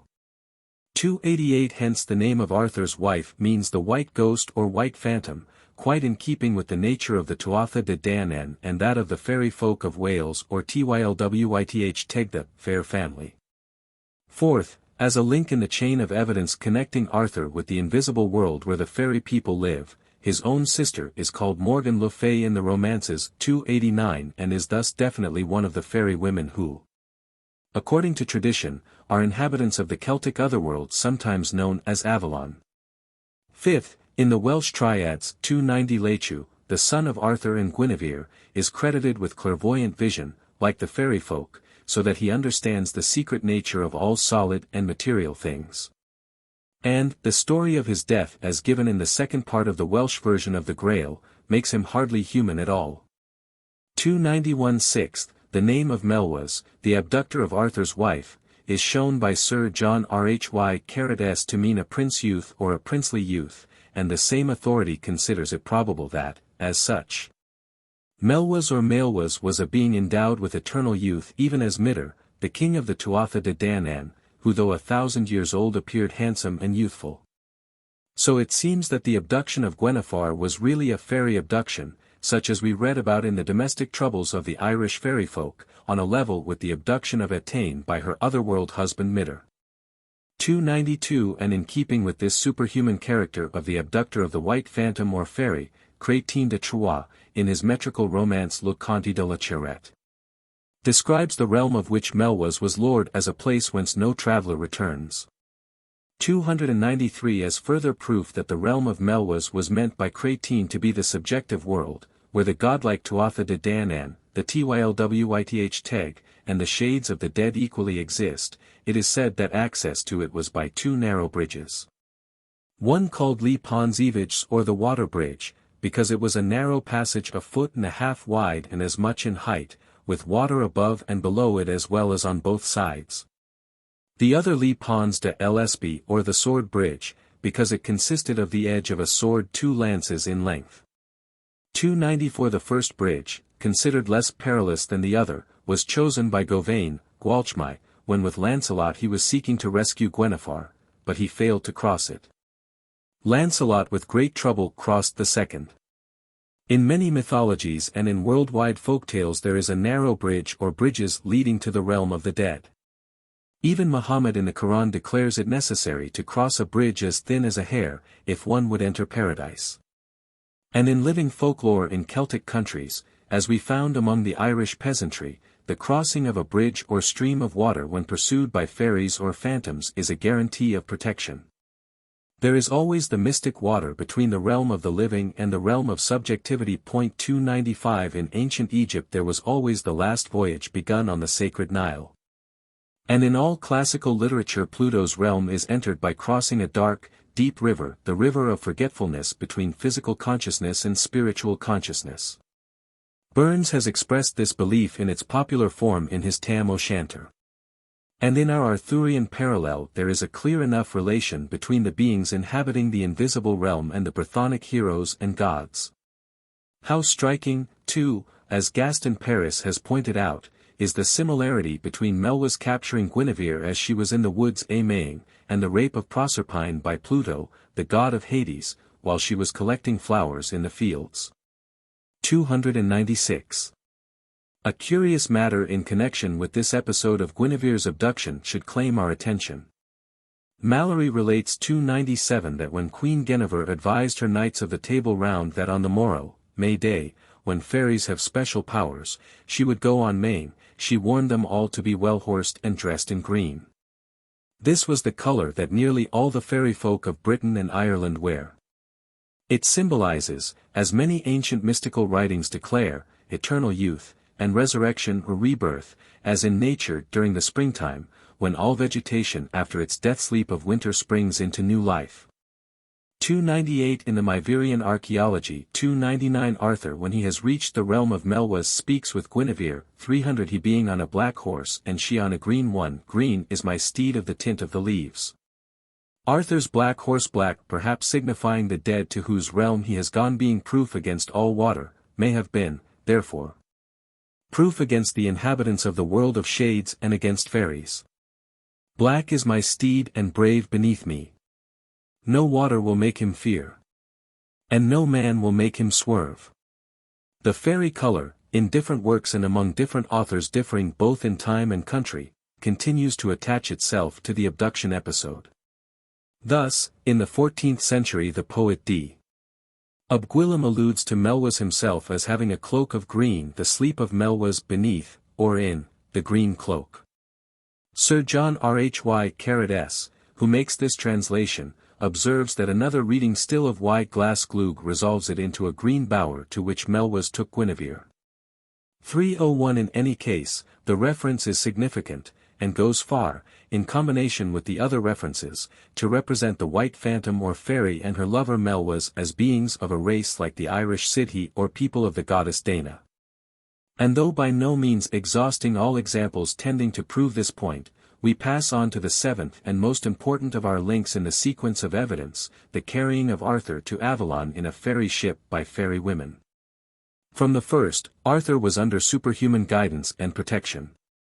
Merlin the magician, born of a spirit or demon, claimed Arthur before birth and became his teacher afterwards. From the mysterious Lady of the Lake, Arthur received his magic sword Excalibur 302 and to her returned it, through Sir Bedivere. During all his time on earth the Lady of the Lake that was always friendly to King Arthur 303 watched over him. And once when she saw him in great danger, like the Irish Morrigu who presided over the career of Cuchulainn, she sought to save him, and with the help of Sir Tristram succeeded. The passing of Arthur to Avalon or Fairy seems to be a return to his own native realm of subjectivity. His own sister was with him in the ship, for she was of the invisible country too. 304 And another of his companions on his voyage from the visible to the invisible was his life guardian Nimue, the Lady of the Lake. Merlin could not be of the company, for he was already in Fairy with the Fay Vivian. Behold the passing of Arthur as Mallory describes it, thus was he led away in a ship wherein were 3 queens, that one was King Arthur's sister, Queen Morgan le Fay, the other was the Queen of North Gallis. The third was the Queen of the Waste Lands. Also there was Nimue, the chief lady of the lake, that had wedded Peleus the good knight. And this lady had done much for King Arthur, for she would never suffer Sir Peleus to be in no place where he should be in danger of his life. 305 Concerning the great Arthur's return from Avalon we shall speak in the chapter dealing with rebirth. And we pass now from Arthur and his brotherhood of gods and fairy folk to Lancelot and his son Galahad, the 2 chief knights in the Arthurian romance. According to one of the earliest accounts we have of Lancelot, the German poem by Ulrich von Zatzikoven, as analyzed by Gaston Paris, he was the son of King Pant and Queen Clarine of Genwis. 306 In consequence of the hatred of their subjects the royal pair were forced to flee when Lancelot was only a year old. During the flight, the king, mortally wounded, died. And just as the queen was about to be taken captive, a fairy rising in a cloud of mist carried away the infant Lancelot from where his parents had placed him under a tree. The fairy took him to her abode on an island in the midst of the sea, from whence she derived her title of Lady of the Lake, and he, as her adopted son, the name of Lancelot du Lac, and her island world was called the Land of Maidens. Having lived in that world of fairies so long, it was only natural that Lancelot should have grown up more like one of its fair folk than like a mortal. No doubt it was on account of his half-supernatural nature that he fell in love with the White Phantom, Guinevere, the wife of the king who had power to enter Hades and return again to the land of the living. Who better than Lancelot could have rescued Arthur's queen? No one else in the court was so well fitted for the task. And it was he who was able to cross one of the magic bridges into the realm of Melwas, the Otherworld, while Gawain, in the English form, Gawain, failed. Mallory's narrative records how Lancelot, while suffering from the malady of madness caused by Guinevere's jealous expulsion of Elaine his fairy sweetheart. Quite a parallel case to that of Cuchulainn when his wife Emer expelled his fairy mistress Fan fought against a wild boar and was terribly wounded, and how afterwards he was nursed by his own Elaine in fairyland. And healed and restored to his right mind by the Sangreal. Then Sir Ector and Sir Perceval found him there in the joyous isle enjoying the companionship of Elaine, where he had been many years, and from that world of faerie induced him to return to Arthur's court. And, finally, comes the most important element of all to show how closely related Lancelot is with the fairy world and its people. And how inseparable from that invisible realm another of the fundamental elements in the life of Arthur is the quest of the Holy Grail, and the story of Galahad, who of all the knights was pure and good enough to behold the sacred vessel. And who was the offspring of the foster son of the Lady of the Lake and the fairy woman Elaine. 307. In the strange old Welsh tale of Coolwch and Olwen we find Arthur and his knights even more closely identified with the fairy realm than in Mallory and the Norman French writers. And this is important, because the ancient tale is, as scholars think, probably much freer from foreign influences and reworking than the better-known romances of Arthur, and therefore more in accord with genuine Celtic beliefs and folklore. As we shall quickly see, the court of King Arthur to which the youth Coolwch goes seeking aid in his enterprise seems in some ways, though the parallel is not complete enough to be emphasized, to be a more artistic, because literary, picture of that fairy court which the Celtic peasant locates under mountains, in caverns, in hills, and in knolls, a court quite comparable to that of the Irish Sidhe folk or Tuatha de Danann. Arthur is represented in the midst of a brilliant life where, as in the fairy palaces, there is much feasting, and Coolwch being invited to the feasting says, "I came not here to consume meat and drink." And behold what sort of personages from that court Coolwch has pledged to him, so that by their supernatural assistance he may obtain Olwen, herself perhaps a fairy held under fairy enchantment. 308, the sons of Gwarder Curvach, whom Arthur had power to call from the confines of hell. Morven the son of Tegid, who, because of his ugliness, was thought to be a demon, Sand Bride Angel, who was so beautiful that mortals thought him a ministering angel. Henbedester, with whom no one could keep pace either on horseback, or on foot, and who therefore seems to be a spirit of the air, Henwas Adinog, with whom no four-footed beast could run the distance of an acre, much less go beyond it. Skilty Iskandrode, who must have been another spirit or fairy, for, when he intended to go on a message for his lord, Arthur, who is like a Tuatha de Danann king, he never sought to find a path, but knowing whither he was to go. If his way lay through a wood he went along the tops of the trees, and, during his whole life, a blade of reed-grass bent not beneath his feet, much less did one ever break, so lightly did he tread. Gwalgoik, who when he came to a town, though there were 300 houses in it, if he wanted anything, he would not let sleep come to the eyes of any whilst he remained there. Osla Gillovor, who bore a short broad dagger, and, when Arthur and his hosts came before a torrent, they would seek for a narrow place where they might pass the water, and would lay the sheathed dagger across the torrent. And it would form a bridge sufficient for the armies of the 3 islands of Britain, and of the 3 islands adjacent, with their spoil. It seems very evident that this is the magic bridge, so often typified by a sword or dagger, which connects the world invisible with our own, and over which all shades and spirits pass freely to and fro. In this case we think Arthur is very clearly a ruler of the spirit realm, for, like the great Tuatha de Danann King Dagda, he can command its fairy-like inhabitants, and his army is an army of spirits or fairies. The unknown author of Coolwch, like Spenser in modern times in his Fairy Queen, seems to have made the island of Britain the realm of fairy, the Celtic Otherworld, and Arthur its king. But let us take a look at more of the men pledged to Coolwch from among Arthur's followers. Clust the son of Clustvainad, who possessed clairaudient faculties of so extraordinary a kind that, though he were buried 7 cubits beneath the earth, he would hear the ant 50 miles off rise from her nest in the morning. And the wonderful Kai, who could live 9 days and 9 nights under water, for his breath lasted this long, and he could exist the same length of time without sleep. A wound from Kai's sword no physician could heal.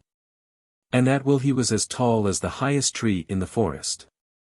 And he had another peculiarity, so great was the heat of his nature, that, when it rained hardest, whatever he carried remained dry for a handbreadth above and a handbreadth below his hand. And when his companions were coldest, it was to them as fuel with which to light their fire.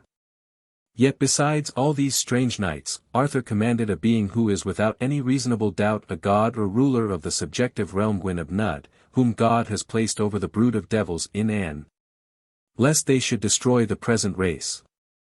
He will never be spared thence. Whatever each one of us may think of this wonderful assembly of warriors and heroes who recognized in Arthur their chief, they are certainly not beings of the ordinary type, in fact they seem not of this world, but of that hidden land to which we all shall one day journey.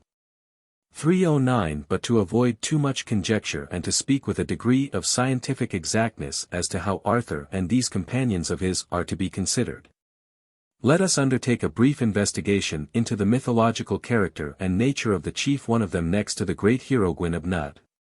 Professor J. Lowth has said that, nothing shows better the evolution of mythological personages than the history of Gwyn, 310 and in Irish we have the equivalent form of Nud in the name Tuatha, famous for having had a hand of silver. And Tuatha of the silver hand was a king of the Tuatha de Danann.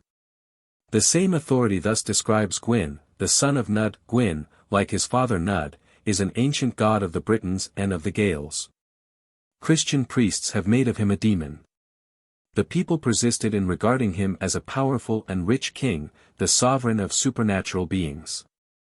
311 In referring to Gwyn, Professor Lowth in his early edition of Coolhooch says, our author has had an original idea, he has left him in hell, to which place Christianity had made him descend.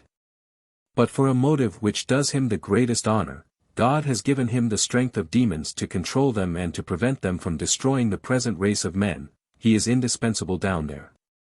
Lady Guest calls Gwyn the king of Faerie, 312 the ruler of the Tylwyth Teg or family of beauty, who are always joyful and well disposed toward mortals. And also the ruler of the elves, Welsh-Ellan, a goblin race who take special delight in misleading travelers and in playing mischievous tricks on men. It is even said that Gwyn himself is given to indulging in the same mischievous amusements as his elvish subjects. The evidence now set forth seems to suggest clearly and even definitely that Arthur in his true nature is a god of the subjective world, a ruler of ghosts, demons, and demon rulers, and fairies. That the people of his court are more like the Irish Sidhe folk than like mortals, and that as a great king he is comparable to Dagda the over-king of all the Tuatha de Danann. Arthur and Osiris, two culture heroes and sun gods, as we suggested at first, are strikingly parallel. Osiris came from the otherworld to this one, became the first divine ruler and culture hero of Egypt, and then returned to the otherworld, where he is now a king. Arthur's father was a ruler in the otherworld, and Arthur evidently came from there to be the supreme champion of the Brythons, and then returned to that realm whence he took his origin, a realm which poets called Avalon. The passing of Arthur seems mystically to represent the sunset over the western ocean. Arthur disappears beneath the horizon into the lower world, which is also the halls of Osiris, wherein Osiris journeys between sunset and sunrise, between death and rebirth. Merlin found the infant Arthur floating on the waves. The sun rising across the waters is this birth of Arthur, the birth of Osiris.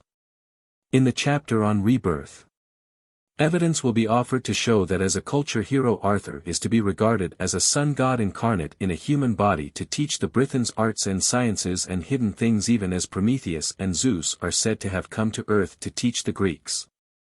And that as a 6th century warrior, Arthur, in accordance with the Celtic doctrine of rebirth, is an ancient Brythonic hero reincarnate. The literary evolution and the antiquity of the Brythonic fairy romances. After the Norman conquest of England in 1066, The ancient fairy romances of the Brythons began to exercise their remarkable literary influence as we see it now in the evolution of the Arthurian legend. And in this evolution of the Arthurian legend we find the proof of the antiquity of the Brythonic fairy faith, just as we find in the old Irish manuscripts the proof of the antiquity of the Gaelic fairy faith. Long before 1066, Gildas gives the first recorded germs of the Arthurian story in his De Excidio et Conquesta Britanniae, though they are hardly distinguishable as such. His failure to mention the name of Arthur, though treating of the whole period when Arthur is supposed to have lived, he himself being contemporary with the period, raises the very difficult question which we have already mentioned. Did the mighty Brythonic hero ever have an actual historical existence? Almost 300 years later, a period sufficiently removed from Gildas to have made Arthur the supreme champion of the falling Brythons, granting that he did exist during the 6th century as a Brythonic chieftain in the Historia Brittonum. Completed about the year 800, and attributed to Nennius, Arthur, for the first time in a known manuscript, is mentioned as a character of British history. 313 All that can be definitely said of the narrative of Nennius, is that it represents more or less inconsistent British traditions of uncertain age, that it is not always historical, many scholars are agreed. Dr. R.H. Fletcher says, there is always the possibility that Arthur never existed at all. And that even Nennius's comparatively modest eulogy has no firmer foundation than the persistent stories of ancient Celtic myth or the patriotic figments of the ardent Celtic imagination. 314 Sir John Rhy also propounds a similar view. 315 Thus, for example, Nennius states that Arthur in one battle slew single-handed more than 900 men. And, again, that the number of Arthur's always successful battles was 12, as though Arthur were the sun or a sun god, and his battles the 12 months of the solar year. 316. Between Nennius and Geoffrey of Monmouth there is an intermediate stage in the development of the Arthurian legend, during which the character of Arthur tends to become more romantic, but for our purpose this period is of slight importance. Thereafter, by means of Geoffrey's famous Historia Regum Britanniae, written about 1136, the Arthurian legend gained popularity throughout Western Europe. In this work Arthur ceases to be purely historical, and appears as a great king enveloped in the mythical atmosphere of a Celtic hero, and with him Merlin and Lear are for the first time definitely enshrined in the literature of Britain. 317 Arthur's career is completely sketched in the Historia, from birth to his mysterious departure for the Isle of Avalon after the last fight with Modred, when fairy women take him to cure him of his wounds, Book 11, 1-2. Geoffrey, thus the father of the Arthurian legend in English and European literature, was undoubtedly a Welshman who probably had natural opportunities of knowing the true character of Arthur from genuine Brythonic sources. Though we know little about his life. His Historia, as the researches of scholars have shown, was the sum total in his time of all Arthurian history and myth, whether written or orally transmitted, which he could collect. Just as Mallory's Le Morte d'Arthur was a compendium of Arthurian material in the time of Edward IV. There followed many imitations and translations of the Historia. The most important of these appeared in 1155, Le Roman de Brut or The Story of Brutus, by the Norman poet Was.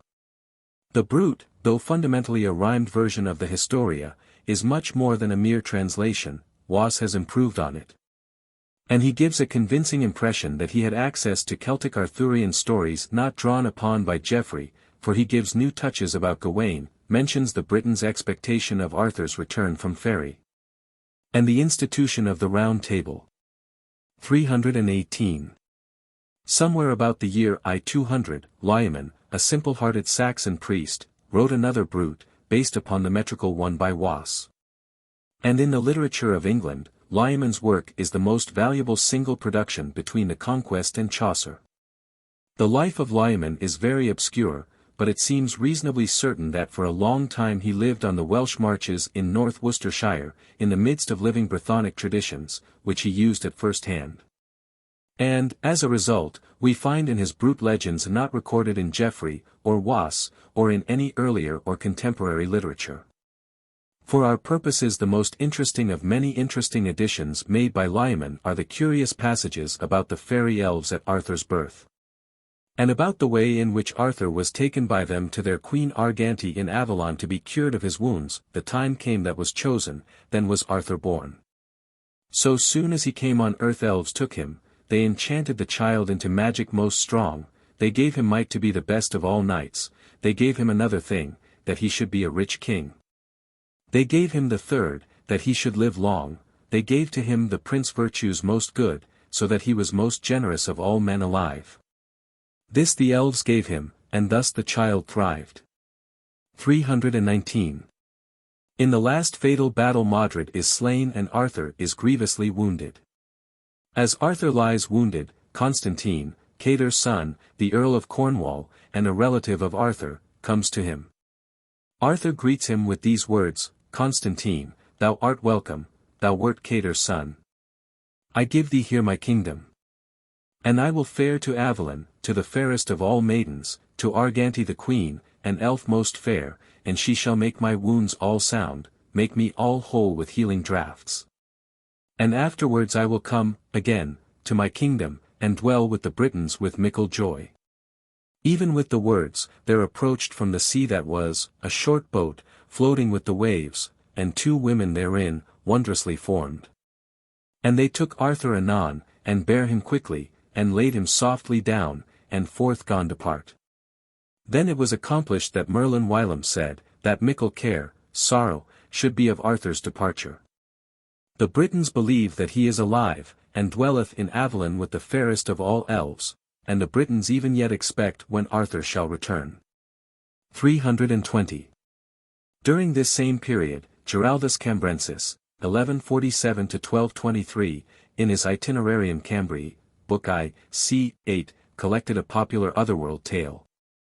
It is about a priest named Elidorus, who when a boy in Gower, the western district of Glamorganshire, had free passage between this world of ours and an underground country inhabited by a race of little people who spoke a language like Greek. This tends to prove that the fairy faith was then flourishing among the people of Wales. It was chiefly during the 12th and 13th centuries that the Arthurian legend as a thing of literature began to take definite shape. The old romances of the Brythons were cultivated and revised, and written down by men and women of literary genius. Chrétien de Troyes, who recorded a large number of legendary stories in verse, Marie de France, famous for her lays, Thomas, the author of the chief version of the Tristan legend, 321 Barreau, who recorded a less important version of this legend. 322 and Robert de Boron, who did much to develop the legend of the Holy Grail, were among the greatest workers in the French Celtic revival of this time. Professor Brown has shown that almost every incident in Chrétien's Iwain was suggested by an ancient Celtic tale, dealing with the familiar theme of a journey to win a fairy mistress in the Otherworld. 323 The fae whom Iwain marries is called Laudine, and, like one of the fairies who live in sacred waters, she has her favourite fountain which the knight guards, as though he were the Black Knight in the old Welsh tale of the Lady of the Fountain. Both Gaston Paris and Alfred Nutt have also recognized the tale of Iwain as a fairy romance. 324 Professor Loth observes that, it is not impossible that Chrétien had known, among fairy legends, Armorican legends, concerning the fairies of waters, whose role is identical with that of the Welsh Tylwylwyth Teg. 325. In L'Enval, one of the lays 326 by Marie de France, written during the 12th century, probably while its author was living in England, we have direct proof that there was then flourishing in Brittany well known to Marie de France, who was French by birth and training a popular belief in fairy women who lived in the Otherworld, and who could take mortals on whom their love fell. It is probable that the older lay, to which Marie de France refers in the beginning of her L'Enval, may have been the anonymous one of Greyland, sometimes improperly attributed to her. Zimmer and Forster place the origin of Greyland in Brittany 327, and the similarity of the heroes in the two poems seems to be due to a very ancient Brythonic fairy faith. Dr. Schofield sees in Greyland an older form of the more polished L'Enval, and remarks that the chief difference in the two lays is found in the way the hero meets the fairy women. In the case of L'Enval, when he leaves the court, he goes to rest beside a river where two beautiful maidens come to him. Greylant is alone in the woods when he sees a hind whiter than snow, and following it comes to a place where fairy damsels are bathing in a fountain. There seems to be no doubt that in both poems the maidens and damsels are fairies quite like the Tuatha de Danann, with power to cast their spell over beautiful young men whom they wish to have for husbands. In Gingemer, another of the old Breton lays, ascribed by Gaston Paris to Marie de France, we find again fairy romance episodes similar to those in Lonval and Greylant. 328 The lays of Marie de France had many imitators in England. Chaucer, too, has made it clear that he knew a good deal about the old Breton lays and their subjects or matter, for in the prologue to the Frankeline's tale he writes, "Thys old jaunty Britons in her days, of diverse avenches maiden lays, rhymed in her first Briton tongue." We may now briefly examine, in a general way, some of the most noteworthy of the more obscure, but for us important old French fairy romances of a kindred Brythonic or Arthurian character, called Romans d'Aventure and Romans Bretons. Wherein fays appear or are mentioned, i.e., Le Bel Inconnu, Blancadin, Brun de la Montagne, Clarisse et Hilaris, Dolapathos, Escaner, Florient et Florit, Partenopius, La Vengeance Raguadal, Jouffroy, and Amada et Doin. 329 In these romances, fairies commonly appear as most beautiful supernormal women who love mortal heroes. They are seen chiefly at night, frequenting forests and fountains, and like all fairies disappear at or before cockcrow. They are skilled in magic and astrology, like the Greek fates, some of them spin and weave and have great influence over the lives of mankind.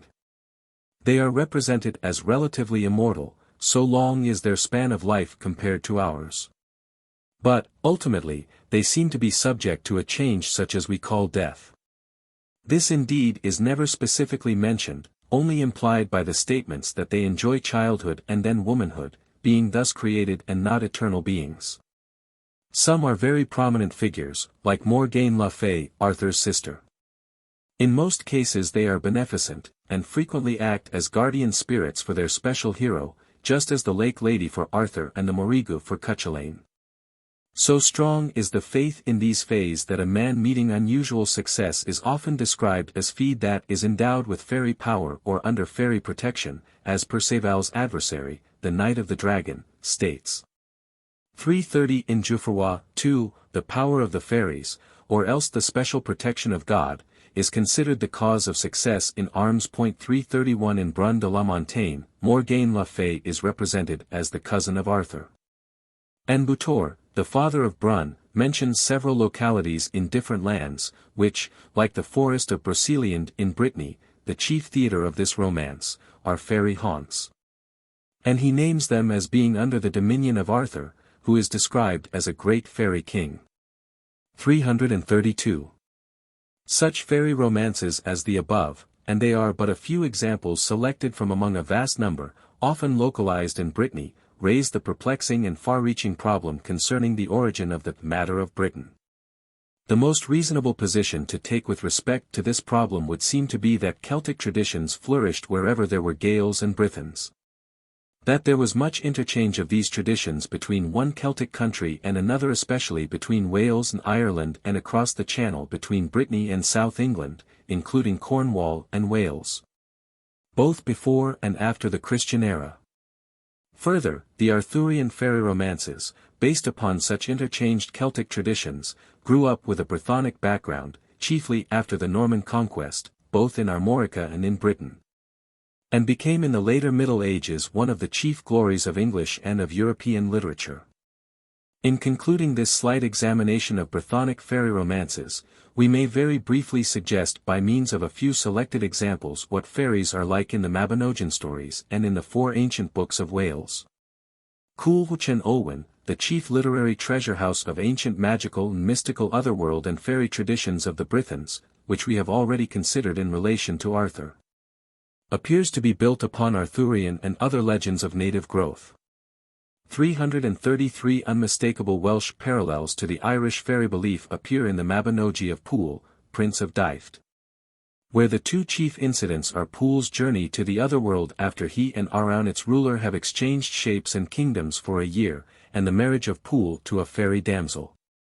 In the Mabinogi of Manawyddan, which contains much magic and shape-shifting, and the description of a fairy castle belonging to Llwyd.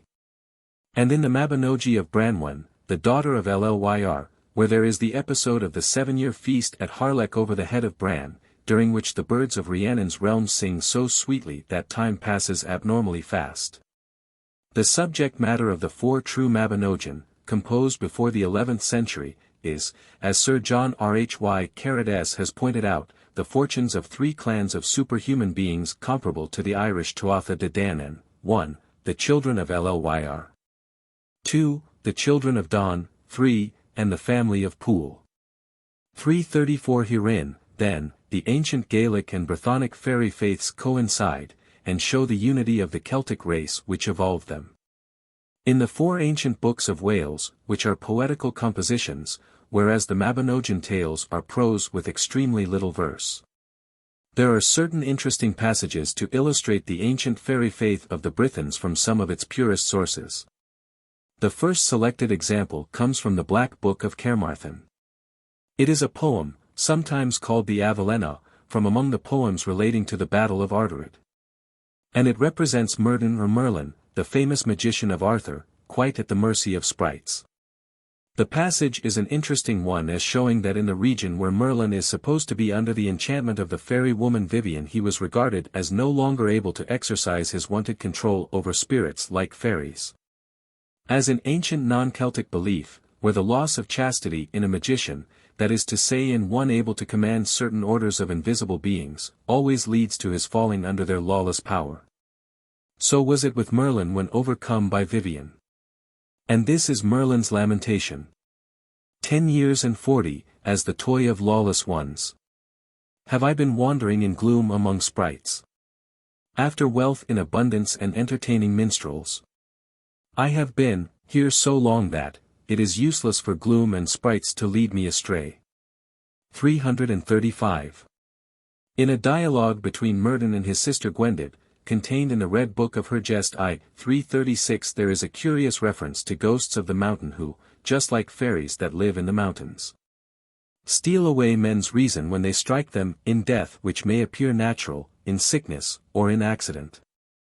And after his death, after he has been taken by these ghosts of the mountain, Myrddin returns as a ghost and speaks from the grave a prophecy which the ghost of the mountain in Aber Carav 337 told him.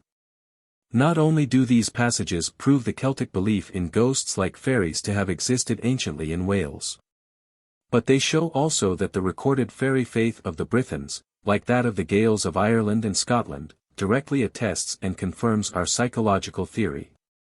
Like a record from the official proceedings of the Psychical Research Society itself, they form one of the strongest proofs that fairies, ghosts, and shades were confused, all alike, in the mind of the Welsh poet, mingling together in that realm where mortals see with a new vision, and exist with a body invisible to us.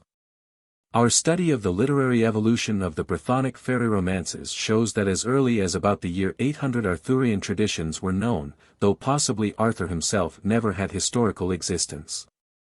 By about 1136, when Geoffrey's famous Historia appeared, these traditions were already highly developed in Britain, and Arthur had become a great Brythonic hero enveloped in a halo of romance and myth, and, as an otherworld being, was definitely related to Avalon and its fairy inhabitants. This new literary material of Celtic origin opened up to Europe by Geoffrey rapidly began to influence profoundly the form of continental as well as English poetry and prose, chiefly through the writers of the Norman French period of the 12th and 13th centuries. In itself it was in no wise essentially different from what we find as fairy romances in the old Irish manuscripts written during the same and earlier periods. Welsh literature, however it may be related to Irish, shows a common origin with it. The four true Mabinogion as stories are earlier than 1100, Culhwch and Olwen in its present form most probably dates from the latter half of the 12th century. The four ancient books of Wales date from the 12th to the 15th centuries as manuscripts. In both ancient and modern times there was much interchange of material between Irish Gaels and Brythons. And Brittany as well as Britain and Ireland undoubtedly contributed to the evolution of the complex fairy romances which formed the germ of the Arthurian legend. When we stop to consider how long it may have taken the Brythonic fairy faith, as well as that of the Gaels, to become so widespread and popular among the Celtic peoples that it could take such definite shape as it now shows in all the oldest manuscripts in different languages, we can easily wander backward into periods of enlightenment and civilization beyond the horizon of our little fragments of recorded history. Who can tell how many ages ago the fairy faith began its first evolution, or who can say that there was ever a Celt who did not believe in, or know about fairies? Chapter 6. Celtic Otherworld. In Ireland this world and the world we go to after death are not far apart. W. B. Yeats. Many go to the Tir na Nog in sleep, and some are said to have remained there, and only a vacant form is left behind without the light in the eyes which marks the presence of a soul. A. E. General ideas of the otherworld, its location, its subjectivity, its names, its extent, Tethra one of its kings the silver branch and the golden bough, and initiations the otherworld the heaven. World of all religions voyage of Bran Cormac in the land of promise magic wands Cuchulain's sick bedashans return from fairyland Lanvils going to Avalon voyage of Maildwin voyage of Teague adventures of Art Cuchulain's and Arthur's. Otherworld quests literary evolution of idea of happy otherworld. General description. The heaven world of the ancient Celts, unlike that of the Christians, was not situated in some distant, unknown region of planetary space, but here on our own earth. As it was necessarily a subjective world, poets could only describe it in terms more or less vague, and its exact geographical location, accordingly, differed widely in the minds of scribes from century to century.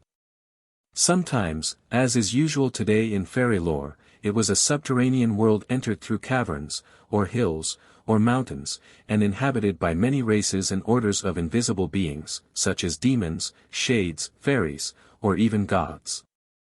And the underground world of the Sidhe folk, which cannot be separated from it, was divided into districts or kingdoms under different fairy kings and queens, just as the upper world of mortals. We already know how the Tuatha de Danann or Sidhe folk, after their defeat by the sons of Mill at the Battle of Taelt, retired to this underground world and took possession of its palaces beneath the green hills and valleys of Ireland. And how from there, as gods of the harvest, they still continued to exercise authority over their conquerors, or marshaled their own invisible spirit hosts in fairy warfare, and sometimes interfered in the wars of men. More frequently, in the old Irish manuscripts, the Celtic otherworld was located in the midst of the Western Ocean, as though it were the double of the lost Atlantis. 338 And Manannan Mac Lyre, the son of the sea perhaps himself the double of an ancient Atlantean king was one of the divine rulers of its fairy inhabitants, and his palace, for he was one of the Tuatha de Danann, was there rather than in Ireland. And when he travelled between the two countries it was in a magic chariot drawn by horses who moved over the sea waves as on land. And fairy women came from that mid-Atlantic world in magic boats like spirit boats, to charm away such mortal men as in their love they chose, or else to take great Arthur wounded unto death. And in that island world there was neither death nor pain nor scandal, naught save immortal and unfading youth, and endless joy and feasting. Even yet at rare intervals, like a phantom, High Brazil appears far out on the Atlantic. No later than the summer of 1908 it is said to have been seen from West Ireland, just as that strange invisible island near Inishmurray, inhabited by the invisible gentry, is seen once in 7 years. And too many men of intelligence testify to having seen High Brazil at the same moment, when they have been together, or separated, as during the summer of 1908, for it to be explained away as an ordinary illusion of the senses. Nor can it be due to a mirage such as we know, because neither its shape nor position seems to conform to any known island or land mass. The Celtic otherworld is like that hidden realm of subjectivity lying just beyond the horizon of mortal existence, which we cannot behold when we would, save with the mystic vision of the Irish seer. Thus in the legend of Bran's friends, who sat over dinner at Harlech with the head of Bran for 7 years, 3 curious birds acted as musicians, the 3 birds of Rhiannon, which were said to sing the dead back to life and the living into death. But the birds were not in Harlech, they were out over the sea in the atmosphere of Rhiannon's realm in the bosom of Cardigan Bay.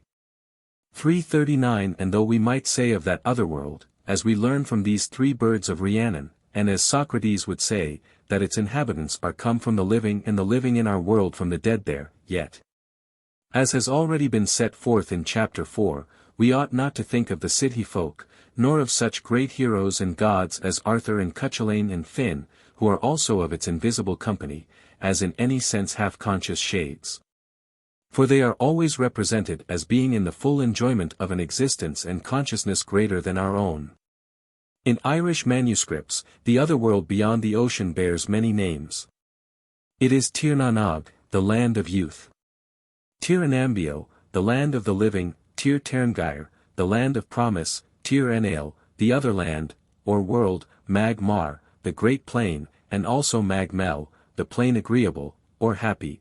But this western otherworld, if it is what we believe it to be, a poetical picture of the great subjective world, cannot be the realm of any one race of invisible beings to the exclusion of another. In it all alike gods, Tuatha de Danann, fairies, demons, shades, and every sort of disembodied spirits find their appropriate abode. For though it seems to surround and interpenetrate this planet even as the X-rays interpenetrate matter, it can have no other limits than those of the universe itself. And that it is not an exclusive realm is certain from what our old Irish manuscripts record concerning the Fomorian races. 340 These, when they met defeat on the battlefield of Moytura at the hands of the Tuatha de Danann, retired altogether from Ireland, their overthrow being final, and returned to their own invisible country, a mysterious land beyond the ocean, where the dead find a new existence, and where their god King Tethra ruled, as he formerly ruled in this world. And the fairy women of Tethra's kingdom, even like those who came from the Tuatha de Danann of Erin, or those of Manannan's ocean world, enticed mortals to go with them to be heroes under their king, and to behold there the assemblies of ancestors. It was one of them who came to Conla, son of Con, supreme king of Ireland, and this was her message to him: the immortals invite you. You are going to be one of the heroes of the people of Tethra. You will always be seen there, in the assemblies of your ancestors, in the midst of those who know and love you. And with the fairy spell upon him the young prince entered the glass boat of the fairy woman, and his father the king, in great tribulation and wonder, beheld them disappear across the waters never to return. The silver branch 341 and the golden bough. To enter the otherworld before the appointed hour marked by death, a passport was often necessary, and this was usually a silver branch of the sacred apple tree bearing blossoms, or fruit, which the queen of the land of the ever-living and ever-young gives to those mortals whom she wishes for as companions. Though sometimes, as we shall see, it was a single apple without its branch. The queen's gifts serve not only as passports, but also as food and drink for mortals who go with her. Often the apple branch produces music so soothing that mortals who hear it forget all troubles and even cease to grieve for those whom the fairy women take.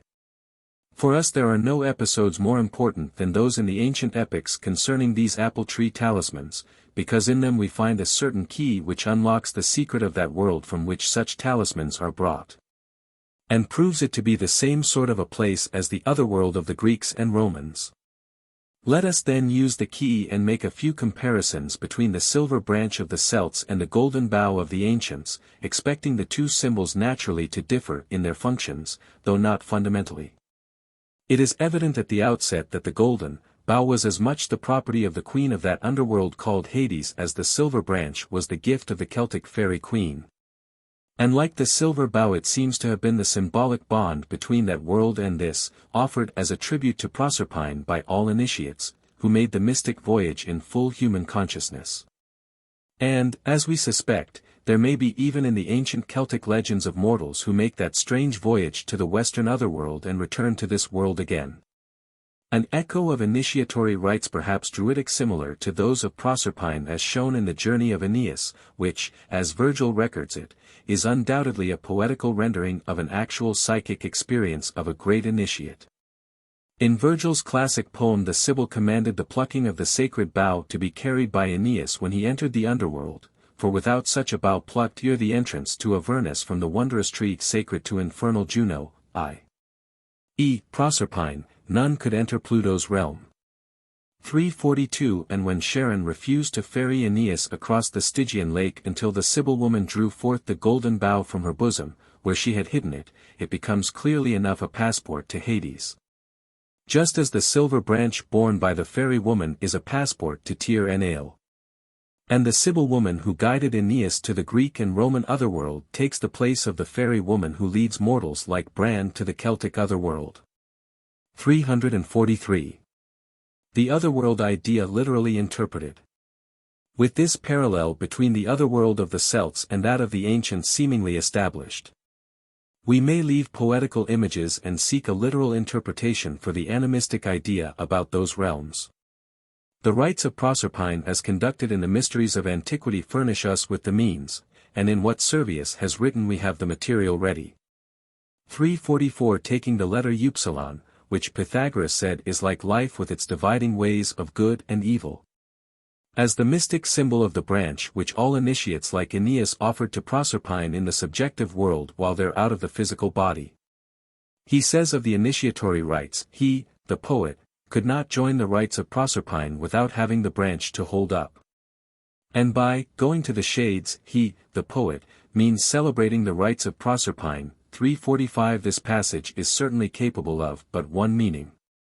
And we may perhaps assume that the invisible realm of the ancients, which is called Hades, is like the Celtic Otherworld located in the Western Ocean, and is also like, or has its mythological counterpart in, the Elysian fields to the west. Reserved by the Greeks and Romans for their gods and heroes, and in the happy otherworld of Scandinavian, Iranian, and Indian mythologies.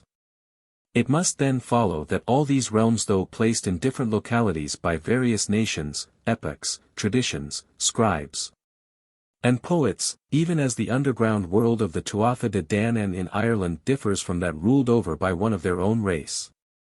Manann and the Son of the Sea, are simply various ways which different Aryan peoples have had of looking at that one great invisible realm of which we have just spoken, and which forms the heaven world of every religion, Aryan and non-Aryan, known to man.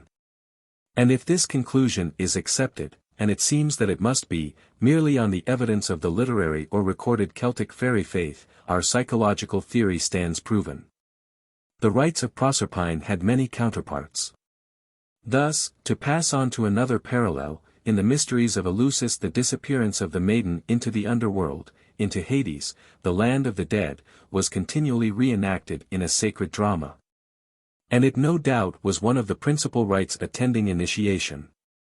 In our study of the Celtic doctrine of rebirth, we shall return to this subject of Celtic initiation. The voyage of Bran, son of Feeble. We are well prepared now to enjoy the best-known voyages which men, heroes, and god-men, are said to have made to Avalon, or the land of the living. Through the invitation of a fairy woman or else of the god Manannan himself. And probably the most famous is that of the voyage of Bran, son of Feeble, as so admirably translated from the original Old Irish saga by Dr. Kuno Meyer. 346 Perhaps in all Celtic literature no poem surpasses this in natural and simple beauty. One day Bran heard strange music behind him as he was alone in the neighborhood of his stronghold, and as he listened, so sweet was the sound that it lulled him to sleep. When he awoke, there lay beside him a branch of silver so white with blossoms that it was not easy to distinguish the blossoms from the branch. Bran took up the branch and carried it to the royal house, and, when the hosts were assembled therein, they saw a woman in strange raiment standing on the floor. Whence she came and how, no one could tell. And as they all beheld her, she sang 50 quatrains to Bran. A branch of the apple tree from Emain. I bring, like those one knows. Twigs of white silver are on it. Crystal brows with blossoms. There is a distant isle, around which sea-horses glisten. A fair course against the white-swelling surge. 4 feet uphold it. When the song was finished, the woman went from them while they knew not whither she went. And she took her branch with her. The branch sprang from Bran's hand into the hand of the woman, nor was there strength in Bran's hand to hold the branch. The next day, with the fairy spell upon him, Bran begins the voyage towards the setting sun.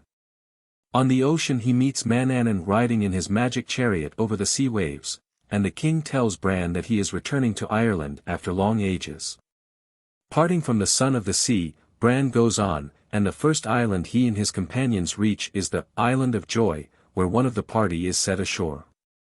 The second isle is the Land of Women, where the queen draws Bran and his followers to her realm with a magic clue, and then entertains them for what seems no more than a year, though it chanced to be many years, after a while.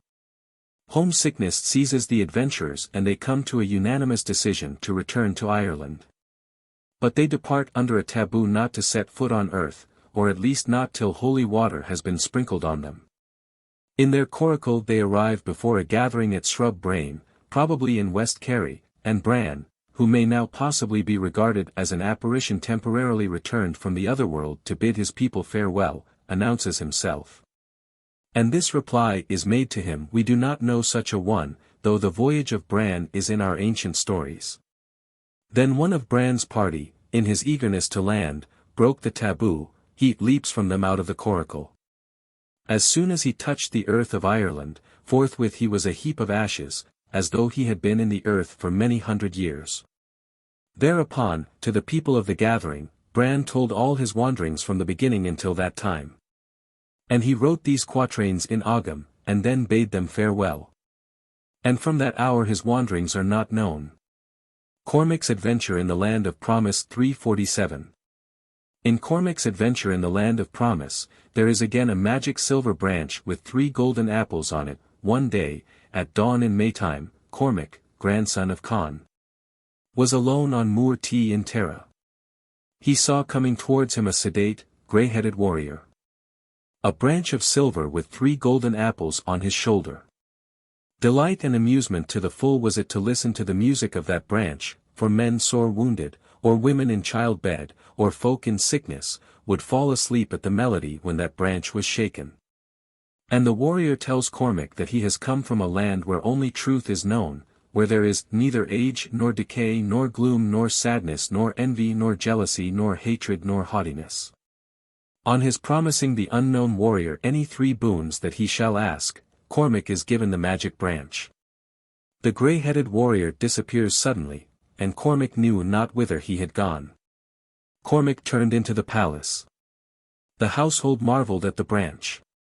Cormac shook it at them, and cast them into slumber from that hour to the same time on the following day. At the end of a year the warrior comes into his meeting and asked of Cormac the consideration for his branch. "It shall be given," says Cormac. "I will take thy daughter, Ailbe today," says the warrior. So he took the girl with him. The women of Tara utter 3 loud cries after the daughter of the king of Erin. But Cormac shook the branch at them, so that he banished grief from them all and cast them into sleep. That day month comes the warrior and takes with him Carpri Life Chair, the son of Cormac. Weeping and sorrow ceased not in Tara after the boy, and on that night no one therein ate or slept, and they were in grief and in exceeding gloom. But Cormac shook the branch at them, and they parted from their sorrow. The same warrior comes again. "What askest thou today?" says Cormac.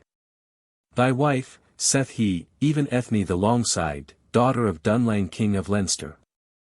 Then he takes away the woman with him. Thereupon Cormac follows the messenger, and all his people go with him. But a great mist was brought upon them in the midst of the plain of the wall. Cormac found himself on a great plain alone. It is the Land of Promise. Palaces of bronze, and houses of white silver thatched with white birds' wings are there. Then he sees in the garth a shining fountain, with 5 streams flowing out of it, and the hosts in turn drinking its water. 9 hazels of Buin grow over the well. The purple hazels drop their nuts into the fountain, and the 5 salmon which are in the fountain sever them, and send their husks floating down the streams. Now the sound of the falling of those streams is more melodious than any music that men sing. 348. Cormac having entered the fairy palace at the fountain beholds the loveliest of the world's women. After she has been magically bathed, he bathes, and this, apparently, is symbolical of his purification in the Otherworld. Finally, at a feast, the warrior messenger sings Cormac to sleep. And when Cormac awakes he sees beside him his wife and children, who had preceded him thither to the land of promise. The warrior messenger who took them all is none other than the great god Manannan and Mac Liar of the Tuatha de Danann. There in the Otherworld, Cormac gains a magic cup of gold richly and wondrously wrought, which would break into 3 pieces if 3 words of falsehood be spoken under it, and the magic silver branch. And Manannan, as the god initiator, says to Ireland's high king, "Take thy family then, and take the cup that thou mayest have it for discerning between truth and falsehood. And thou shalt have the branch for music and delight. And on the day that thou shalt die they all will be taken from thee. I am Manannan, son of Lur, king of the land of promise, and to see the land of promise was the reason I brought thee hither. The fountain which thou sawest, with the 5 streams out of it, is the fountain of knowledge, and the streams are the 5 senses through which knowledge is obtained. And no one will have knowledge who drinketh not a draught out of the fountain itself and out of the streams. The folk of many arts are those who drink of them both." Now on the morrow morning, when Cormac arose, he found himself on the green of Tara, with his wife and his son and daughter, and having his branch and his cup. Now that was afterwards called Cormac's cup, and it used to distinguish between truth and falsehood with the gale. Howbeit, as had been promised him, by Manannan, it remained not after Cormac's death. 349. This beautiful tale evidently echoes in an extremely poetical and symbolical manner a very ancient Celtic initiation of a king and his family into the mystic cult of the mighty god Manannan, son of the sea. They enter the Otherworld in a trance state, and on waking are in Erin again, spiritually enriched. The cup of truth is probably the symbol of having gained knowledge of the mystery of life and death, and the branch, that of the peace and joy which comes to all who are truly initiated.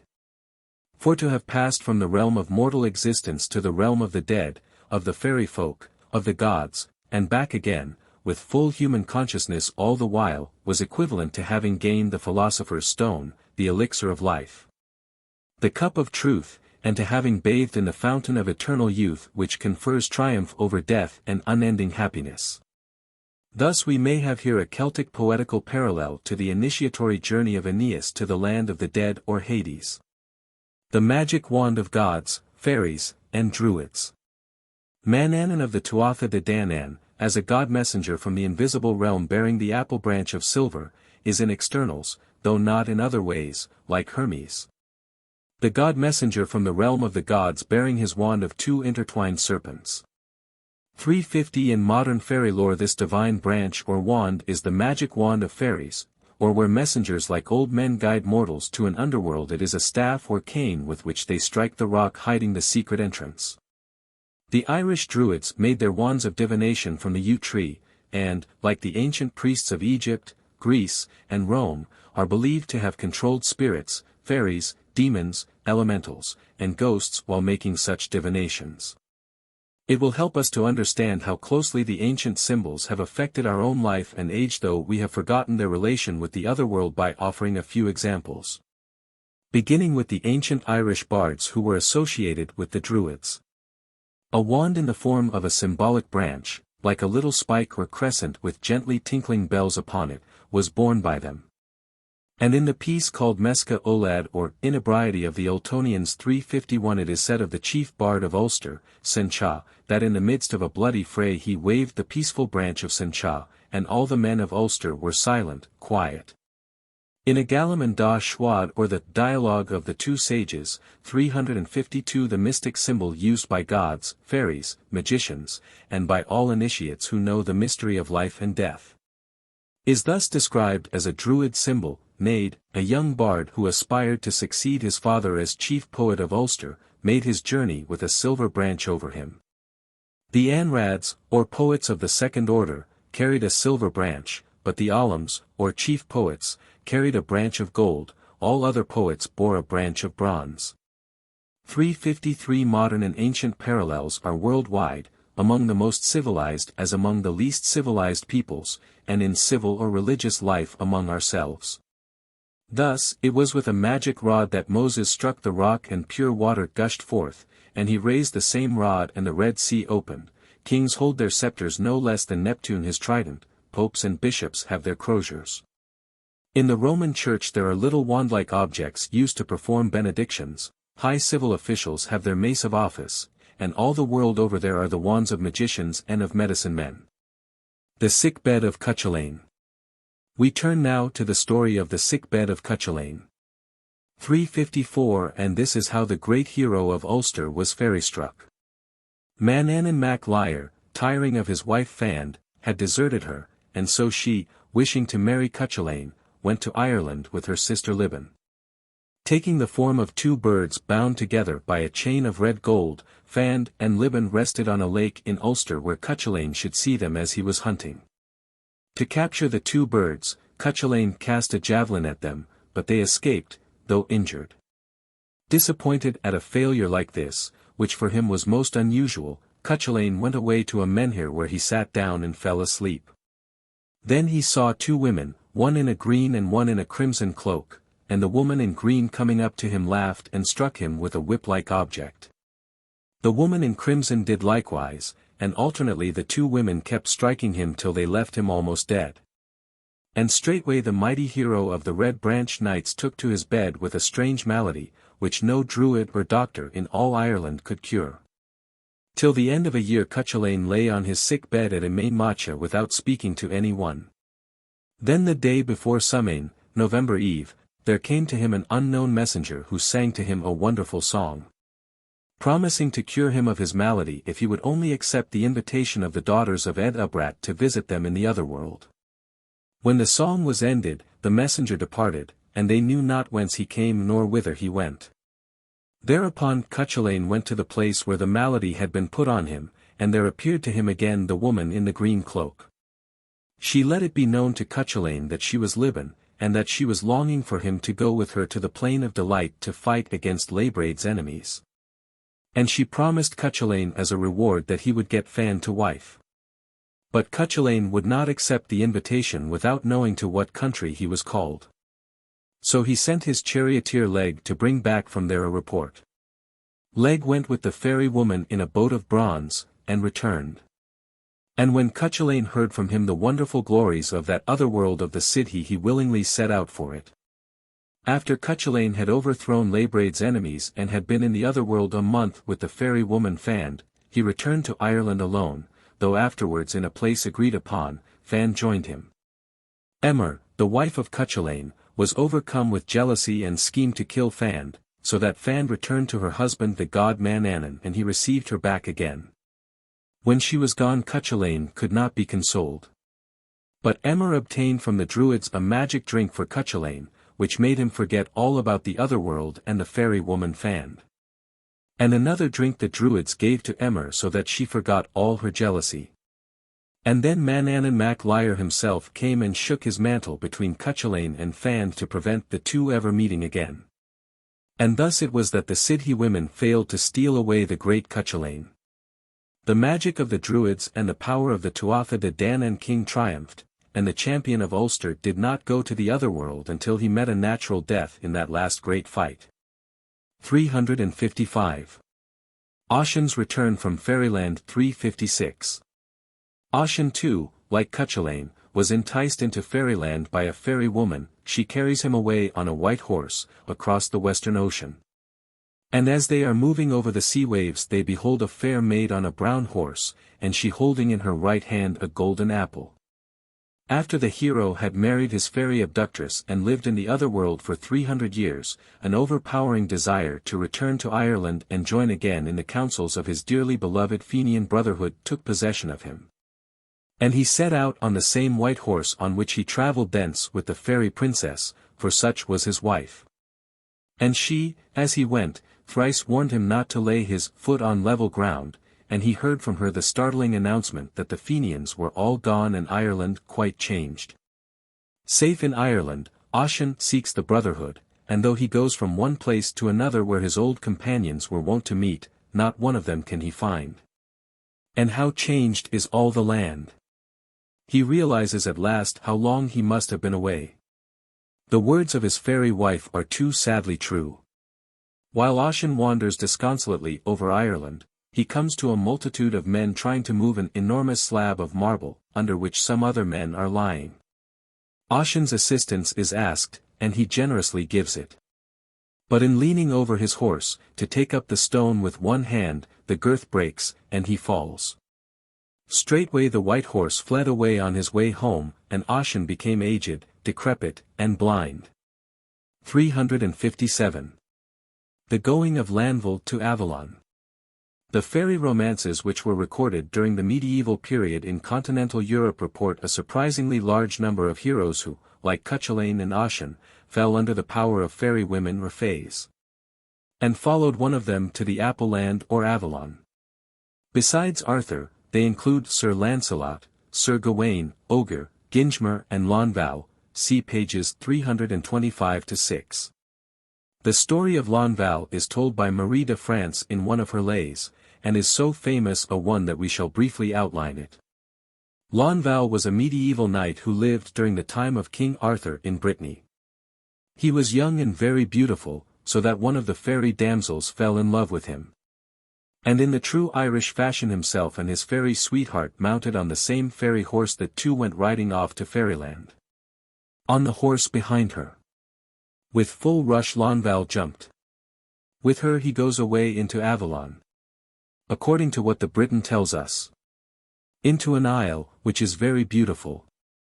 358. The voyage of Teague, son of Cian.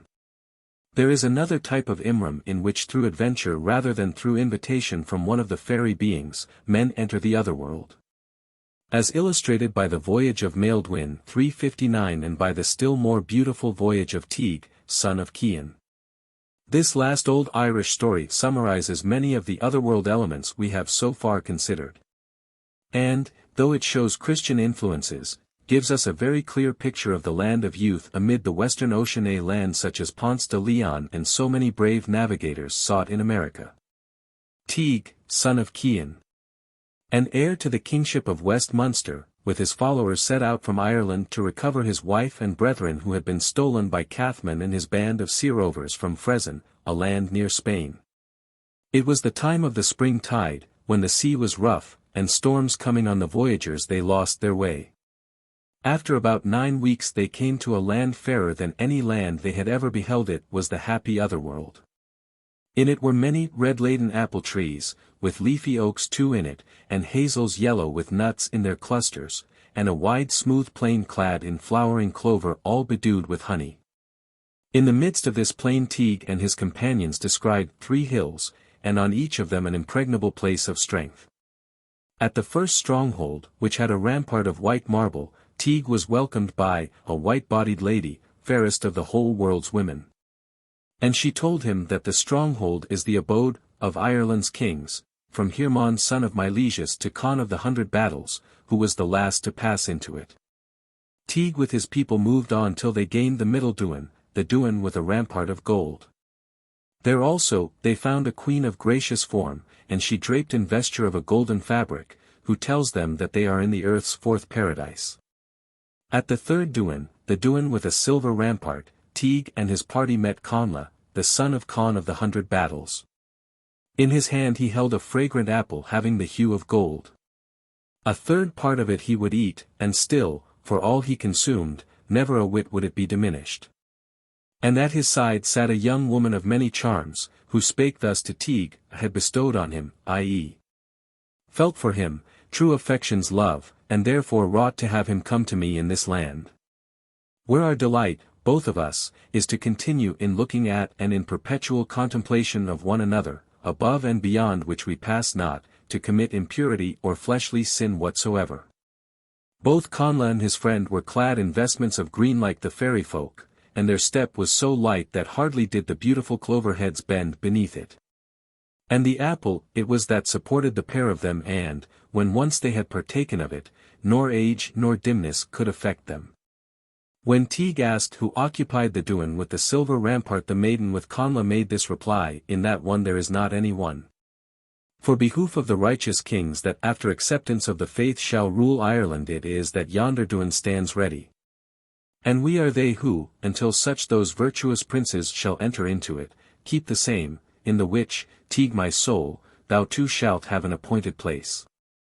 Obliquely across the most capacious palace Teague looked away, as he was observing the beauty of the yet uninhabited dun, and marked a thickly furnished wide-spreading apple tree that bare blossoms and ripe fruit both.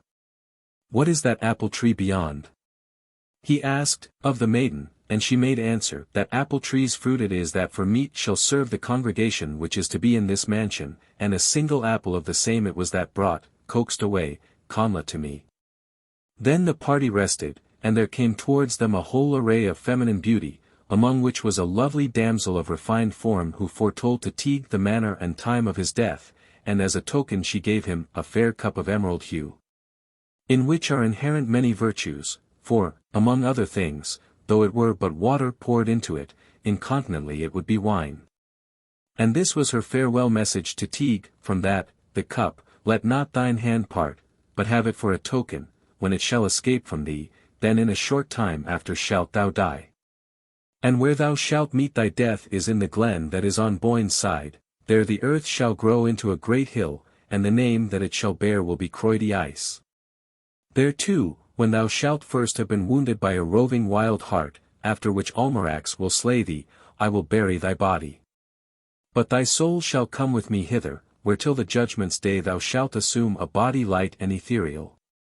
As the party led by Teague were going down to the seashore to depart, the girl who had been escorting them asked, how long they had been in the country. In our estimation, they replied, we are in it but one single day.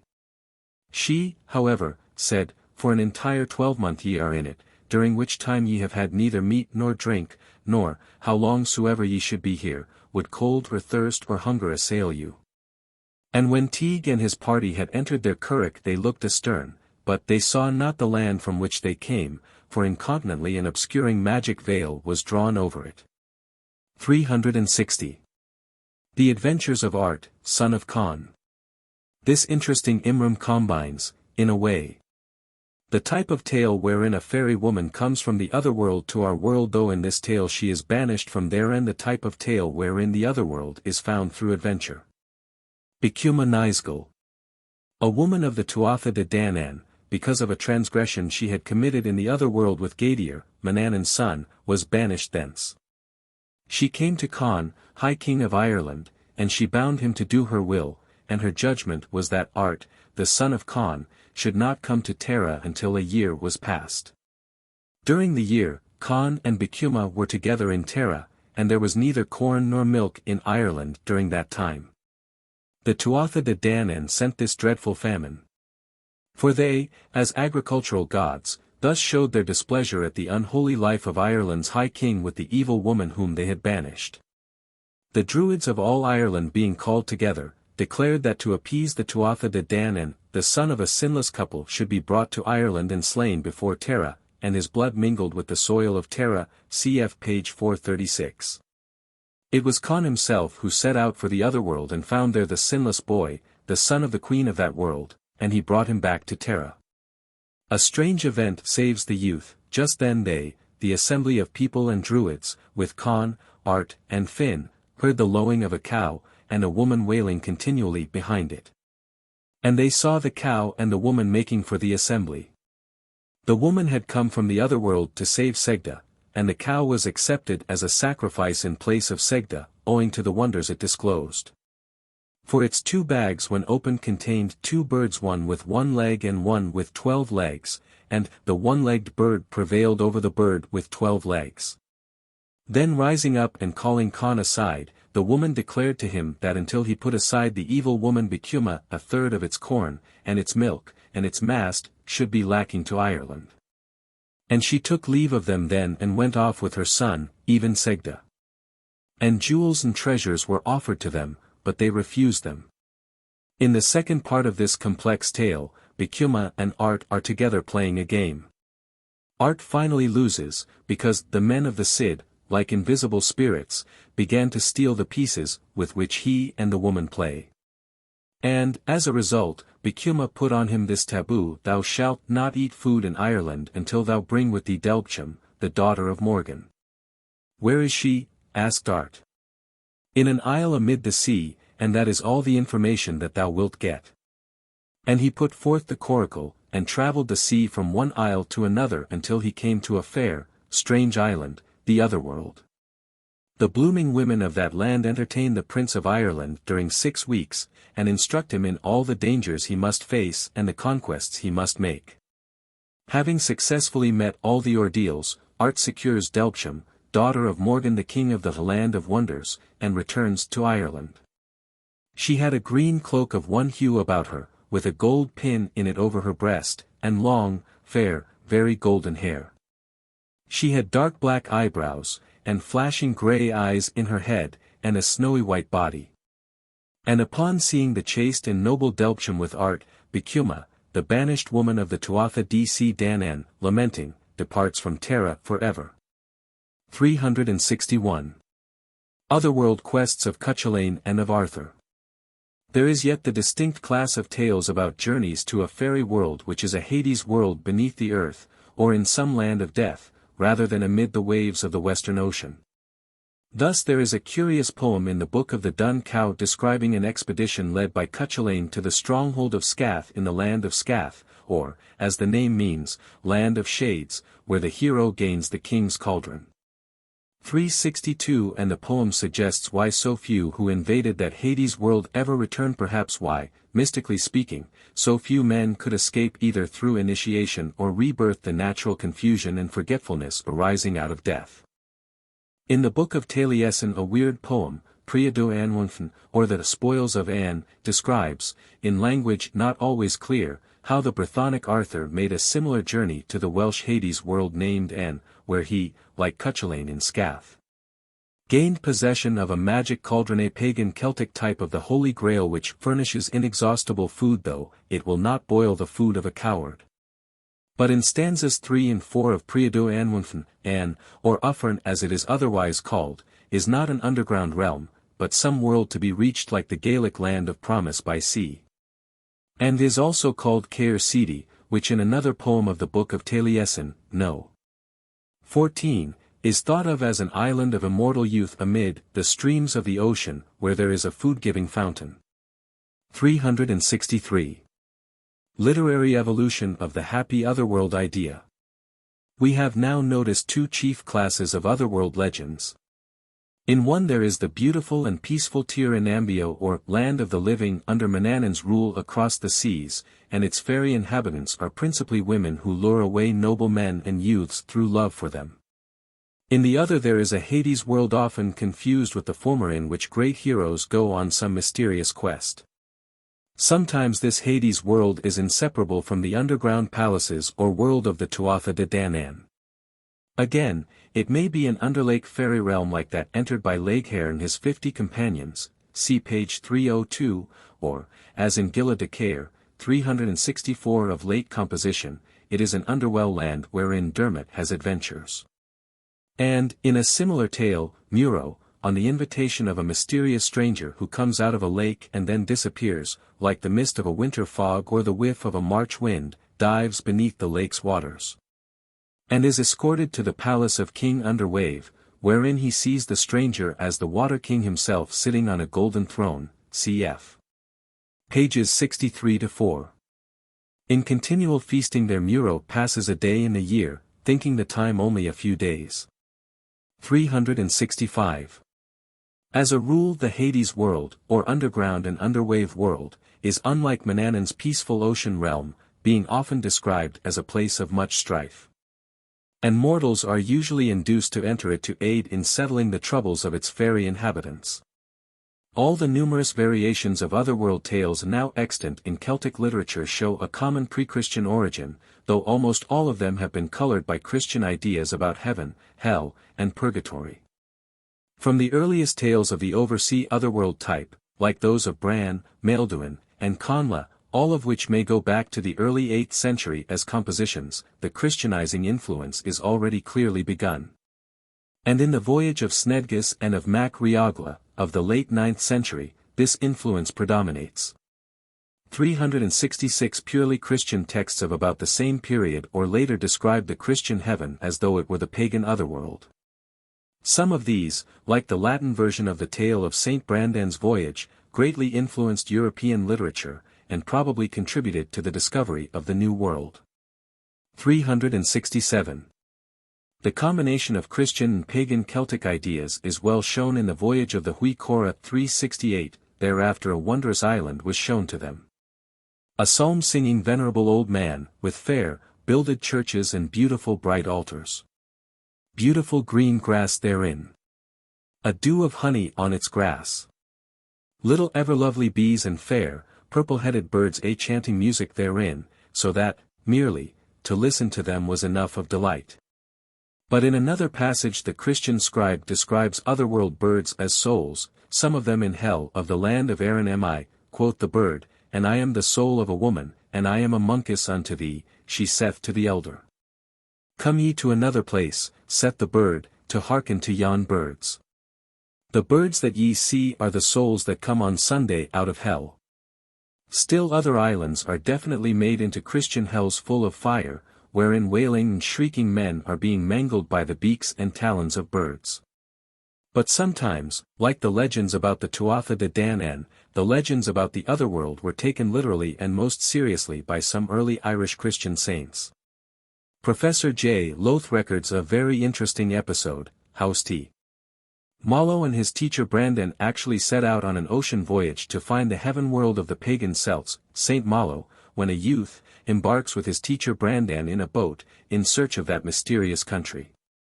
After some days, the waves drive him back rebuffed and discouraged upon the seashore. An angel opens his eyes. The land of eternal peace and of eternal youth is that which Christianity promises to its elect. 369. Not only was the Celtic otherworld gradually changed into a Christian heaven, or hell, from the 8th century onward, but its divine inhabitants soon came to suffer the rationalization commonly applied to their race. And the transcribers began to set them down as actual personages of Irish history.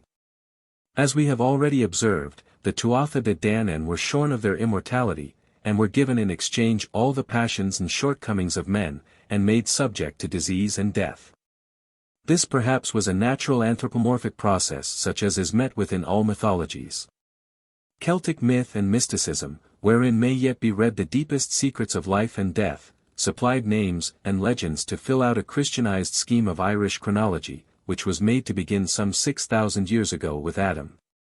A few of the pagan legends, however, met very fair treatment at the hands of poetical and patriotic Christian transcribers. Thus in a Danann's vision, 370 though the Celtic otherworld has become the land of the saints, its primal character is clearly discernible. To reach it a sea voyage is necessary. And it is a land where there is no pride, falsehood, envy, disease or death, wherein is delight of every goodness. In it there are singing birds, and for sustenance while there the voyagers need only to hear its music and sate themselves with the odor which is in the land. Again, in the Book of Leinster, and in later MSS, there is a Dinshenkas of almost primal pagan purity. It alludes to Clydna's wave, that of Tuag in Bur to Tuag, daughter of Cornwall. Manannan the sea god sent a messenger, a druid of the Tuatha de Danann in the shape of a woman. The druid chanted a sleep spell over the girl, and while he left her on the seashore to look for a boat in which to embark for the land of ever-living women, a wave of the flood tide came and drowned her. But the Oxford version of the same tale doubts whether the maiden was drowned, for it suggests, or maybe it, the wave, was Manannan himself that was carrying her off. 371 Thus the scribe understood that to go to Manannan's world literally meant entering a sleep or trance state, or, what is equivalent in the case of the maiden whom Manannan summoned, the passage through death from the physical body. And still, today, the Irish peasant believes that the good people take to their invisible world all young men or maidens who meet death, or that one under a fairy spell may go to their world for a short time, and come back to our world again. We have frequently emphasized how truly the modern Celtic peasant in certain non-commercialized localities has kept to the faith of his pagan ancestors, while the learned Christian scribes have often departed widely from it. The story of the voyage of Finn to the otherworld, 372 which Campbell found living among Scotch peasants as late as the last century, adds a striking proof of this assertion. So does Michael Coman's peasant version of Ossian in the Land of Youth, as outlined above, page 346, which, though dating from about 1749, has all the natural character of the best ancient tales, like those about Bran and Cormac. We are inclined, therefore, to attach a value even higher than we have already done to the testimony of the living fairy faith which confirms in so many parallel ways, as has been shown, the fairy faith of the remote past. Mr. W. B. Yeats, the Irish poet, adequately sums up this matter by saying, "But the Irish peasant believes that the utmost he can dream was once or still is a reality by his own door. He will point to some mountain and tell you that some famous hero or beauty lived and sorrowed there, or he will tell you that Tir na Nog, the country of the young, the old Celtic paradise, the land of the living heart, as it used to be called, is all about him." 373. At the end of his long and careful study of the Celtic Otherworld, Alfred Nutt arrived at the tentative conclusion which coincides with our own. That, the vision of a happy otherworld found in Irish mythic romances of the 8th and following centuries is substantially pre-Christian, that its closest analogues are in Hellenic myth. And that with these, it forms the most archaic Aryan presentation of the divine and happy land we possess. 374. Chapter 7. The Celtic Doctrine of Rebirth. It seems as if Ossian's was a premature return. Today he might find comrades come back from Tir na Nog for the uplifting of their race. Perhaps to many a young spirit standing up among us Celt might speak as to Mongan, saying, "I was with thee, with Finn." A.E. Rebirth and Otherworld as a Christian Doctrine. General Historical Survey. According to the Bard dos Misas. According to ancient and modern authorities, reincarnation of the Tuatha de Danann King Mongan's rebirth attains birth. Dermot's pre-existence Tuan's rebirth among Brython's Arthur as a reincarnate hero. Non-Celtic parallels rebirth among modern Celts, in Ireland, in Scotland, in the Isle of Man, in Wales, in Cornwall, in Brittany. Origin and evolution of Celtic rebirth doctrine. Relation with the Otherworld. However much the conception of the Otherworld among the ancient Greeks may have differed from that among the Celts, it was to both peoples alike inseparably connected with their belief in rebirth. Alfred Nutt, who studied this intimate relation more carefully perhaps than any other Celtic folklorist, has said of it, in Greek mythology as in Irish, the conception of rebirth proves to be a dominant factor of the same religious system in which Elysium is likewise an essential feature. Death, as many initiates have proclaimed in their mystical writings, is but a going to that otherworld from this world, and birth a coming back again. 375 And Buddha announced it as his mission to teach men the way to be delivered out of this eternal circle of existence. Historical Survey of the Rebirth Doctrine. Among ourselves the doctrine may seem a strange one, though among the great nations of antiquity, the Egyptians, Indians, Greeks, and Celts, it was taught in the mysteries and priest schools, and formed the cornerstone of the most important philosophical systems like those of Buddha, Pythagoras, Plato, the Neoplatonists, and the Druids. The Alexandrian Jews, also, were familiar with the doctrine, as implied in the Wisdom of Solomon, 8:19, 20, and in the writings of Philo. It was one of the teachings in the schools of Alexandria, and thus directly shaped the thoughts of some of the early church fathers. For example, Tertullian of Carthage, circa d. 160–240, and Origen of Alexandria, circa d. 185–254.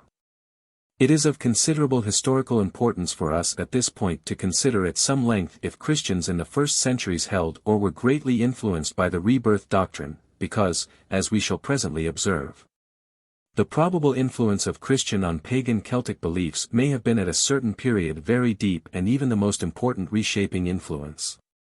As an examination of Origen's De Principiis proves, Origen himself believed in the doctrine.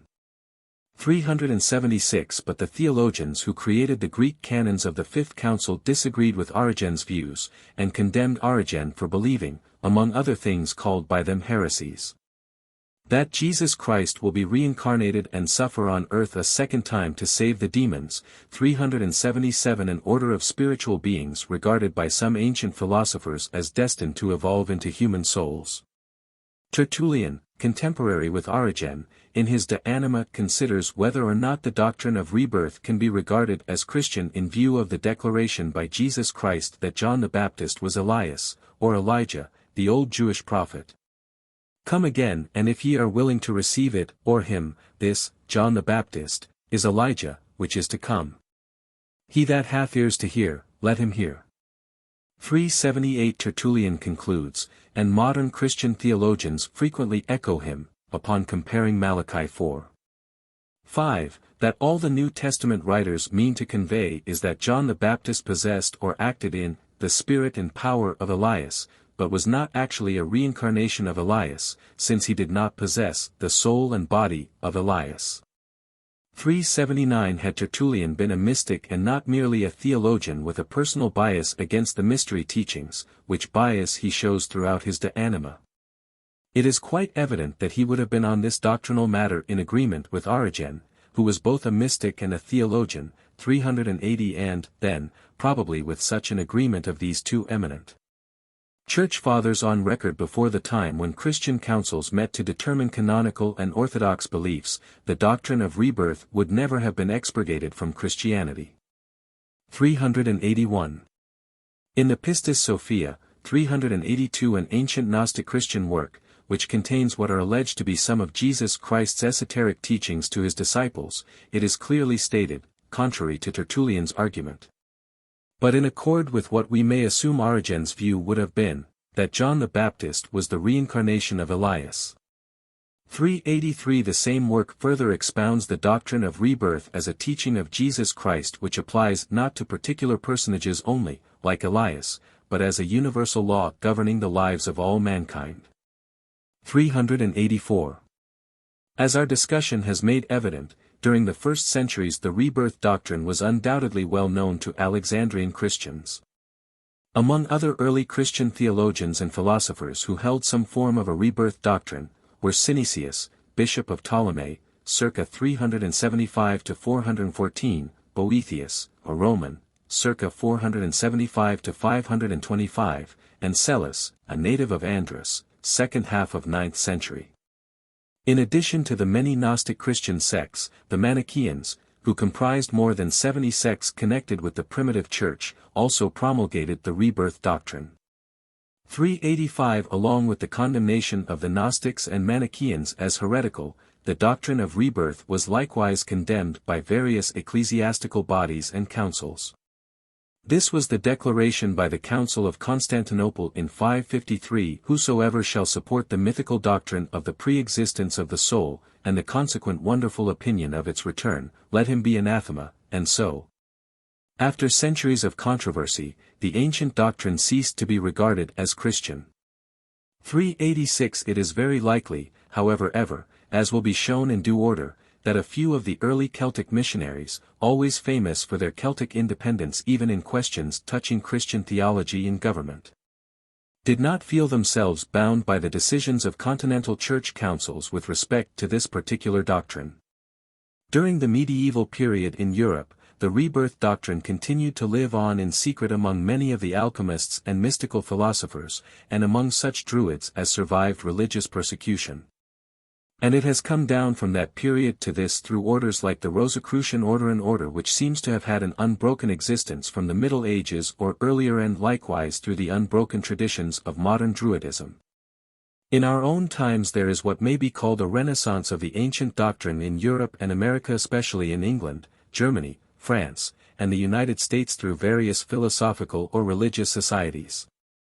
Some of them founding their teachings and literature on the ancient and medieval mystical philosophers, while others stand as the representatives in the West of the mystical schools of modern India, which, like modern Druidism, claim to have existed from what we call prehistoric times.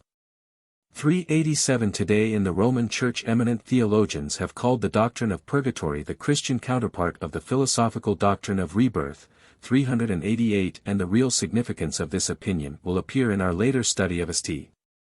Patrick's purgatory, which, as we hold, is connected more or less definitely with the pagan Irish doctrines of the underworld of the Sidhe folk and spirits, as well as shades of the dead, and with the Celtic Druidic doctrine of reincarnation.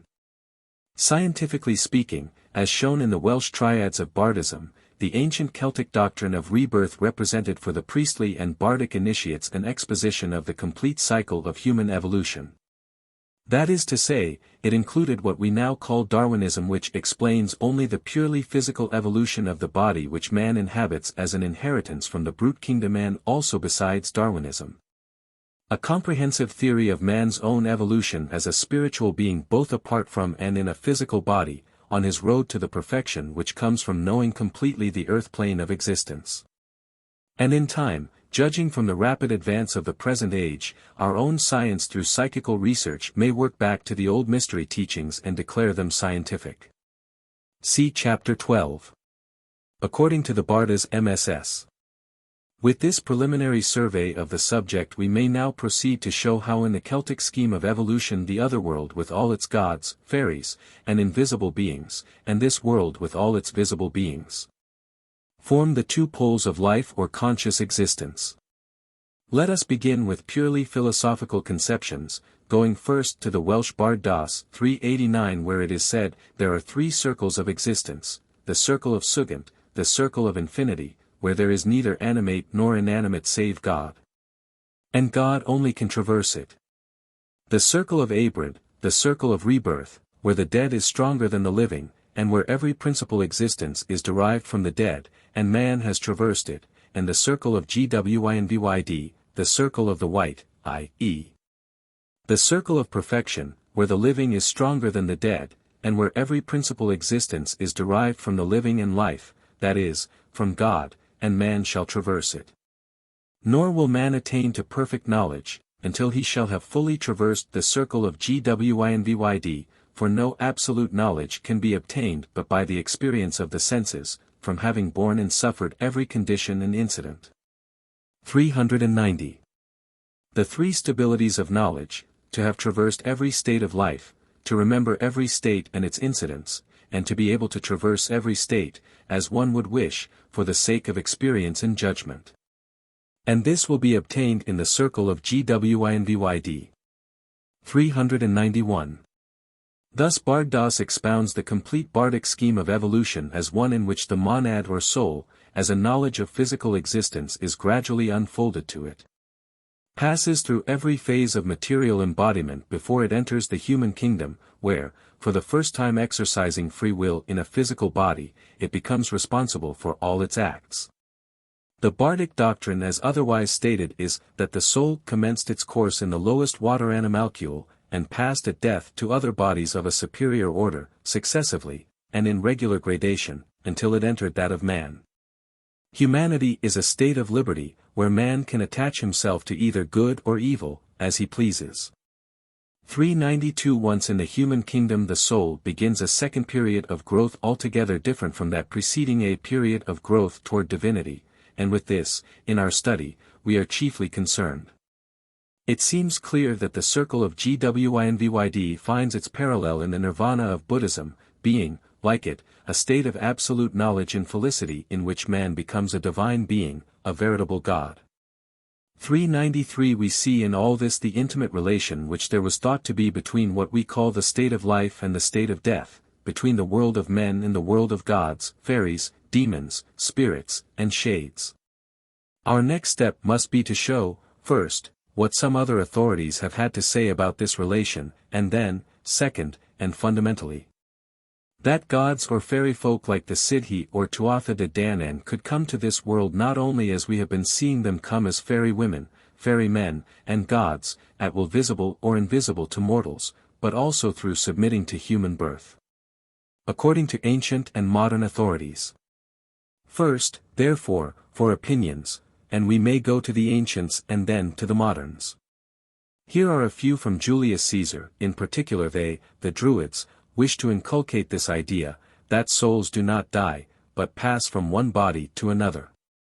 394. The Gauls declare that they have all sprung from their father Dis, or Pluto, and this they say was delivered to them by the Druids. 395. And the testimony of Caesar is confirmed by Diodorus Siculus, 396, and by Pomponius Mela.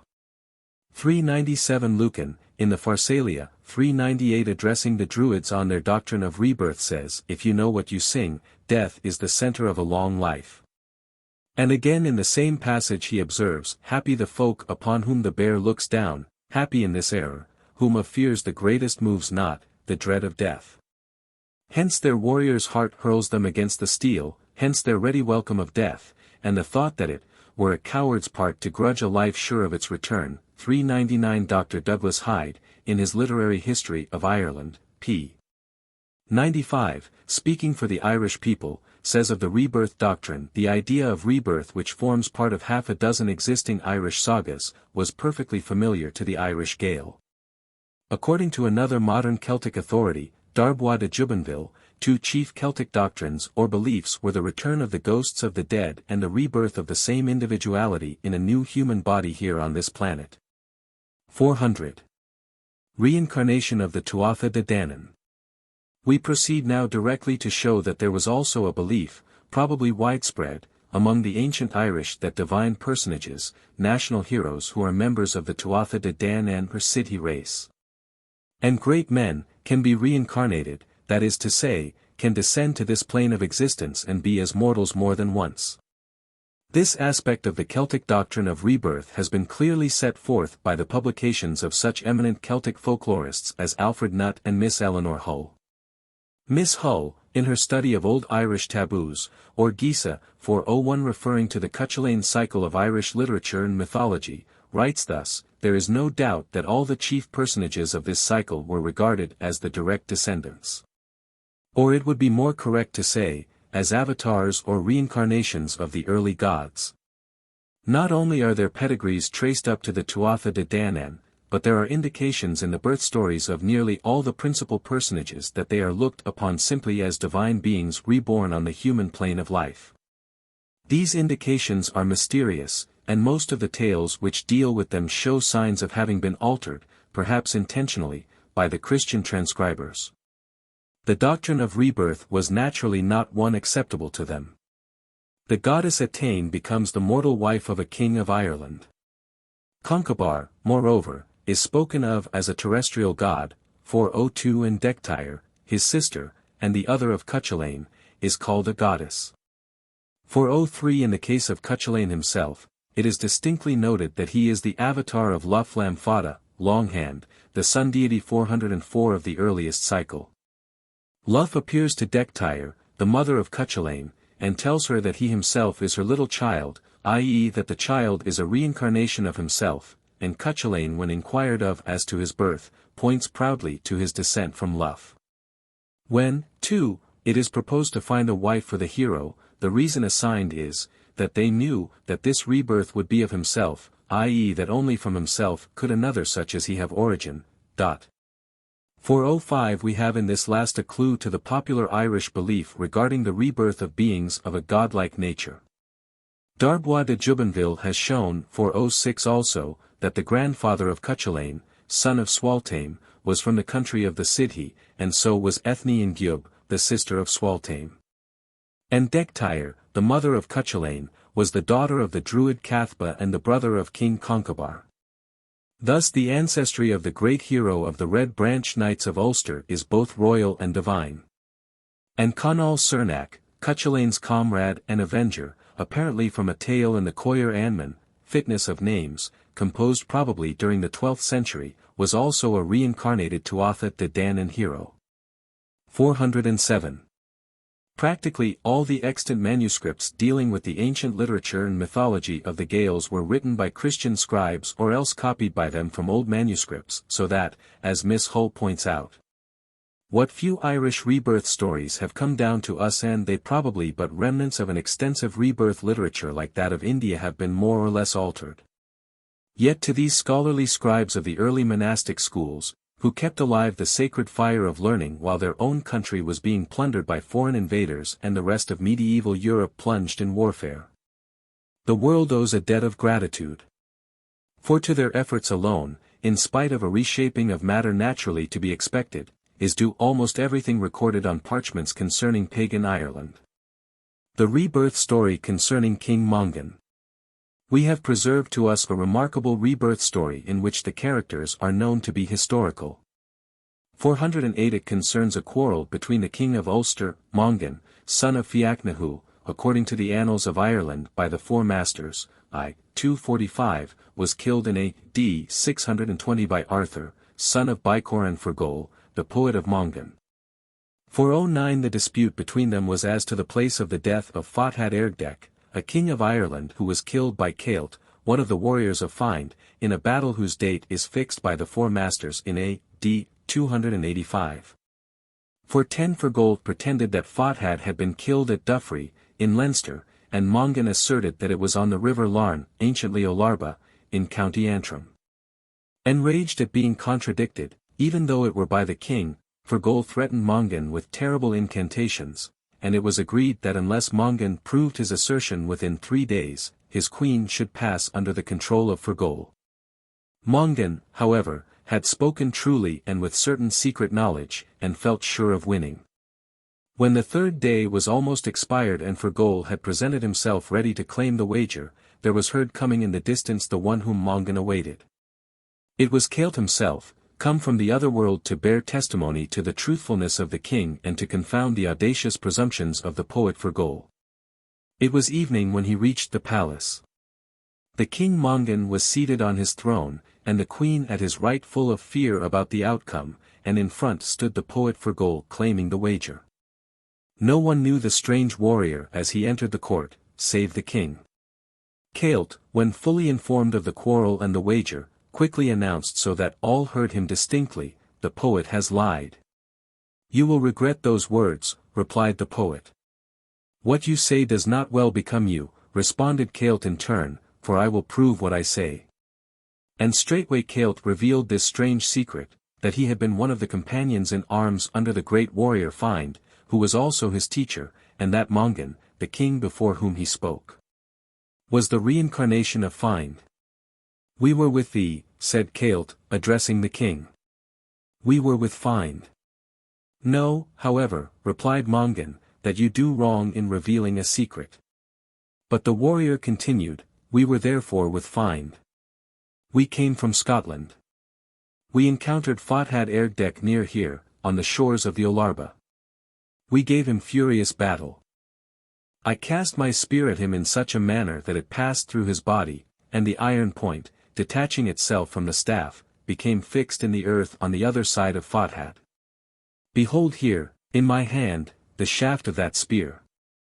There will be found the bare rock from the top of which I let fly my weapon. There will be found a little further to the east the iron point sunken in the earth. There will be found again a little further, always to the east, the tomb of Fothad Ergdech. A coffin of stone covers his body, his 2 bracelets of silver, his 2 arm rings, and his neck torque of silver are in the coffin.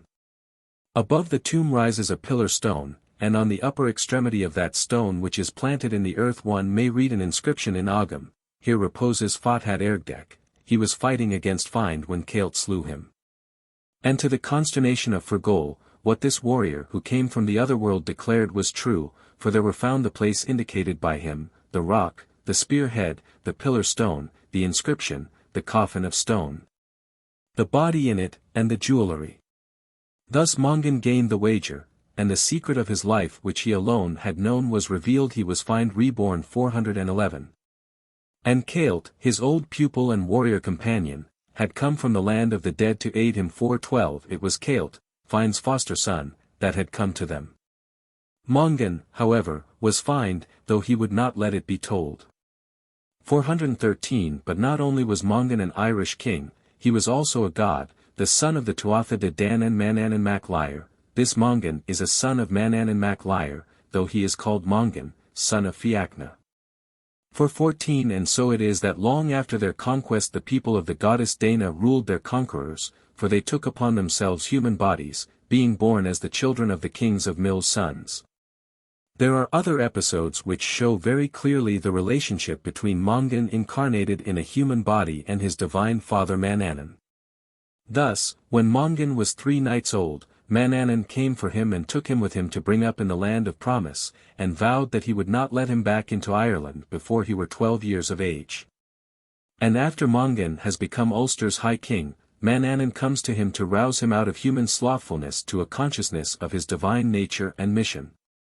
And of the need of action, Mongan and his wife were frittering away their time playing a game, when they beheld a dark black-tufted little cleric standing at the doorpost, who said, "This inactivity in which thou art, O Mongan, is not an inactivity becoming a king of Ulster, not to go to avenge thy father on Fiachna the Black, son of Danann, though Dublacha may think it wrong to tell thee so."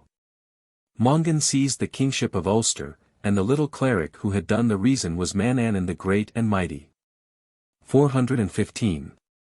In the ancient tale of the voyage of Bran, probably composed in its present form during the 8th, possibly the 7th, century A.D. There is another version of the Mongan rebirth story, which, being later in origin and composition than the voyage itself, was undoubtedly clumsily inserted into the manuscript, as scholars think. For 16 therein, Mongan as the offspring of Manannan by the woman of Line Mag, quite after the theory of the Christian incarnation, is described as a fair man in a body of white clay. This and what follows in the introductory quatrain show how early Celtic doctrines correspond to or else were originated by those of the Christians. And the transcriber, seeing the parallels, glossed and altered the text which he copied by introducing Christian phraseology so as to fit it in with his own idea. Altogether improbable that the references are to the coming of Jesus Christ. The references are to Manannan and to the woman of Line Mag, who by him was to be the mother of Mongan, as Mary the wife of Joseph was the mother of Jesus Christ by God the Father. A noble salvation will come from the King who has created us. A white law will come over seas. Besides being God, he will be man. This shape, he on whom thou lookest, will come to thy parts. 'Tis mine to journey to her house, to the woman in Line Mag. For it is Manannan, the son of Lur. From the chariot in the shape of a man. He will delight the company of every fairy knoll. He will be the darling of every goodly land. He will make known secrets, a course of wisdom in the world, without being feared. To him is attributed the power of shape-shifting, which is not transmigration into animal forms, but a magical power exercised by him in a human body. He will be throughout long ages, 100 years in fair kingship. Manannan, the son of Lur, will be his father, his tutor. At his death, the white host, the angels or fairies, will take him under a wheel, chariot, of clouds, to the gathering where there is no sorrow. 417.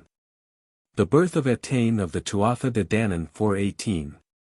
Another clear example of one of the Tuatha de Danann being born as a mortal is recorded in the famous saga of the wooing of Etain. 3 fragments of this story exist in the Book of the Dun Cow. The first tells how Etain Acraid, daughter of Ailil and wife of Midir, a great king among the Sidhe people, was driven out of fairyland by the jealousy of her husband's other wife. And how after being wafted about on the winds of this world she fell invisibly into the drinking cup of the wife of Aider of Inver Sichmain, who was an Ulster chieftain. The chieftain's wife swallowed her, and, in due time, gave birth to a girl. It was 1012 years from the first begetting of Etain by Ailil to the last begetting by Aider. Etain, retaining her own name, grew up thence as an Irish princess. 419. One day an unknown man of very stately aspect suddenly appeared to Etain the princess. And as suddenly disappeared, after he had sung to her a wonderful song designed to arouse in her the subconscious memories of her past existence among the Sidhe. So is Etain here today. Among little children is her lot. It is she was gulped in the drink by Aider's wife in a heavy draught. The scribe ends this part of the story by letting it be known that Midir has struck off the head of his other wife, Fuamnak, the cause of all Etain's trouble. The second section of the tale introduces Etain as Queen of Eachad Aram, High King of Ireland, and the most curious and important part of it shows how she was loved by Ailil Enguba. Ailil, so far as blood kinship went, was the brother of Eachad, though apparently either an incarnation of Midir or else possessed by him. Etain acceded to his love, but he was under a strange love weakness. And on 2 occasions when he attempted to advance his desires an overpowering sleep fell on him, and each time Etain met a man in Ailil's shape as though it were his double, bemoaning his weakness. On a 3rd occasion she asked who the man was, and he declared himself to be Midir, and besought her to return with him to the Otherworld. But her worldly or human memory clouded her subconscious memory, and she did not recognize Midir, yet promised to go with him on gaining Eachaid's permission. After this event, curiously enough, Ailill was healed of his strange love malady. In the third part of the story, Midir and Eachaid are playing games. Midir loses the first two and with them great riches, but winning the third claims the right to place his arms about Etain and kiss her. Eachaid asked a month's delay. The last day of the month had passed. It was night. Eachaid in his palace at Tara awaited the coming of his rival, Midir. And though all the doors of the palace had been firmly closed for the occasion, and armed soldiers surrounded the queen, Midir like a spirit suddenly stood in the center of the court and claimed the wager. Then, grasping and kissing Etain, he mounted in the air with her and very quickly passed out through the opening of the great chimney. In consternation, King Eachaid and his warriors hurried without the palace. And there, on looking up, they saw two white swans flying over Tara, bound together by a golden chain. 420. The pre-existence of Dermot. With a difficult task before him, Dermot, as was the case with Mongan, is reminded of his pre-existence as a hero in the Otherworld with Manannan Mac Lyre and Angus Oge. Now spoke Fergus Truelips, Finn's Olive. And said, "Cowardly and punily thou shrinkest, Dermot. For with most potent Manannan, son of Lyre, thou studiedst and wast brought up, in the land of promise and in the bay-indented coasts, with Angus Oge, too, the Dagda's son, wast most accurately taught. And it is not just that now thou lackest even a moderate portion of their skill and daring, such as might serve to convey Finn and his party up this rock or bastion." At these words Dermot's face grew red. He laid hold on Manannan's magic staves that he had, and, as once again he redly blushed. By dint of skill in martial feats he with a leap rose on his javelin's shafts and so gained his 2 sawls' breadth of the solid glebe that overhung the water's edge. 421. Rebirth of Tuan. Tuan, as the son of Starn, lived 100 years as the brother of Partholin, the first man to reach Ireland, and then, after 220 years, was reborn as the son of Carol. This story in its oldest form is preserved in the Book of the Dun Cow, and seems to have been composed during the late 9th or early 10th century. 422. Rebirth among the Brythons. Such then are the rebirth stories of the Gaels. Among the Brythons the same ancient doctrine prevailed, though we have fewer clear records of it. Of the Brythonic rebirth doctrine as philosophically expounded in Bardas, mention has already been made. In the ancient Welsh story about Taliesin, Gwaun after many transformations, magical in their nature, is reborn as that great poet of Wales, his mother being a goddess, Ceridwen, who dwells beneath the waters of Lake Tegid. In its present mystical form this tale cannot be traced further than the end of the 16th century, though the transformation incidents are presupposed in the Book of Taliesin, a 13th century manuscript. For 23 besides being the rebirth of Gwaun, Taliesin may be regarded as a bardic initiate high in degree, who is possessed of all magical and druidical powers. He made a voyage to the Otherworld, Caer Sidhe. And this seems to indicate some close connection between ancient rites of initiation and his occult knowledge of all things. For 24, like the Irish rebirth and Otherworld tales, it also suggests the relation between the world of death or fairy and the world of human embodiment. From his harrying of Hades, the Brythonic Gwydion secured the head of Hades' cauldron of regeneration or rebirth, and when corpses of slain warriors are thrown into it they arise next day as excellent as ever, except that they are unable to speak. Which circumstance may be equal to saying that the ordinary uninitiated man when reborn is unable to speak of his previous incarnation, because he has no memory of it. This cauldron of rebirth, like so many objects mentioned in the ancient bardic literature, is evidently a mystic symbol. It suggests the same correspondences, as propounded in the modern Bardas, between the dead and the living. Between death and rebirth.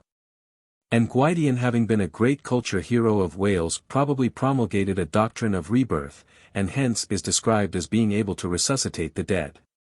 425. King Arthur as a reincarnated hero.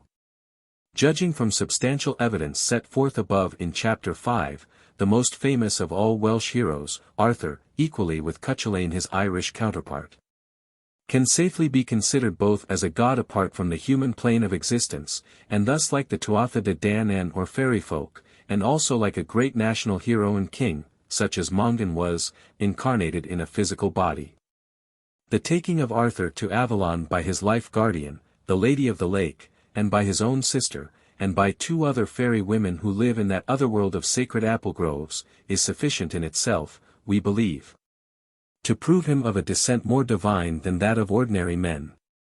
And the belief in his return from that otherworld, a return so confidently looked for by the Brythonic people, seems to be a belief, whether recognized as such or not, that the great hero will be reincarnated as a Messiah destined to set them free. In Avalon, Arthur lives now, and it is from there that the Britons of England and of France have for a long time awaited his coming.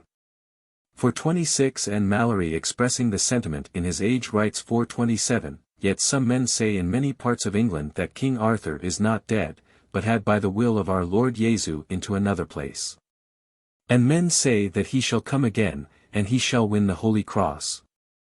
I will not say it shall be so, but rather I will say, here in this world he changed his life. If we consider Arthur's passing and expected return, as many do, in a purely mythological aspect, we must think of him for the time as a sun-god, and yet even then cannot escape altogether from the rebirth idea. For, as a study of ancient Egyptian mythology shows, there is still the same set of relations. For 28 there are the sun symbols always made use of to set forth the doctrine of rebirth, be it Egyptian, Indian, Mexican, or Celtic. The death of a mortal like the passing of Arthur is represented by the sun set on the horizon between the visible world here and the invisible world beyond the Western Ocean, and the rebirth is the sunrise of a new day. Non-Celtic parallels.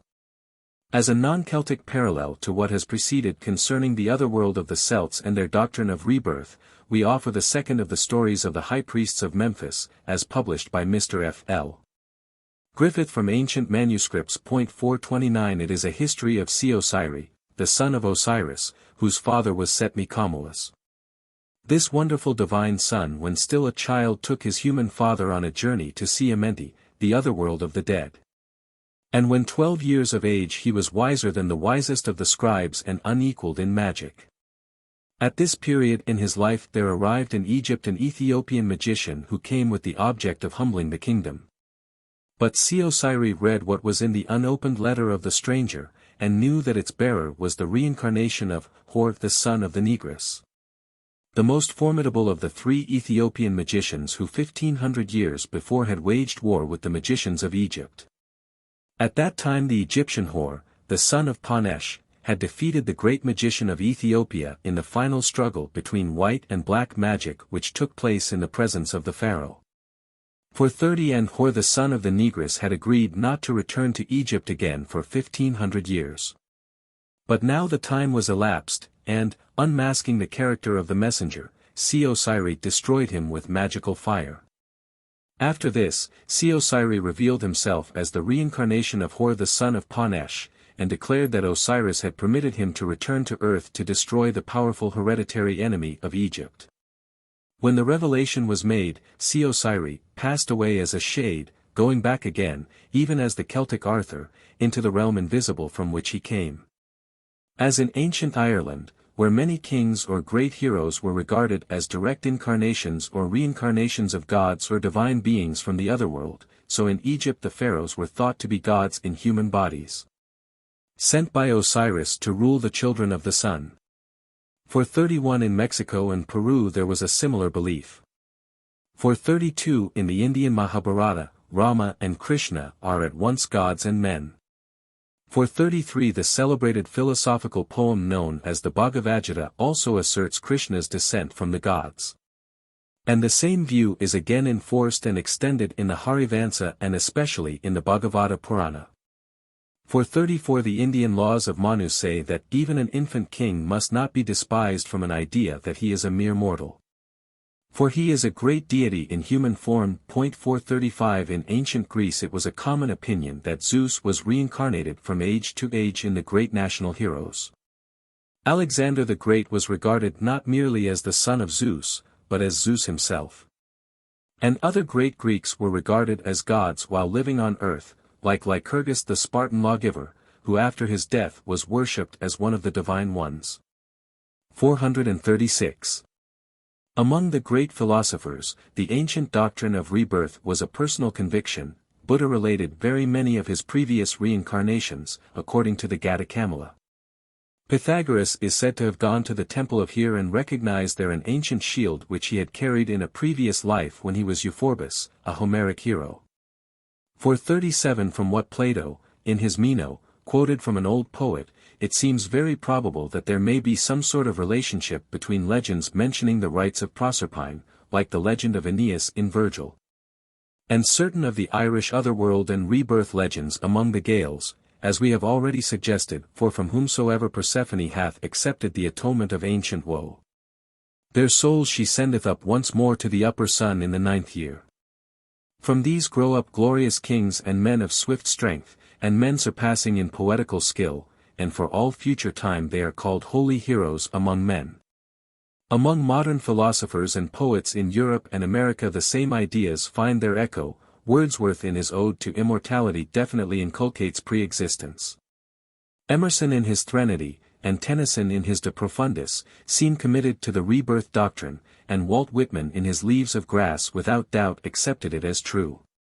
Certain German philosophers, too, appear to hold views in harmony with what is also the Celtic doctrine of rebirth, e.g. Schopenhauer, in The World as Will and Idea, J.G. Fichte, in The Destiny of Man, and Herder, in Dialogues on Metempsychosis. The Emperor of Japan is still the divine child of the sun, the head of the Order of the Rising Sun, and is always regarded by his subjects as the incarnation of a great being. The Great Lama of Thibet is believed to reincarnate immediately after death. 438 William II of Germany seems to echo, perhaps unconsciously, the same doctrine when he claims to be ruling by divine right. 439. That the Celtic doctrine of rebirth is a direct and complete confirmation of the psychological theory of the nature and origin of the belief in fairies is self-evident. Could it be shown to be scientifically plausible in itself, as well-educated Celts consider it to be, and much evidence to be derived from a study of states of consciousness, e.g. dreams, somnambulism, trance, crystal gazing, changed personality, subconsciousness, and so forth, indicates that it might be shown to be so. It would effectively prove the theory. Fairies would then be beings of the otherworld who can enter the human plane of life by submitting to the natural process of birth in a physical body, and would correspond to the Alcharinga ancestors of the Arunta. In Chapter 12 following, such a proof of the theory is attempted. Rebirth among modern Celts. One of the chief objects of this chapter is to show that the rebirth doctrine of the Celts, like most beliefs bound up with the fairy faith, still survives. Thus further proving that Celtic tradition is an unbroken thing from times prehistoric until today. We shall therefore proceed to bring forward the following original material, collected by ourselves, as evidence on this point. In Ireland. In Ireland I found 2 districts where the rebirth doctrine has not been wholly forgotten. The first one is in the country round Knockmaw, near Tuam. After Mrs. had told me about fairies, I led up to the subject of rebirth, and the most valuable of all my Irish finds concerning the belief was the result. For this woman of Belclar told me that it was believed by many of the old people, when she was a girl living a few miles west of Knockmaw, that they had lived on this earth before as men and women. But, she added, you could hardly get them to talk about their belief. It was a sort of secret which they who held it discussed freely only among themselves. They believed, too, that disease and misfortune in old age come as a penalty for sins committed in a former life. For 40 this expiatory or purgatorial aspect of the rebirth doctrine seems to have been more widespread than the doctrine in its bare outlines. For the Belclar woman in speaking of it was able to recall from memories of 45 or 50 years ago what was then a popular story about a disease-worn man and an eel fisherman. The diseased man, as he watches the eel fisherman taking up his baskets, contrasts his own wretched physical condition with the vigor and good health of the latter, and attributes the misfortune which is upon himself to bad actions in a life prior to the one he is then living. And here is the unhappy man's lamentation. Flyek, fur ada mo libade. Ada furthane agus gurgaoeth. Atame ag ioc na h whale. As tusa ag fair du cliaben. Wet, cold is my bed. There is rain and sharp wind. I am paying for pride. And you watching your basket.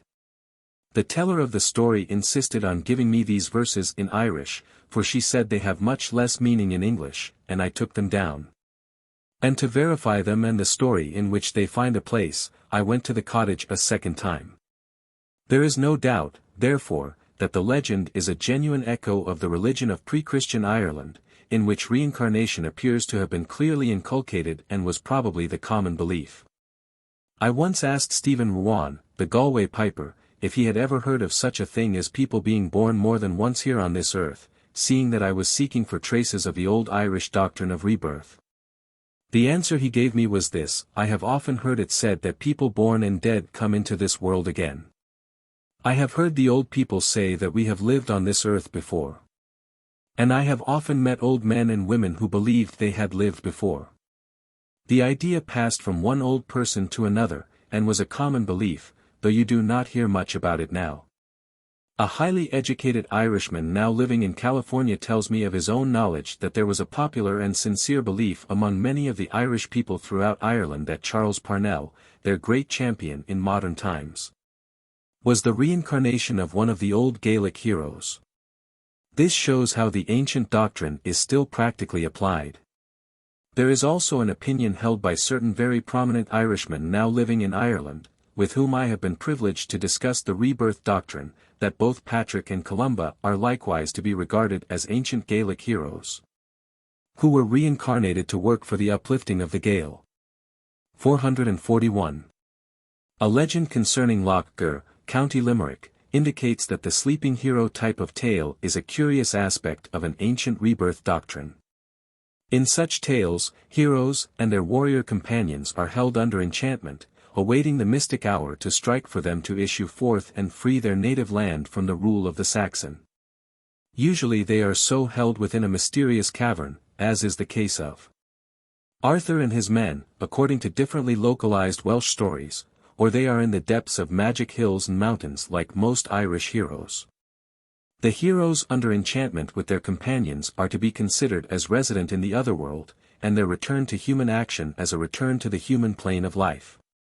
The Lough Gur legend is about Garret Fitzgerald, the Earl of Desmond, who rebelled against Queen Elizabeth. Modern folk tradition regards him as the guardian deity of the loch, and as dwelling in an enchanted palace situated beneath its waters.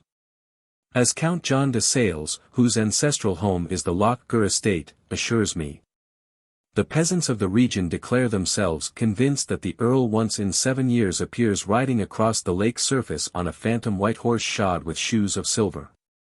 And they believe that when the horse's silver shoes are worn out the enchantment will end. Then, like Arthur when his stay in Avalon ends, Garret Fitzgerald will return to the world of human life again to lead the Irish hosts to victory. 442. In Scotland. Dar. Alexander Carmichael, author of Carmina Gadelica, who as a folklorist has examined modern peasant beliefs throughout the Highlands and Islands more thoroughly than any other living Scotsman, informs me that apparently there was at one time in the Highlands a definite belief in the ancient Celtic rebirth doctrine, because he has found traces of it there, though these traces were only in the vaguest and barest outline. In the Isle of Man. Mr. William Cashin, keeper of Peel Castle, reported as follows with respect to a rebirth doctrine in the Isle of Man: here in the island among old Manx people I have heard it said, but only in a joking way, that we will come back to this earth again after some thousands of years. The idea wasn't very popular nor often discussed, and there is no belief in it now to my knowledge. It seems to have come down from the Druids. This is Mr. William Oates' testimony, given at Ballasalla. Some held a belief in the coming back, rebirth, of spirits. I can't explain it. A certain Manxman I knew used to talk about the transmigration of spirits. But I shall not give his name, since many of his family still live here on the island. Mr. Thomas Kelly, of Glen May, had no clear idea about the ancient Celtic doctrine of rebirth, though he said my grandfather had a notion that he would be back here again at the resurrection to claim his land. This undoubtedly shows how the Christian doctrine of the resurrection and the Celtic one of rebirth may have blended, both being based on the common idea of a physical post-existence. In Wales. In the Pentre Evans country where I discovered such rich folklore, I found my chief witness from there not unfamiliar with the ancient Celtic belief in rebirth. One day I asked her if she had ever heard the old folk say that they had lived before on this earth as men and women. Somewhat surprised at the question, for to answer it would reveal half-secret thoughts of which, as it proved, not even her own nephew or niece had knowledge, she hesitated a moment, and then, looking at me intently, said with great earnestness, "Yes. And I often believe myself that I have lived before." And because of the unusual question, which seemed to reveal on my part familiarity with the belief, she added, "And I think you must be of the same opinion as to yourself." She explained then that the belief was a rare one now, and held by only a few of the oldest of her old acquaintances in that region, and they seldom talk about it to their children for fear of being laughed at. Mr. J. Saradig Davies, the well-known folklorist of Llanelor, near Aberystwyth, speaking of the Welsh rebirth doctrine, said he remembers, while in Patagonia, having discussed Druidism with a friend there, the late John Jones, originally of Bala, North Wales, and hearing him remark, "Indeed, I have a half-belief that I have been in this world before." Mr. Jones, our witness from Pontrahyd Fendigade, offers testimony of the highest value concerning Druidism and the doctrine of rebirth in Central Wales, as follows: Taliesin believed in rebirth, and he was the first to interpret the Druidic laws. He believed that from age to age he had been in many human bodies. He believed that he possessed the same soul as Enoch and Eli, that he had been a judge sitting on the case of Jesus Christ, I was a judge at the crucifixion. He is reported as saying and that he had been a prisoner in bonds at the court of Sinfalin, not far from Aberystwyth, for a year and a day. 200 years ago, belief in rebirth was common. Many still held it when I was a boy. And even yet here in this region some people are imbued with the ancient faith of the Druids, and firmly believe that the spirit migrates from one body to another. It is said, too, that a pregnant woman is able to determine what kind of a child she will give birth to. 443. Mr. Jones's use of the phrase, migrate from one body to another, led us to suspect that it might refer to transmigration, i.e., rebirth into animal bodies, which Dr. Tyler in Primitive Culture 4, 2. 6-11, 17, and shows is a distorted or corrupted interpretation of what he calls the reasonable and straightforward doctrine of rebirth into human bodies only. But when we questioned Mr. Jones further about the matter he said, the belief I refer to is rebirth into human bodies. I have heard of witches being able to change their own body into the body of an animal or demon, but never heard of men transmigrating into the bodies of animals. Some people have said that the Druids taught migration of this sort, but I do not think they did, though Welsh poets seem to have made use of such a doctrine for the sake of poetry. In order to gain evidence concerning the rebirth doctrine as concrete as possible from so important a witness as Mr. Jones, we asked him further if he could recall the names of one or two of his old acquaintances who believed in it. Paid, he said, one old character named Thomas Williams, a dyer by trade, nearly believed in it, and Sean Evan Rowland firmly believed in it. Rowland was the owner of Old Abbey Farm on the Crosswood estate, and originally was a well-to-do and respectable farmer, but in consequence of mortgages on the estate he lost his property. After being dispossessed and badly treated, he used to recite the 109th Psalm, to bring curses upon those who worked against him in the dispossession process, and it was thought that he succeeded in bringing curses upon them. The Reverend T. M. Morgan, vicar of Newchurch Parish, near Carmarthen, who has already offered valuable evidence concerning the Tylwyth Teg, CPP. 149-51, contributes additional material about the doctrine of rebirth in South Wales. My father said there used to be expressed in Cardiganshire before his time, a belief in rebirth. This was in accord with Druidism, namely, that all human beings formerly existed on the moon, the world of middle light, and the Queen of Heaven. That those who there lived a righteous life were thence born on the sun, and thence onward to the highest heaven, and that those whose moon life had been unrighteous were born on this earth of suffering and sin. Through right living on earth souls are able to return to the moon, and then evolve to the sun and highest heaven, or, through wrong living on earth, souls are born in the third condition, which is one of utter darkness and of still greater suffering and sin than our world offers. But even from this lowest condition souls can work upwards to the highest glory if they strive successfully against evil. The goddess of heaven or mother of all human beings was known as Evans-Wentz. I am unable to tell if she is the moon itself or lived in the moon. On the other hand, the sun was considered the father of all human beings. According to the old belief, every new moon brings the souls who were unfit to be born on the sun, to deposit them here on our earth. Sometimes there are more souls seeking embodiment on earth than there are infant bodies to contain them. Hence souls fight among themselves to occupy a body. Occasionally one soul tries to drive out from a body the soul already in possession of it, in order to possess it for itself. In consequence of such struggling of soul against soul, men in this world manifest madness and tear themselves. Whenever such a condition showed itself, the person exhibiting it was called a lowerig or, one who is moon-torn, lower meaning moon, and rigo to notch or tear, and in the English word lunatic, meaning moonstruck, we have a similar idea. 444. Mr. David Williams, J.P., of Carmarthen, who has already told us much about Welsh fairies, CPP. 151-3, offers equally valuable information about the 3 circles of existence and the Druidic scheme of soul evolution, as follows. According to the Druids, there are 3 circles through which souls must pass. The first is Cylchy Sugant, the second Cylchy Abrid, the third Cylchy Gwnfyd.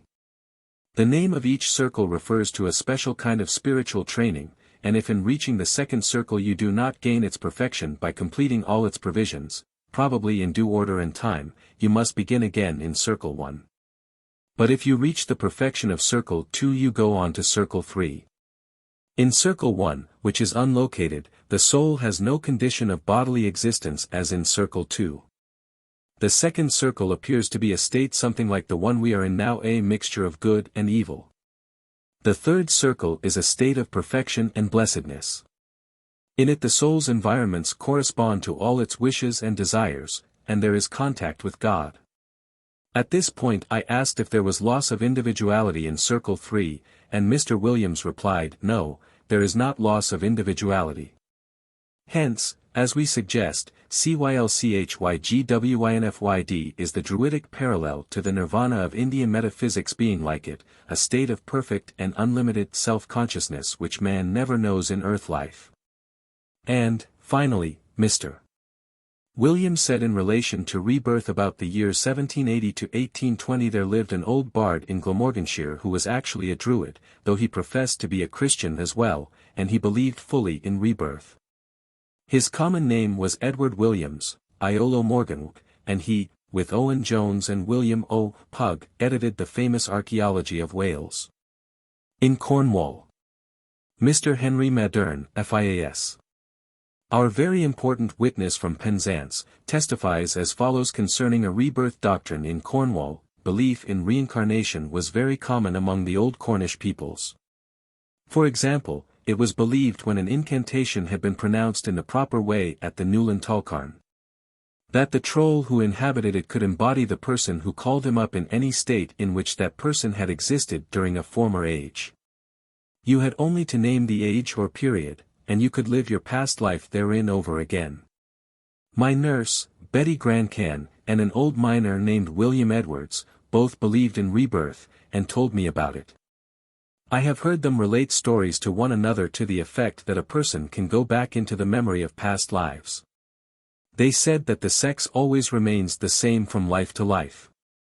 I have never heard of any belief in transmigration of humans into animals, but in human rebirth only. 445. In Brittany. In Chapter 2, page 216, M.Z. Le Ruzic, keeper of the Milne Museum at Carnac, says that there is now among his Breton countrymen round Carnac a general and profound belief that spirits incarnate as men and women.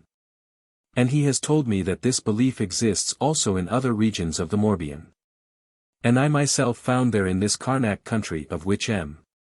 Le Ruzic speaks, that the doctrine of the reincarnation of ancestors, which, as he agrees, is the same thing as the incarnation of spirits, is quite common, though as a rule only talked about among the Bretons themselves.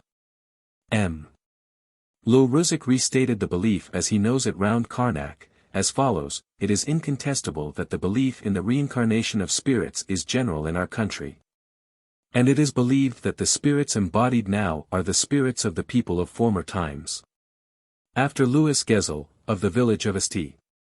Columban, a mile from Carnac, had related to me certain legends of the dead, I asked him if he had ever heard that the dead may be born again as men and women here on this earth. Contrary to my expectations, the question caused no surprise whatever. And I was at once given the impression that the ancient Celtic doctrine of rebirth is a thoroughly familiar one to him and to many Bretons about the Carnac district. As we conversed about the doctrine, he said emphatically, "C'est la vérité, it is the truth." And in illustration told the following anecdotes: a woman in a cemetery one evening saw the spirits of many dead children begging of her life, and reincarnation. "A son of my son resembles my grandfather, especially in his mental traits and general character, and the family believe that this son is my grandfather reincarnated." Recorded at St. Columban, Brittany, August 1909.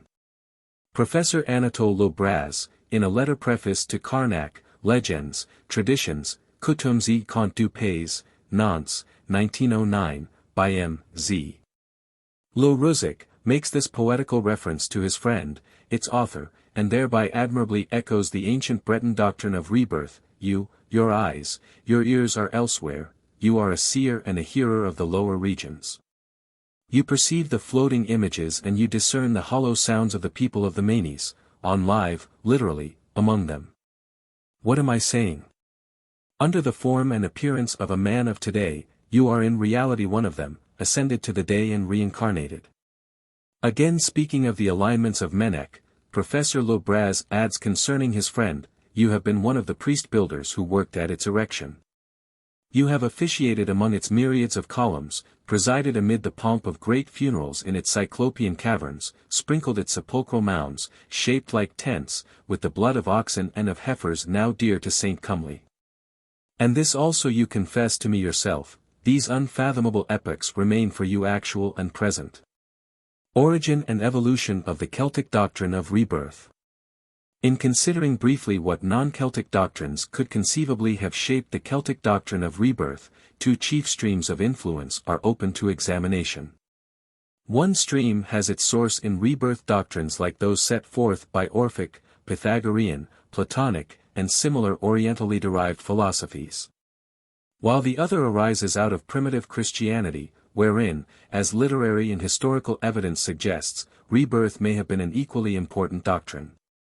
Or, at all events, there was a decided tendency, later condemned as heretical, to synthesize the Alexandrian philosophy and the Jewish, which to some extent influenced the Alexandrian, with early church doctrines.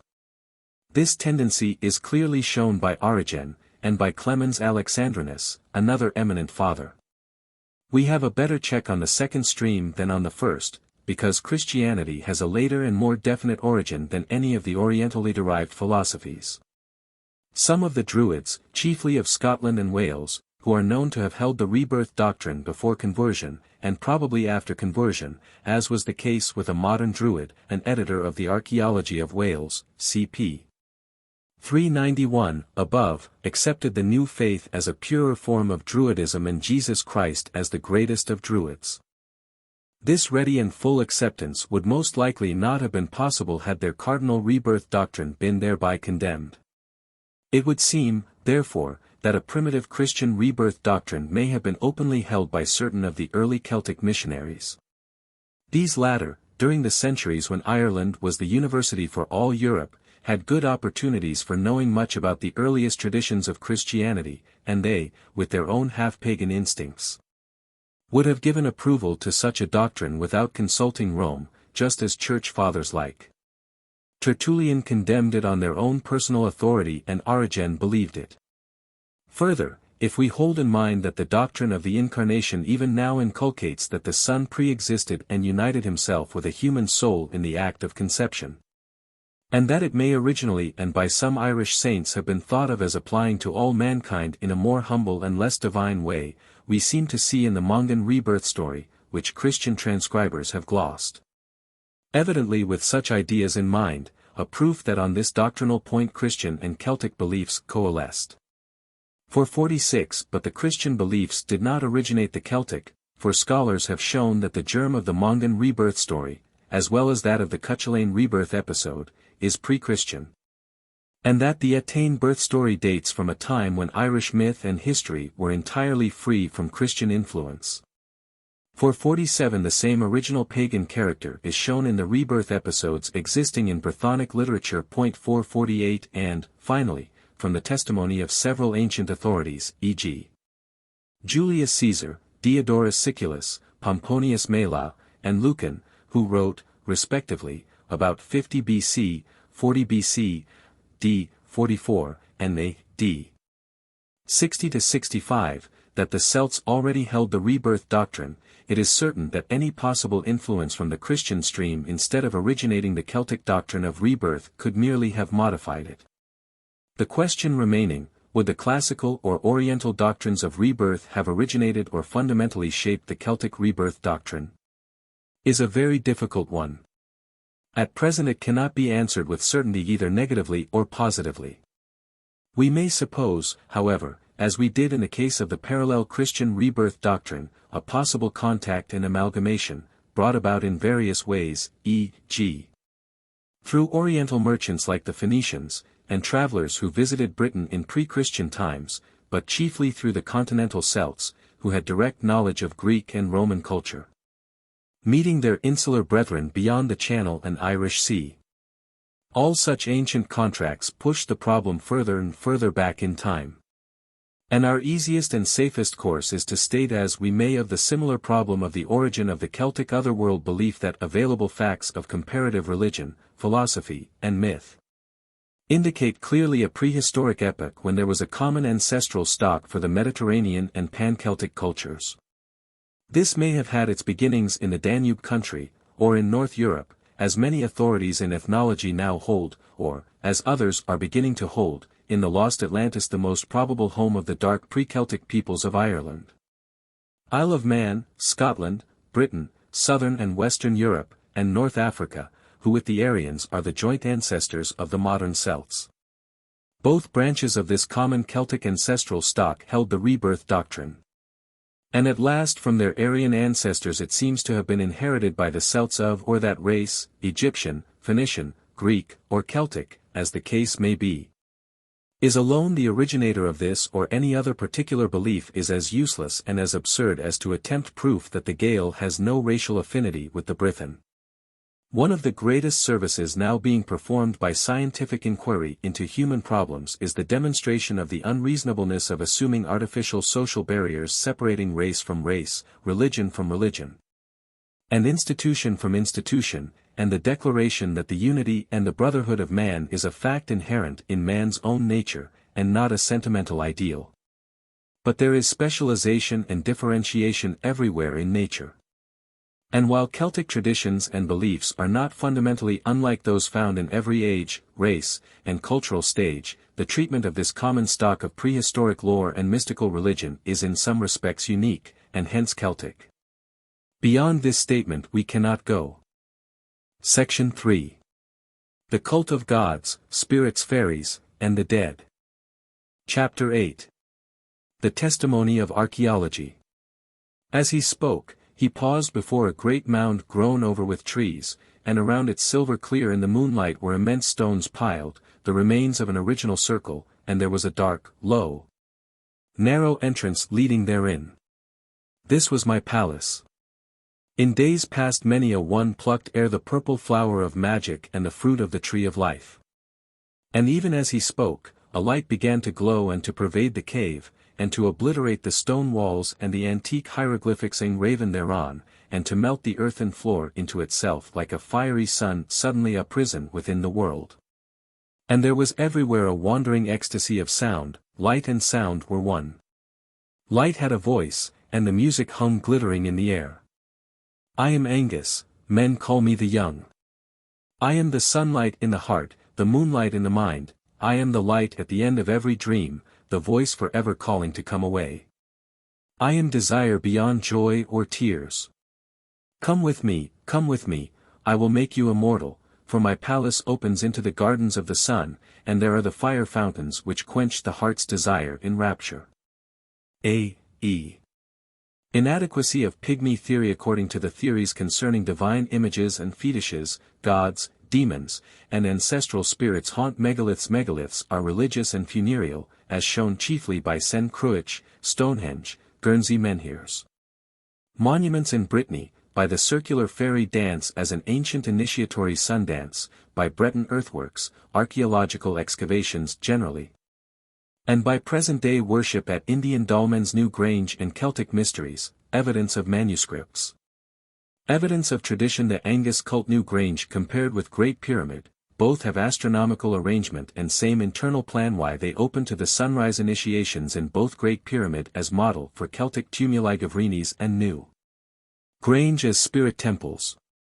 In this chapter we propose to deal with the popular belief among Celtic peoples that tumuli, dolmens, menhirs, and in fact most megalithic monuments, prehistoric or historic, are either the abodes or else the favorite haunts of various orders of fairies, of pixies in Cornwall, of corrigans in Brittany, of little spirits like pygmies, of spirits like mortals in stature, of goblins, of demons, and of ghosts. Interesting attempts have been made to explain this folk belief by means of the pygmy theory of fairies, and this folk belief appears to be almost the chief one upon which the theory depends. For 49, as was pointed out in the introduction, p.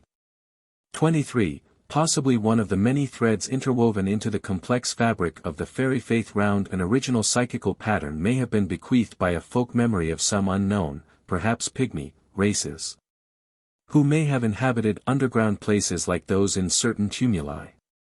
But even though the pygmy theory were altogether accepted by us, the problem we are to consider would still be an unsolved one.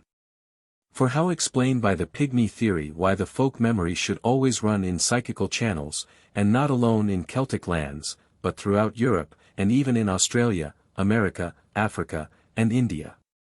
Archaeological researches have now made it clear that many of the great tumuli covering dolmens or subterranean chambers, like that of Mont Saint-Michel, at Carnac, for example, were religious and funereal in their purposes from the first. And therefore the pygmy theory is far from a satisfactory or adequate explanation. To us the inquiry is similar to an investigation into the reasons why ghosts should haunt a house, whereas the supporters of the pygmy theory forget the ghosts and tell all about the people who may or who may never have lived in the haunted house. And who built it. The megaliths, in the plain language of the folk belief, are haunted by fairies, pixies, corrigans, ghosts, and various sorts of invisible beings. Like the Psychical Research Society, we believe there may be, or actually are, invisible beings like ghosts, and so propose to conduct our investigations from that point of view. 450. Menhirs, dolmens, cromlechs, and tumuli. To begin with, we shall concern ourselves with menhirs, dolmens, cromlechs, and certain kinds of tumuli such as are found at Carnac, round which corrigans hold their nightly revels. And where ghost-like forms are sometimes seen in the moonlight, or even when there is no moon. M. Paul Sebelot in Le Folklore Thai France 451 has very adequately described the numerous folk traditions and customs connected with all such monuments. And it remains for us to deal especially with the psychical aspects of these traditions and customs. The learned Canon Mahe in his essay Sur les Antiquités du Département du Morbihan, p. 258, a work of rare merit, published at Van in 1825, holds that not only were the majestic alignments of Karnak used as temples for religious rites, but that the stones themselves of which the alignments are formed were venerated as the abodes of gods.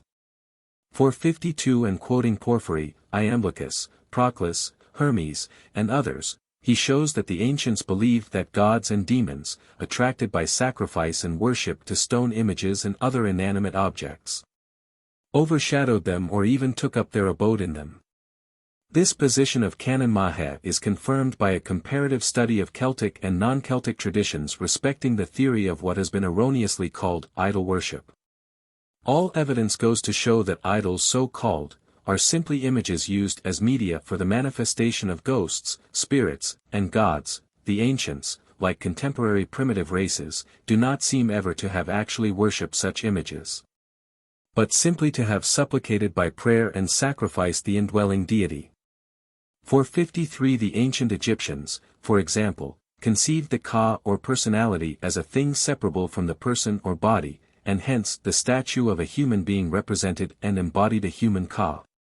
Likewise a statue of a god was the dwelling place of a divine Ka, attracted to it by certain mystical formulae at the time of dedication. 454 Though there might be many statues of the same god, no two were alike.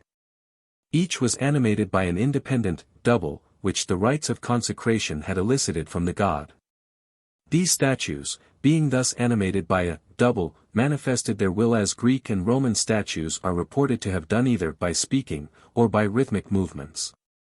The divine virtue residing in the images of the gods was thought to be a sort of fluid, analogous to what we call the magnetic fluid, the aura, and it could be transmitted by the imposition of hands and by magic passes, on the nape of the neck or along the dorsal spine of a patient.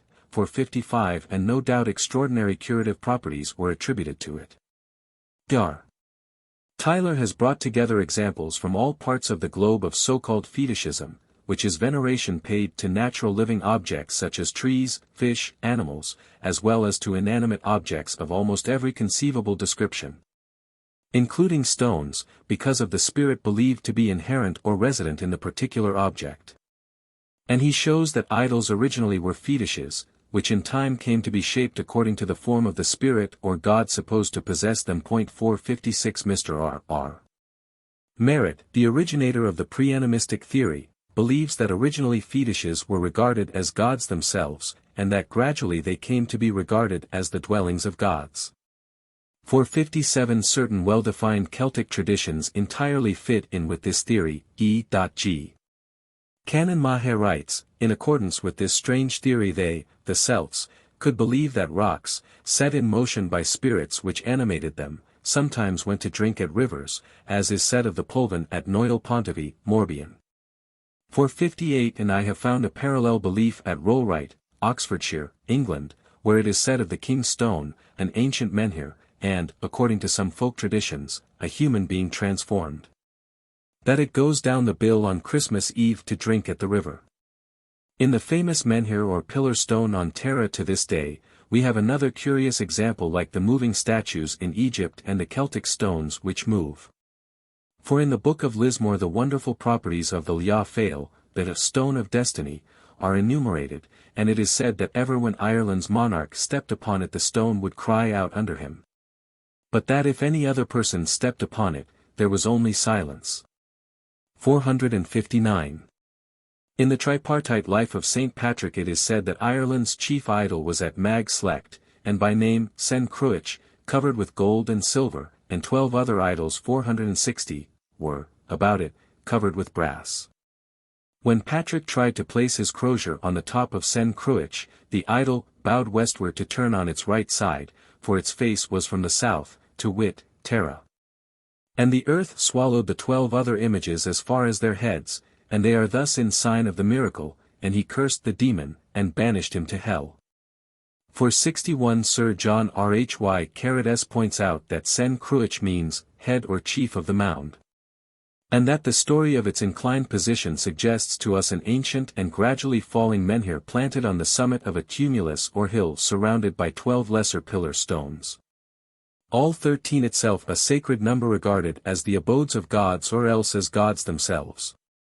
And these gods are referred to as the demon exorcised from the place by Patrick. The central menhir or Sen Cruach probably represents the solar god, and the 12 menhirs surrounding this probably represent the 12 months of the year. For 62 in the colloquy it is said that Patrick went his way to sow faith and piety, to banish devils and wizards out of Ireland, to raise up saints and righteous, to erect crosses, station stones, and altars. Also to overthrow idols and goblin images, and the whole art of sorcery. 463 Welsh tradition says that St. David split the capstone of the main Cedi Cromlech, Dolmen, 464 in Gower, in order to prove to the people that there was nothing divine in it. 465. According to Geoffrey of Monmouth, Merlin constructed Stonehenge by magically transporting from Ireland the Choir of the Giants, apparently an ancient Irish circle of stones. For 66 the rational explanation of this myth seems to be that the stones of Stonehenge, not belonging to the native rocks of South England, as geologists well know, were probably transported from some distant part of Britain and set up on Salisbury Plain, because of some magical properties supposed to have been possessed by them. And most likely the stones were regarded as divine or as seats of divine power. For 67 and further, thereby admitting the sacred purpose of the group, Sir John Rhy sees no objection to identifying Stonehenge with the famous Temple of Apollo in the island of the Hyperboreans, referred to in the Journal of Pythea's Travels. For 68 according to Sir John Rhy's interpretation of this journal, the kings of the city containing the temple and the overseers of the latter were the Borads, who took up the government in succession, according to their tribes. The citizens gave themselves up to music, harping and chanting in honor of the sun god, who was every 19th year wont himself to appear about the time of the vernal equinox, and to go on harping and dancing in the sky until the rising of the Pleiades. 2 menhirs, roughly hewn to simulate the human form, are yet to be found in Guernsey, Channel Islands, and formerly there was a similar menhir in the Breton village of Bod, Morbihan. One of the Guernsey figures was dug up in 1878 under the chancel of the Cattle Church, and then placed in the churchyard. So that in this instance it seems highly probable that the Christian church was built on the site of a sacred pagan shrine where a cult of stones once existed. The second stone figure, a female, now standing as a gatepost in the churchyard of St. Martin's Parish, seems also to mark a spot where a pre-Christian sanctuary was Christianized. The country people of the district, up to the middle of the last century, considered it lucky to make floral and even food offerings to this stone. But in 1860 the churchwarden to destroy its sanctity had it broken in two, though now it has been restored. 469 A like stone image was the famous Venus de Quinipilli, near Bod, Morbihan. At its base was a stone trough, wherein until late into the 17th century the sick were cured by contact with the image, and young men and maidens were wont to bathe to secure love and long life. Canon Maher recorded, in 1825 that the folk belief located ghosts and spirits of the dead round megalithic monuments, more especially those known to have been used for tombs, because the Celts thought them haunted by ancestral spirits. 470 And what was true in 1825 is true now, for there is still in Brittany the association of ancestral spirits, Corrigans, and other spirit-like tribes with tumuli, dolmens, menhirs, and cromlechs, and, as we have shown in Chapter 2, a very living faith in the Legende de la Mort. In describing some curious dolmens and cromlechs, stone circles, on the summit of a mountain called the Clec Remain or Clock, Mountain of the Bell, at Menden, Arrondissement de Lorient, Morbihan, the same author gives it as his opinion, based on folk traditions, that the cromlechs, like others in Brittany, were places in which the ancient Bretons practiced necromancy and invoked the spirits of their ancestors, to whom they attributed great power. He then records a very valuable and interesting tradition concerning these monuments, which seems to indicate clearly a close relationship between the pulpiquets, another name for Corrigans, thought of as spirits by the peasants, and the magical rites conducted in the circles to invoke spirits or demons. The people call the stones which are found there the rocks of the Hosgianets or Garionets, who are the same as the pulpiquets. And they declare that at fixed seasons they are in the habit of coming there to celebrate their mysteries, which would prove that the race of these dwarfs is not yet extinct, as I believed. 471. When we hear how Corrigans dance the national Breton Rond or Riddy, at or in such cromlechs, themselves, like the dance, circular in form, which with other ancient stone monuments and earthworks are still believed to be the favorite haunts of these and kindred spirit tribes, we seem to see, in the light of what Canon Mahe records, a psychical folk memory about a goblin race who are now thought of as frequenting the very places where anciently such spirits are said to have been invoked by pagan priests for the purposes of divination. Further, it appears that at these sacred centers, as the quoted tradition indicates, in prehistoric times Brythonic initiations took place. Like those still flourishing among a few surviving American Indian tribes, who also danced the circular initiation dance, and among other primitive peoples, as we shall more adequately show in the chapter on St. Patrick's Purgatory. The Breton dance is, therefore, most likely the memorial of an ancient initiation dance, religious in character, and, probably, in honor of the sun, being circular in the same way that cromlechs dedicated to a sun cult are circular. Stonehenge, the most highly developed type of the cromlech, was undoubtedly a sun temple. And the dance anciently held in it, as described by Pythias, in honor of the god Apollo, was no doubt circular like the Breton national dance, and, presumably, initiatory. 472 Through a natural anthropomorphic process, this circular initiation dance has come to be attributed to Corrigans in Brittany, to pixies in Cornwall and in England, and to fairies in these and other Celtic countries. The idea of fairy tribes in such a special relation may result from a folk memory of the actual initiators who, as masked men, represented spirits. And, if this be a plausible view, then fairies may be compared to the initiators of contemporary initiation ceremonies among primitive peoples and, following Dr. Gilbert Murray's theory, to the Greek satyrs also. 473. A circular dance like the Breton one still survives among the peasantry in the Channel Islands, at least in Guernsey, Alderney, and Sark, being celebrated at weddings, but the revolution is now around a person instead of a stone. And to this person obeisance is paid. This tends to confirm our opinion that the dance is the survival of an ancient sun dance, the central figure being typical of the sun deity himself, or Apollo. And if we design this dance thus, we have the astronomical emblem still used in all our calendars to represent the sun, one which in itself preserves a vast mass of forgotten lore. Formerly in Guernsey, the sites of principal dolmens, or cromlechs, and pillar stones were visited in sacred procession, and round certain of them the whole body of pilgrims solemnly revolved 3 times from east to west as the sun moves. 474. Again, according to Canon Mahe, 475 the bases and lower parts of the sides of 4 singular barrows at Coet Bihan blend in such a way as to form an enclosed court. And one of the barrows has been pierced as though for a passageway into this court. And he holds that it is more than probable that these ancient earthworks when first they were raised, and others like them in various Celtic lands, witnessed many mystic and religious rites and sacred tribal assemblies.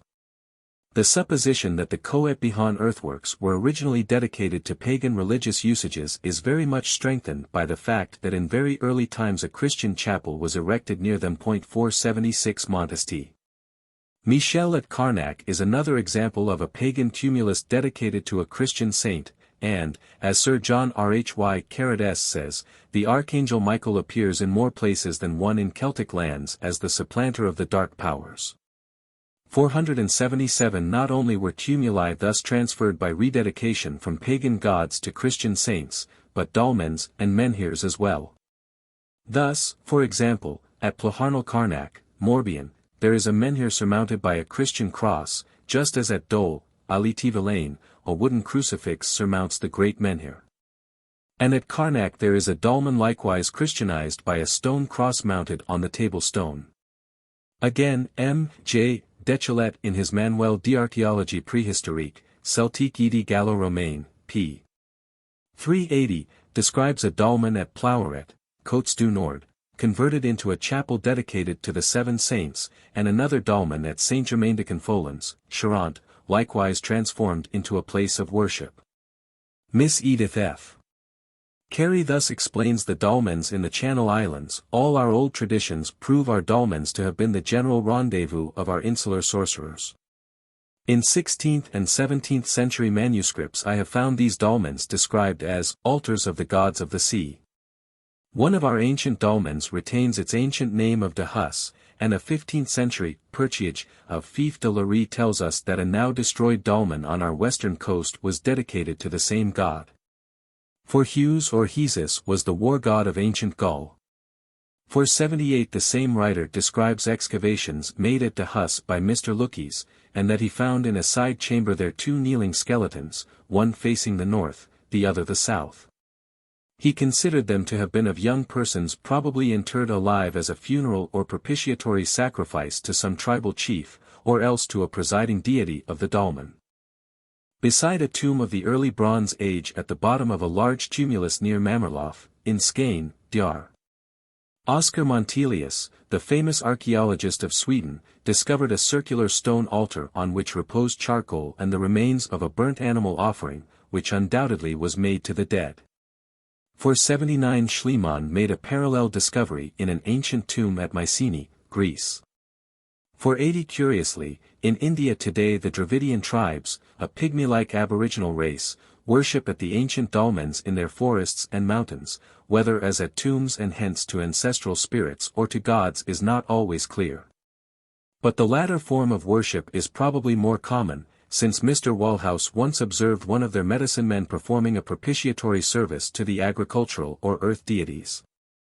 The medicine man passed the night in solitude sitting on the capstone of a dolmen with heels and hams drawn together and chin on knee, evidently thus to await the advent of the sun god. 481. All the above illustrations, mostly Celtic ones, tend to prove that menhirs, certain tumuli and earthworks, cromlechs, and dolmens were originally connected with religious usages, chiefly with a cult of gods and fairy-like beings, and, though less commonly, with the dead. We pass now to a special consideration of chambered tumuli, to show that the same apparently holds true of them. New Grange and Celtic Mysteries. Though, as Professor J. Loth and other eminent archaeologists hold, all tumuli containing chambers, and all alleys coverts of dolmens, should be considered as designedly funereal in their purposes, nevertheless certain of the greater ones, like New Grange and Gavrinis, may also properly be considered as places for rendering worship or even sacrifice to the dead, and, perhaps, as places for religious pilgrimages and sacred rites. This, too, seems to be the opinion of M. J. Dechelet in his work on Celtic and Gallo-Roman archaeology, as he traces from the earliest prehistoric times in Europe the evolution of the cult of the dead according to the evidence furnished by the ancient megalithic monuments. 482. To begin with, let us take as a type for our study the most famous of all so-called Celtic tumuli, that of New Grange, on the River Boyne in Ireland. For 83 in Irish literature New Grange is constantly associated with the Tuatha de Danann as one of their palaces, as our 4th chapter points out. Throughout our 2nd section generally, the testimony indicates that the essential nature of these fairy folk is subjective or spiritual. These two facts at the outset are very important and fundamental, because we expect to show even more dearly than we have just done in the case of menhirs, dolmens, cromlechs, and smaller tumuli. That the folk belief under consideration is at bottom a psychical one, which has grown up out of a folk memory of the time when, as has just been said, Celtic or pre-Celtic tumuli were used for interments. And probably certain ones among them as places for the celebration of pagan mysteries. Mr. George Coffey, the eminent archaeologist in charge of the archaeological collections of the Royal Irish Academy, quotes from ancient Irish records in the Liebhar na H. Wieder and other manuscripts to show that the early traditions refer to the Boyne country as the burial place of the kings of Tara, and that sometimes they seem to associate Brunaboyne with the tumuli on the Boyne, 484, but, no exact identification being possible, it cannot be said with certainty whether any one of the 3 great Boyne tumuli is meant. Even though it could be shown conclusively that some mighty hero or king had actually been entombed in New Grange, as is likely, in the earth behind the chamber, under the chamber's floor, or even within the chamber, still. As we have already pointed out, most of the great Irish heroes and kings were in popular belief literally gods incarnate, and, therefore, as commonly among all ancient peoples, civilized and non-civilized, who held the same doctrine. The tomb of such a divine personage came to be regarded as the actual dwelling of the once incarnate God, even though his bones were long turned to dust. The Book of Ballymote strengthens this suggestion, in one of its ancient Irish poems, by Macnia, son of Owenna, preceded by this mystical dedication, Ye poets of Bregia, of truth, not false, the wonders of the palace of the Boyne. The hall of the great god Dagda, supreme king and oracle of the Tuatha de Danann, are thus celebrated. Behold the Sidhe before your eyes. It is manifest to you that it is a king's mansion, which was built by the firm Dagda. It was a wonder, a court, an admirable hill. 485. It seems clear enough, from the old Irish manuscripts referred to by Mr. Coffey, 486, that the Boyne country near Tara was the sacred and religious centre of ancient Ireland, and was used by the Irish in very much the same way as Memphis and other places on the sacred Nile were used by the ancient Egyptians, both as a royal cemetery and as a place for the celebration of pagan mysteries. It is known that most of the mysteries of antiquity were psychic in their nature, having to do with the neophyte's entrance into Hades or the invisible world while out of the physical body, or else with direct communication with gods, spirits, and shades of the dead, while in the physical body. And such mysteries were performed in darkened chambers from which all light was excluded. These chambers were often carved out of solid rock, as can be seen in the rock temples of India. And when mountain caves or natural caverns were not available, artificial ones were used, see chapter 10. The places, like Tara and Memphis, where the great men and kings of the nations of antiquity were entombed, being the most sacred, were very often, on that account, also the places dedicated to the most magnificent temples and to the mysteries, or among less advanced nations to the worship of the dead. On every side of sacred Stonehenge, Salisbury Plain is dotted with the burial mounds of unknown heroes and chieftains of ancient Britain. While in modern times, even though the mysteries are long forgotten, Westminster Abbey, at the centre of the planet's capital, has, in turn, become the hallowed hall of the mighty dead for the vast British Empire. In view of all these facts, after a careful examination of the famous New Grange tumulus itself, and a study of the references to it in Old Irish literature, we are firmly of the opinion that one cannot be far wrong in describing it as a spirit temple in which were celebrated ancient Celtic or pre-Celtic mysteries at the time when neophytes, including those of royal blood, were initiated. And as such it is directly related to a cult of the Tuatha de Danann or fairy folk, of spirits, and of the dead. Nor are we alone in this opinion. Mr. Coffey himself, we believe, is inclined to favour it, and Mr. W.C. Borlase, author of the Dolmens of Ireland, who is quite committed to it, says that it is not necessary, as some do, to consider New Grange as an ancient abode of mortal men, for the spirits of the dead, the fairies, the Sidhe, might have had their brew, or palace, as well. For 87, and he points out that in the old Irish manuscripts we have proof that it was supposed to be thus used. This proof is found in the Agallam na Senarach or Colloquy with the Ancients by St. Patrick, from the Book of Lismore, a 15th-century manuscript copied from older manuscripts and now translated by Standish H.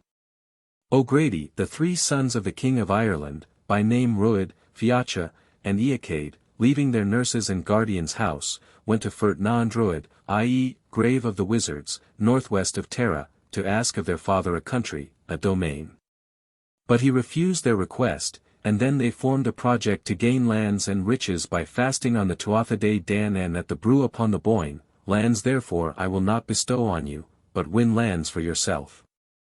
Thereupon they with the ready rising of one man rose and took their way to the green of the brew upon the Boyne where, none other being in their company, they sat them down. Ruadh said, What is your plan tonight? His brothers rejoined, Our project is to fast on the Tuatha de Danann, aiming thus to win from them good fortune in the shape of a country, of a domain, of lands, and to have vast riches. Nor had they been long there when they marked a cheery-looking young man of a pacific demeanor that came towards them. He salutes the King of Ireland's sons, they answer him after the same manner. Young man, whence art thou? Whence comest thou? Out of yonder brew checkered with the many lights hard by you here. What name wearest thou? I am the Dagda's son Bod Durg. And to the Tuatha de Danann it was revealed that ye would come to fast here tonight, for lands, and for great fortune. Then with Bod Durg, the 3 sons of Ireland's king entered into the brew, and the Tuatha de Danann went into council, and Midhir Yellowmane's son of the Dagda who presided said, Those yonder accommodate now with 3 wives. Since from wives it is that either fortune or misfortune is derived. And from their marriages with the 3 daughters of Midhir they derived all their wishes, territories and wealth in the greatest abundance. For 3 days with their knights they abode in the Sidhe. Angus told them to carry away out of Fid Omna, i.e., oakwood, 3 apple trees, one in full bloom, another shedding the blossom, and another covered with ripe fruit. Then they repaired to the Duin, where they abode for 3 times 50 years, and until those kings disappeared, for in virtue of marriage alliance they returned again to the Tuatha de Danann, and from that time forth have remained there, for 88. Mr. Borlase, commenting on this passage, suggests its importance in proving to us that during the Middle Ages there existed a tradition, thus committed to writing from older manuscripts or from oral sources. Regarding the nature of the rites performed in pagan times at those places, which were held sacred to the heathen mysteries. For 89 the passage evidently describes a cult of royal or famous ancestral spirits identified with the god race of Tuatha de Danann, who, as we know, being reborn as mortals, ruled Ireland. These ancestral spirits were to be approached by a pilgrimage made to their abode, the spirit-haunted tumulus, and a residence in it of 3 days and 3 nights, during which period there was to be an unbroken fast. Sacrifices were doubtless offered to the gods, or spirit ancestors, and while they were fasted upon, they were expected to appear and grant the pilgrim's prayer and to speak with him. All this indicates that the existence of invisible beings was taken for granted, probably through the knowledge gained by initiation. The Ectra Narai or the Adventures of Nera, see this study, p. 287, contains a description like the one above, of how a mortal named Nera went into the Sidhe palace at Cruachan, and it is said that he went not only into the cave, Wam, but into the Sidhe of the cave. The term Wam or cave according to Mr. Borlase, indicates the whole of the interior vaulted chamber, while the Sidhe of that vaulted chamber or Wam is intended to refer to the Sanctum Sanctorum, or penetralia of the spirit temple. Upon entering into which the mortal came face to face with the royal occupants, and there doubtless he lay fasting, or offering his sacrifices, at the periods prescribed. For 90 the word brew refers simply to the appearance of a tumulus, or souterrain beneath a fort or rath, and means, therefore, mansion or dwelling place. 491 and Mr. Borlase adds, I feel but little doubt that in the inner chamber at New Grange, with its 3 recesses and its basin, we have this Sidhe of the cave.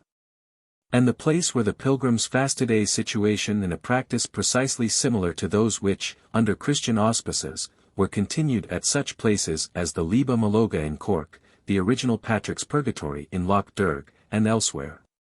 The practice of lying in stone troughs was a feature of the Christian pilgrimages in Ireland. Sometimes such troughs had served the previous purpose of stone coffins. It is just possible that the shallow basins in the cells at Loch Crew, New Grange, and Douth may, like the stone beds or troughs of the saints, for 92 have been occupied by the pilgrims engaged in their devotions. If so, however, they must have sat in them in Eastern fashion. Again, in the popular tale called The Pursuit of Diarmuid and Grain, 493 Angus, the son of the Dagda, one of the Tuatha de Danann, is called Angus and Broga, and connected with the Brunauboyne. In the tale Finn says, Let us leave this Tullac, for fear that Angus and Broga and the Tuatha de Danann might catch us, and though we have no part in the slaying of Diarmuid, he would none the more readily believe us. Angus is evidently an invisible being with great power over mortals. This is clear in what follows. He transports Diarmuid's body to the Brunauboyne, saying, since I cannot restore him to life, I will send a soul into him, so that he may talk to me each day. Thus, as the presiding deity of the brew, Angus the Tuatha de Danann could reanimate dead bodies, and cause them to speak to devotees, we may suppose oracularly. For 94 in the Brugian Ceorihain or Fort of the Rowan Tree, a Fenian tale, a poet put Finn under taboo to understand these verses. I saw a house in the country, out of which no hostages are given to a king. Fire burns it not. Harrying spoils it not. Paragraph continues, and Finn made reply, I understand that verse, for that is the brew of the Boyne that you have seen, perhaps, as we suggest, during an initiation, namely, the house of Angus Og of the brew.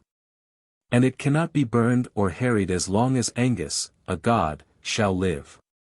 As Mr. Borlase observes, to say that no hostages are given to a king out of the brew is probably another way of saying that the dead pay no taxes, or that being a holy place, the brew was exempt. For 95 this last evidence is from oral tradition, and rather late in being placed on record, but it is not on that account less trustworthy, and may be much more so than the older manuscripts. Until quite modern times the folklore of the Boyne country still echoed similar traditions about unknown mystic rites, following what O'Donovan has recorded. For he has said that Angus an Broga was considered the presiding fairy of the Boyne till quite within recent times. And that his name was still familiar to the old inhabitants of Meath who were then fast forgetting their traditions with the Irish language. For 96 and this tradition brings us to consider what was apparently an Angus cult among the ancient Celtic peoples. The Angus cult. Euhemeristic tradition came to represent the great god Dagda and his sons as buried in a tumulus, probably New Grange, and then called it, as I found it called today, a fairy mound, a name given also to Gavrinis. Its Breton parallel. The older and clearer tradition relates how Angus gained possession of the brew of the Boyne, and says nothing about it as a cemetery, but rather describes it as an admirable place, more accurately speaking, as an admirable land. A term which betrays the usual identification of the fairy mound with the nether world to which it formed the entrance. For 97 the myth placing Dagda at the head of the departed makes him a Goidelic Cronus ruling over an Elysium with which a sepulchral mound was associated. For 98 the displacement of Dagda by his son makes Mac O.C. Angus, who should have been the youthful Zeus of the Goidelic world, rejoicing in the translucent expanse of the heavens as his crystal bower, a king of the dead. 499. In Dun Angus, the strange cyclopean circular structure, and hence most likely Sun Temple, on Arranmore, we have another example of the localization of the Angus myth.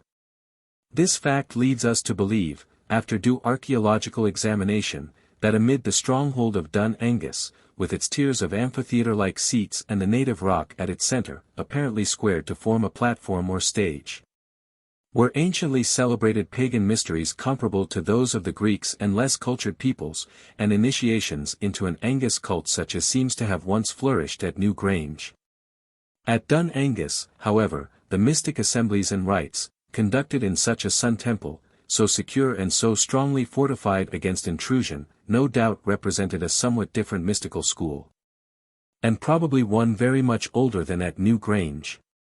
In the same manner, each of the other circular but less important cyclopean structures on Arranmore and elsewhere in West Ireland may have been structures for closely related sun cults. To our mind, and we have carefully and at leisure examined most of these cyclopean structures on Arranmore, it seems altogether fanciful to consider them as having been originally and primarily intended as places of refuge duns or forts. Yet, because the ancient Celts never separated civil and religious functions, such probable sun temples could have been as frequently used for non-religious tribal assemblies as for initiation ceremonies. And nothing makes it impossible or them to have been in times of need also places for refuge against enemies. We are led to this view with respect to Dun Angus in particular, because the Angus of Arranmore is known as Angus, son of Umar, and is associated with the mystic people called the Fir Bolg. And, yet, as Sir John Rhy Carides thinks, this Angus, son of Umar, and Angus, son of Dagda, are two aspects of a single god, a Celtic Zeus. 500 Okaries statements about Dun Angus seem to confirm all this.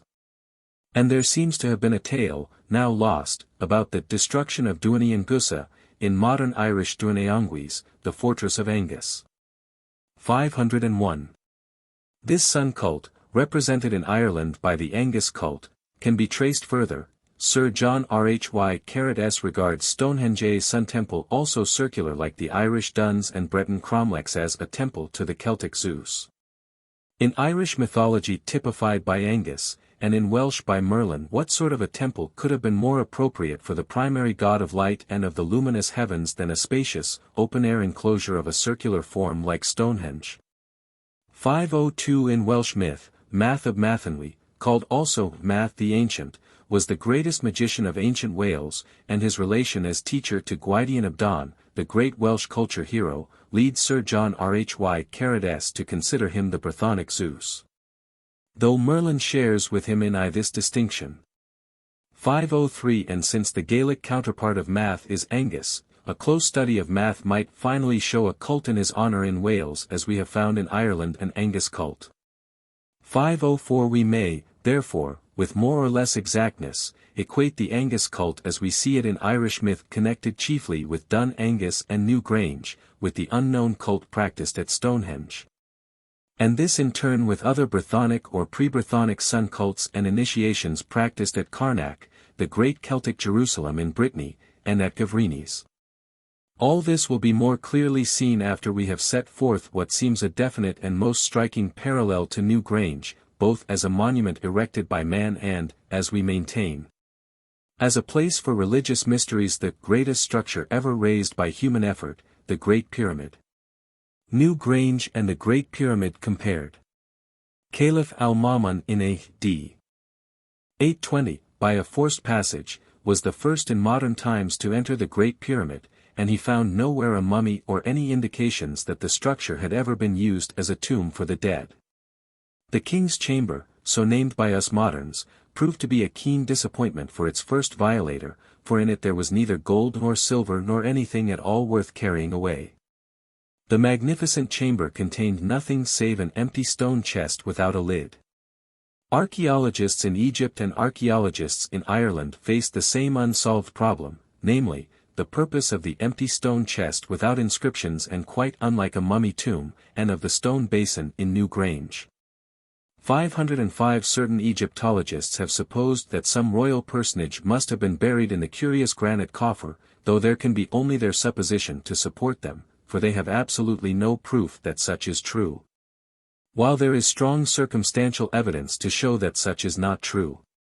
Sir Gardner Wilkinson in his well-known publications has already suggested that the stone chest as well as the Great Pyramid itself were never intended to hold a corpse. And it is generally admitted by Egyptologists that no sarcophagus intended for a mummy has ever been found so high up in the body of a pyramid as this empty stone chest, except in the second pyramid. Incontestable evidence in support of the highly probable theory that the Great Pyramid was not intended for an actual tomb can be drawn from two important facts. 1. The coffer has certain remarkable cubic proportions which show a care and design beyond what could be expected in any burial coffer according to the high authority of Dr. Flinders Petrie.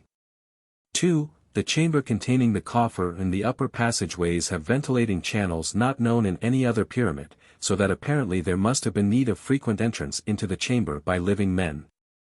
As would be the case if used, as we hold, for initiation ceremonies. 506.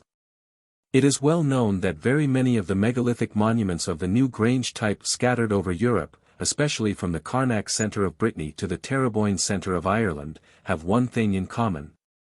An astronomical arrangement like the Great Pyramid, and an entrance facing one of the points of the solstices, usually either the winter solstice, which is common, or the summer solstice.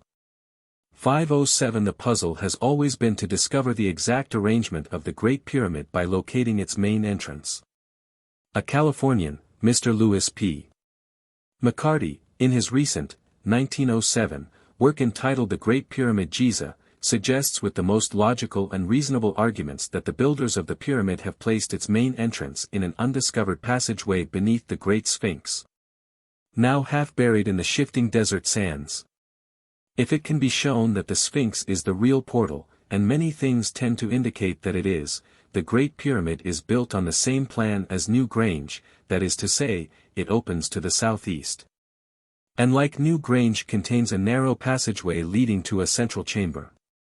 Southeasterly from the center of the pyramid lies the Sphinx, 5,380 feet away, a distance equal to just 5 times the distance of the diagonal socket length of the Great Pyramid from the center of the subterranean chamber, under the pyramid. To the supposed entrance under the Sphinx 508, a distance quite in keeping with the mighty proportions of the wonderful structure. And what is important, several eminent archaeologists have worked out the same conclusion, and have been seeking to connect the two monuments by making excavations in the Queen's Chamber, where it is supposed there exists a tunnel to the Sphinx. In all this we should bear in mind that the present entrance to the pyramid is the forced one made by the treasure-seeking caliph. This very probable astronomical parallelism between the great Egyptian monument and the Irish one would establish their common religious, or, in a mystic sense, their funereal significance. In the preceding chapter we have set forth what symbolical relation the sun, its rising and setting, and its death at the winter equinox, were anciently supposed to hold to the doctrines of human death and rebirth.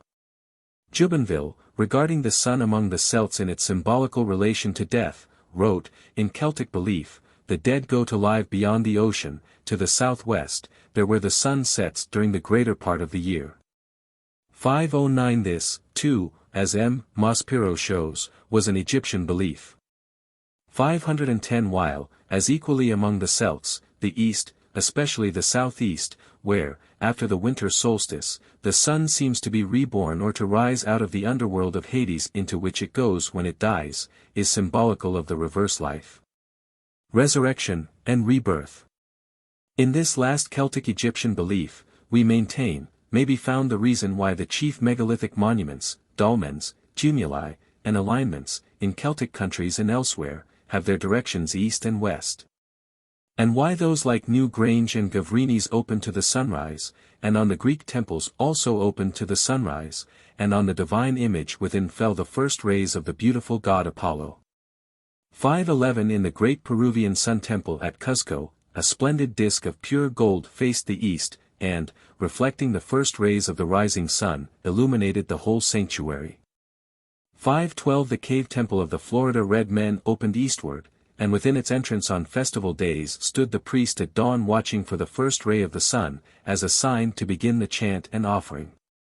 513 The East Indian performs the ablution at dawn in the sacred Ganges, and stands facing the east meditating, as Brahma appears in all the wondrous glory of a tropical sunrise. 514 And in the same Aryan land there is an opposite worship, the dreaded thugs, worshippers of devils and of Kali the death goddess, in their most diabolical rites face the west and the sunset, symbols of death. 515 How Christianity was shaped by paganism is nowhere clearer than in the orientation of great cathedral churches, almost without exception in England, for all of the more famous ones have their altars eastward. And Roman Catholics in prayer in their church services, and Anglicans in repeating the creed, turn to the east, as the Hindu does. St. Augustine says, when we stand at prayer, we turn to the east, where the heaven arises, not as though God were only there, and had forsaken all other parts of the world, but to admonish our mind to turn to a more excellent nature, that is, to the Lord. 516 Though the Jews came to be utterly opposed to sun worship in their later history, they were sun worshippers at first, as their temples opening eastward testify. This was the vision of Ezekiel, and, behold, at the door of the temple of Jehovah, between the porch and the altar, were about 25 men, with their backs toward the temple of Jehovah, and their faces toward the east. And they worshipped the sun toward the east. 517. All this illustrates the once worldwide religion of our race, and shows that sun cults and sun symbols are derived from a universal doctrine regarding the two states of existence, the one in Hades or the invisible lower world where the sun god goes at night, and the other in what we call the visible realm which the sun god visits daily. 518 The relation between life and death symbolically figured in this fundamental conception forming the background of every sun cult is the foundation of all ancient mysteries. Thus we should expect the correspondences which we believe do exist between New Grange and the Great Pyramid. Both alike, in our opinion, were the greatest places in the respective countries for the celebration of the mysteries. High up in the body of the Great Pyramid, after he had performed the long underground journey, typical of the journey of Osiris or the sun to the Otherworld or the world of the dead. We may suppose, knowing what we do of the ancient mysteries and their shadows in modern Masonic initiations 519, that the royal or priestly neophyte laid himself in that strange stone coffin without a lid. For a certain period of time, probably for 3 days and 3 nights. Then, the initiation being complete, he arose from the mystic death to a real resurrection, a true child of Osiris. In New Grange we may suppose that the royal or priestly neophyte, while he fasted on the Tuatha de Danann for 3 days with their nights, sat in that strange stone basin after the manner of the Orient. 520.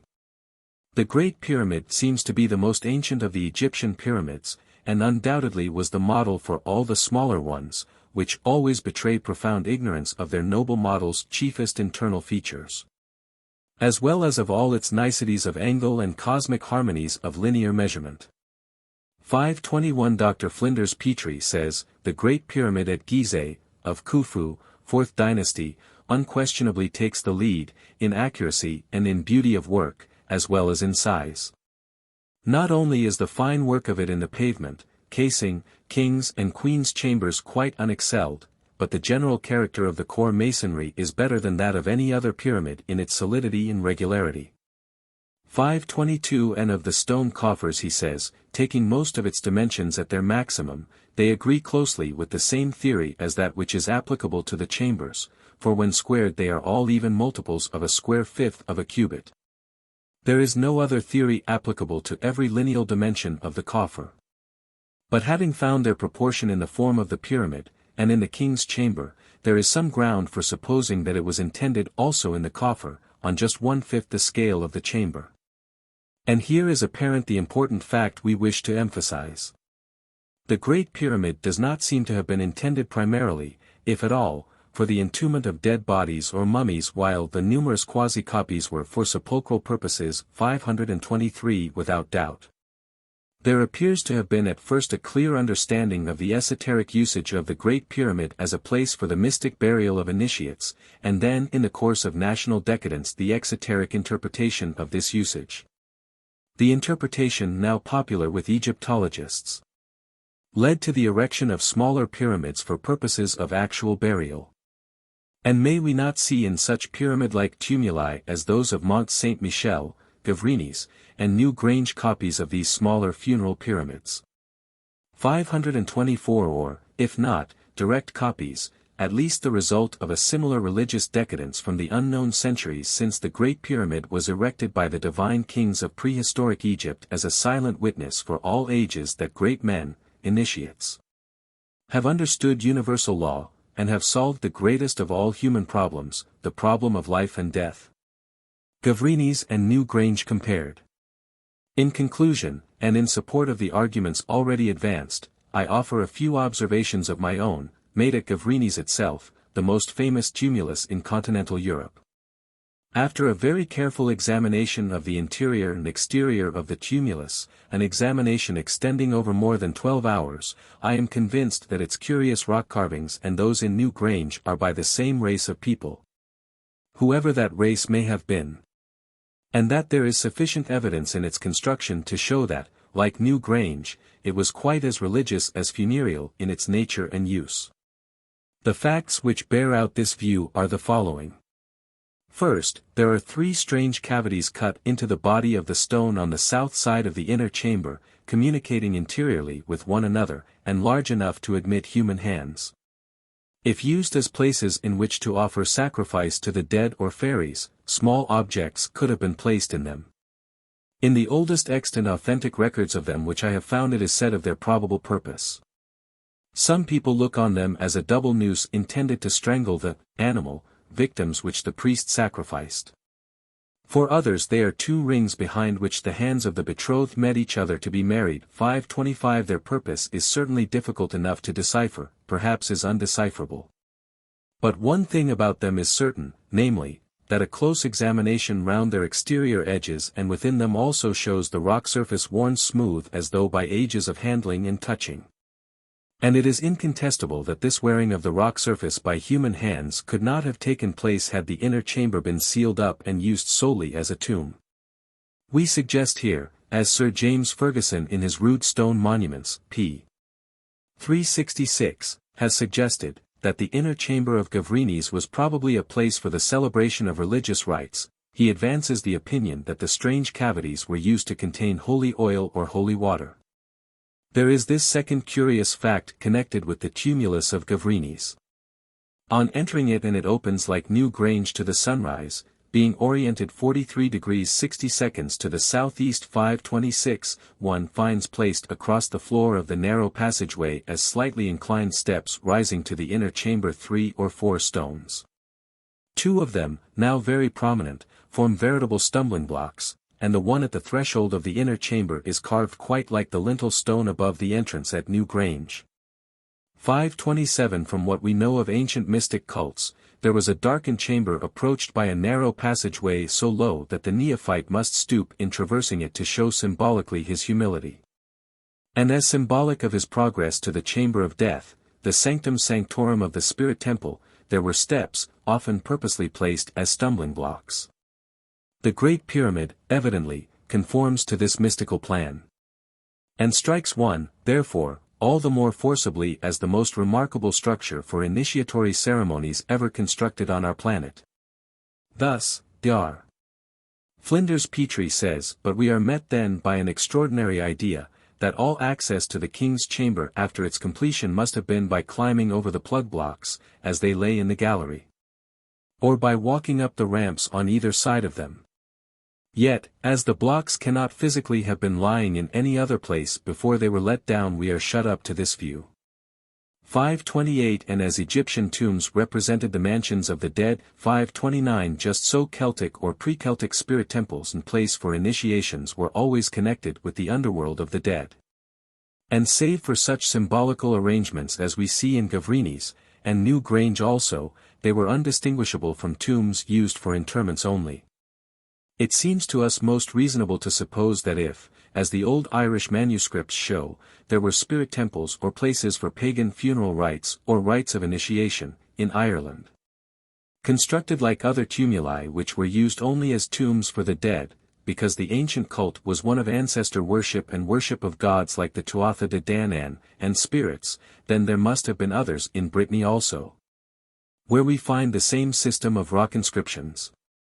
Further, in view of all the definite provable relations between Gavrinis and New Grange, we are strongly inclined to regard them both as having the same origin and purpose, Gavrinis being for Armorica what New Grange was for Ireland. The Royal or Principal Spirit Temple. Chapter 9. The Testimony of Paganism. The cult of forests, of fountains, and of stones is to be explained by that primitive naturalism which all the church councils held in Brittany united to proscribe. Ernest Renan. Edicts against pagan cults. Cult of sacred waters and its absorption by Christianity. Celtic water divinities. Druidic influence on fairy faith. Cult of sacred trees. Cult of fairies, spirits, and the dead. Feasts of the dead. Conclusion. The evidence of paganism in support of our psychological theory concerning the fairy faith is so vast that we cannot do more than point to portions of it, especially such portions as are most Celtic in their nature. Perhaps most of us will think first of all about the ancient cults rendered to fountains, rivers, lakes, trees, and, as we have seen, pages 399 ff, to stones. There can be no reasonable doubt that these cults were very flourishing when Christianity came to Europe, for kings, popes, and church councils issued edict after edict condemning them. 530. The Second Council of Aries, held about 452, issued the following canon: if in the territory of a bishop, infidels light torches, or venerate trees, fountains, or stones, and he neglects to abolish this usage, he must know that he is guilty of sacrilege. If the director of the act itself, on being admonished, refuses to correct it, he is to be excluded from communion. 531. The Council of Tours, in 567, thus expressed itself: we implore the pastors to expel from the church all those whom they may see performing before certain stones things which have no relation with the ceremonies of the church, and also those who observe the customs of the Gentiles. 532 King Canute in England and Charlemagne in Europe conducted a most vigorous campaign against all these pagan worships. This is Charlemagne's edict with respect to trees, stones, and fountains, where certain foolish people light torches or practice other superstitions, we earnestly ordain that that most evil custom detestable to God, wherever it be found, should be removed and destroyed. 533. The result of these edicts was a curious one. It was too much to expect the eradication of the old cults after their age-long existence, and so one by one they were absorbed by the new religion. In a sacred tree or grove, over a holy well or fountain, on the shore of a lake or river, there was placed an image of the Virgin or of some saint, and unconsciously the transformation was made. As the simple-hearted country folk beheld in the brilliant images new and more glorious dwelling places for the spirits they and their fathers had so long venerated. The cult of sacred waters. In Brittany, perhaps better than in other Celtic countries today, one can readily discern this evolution from paganism to Christianity. Thus, for example, in the Morbihan there is the fountain of Sidhe and Diori, round which centres Brittany's most important pardon. A fountain near Van is dedicated to St. Peter. At Carnac there is the far-famed fountain of Sidhe, comely with its niche containing an image of Carnac's patron saint, and not far from it, on the roadside leading to Carnac Plage, an enclosed well dedicated to the Holy Virgin, and, less than a mile away, the beautiful fountain of St. Columba. Near Ploermel, canton of Ploermel, Morbihan, there is the fountain of Recurrence or St. Laurent, in which sailors perform divinations to know the future state of the weather by casting on its waters a morsel of bread. If the bread floats, it is a sure sign of fair weather, but if it sinks, of weather so bad that no one should take risks by going out in the fishing boats. In some wells, pins are dropped by lovers. If the pins float, the water spirits show favorable auspices, but if the pins sink, the maiden is unhappy, and will hesitate in accepting the proposal of marriage. Long after their conversion, the inhabitants of Conqueret, arrondissement de Ploermel, Morbihan, paid divine honors to the fountain of Baranton in the druidical forest of Broceliande. So famous in the Breton legends of Arthur and Merlin, for a long time the inhabitants of Conqueret, in place of addressing themselves to God or to his saints in their maladies, sought the remedy in the fountain of Baranton. Either by praying to it, after the manner of the Gauls, or by drinking of its waters. 534 In the month of August 1835, when there was an unusual drought in the land, all the inhabitants of Conqueret formed in a great procession with banners and crucifix at their head, and with chants and ringing of church bells marched to this same fountain of Baranton and prayed for rain. 535 This curious bit of history was also reported to me in July 1909 by a peasant who lives near the fountain, and who heard it from his parents, and he added that the foot of the crucifix was planted in the water to aid the rain-making. We have here an interesting combination of paganism and Christianity. Gregory of Tours says that the country folk of Gavaudan rendered divine honors to a certain lake, and as offerings cast on its waters linen, wool, cheese, beeswax, bread, and other things. 536 And Mahe adds that gold was sometimes offered, 537 Quite after the manner of the ancient Peruvians, who cast gold and silver of great value into the waters of sacred Lake Titicaca, high up in the Andes.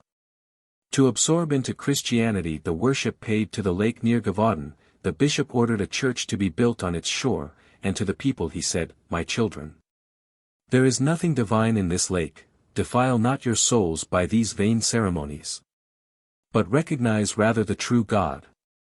538 The offerings to the lake spirits then ceased, and were made instead on the altar of the church. As Canon Mahe so consistently sets forth, other similar means were used to absorb the pagan cults of sacred waters. Other pastors employed a similar device to absorb the cult of fountains into Christianity. They consecrated them to God under the invocation of certain saints, giving the saints' names to them and placing in them the saints' images, so that the weak and simple-hearted Christians who might come to them, struck by these names and by these images, should grow accustomed to addressing their prayers to God and to his saints, in place of honoring the fountains themselves, as they had been accustomed to do. This is the reason why there are seen in the stonework of so many fountains, niches, and little statues of saints who have given their names to these springs. 539. Procopius reports that the Franks, even after having accepted Christianity, remained attached to their ancient cults, sacrificing to the river Po women and children of the Goths, and casting the bodies into its waters to the spirits of the waters. 540 Well worship in the Isle of Man, not yet quite extinct, was no doubt once very general. As A. W. Moore has shown, the sacred wells in the Isle of Man were visited and offerings made to them to secure immunity from witches and fairies, to cure maladies, to raise a wind, and for various kinds of divination. 541 And no doubt the offerings of rags on bushes over sacred wells, and the casting of pins, coins, buttons, pebbles, and other small objects into their waters, a common practice yet in Ireland and Wales, as in non-Celtic countries, are to be referred to as survivals of a time when regular sacrifices were offered in divination, or in seeking cures from maladies, and equally from obsessing demons who were thought to cause the maladies. In the prologue to Cratine's Conte du Graal there is an account, seemingly very ancient, of how dishonor to the divinities of wells and springs brought destruction on the rich land of Logres. The damsels who abode in these watery places fed travelers with nourishing food until King Amangans wronged one of them by carrying off her golden cup. His men followed his evil example, so that the springs dried up, the grass withered, and the land became waste. 542. According to Mr. Borlase, it was by passing under the waters of a well that the Sidhe, that is, the abode of the spirits called Sidhe, in the tumulus or natural hill, as the case might be, was reached. 543 And it is evident from this that the well spirits were even identified in Ireland with the Tuatha de Danann or fairy folk. I am reminded of a walk I was privileged to take with Mr. William B. Yeats on Lady Gregory's estate at Cool Park, near Gort, County Galway, for Mr. Yeats led me to the haunts of the water spirits of the region, along a strange river which flows underground for some distance and then comes out to the light again in its weird course, and to a dark, deep pool hidden in the forest. According to tradition, the river is the abode of water fairies, and in the shaded forest pool, whose depth is very great, live a spirit race like the Greek nymphs. More than one mortal while looking into this pool has felt a sudden and powerful impulse to plunge in, for the fairies were then casting their magic spell over him that they might take him to live in their underwater palace forever. One of the most beautiful passages in the tripartite life of Patrick describes the holy man at the holy well called Clyabac. Thereafter Patrick went at sunrise to the well, namely Clyabac on the sides of Cruachan. The cleric sat down by the well. 2 daughters of Logair son of Neil went early to the well to wash their hands, as was a custom of theirs, namely, Ethne the fair, and Fedelm the ruddy. The maidens found beside the well the assembly of the clerics in white garments, with their books before them. And they wondered at the shape of the clerics, and thought that they were men of the elves or apparitions. They asked tidings of Patrick, Whence are ye, and whence have ye come? Are ye of the elves or of the gods? And Patrick said to them, It were better for you to believe in God than to inquire about our race. Said the girl who was elder, Who is your God? And where is he? Is he in heaven, or in earth, or under earth, or on earth? Is he in seas or in streams, or in mountains or in glens? Hath he sons and daughters? Is there gold and silver, is there abundance of every good thing in his kingdom? Tell us about him, how he is seen, how he is loved, how he is found. If he is in youth, or if he is in age. If he is ever living, if he is beautiful. If many have fostered his son. If his daughters are dear and beautiful to the men of the world. 544. And in another place it is recorded that Patrick went to the well of Findmag. Slan is its name. They told Patrick that the heathen honored the well as if it were a god. 545 And of the same well it is said, that the Magi, i.e. Wizards or druids used to reverence the well slan and offer gifts to it as if it were a god. 546. As Whitley Stokes pointed out, this is the only passage connecting the druids with well worship. And it is very important, because it establishes the relation between the druids as magicians and their control of spirits like fairies. 547 as shown here, and as seems evident in Columba's relation with druids and exorcism in Adamnan's Life of St. Columba, 548. The early Celtic peoples undoubtedly drew many of their fairy traditions from a memory of druidic rites of divination.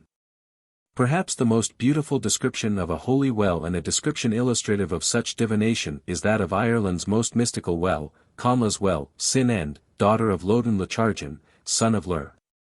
Out of Tir Tairngire, land of promise, fairyland, went to Conla's Well which is under sea, to behold it. That is a well at which are the hazels and inspirations of wisdom, that is, the hazels of the science of poetry, and in the same hour their fruit, and their blossom and their foliage break forth, and these fall on the well in the same shower, which raises on the water a royal surge of purple. Then the sacred salmon chew the fruit, and the juice of the nuts is apparent on their purple bellies. And 7 streams of wisdom spring forth and turn there again. 549. To these cults of sacred waters numerous non-Celtic parallels could easily be offered, but they seem unnecessary with Celtic evidence so clear. And this evidence which is already set forth shows that the origin of worship paid to sacred wells, fountains, lakes, or rivers, is to be found in the religious practices of the Celts before they became Christianized. They believed that certain orders of spirits, often called fairies, and to be identified with them, inhabited, or as was the case with Sidhe, who came from the Otherworld, visited these places, and must be appeased or approached through sacrifice by mortals seeking their favors.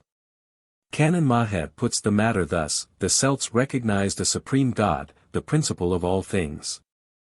But they rendered religious worship to the genii or secondary deities who, according to them, united themselves to different objects in nature and made them divine by such union. Among the objects were rivers, the sea, lakes and fountains. 550. The cult of sacred trees. The thing said of sacred waters can also be said of sacred trees among the Celts. And, in the case of sacred trees, more may be added about the Druids and their relation to the fairy faith, for it is well known that the Druids held the oak and its mistletoe in great religious veneration. And it is generally thought that most of the famous Druid schools were in the midst of sacred oak groves or forests. Pliny has recorded that the Druids, for so they call their magicians, have nothing which they hold more sacred than the mistletoe. 551 and the tree on which it grows, provided only it be an oak, robur. But apart from that, they select groves of oak, and they perform no sacred rite without leaves from that tree. So that the Druids may be regarded as even deriving from it their name interpreted as Greek. 552, a disputed point among modern philologists. Likewise of the Druids, Maximus Tyrius states that the image of their chief god, considered by him to correspond to Zeus, was a lofty oak tree. 553 and Strabo says that the principal place of assembly for the Galatians, a Celtic people of Asia Minor, was the sacred oak grove. 554. Just as the cult of fountains was absorbed by Christianity, so was the cult of trees. Concerning this, Canon Mahe writes, one sees sometimes, in the country and in gardens, trees wherein, by trimming and bending together the branches, have been formed niches of verdure, in which have been placed crosses or images of certain saints. This usage is not confined to the Morbihan. Our Lady of the Oak, in Anjou, and Our Lady of the Oak, near Orth, in Maine, are places famous for pilgrimage. In this last province, says a historian, one sees at various crossroads the most beautiful rustic oaks decorated with figures of saints. There are seen there, in 5 or 6 villages, chapels of oaks, with whole trunks of that tree enshrined in the wall, beside the altar. Such among others is that famous chapel of Our Lady of the Oak, near the Forge of Orth, whose celebrity attracts daily, from 5 to 6 leagues about, a very great gathering of people. 555. Saint Martin, according to Canon Mahe, tried to destroy sacred pine tree in the diocese of Tours by telling the people there was nothing divine in it. The people agreed to let it cut down on condition that the saint should receive its great trunk on his head as it fell, and the tree was not cut on.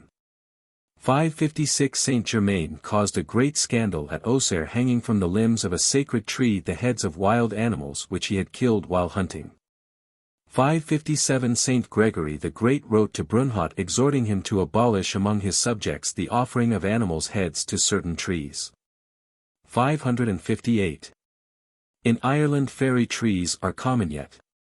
Though throughout Celtum sacred trees, naturally of short duration, are almost forgotten. In Brittany, the forest of Broceliande still enjoys something of the old veneration, but more out of sentiment than by actual worship. A curious survival of an ancient Celtic tree cult exists in Carmarthen, Wales, where there is still carefully preserved and held upright in a firm casing of cement the decaying trunk of an old oak tree called Merlin's oak. And local prophecy declares on Merlin's authority that when the tree falls, Carmarthen will fall with it. Perhaps through an unconscious desire on the part of some patriotic citizens of averting the calamity by inducing the tree spirit to transfer its abode, or else by otherwise hoodwinking the tree spirit into forgetting that Merlin's oak is dead.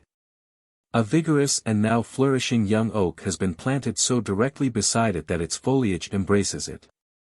And in many parts of modern England, the Jack in the Green, a man entirely hidden in a covering of green foliage who dances through the streets on May Day, may be another example of a very ancient tree, or else agricultural, cult of Celtic origin. The cult of fairies, spirits, and the dead. There was also, as we already know, more or less of direct worship offered to fairies like the Tuatha de Danann. And sacrifice was made to them even as now, when the Irish or Scotch peasant pours a libation of milk to the good people or to the fairy queen who presides over the flocks. In Fiaxim 559 it is said, on Ireland's folk lay darkness, the tribes worshipped elves, they believed not the true Godhead of the true Trinity. And there is a reliable legend concerning Columcille which shows that this old cult of elves was not forgotten among the early Irish Christians, though they changed the original good reputation of these invisible beings to one of evil. It is said that Columcille's first attempts to erect a church or monastery on Iona were rendered vain by the influence of some evil spirit or else of demons, for as fast as a wall was raised it fell down.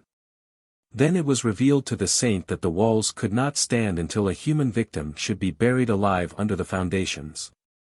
And the lot fell on Oren, Columcille's companion, who accordingly became a sacrifice to appease the evil spirit, fairies, or demons of the place where the building was to be raised. 560. As an illustration of what the ancient practice of such sacrifice to place spirits, or to gods, must have been like in Wales, we offer the following curious legend concerning the conception of Merlin. As told by our witness from Pontryhead Fendigade, Mr. John Jones, see page 147. When building the castle of Gurthierne, near Carmarthen, as much as was built by day fell down at night. So a council of the Dinian Hysbys or wise men was called, and they decided that the blood of a fatherless boy had to be used in mixing the mortar if the wall was to stand. Search was thereupon made for a fatherless boy, cfp. 351, and throughout all the kingdom no such boy could be found. But one day two boys were quarreling, and one of them in defying the other wanted to know what a fatherless boy like him had to say to him. An officer of the king, overhearing the quarrel, seized the boy thus tauntingly addressed as the one so long looked for. The circumstances were made known to the king, and the boy was taken to him. "Who is your father?" asked the king. "My mother never told me," the boy replied. Then the boy's mother was sent for, and the king asked her who the father of the boy was, and she replied, "I do not know, for I have never known a man. Yet, one night, it seemed to me that a man noble and majestic in appearance slept with me, and I awoke to find that I had been in a dream. But when I grew pregnant afterwards, and this wonderful boy whom you now see was delivered, I considered that a divine being or an angel had visited me in that dream, and therefore I called his child Merlin the magician. For such I believe my son to be." When the mother had thus spoken, the king announced to the court and wise men, "Here is the fatherless boy." Take his blood and use it in mixing the mortar. The walling will not hold without it. At this, Myrddin taunted the king and wise men, and said they were no better than a pack of idiots. The reason the walling falls down, Myrddin went on to say, is because you have tried to raise it on a rock which covers 2 large sea serpents. Whenever the wall is raised over them, its weight presses on their backs and makes them uneasy. Then during the night they upheave their backs to relieve themselves of the pressure, and thus shake the walling to a fall. The story ends here, but presumably Merlin's statements were found to be true, and Merlin was not sacrificed, for, as we know, he became the great magician of Arthur's court.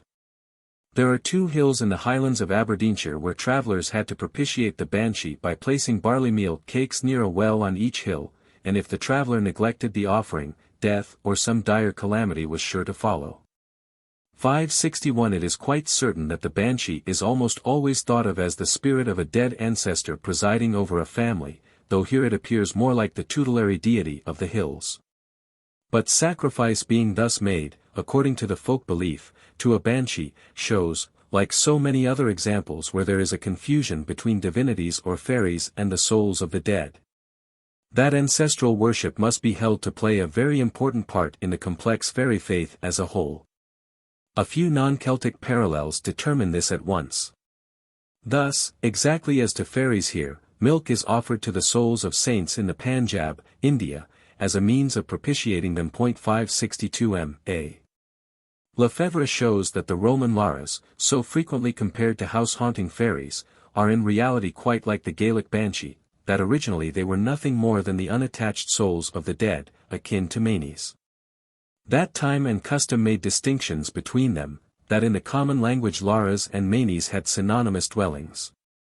And that, finally, the idea of death was little by little divorced from the worship of the Laras, so that they became guardians of the family and protectors of life. 563 On all the tombs of their dead the Romans inscribed these names, manes, inferi, silence. 564 The last of which, meaning the silent ones, is equivalent to the term people of peace given to the fairy folk of Scotland. 565 Nor were the Roman Laras always thought of as inhabiting dwellings. Many were supposed to live in the fields, in the streets of cities, at crossroads, quite like certain orders of fairies and demons.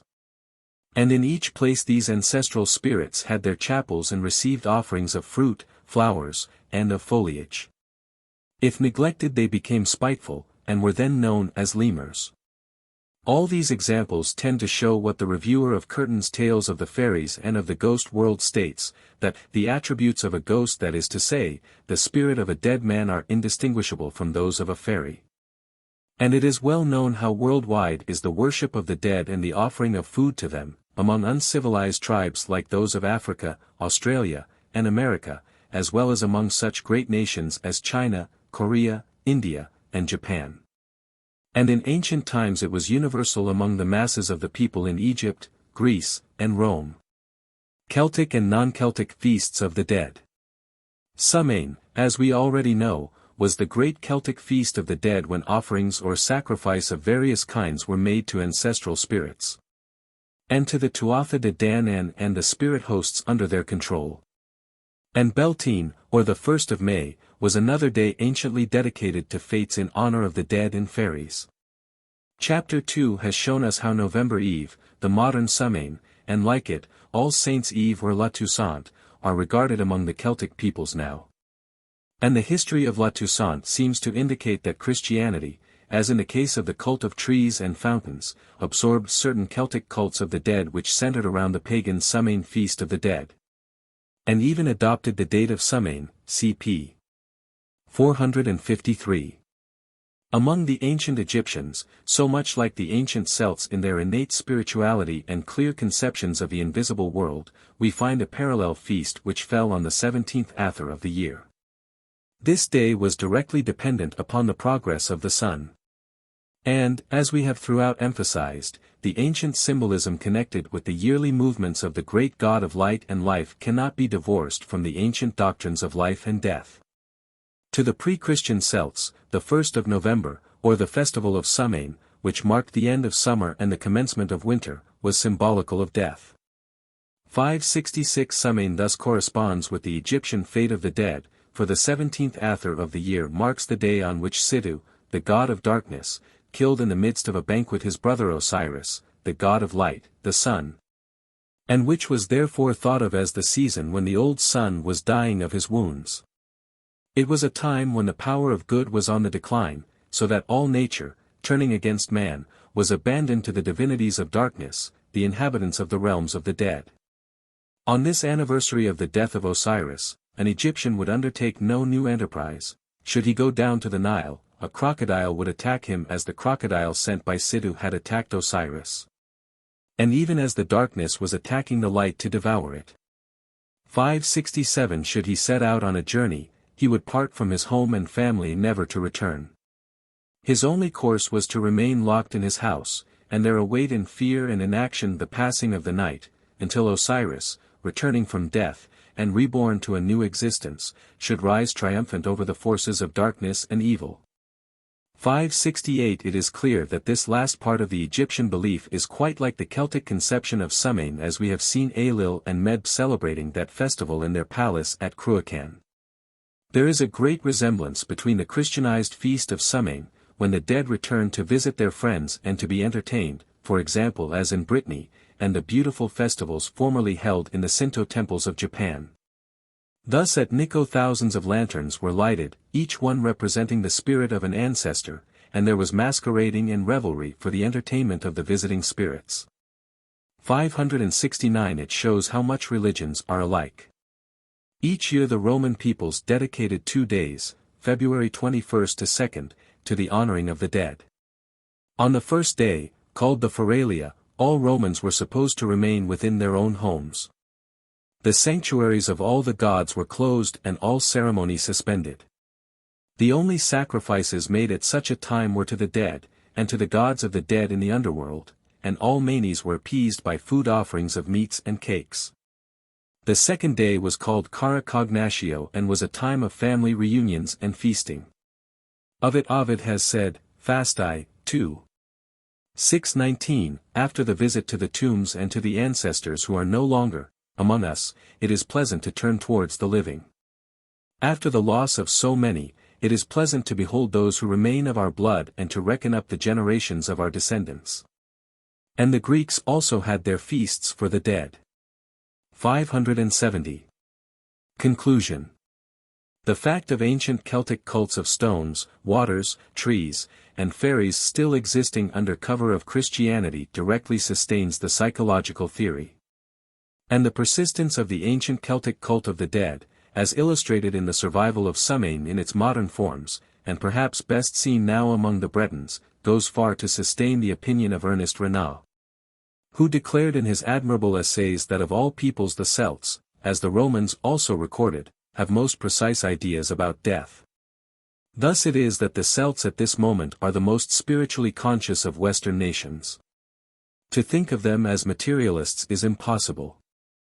Since the time of Patrick and Columba the Gaels have been the missionaries of Europe. And, as Caesar asserts, the Druids were the ancient teachers of the Gauls, no less than of all Britain. And the mysteries of life and death are the keynote of all things really Celtic, even of the great literature of Arthur, Cuchulainn, and Finn, now stirring the intellectual world. Chapter 10. The Testimony of Christianity. The Purgatory of St. Patrick became the framework of another series of tales, embodying the Celtic ideas concerning the other life and its different states. Perhaps the profoundest instinct of the Celtic peoples is their desire to penetrate the unknown. With the sea before them, they wish to know what is to be found beyond it, they dream of the promised land. In the face of the unknown that lies beyond the tomb, they dream of that great journey which the pen of Dante has celebrated. Ernest Renan. Loch Derg, a sacred lake. Originally purgatorial rites as Christianized survivals of ancient Celtic rites. Purgatory as fairyland. Purgatorial rites parallel to pagan initiation ceremonies. The death and resurrection rite. Breton pardons. Compared relation to Angus cult and Celtic cave temples. Origin of purgatorial doctrine. Pre-Christian Celtic and Roman feasts of dead shaped Christian ones. Fundamental unity of mythologies, religions, and the fairy faith. The best evidence offered by Christianity with direct bearing on the fairy faith comes from what may be designated survivals of transformed paganism within the Church itself. Various pagan cults, which also came to be more or less Christianized, have been considered under paganism, and in this chapter we propose to examine the famous purgatory of St. Patrick and the Christian rites in honor of the dead. St. Patrick's Purgatory. In the south of County Donegal, in Ireland, amid treeless mountains and moorlands, lies Loch Derg or the Red Lake, containing an island which has long been famous throughout Christendom as the site of St. Patrick's Purgatory. Even today more than in the Middle Ages it is the goal of thousands of pious pilgrims who repair thither to be purified of the accumulated sins of a lifetime. In this age of commercialism the picture is an interesting and a happy one, no matter what the changing voices of the many may have to say about it. The following weird legends, which during the autumn of 1919 I found surviving among the Loch Derg peasantry, explain how the loch received its present name. And seem to indicate that long before Patrick's time the loch was already considered a strange and mysterious place, apparently an otherworld preserve. The first legend, based on two complementary versions, one from James Ryan, of Tamlac Townland, who is 75 years old, the other from Arthur Monaghan, a younger man, who lives about 3 miles from James Ryan, is as follows. In his flight from County Armagh, Finn Mac Cowell took his mother on his shoulder, holding her by the legs, but so rapidly did he travel that on reaching the shores of the lake nothing remained of his mother save the 2 legs. And these he threw down there.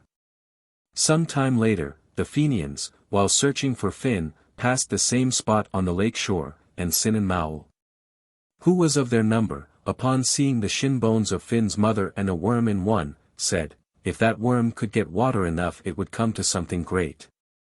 "I'll give it water enough," said another of the followers, and at that he flung it into the lake, later called Finn Mac Cowell's Lake. 571 Immediately the worm turned into an enormous water monster. This water monster it was that St.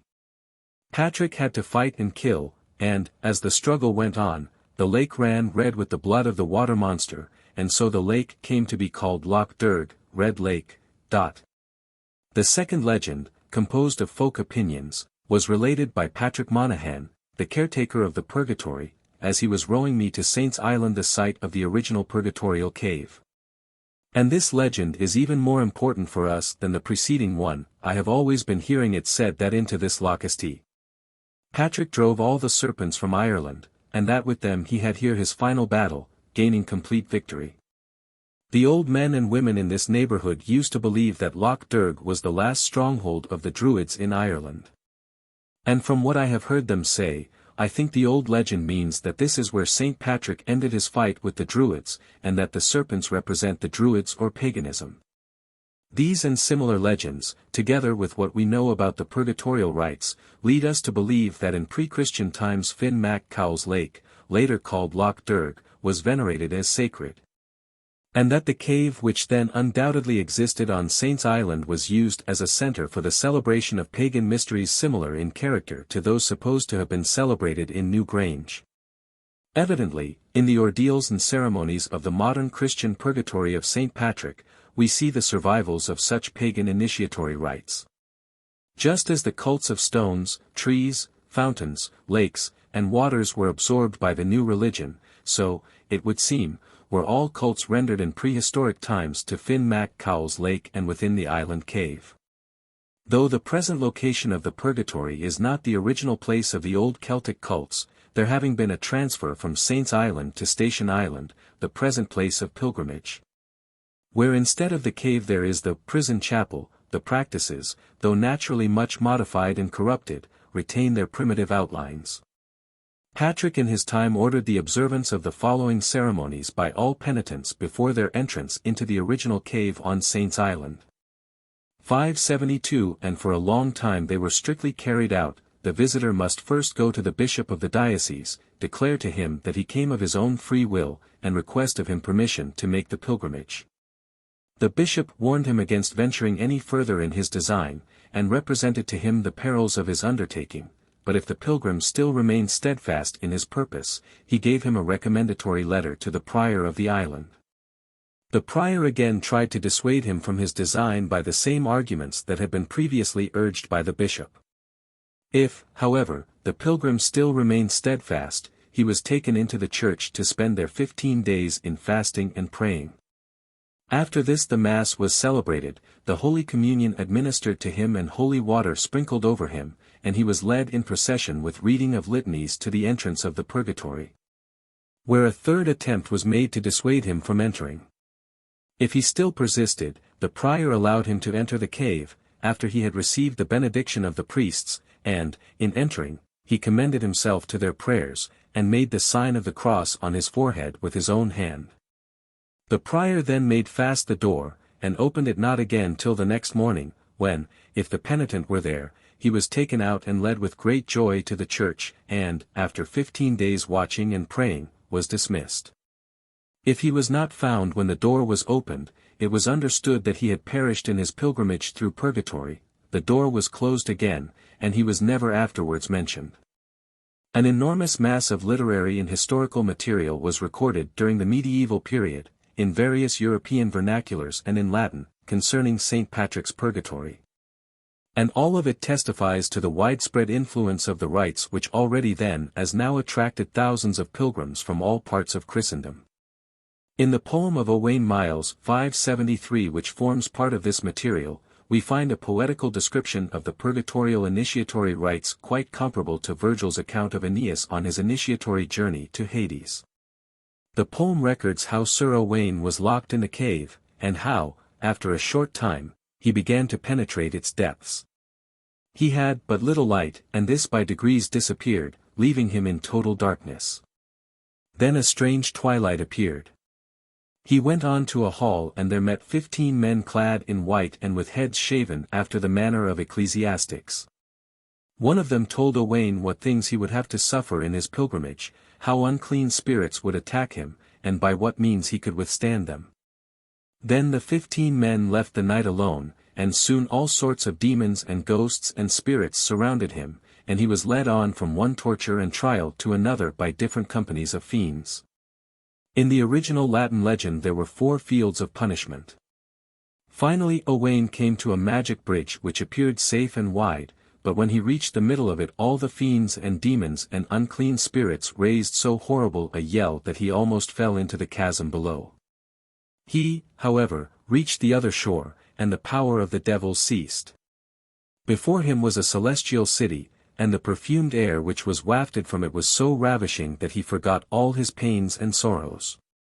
A procession came to Owain and, welcoming him, led him into the paradise where Adam and Eve dwelt before they had eaten the apple. Food was offered to the knight, and when he had eaten of it he had no desire to return to earth. But he was told that it was necessary to live out his natural life in the world and to leave his flesh and bones behind him before beginning the heavenly existence. So he began his return journey to the cave's entrance by a short and pleasant way. He again passed the 15 men clad in white, who revealed what things the future had in store for him, and reaching the door safely, waited there till morning. Then he was taken out, congratulated, and invited to remain with the priests for 15 days. 574. Here we have clearly enough many of the essential features of the underworld. There is the mystic bridge which when crossed guarantees the traveler against evil spirits. Just as in Ireland a peasant believes himself safe when fairies are pursuing him if he can only cross a bridge or stream. The celestial city is both like the Christian heaven and the Sidhe world. The eating of angel food by Owain has an effect quite like that of eating food in fairyland. But Owain, by Christian influence, is sent back on earth to die, that death which the King of heaven and earth hath ordained, as Patrick said of the prince whom he saved from the Sidhe folk. 575. A curious story, in which King Arthur himself is made to visit St. Patrick's Purgatory, published during the 16th century by a learned Frenchman, Stephanus Forcatulus, shows how real a relation there is between purgatory and the Greek or Roman Hades. Arthur, it is said, leaving the light behind him, descended into the cave by a rough and steep road. For they say that this cave is an entrance to the shades, or at least to purgatory, where poor sinners may get their offences washed out, and return again rejoicing to the light of day. But Forcatulus adds that, I have learnt from certain serious commentaries of Merlin, that Gawain, his master of horse, called Arthur back, and dissuaded him from examining further the horrid cave in which was heard the sound of falling water which emitted a sulphureous smell, and of voices lamenting as it were for the loss of their bodies. 576. Purgatorial and initiatory rites. Judging from the above data and from the great mass of similar data available, the religious rites connected with St. Patrick's Purgatory are to be anthropologically interpreted in the light of what is known about ancient and modern initiatory ceremonies, similarly conducted. As has already been stated, the original purgatory which was in a cave on Saints Island is today typified by Prison Chapel on Station Island. And in this prison chapel, as formerly in the cave, pilgrims, after having fasted and performed the necessary preparatory penances, are required to pass the night.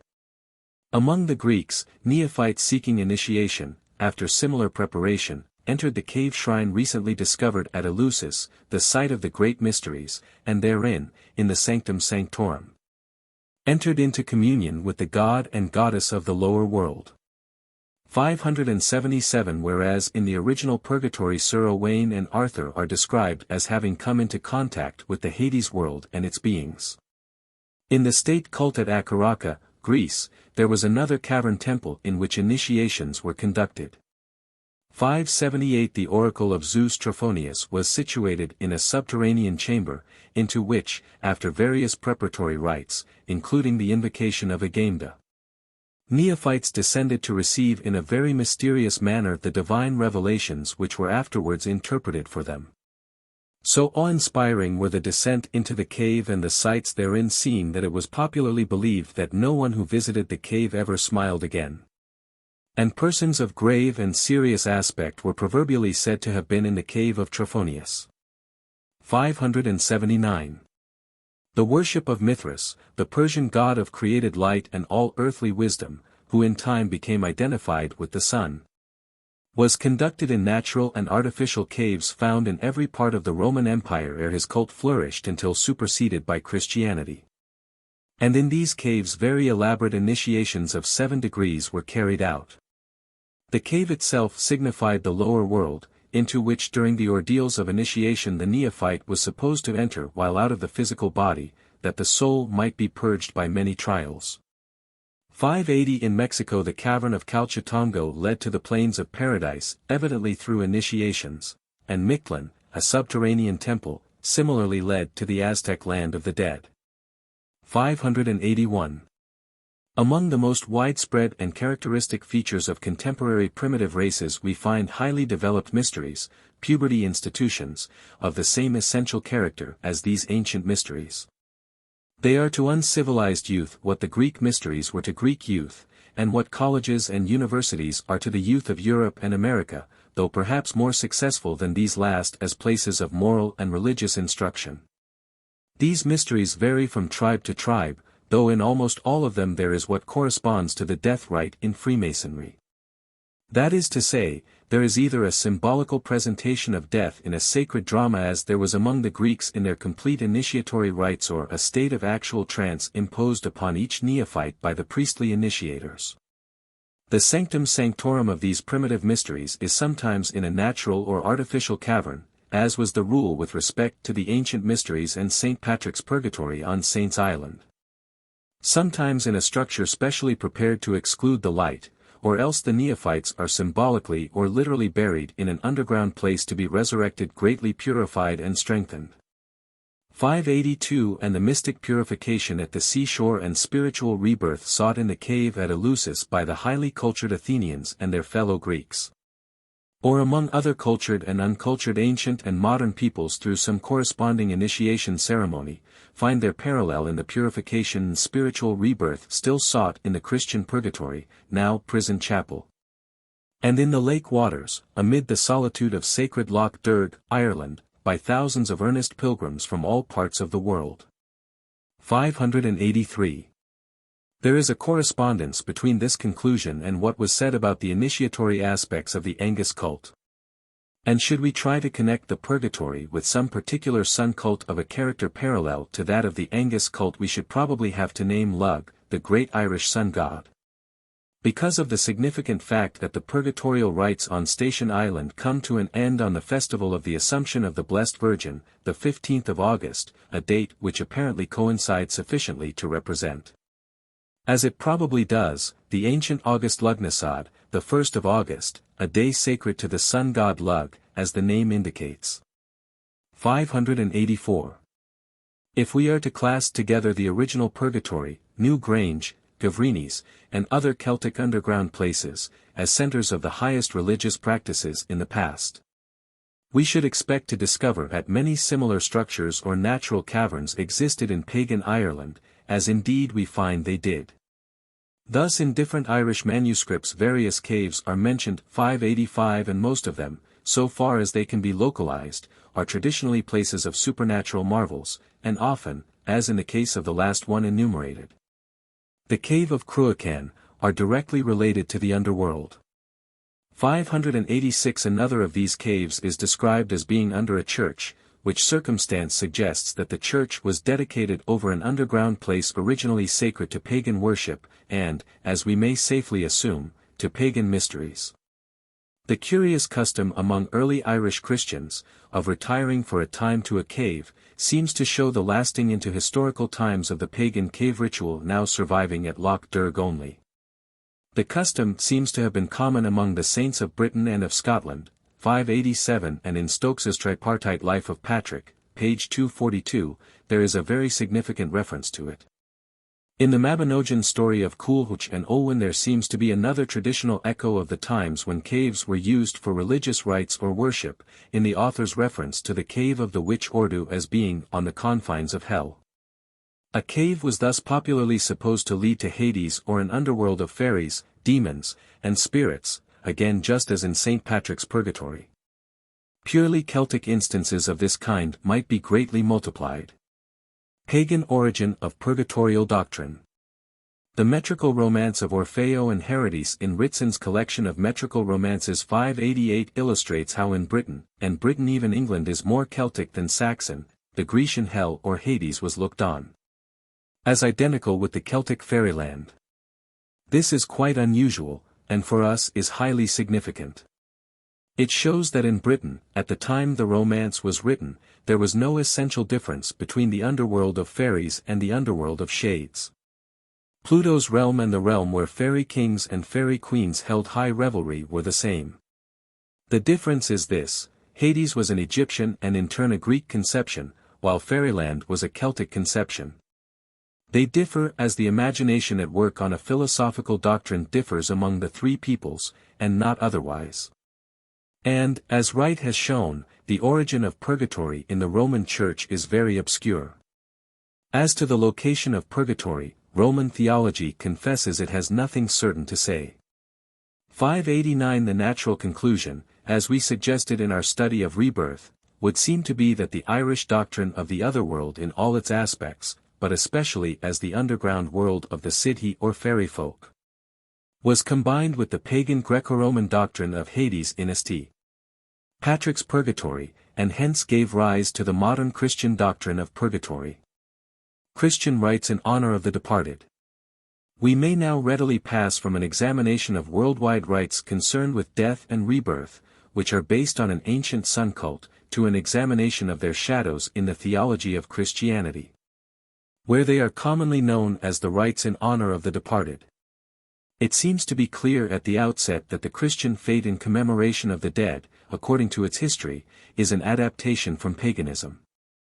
And with so many Irish ecclesiastics, or else their disciples, educated in the Celtic monasteries of Britain and Ireland, having influence in the Church during the early centuries, there is a strong probability that the Feast of Samhain had something to do with shaping the modern feast, as we have suggested in the preceding chapter.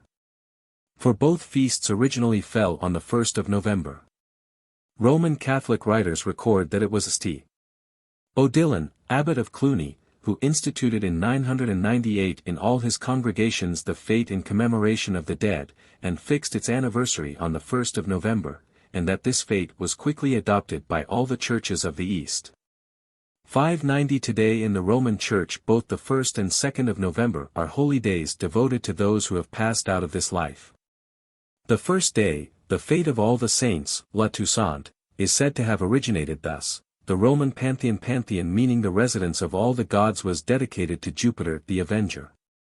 And when Christianity triumphed the pagan images were overthrown, and there was thereupon originally established, in place of the cult of all the gods, the fate of all the saints. 591 Why La Toussaint should have become a feast of the dead would be difficult to say unless we admit the ancient Celtic feast of the dead as having amalgamated with it. This we believe is what took place. For if the fete in commemoration of the dead was, as some authorities hold, established by St. Odin to fall on the 1st of November, in direct accord with Samhain or Halloween, then at some later period it was displaced by La Toussaint, for now it is celebrated on the 2nd of November. Likewise prayers and masses for the dead, which annually receive emphasis on the first 2 days of November, seem to have had their origin in pre-Christian cults. According to Mosheim, in his Histoire ecclésiastique 592 the usage of celebrating the sacrament at the tombs of martyrs and at funerals was introduced during the 4th century, and from this usage the masses for the saints and for the dead originated in the 8th century. Prior to the 4th century we find the newly converted Christians in all parts of Celtic Europe, and in many countries non-Celtic, still rendering a cult to ancestral spirits, making food offerings at the tombs of heroes, and strictly observing the very ancient November feast, or its equivalent, in honor of the dead and fairies. Then, very gradually, in the course of 4 centuries, the character of the Christian cults and feasts of the saints and of the dead seems to have been determined. The following citation will serve to illustrate the nature of Irish Christian rites in honor of the dead. In the Labar Breck 593 we read, "There is nothing which one does on behalf of the soul of him who has died that doth not help it. Both prayer on knees, and abstinence, and singing requiems, and frequent blessings. Sons are bound to do penance for their deceased parents." A full year, now, was Madoc of Ferns, with his whole community, on water and bread, after loosing from hell the soul of Brandub son of Echad. According to St. Augustine, the souls of the dead are solaced by the piety of their living friends when this expresses itself through sacrifice made by the Church. 594 St. Ephrem commanded his friends not to forget him after death, but to give proofs of their charity in offering for the repose of his soul alms, prayers, and sacrifices, especially on the 30th day. 595 Constantine the Great wished to be interred under the Church of the Apostles in order that his soul might be benefited by the prayers offered to the saints, by the mystic sacrifice, and by the Holy Communion. 596 Such prayers and sacrifices for the dead were offered by the Church sometimes during 30 and even 40 days, those offered on the 3rd, the 7th, and the 30th days being the most solemn. 597 The history of the Venerable Bede, the letters of Saint Boniface, and of Saint Lo prove that even in the ancient Anglican Church prayers were offered up for the souls of the dead. 598 And a council of bishops held at Canterbury in 816 ordered that immediately after the death of a bishop there shall be made for him prayers and alms. 599 At Oxford, in 1437, All Souls College was founded, chiefly as a place in which to offer prayers on behalf of the souls of all those who were killed in the French wars of the 15th century. Conclusion. As seems to be evident from this and the 2 preceding chapters, all these fates, rites, or observances of Christianity have a relation more or less direct to paganism, and thus to ancient Celtic cults and sacrifice offered to the dead, to spirits, and to the Tuatha de Danann or fairies. And the same set of ideas which operated among the Celts to create their fairy mythology, ideas arising out of a belief in or knowledge of the one universal realm of spirit and its various orders of invisible inhabitants, gave the Egyptians, the Indians, the Greeks, the Romans, the Teutons, the Mexicans, the Peruvians, and all nations their respective mythologies and religions. And we moderns are literally the heirs of all the ages.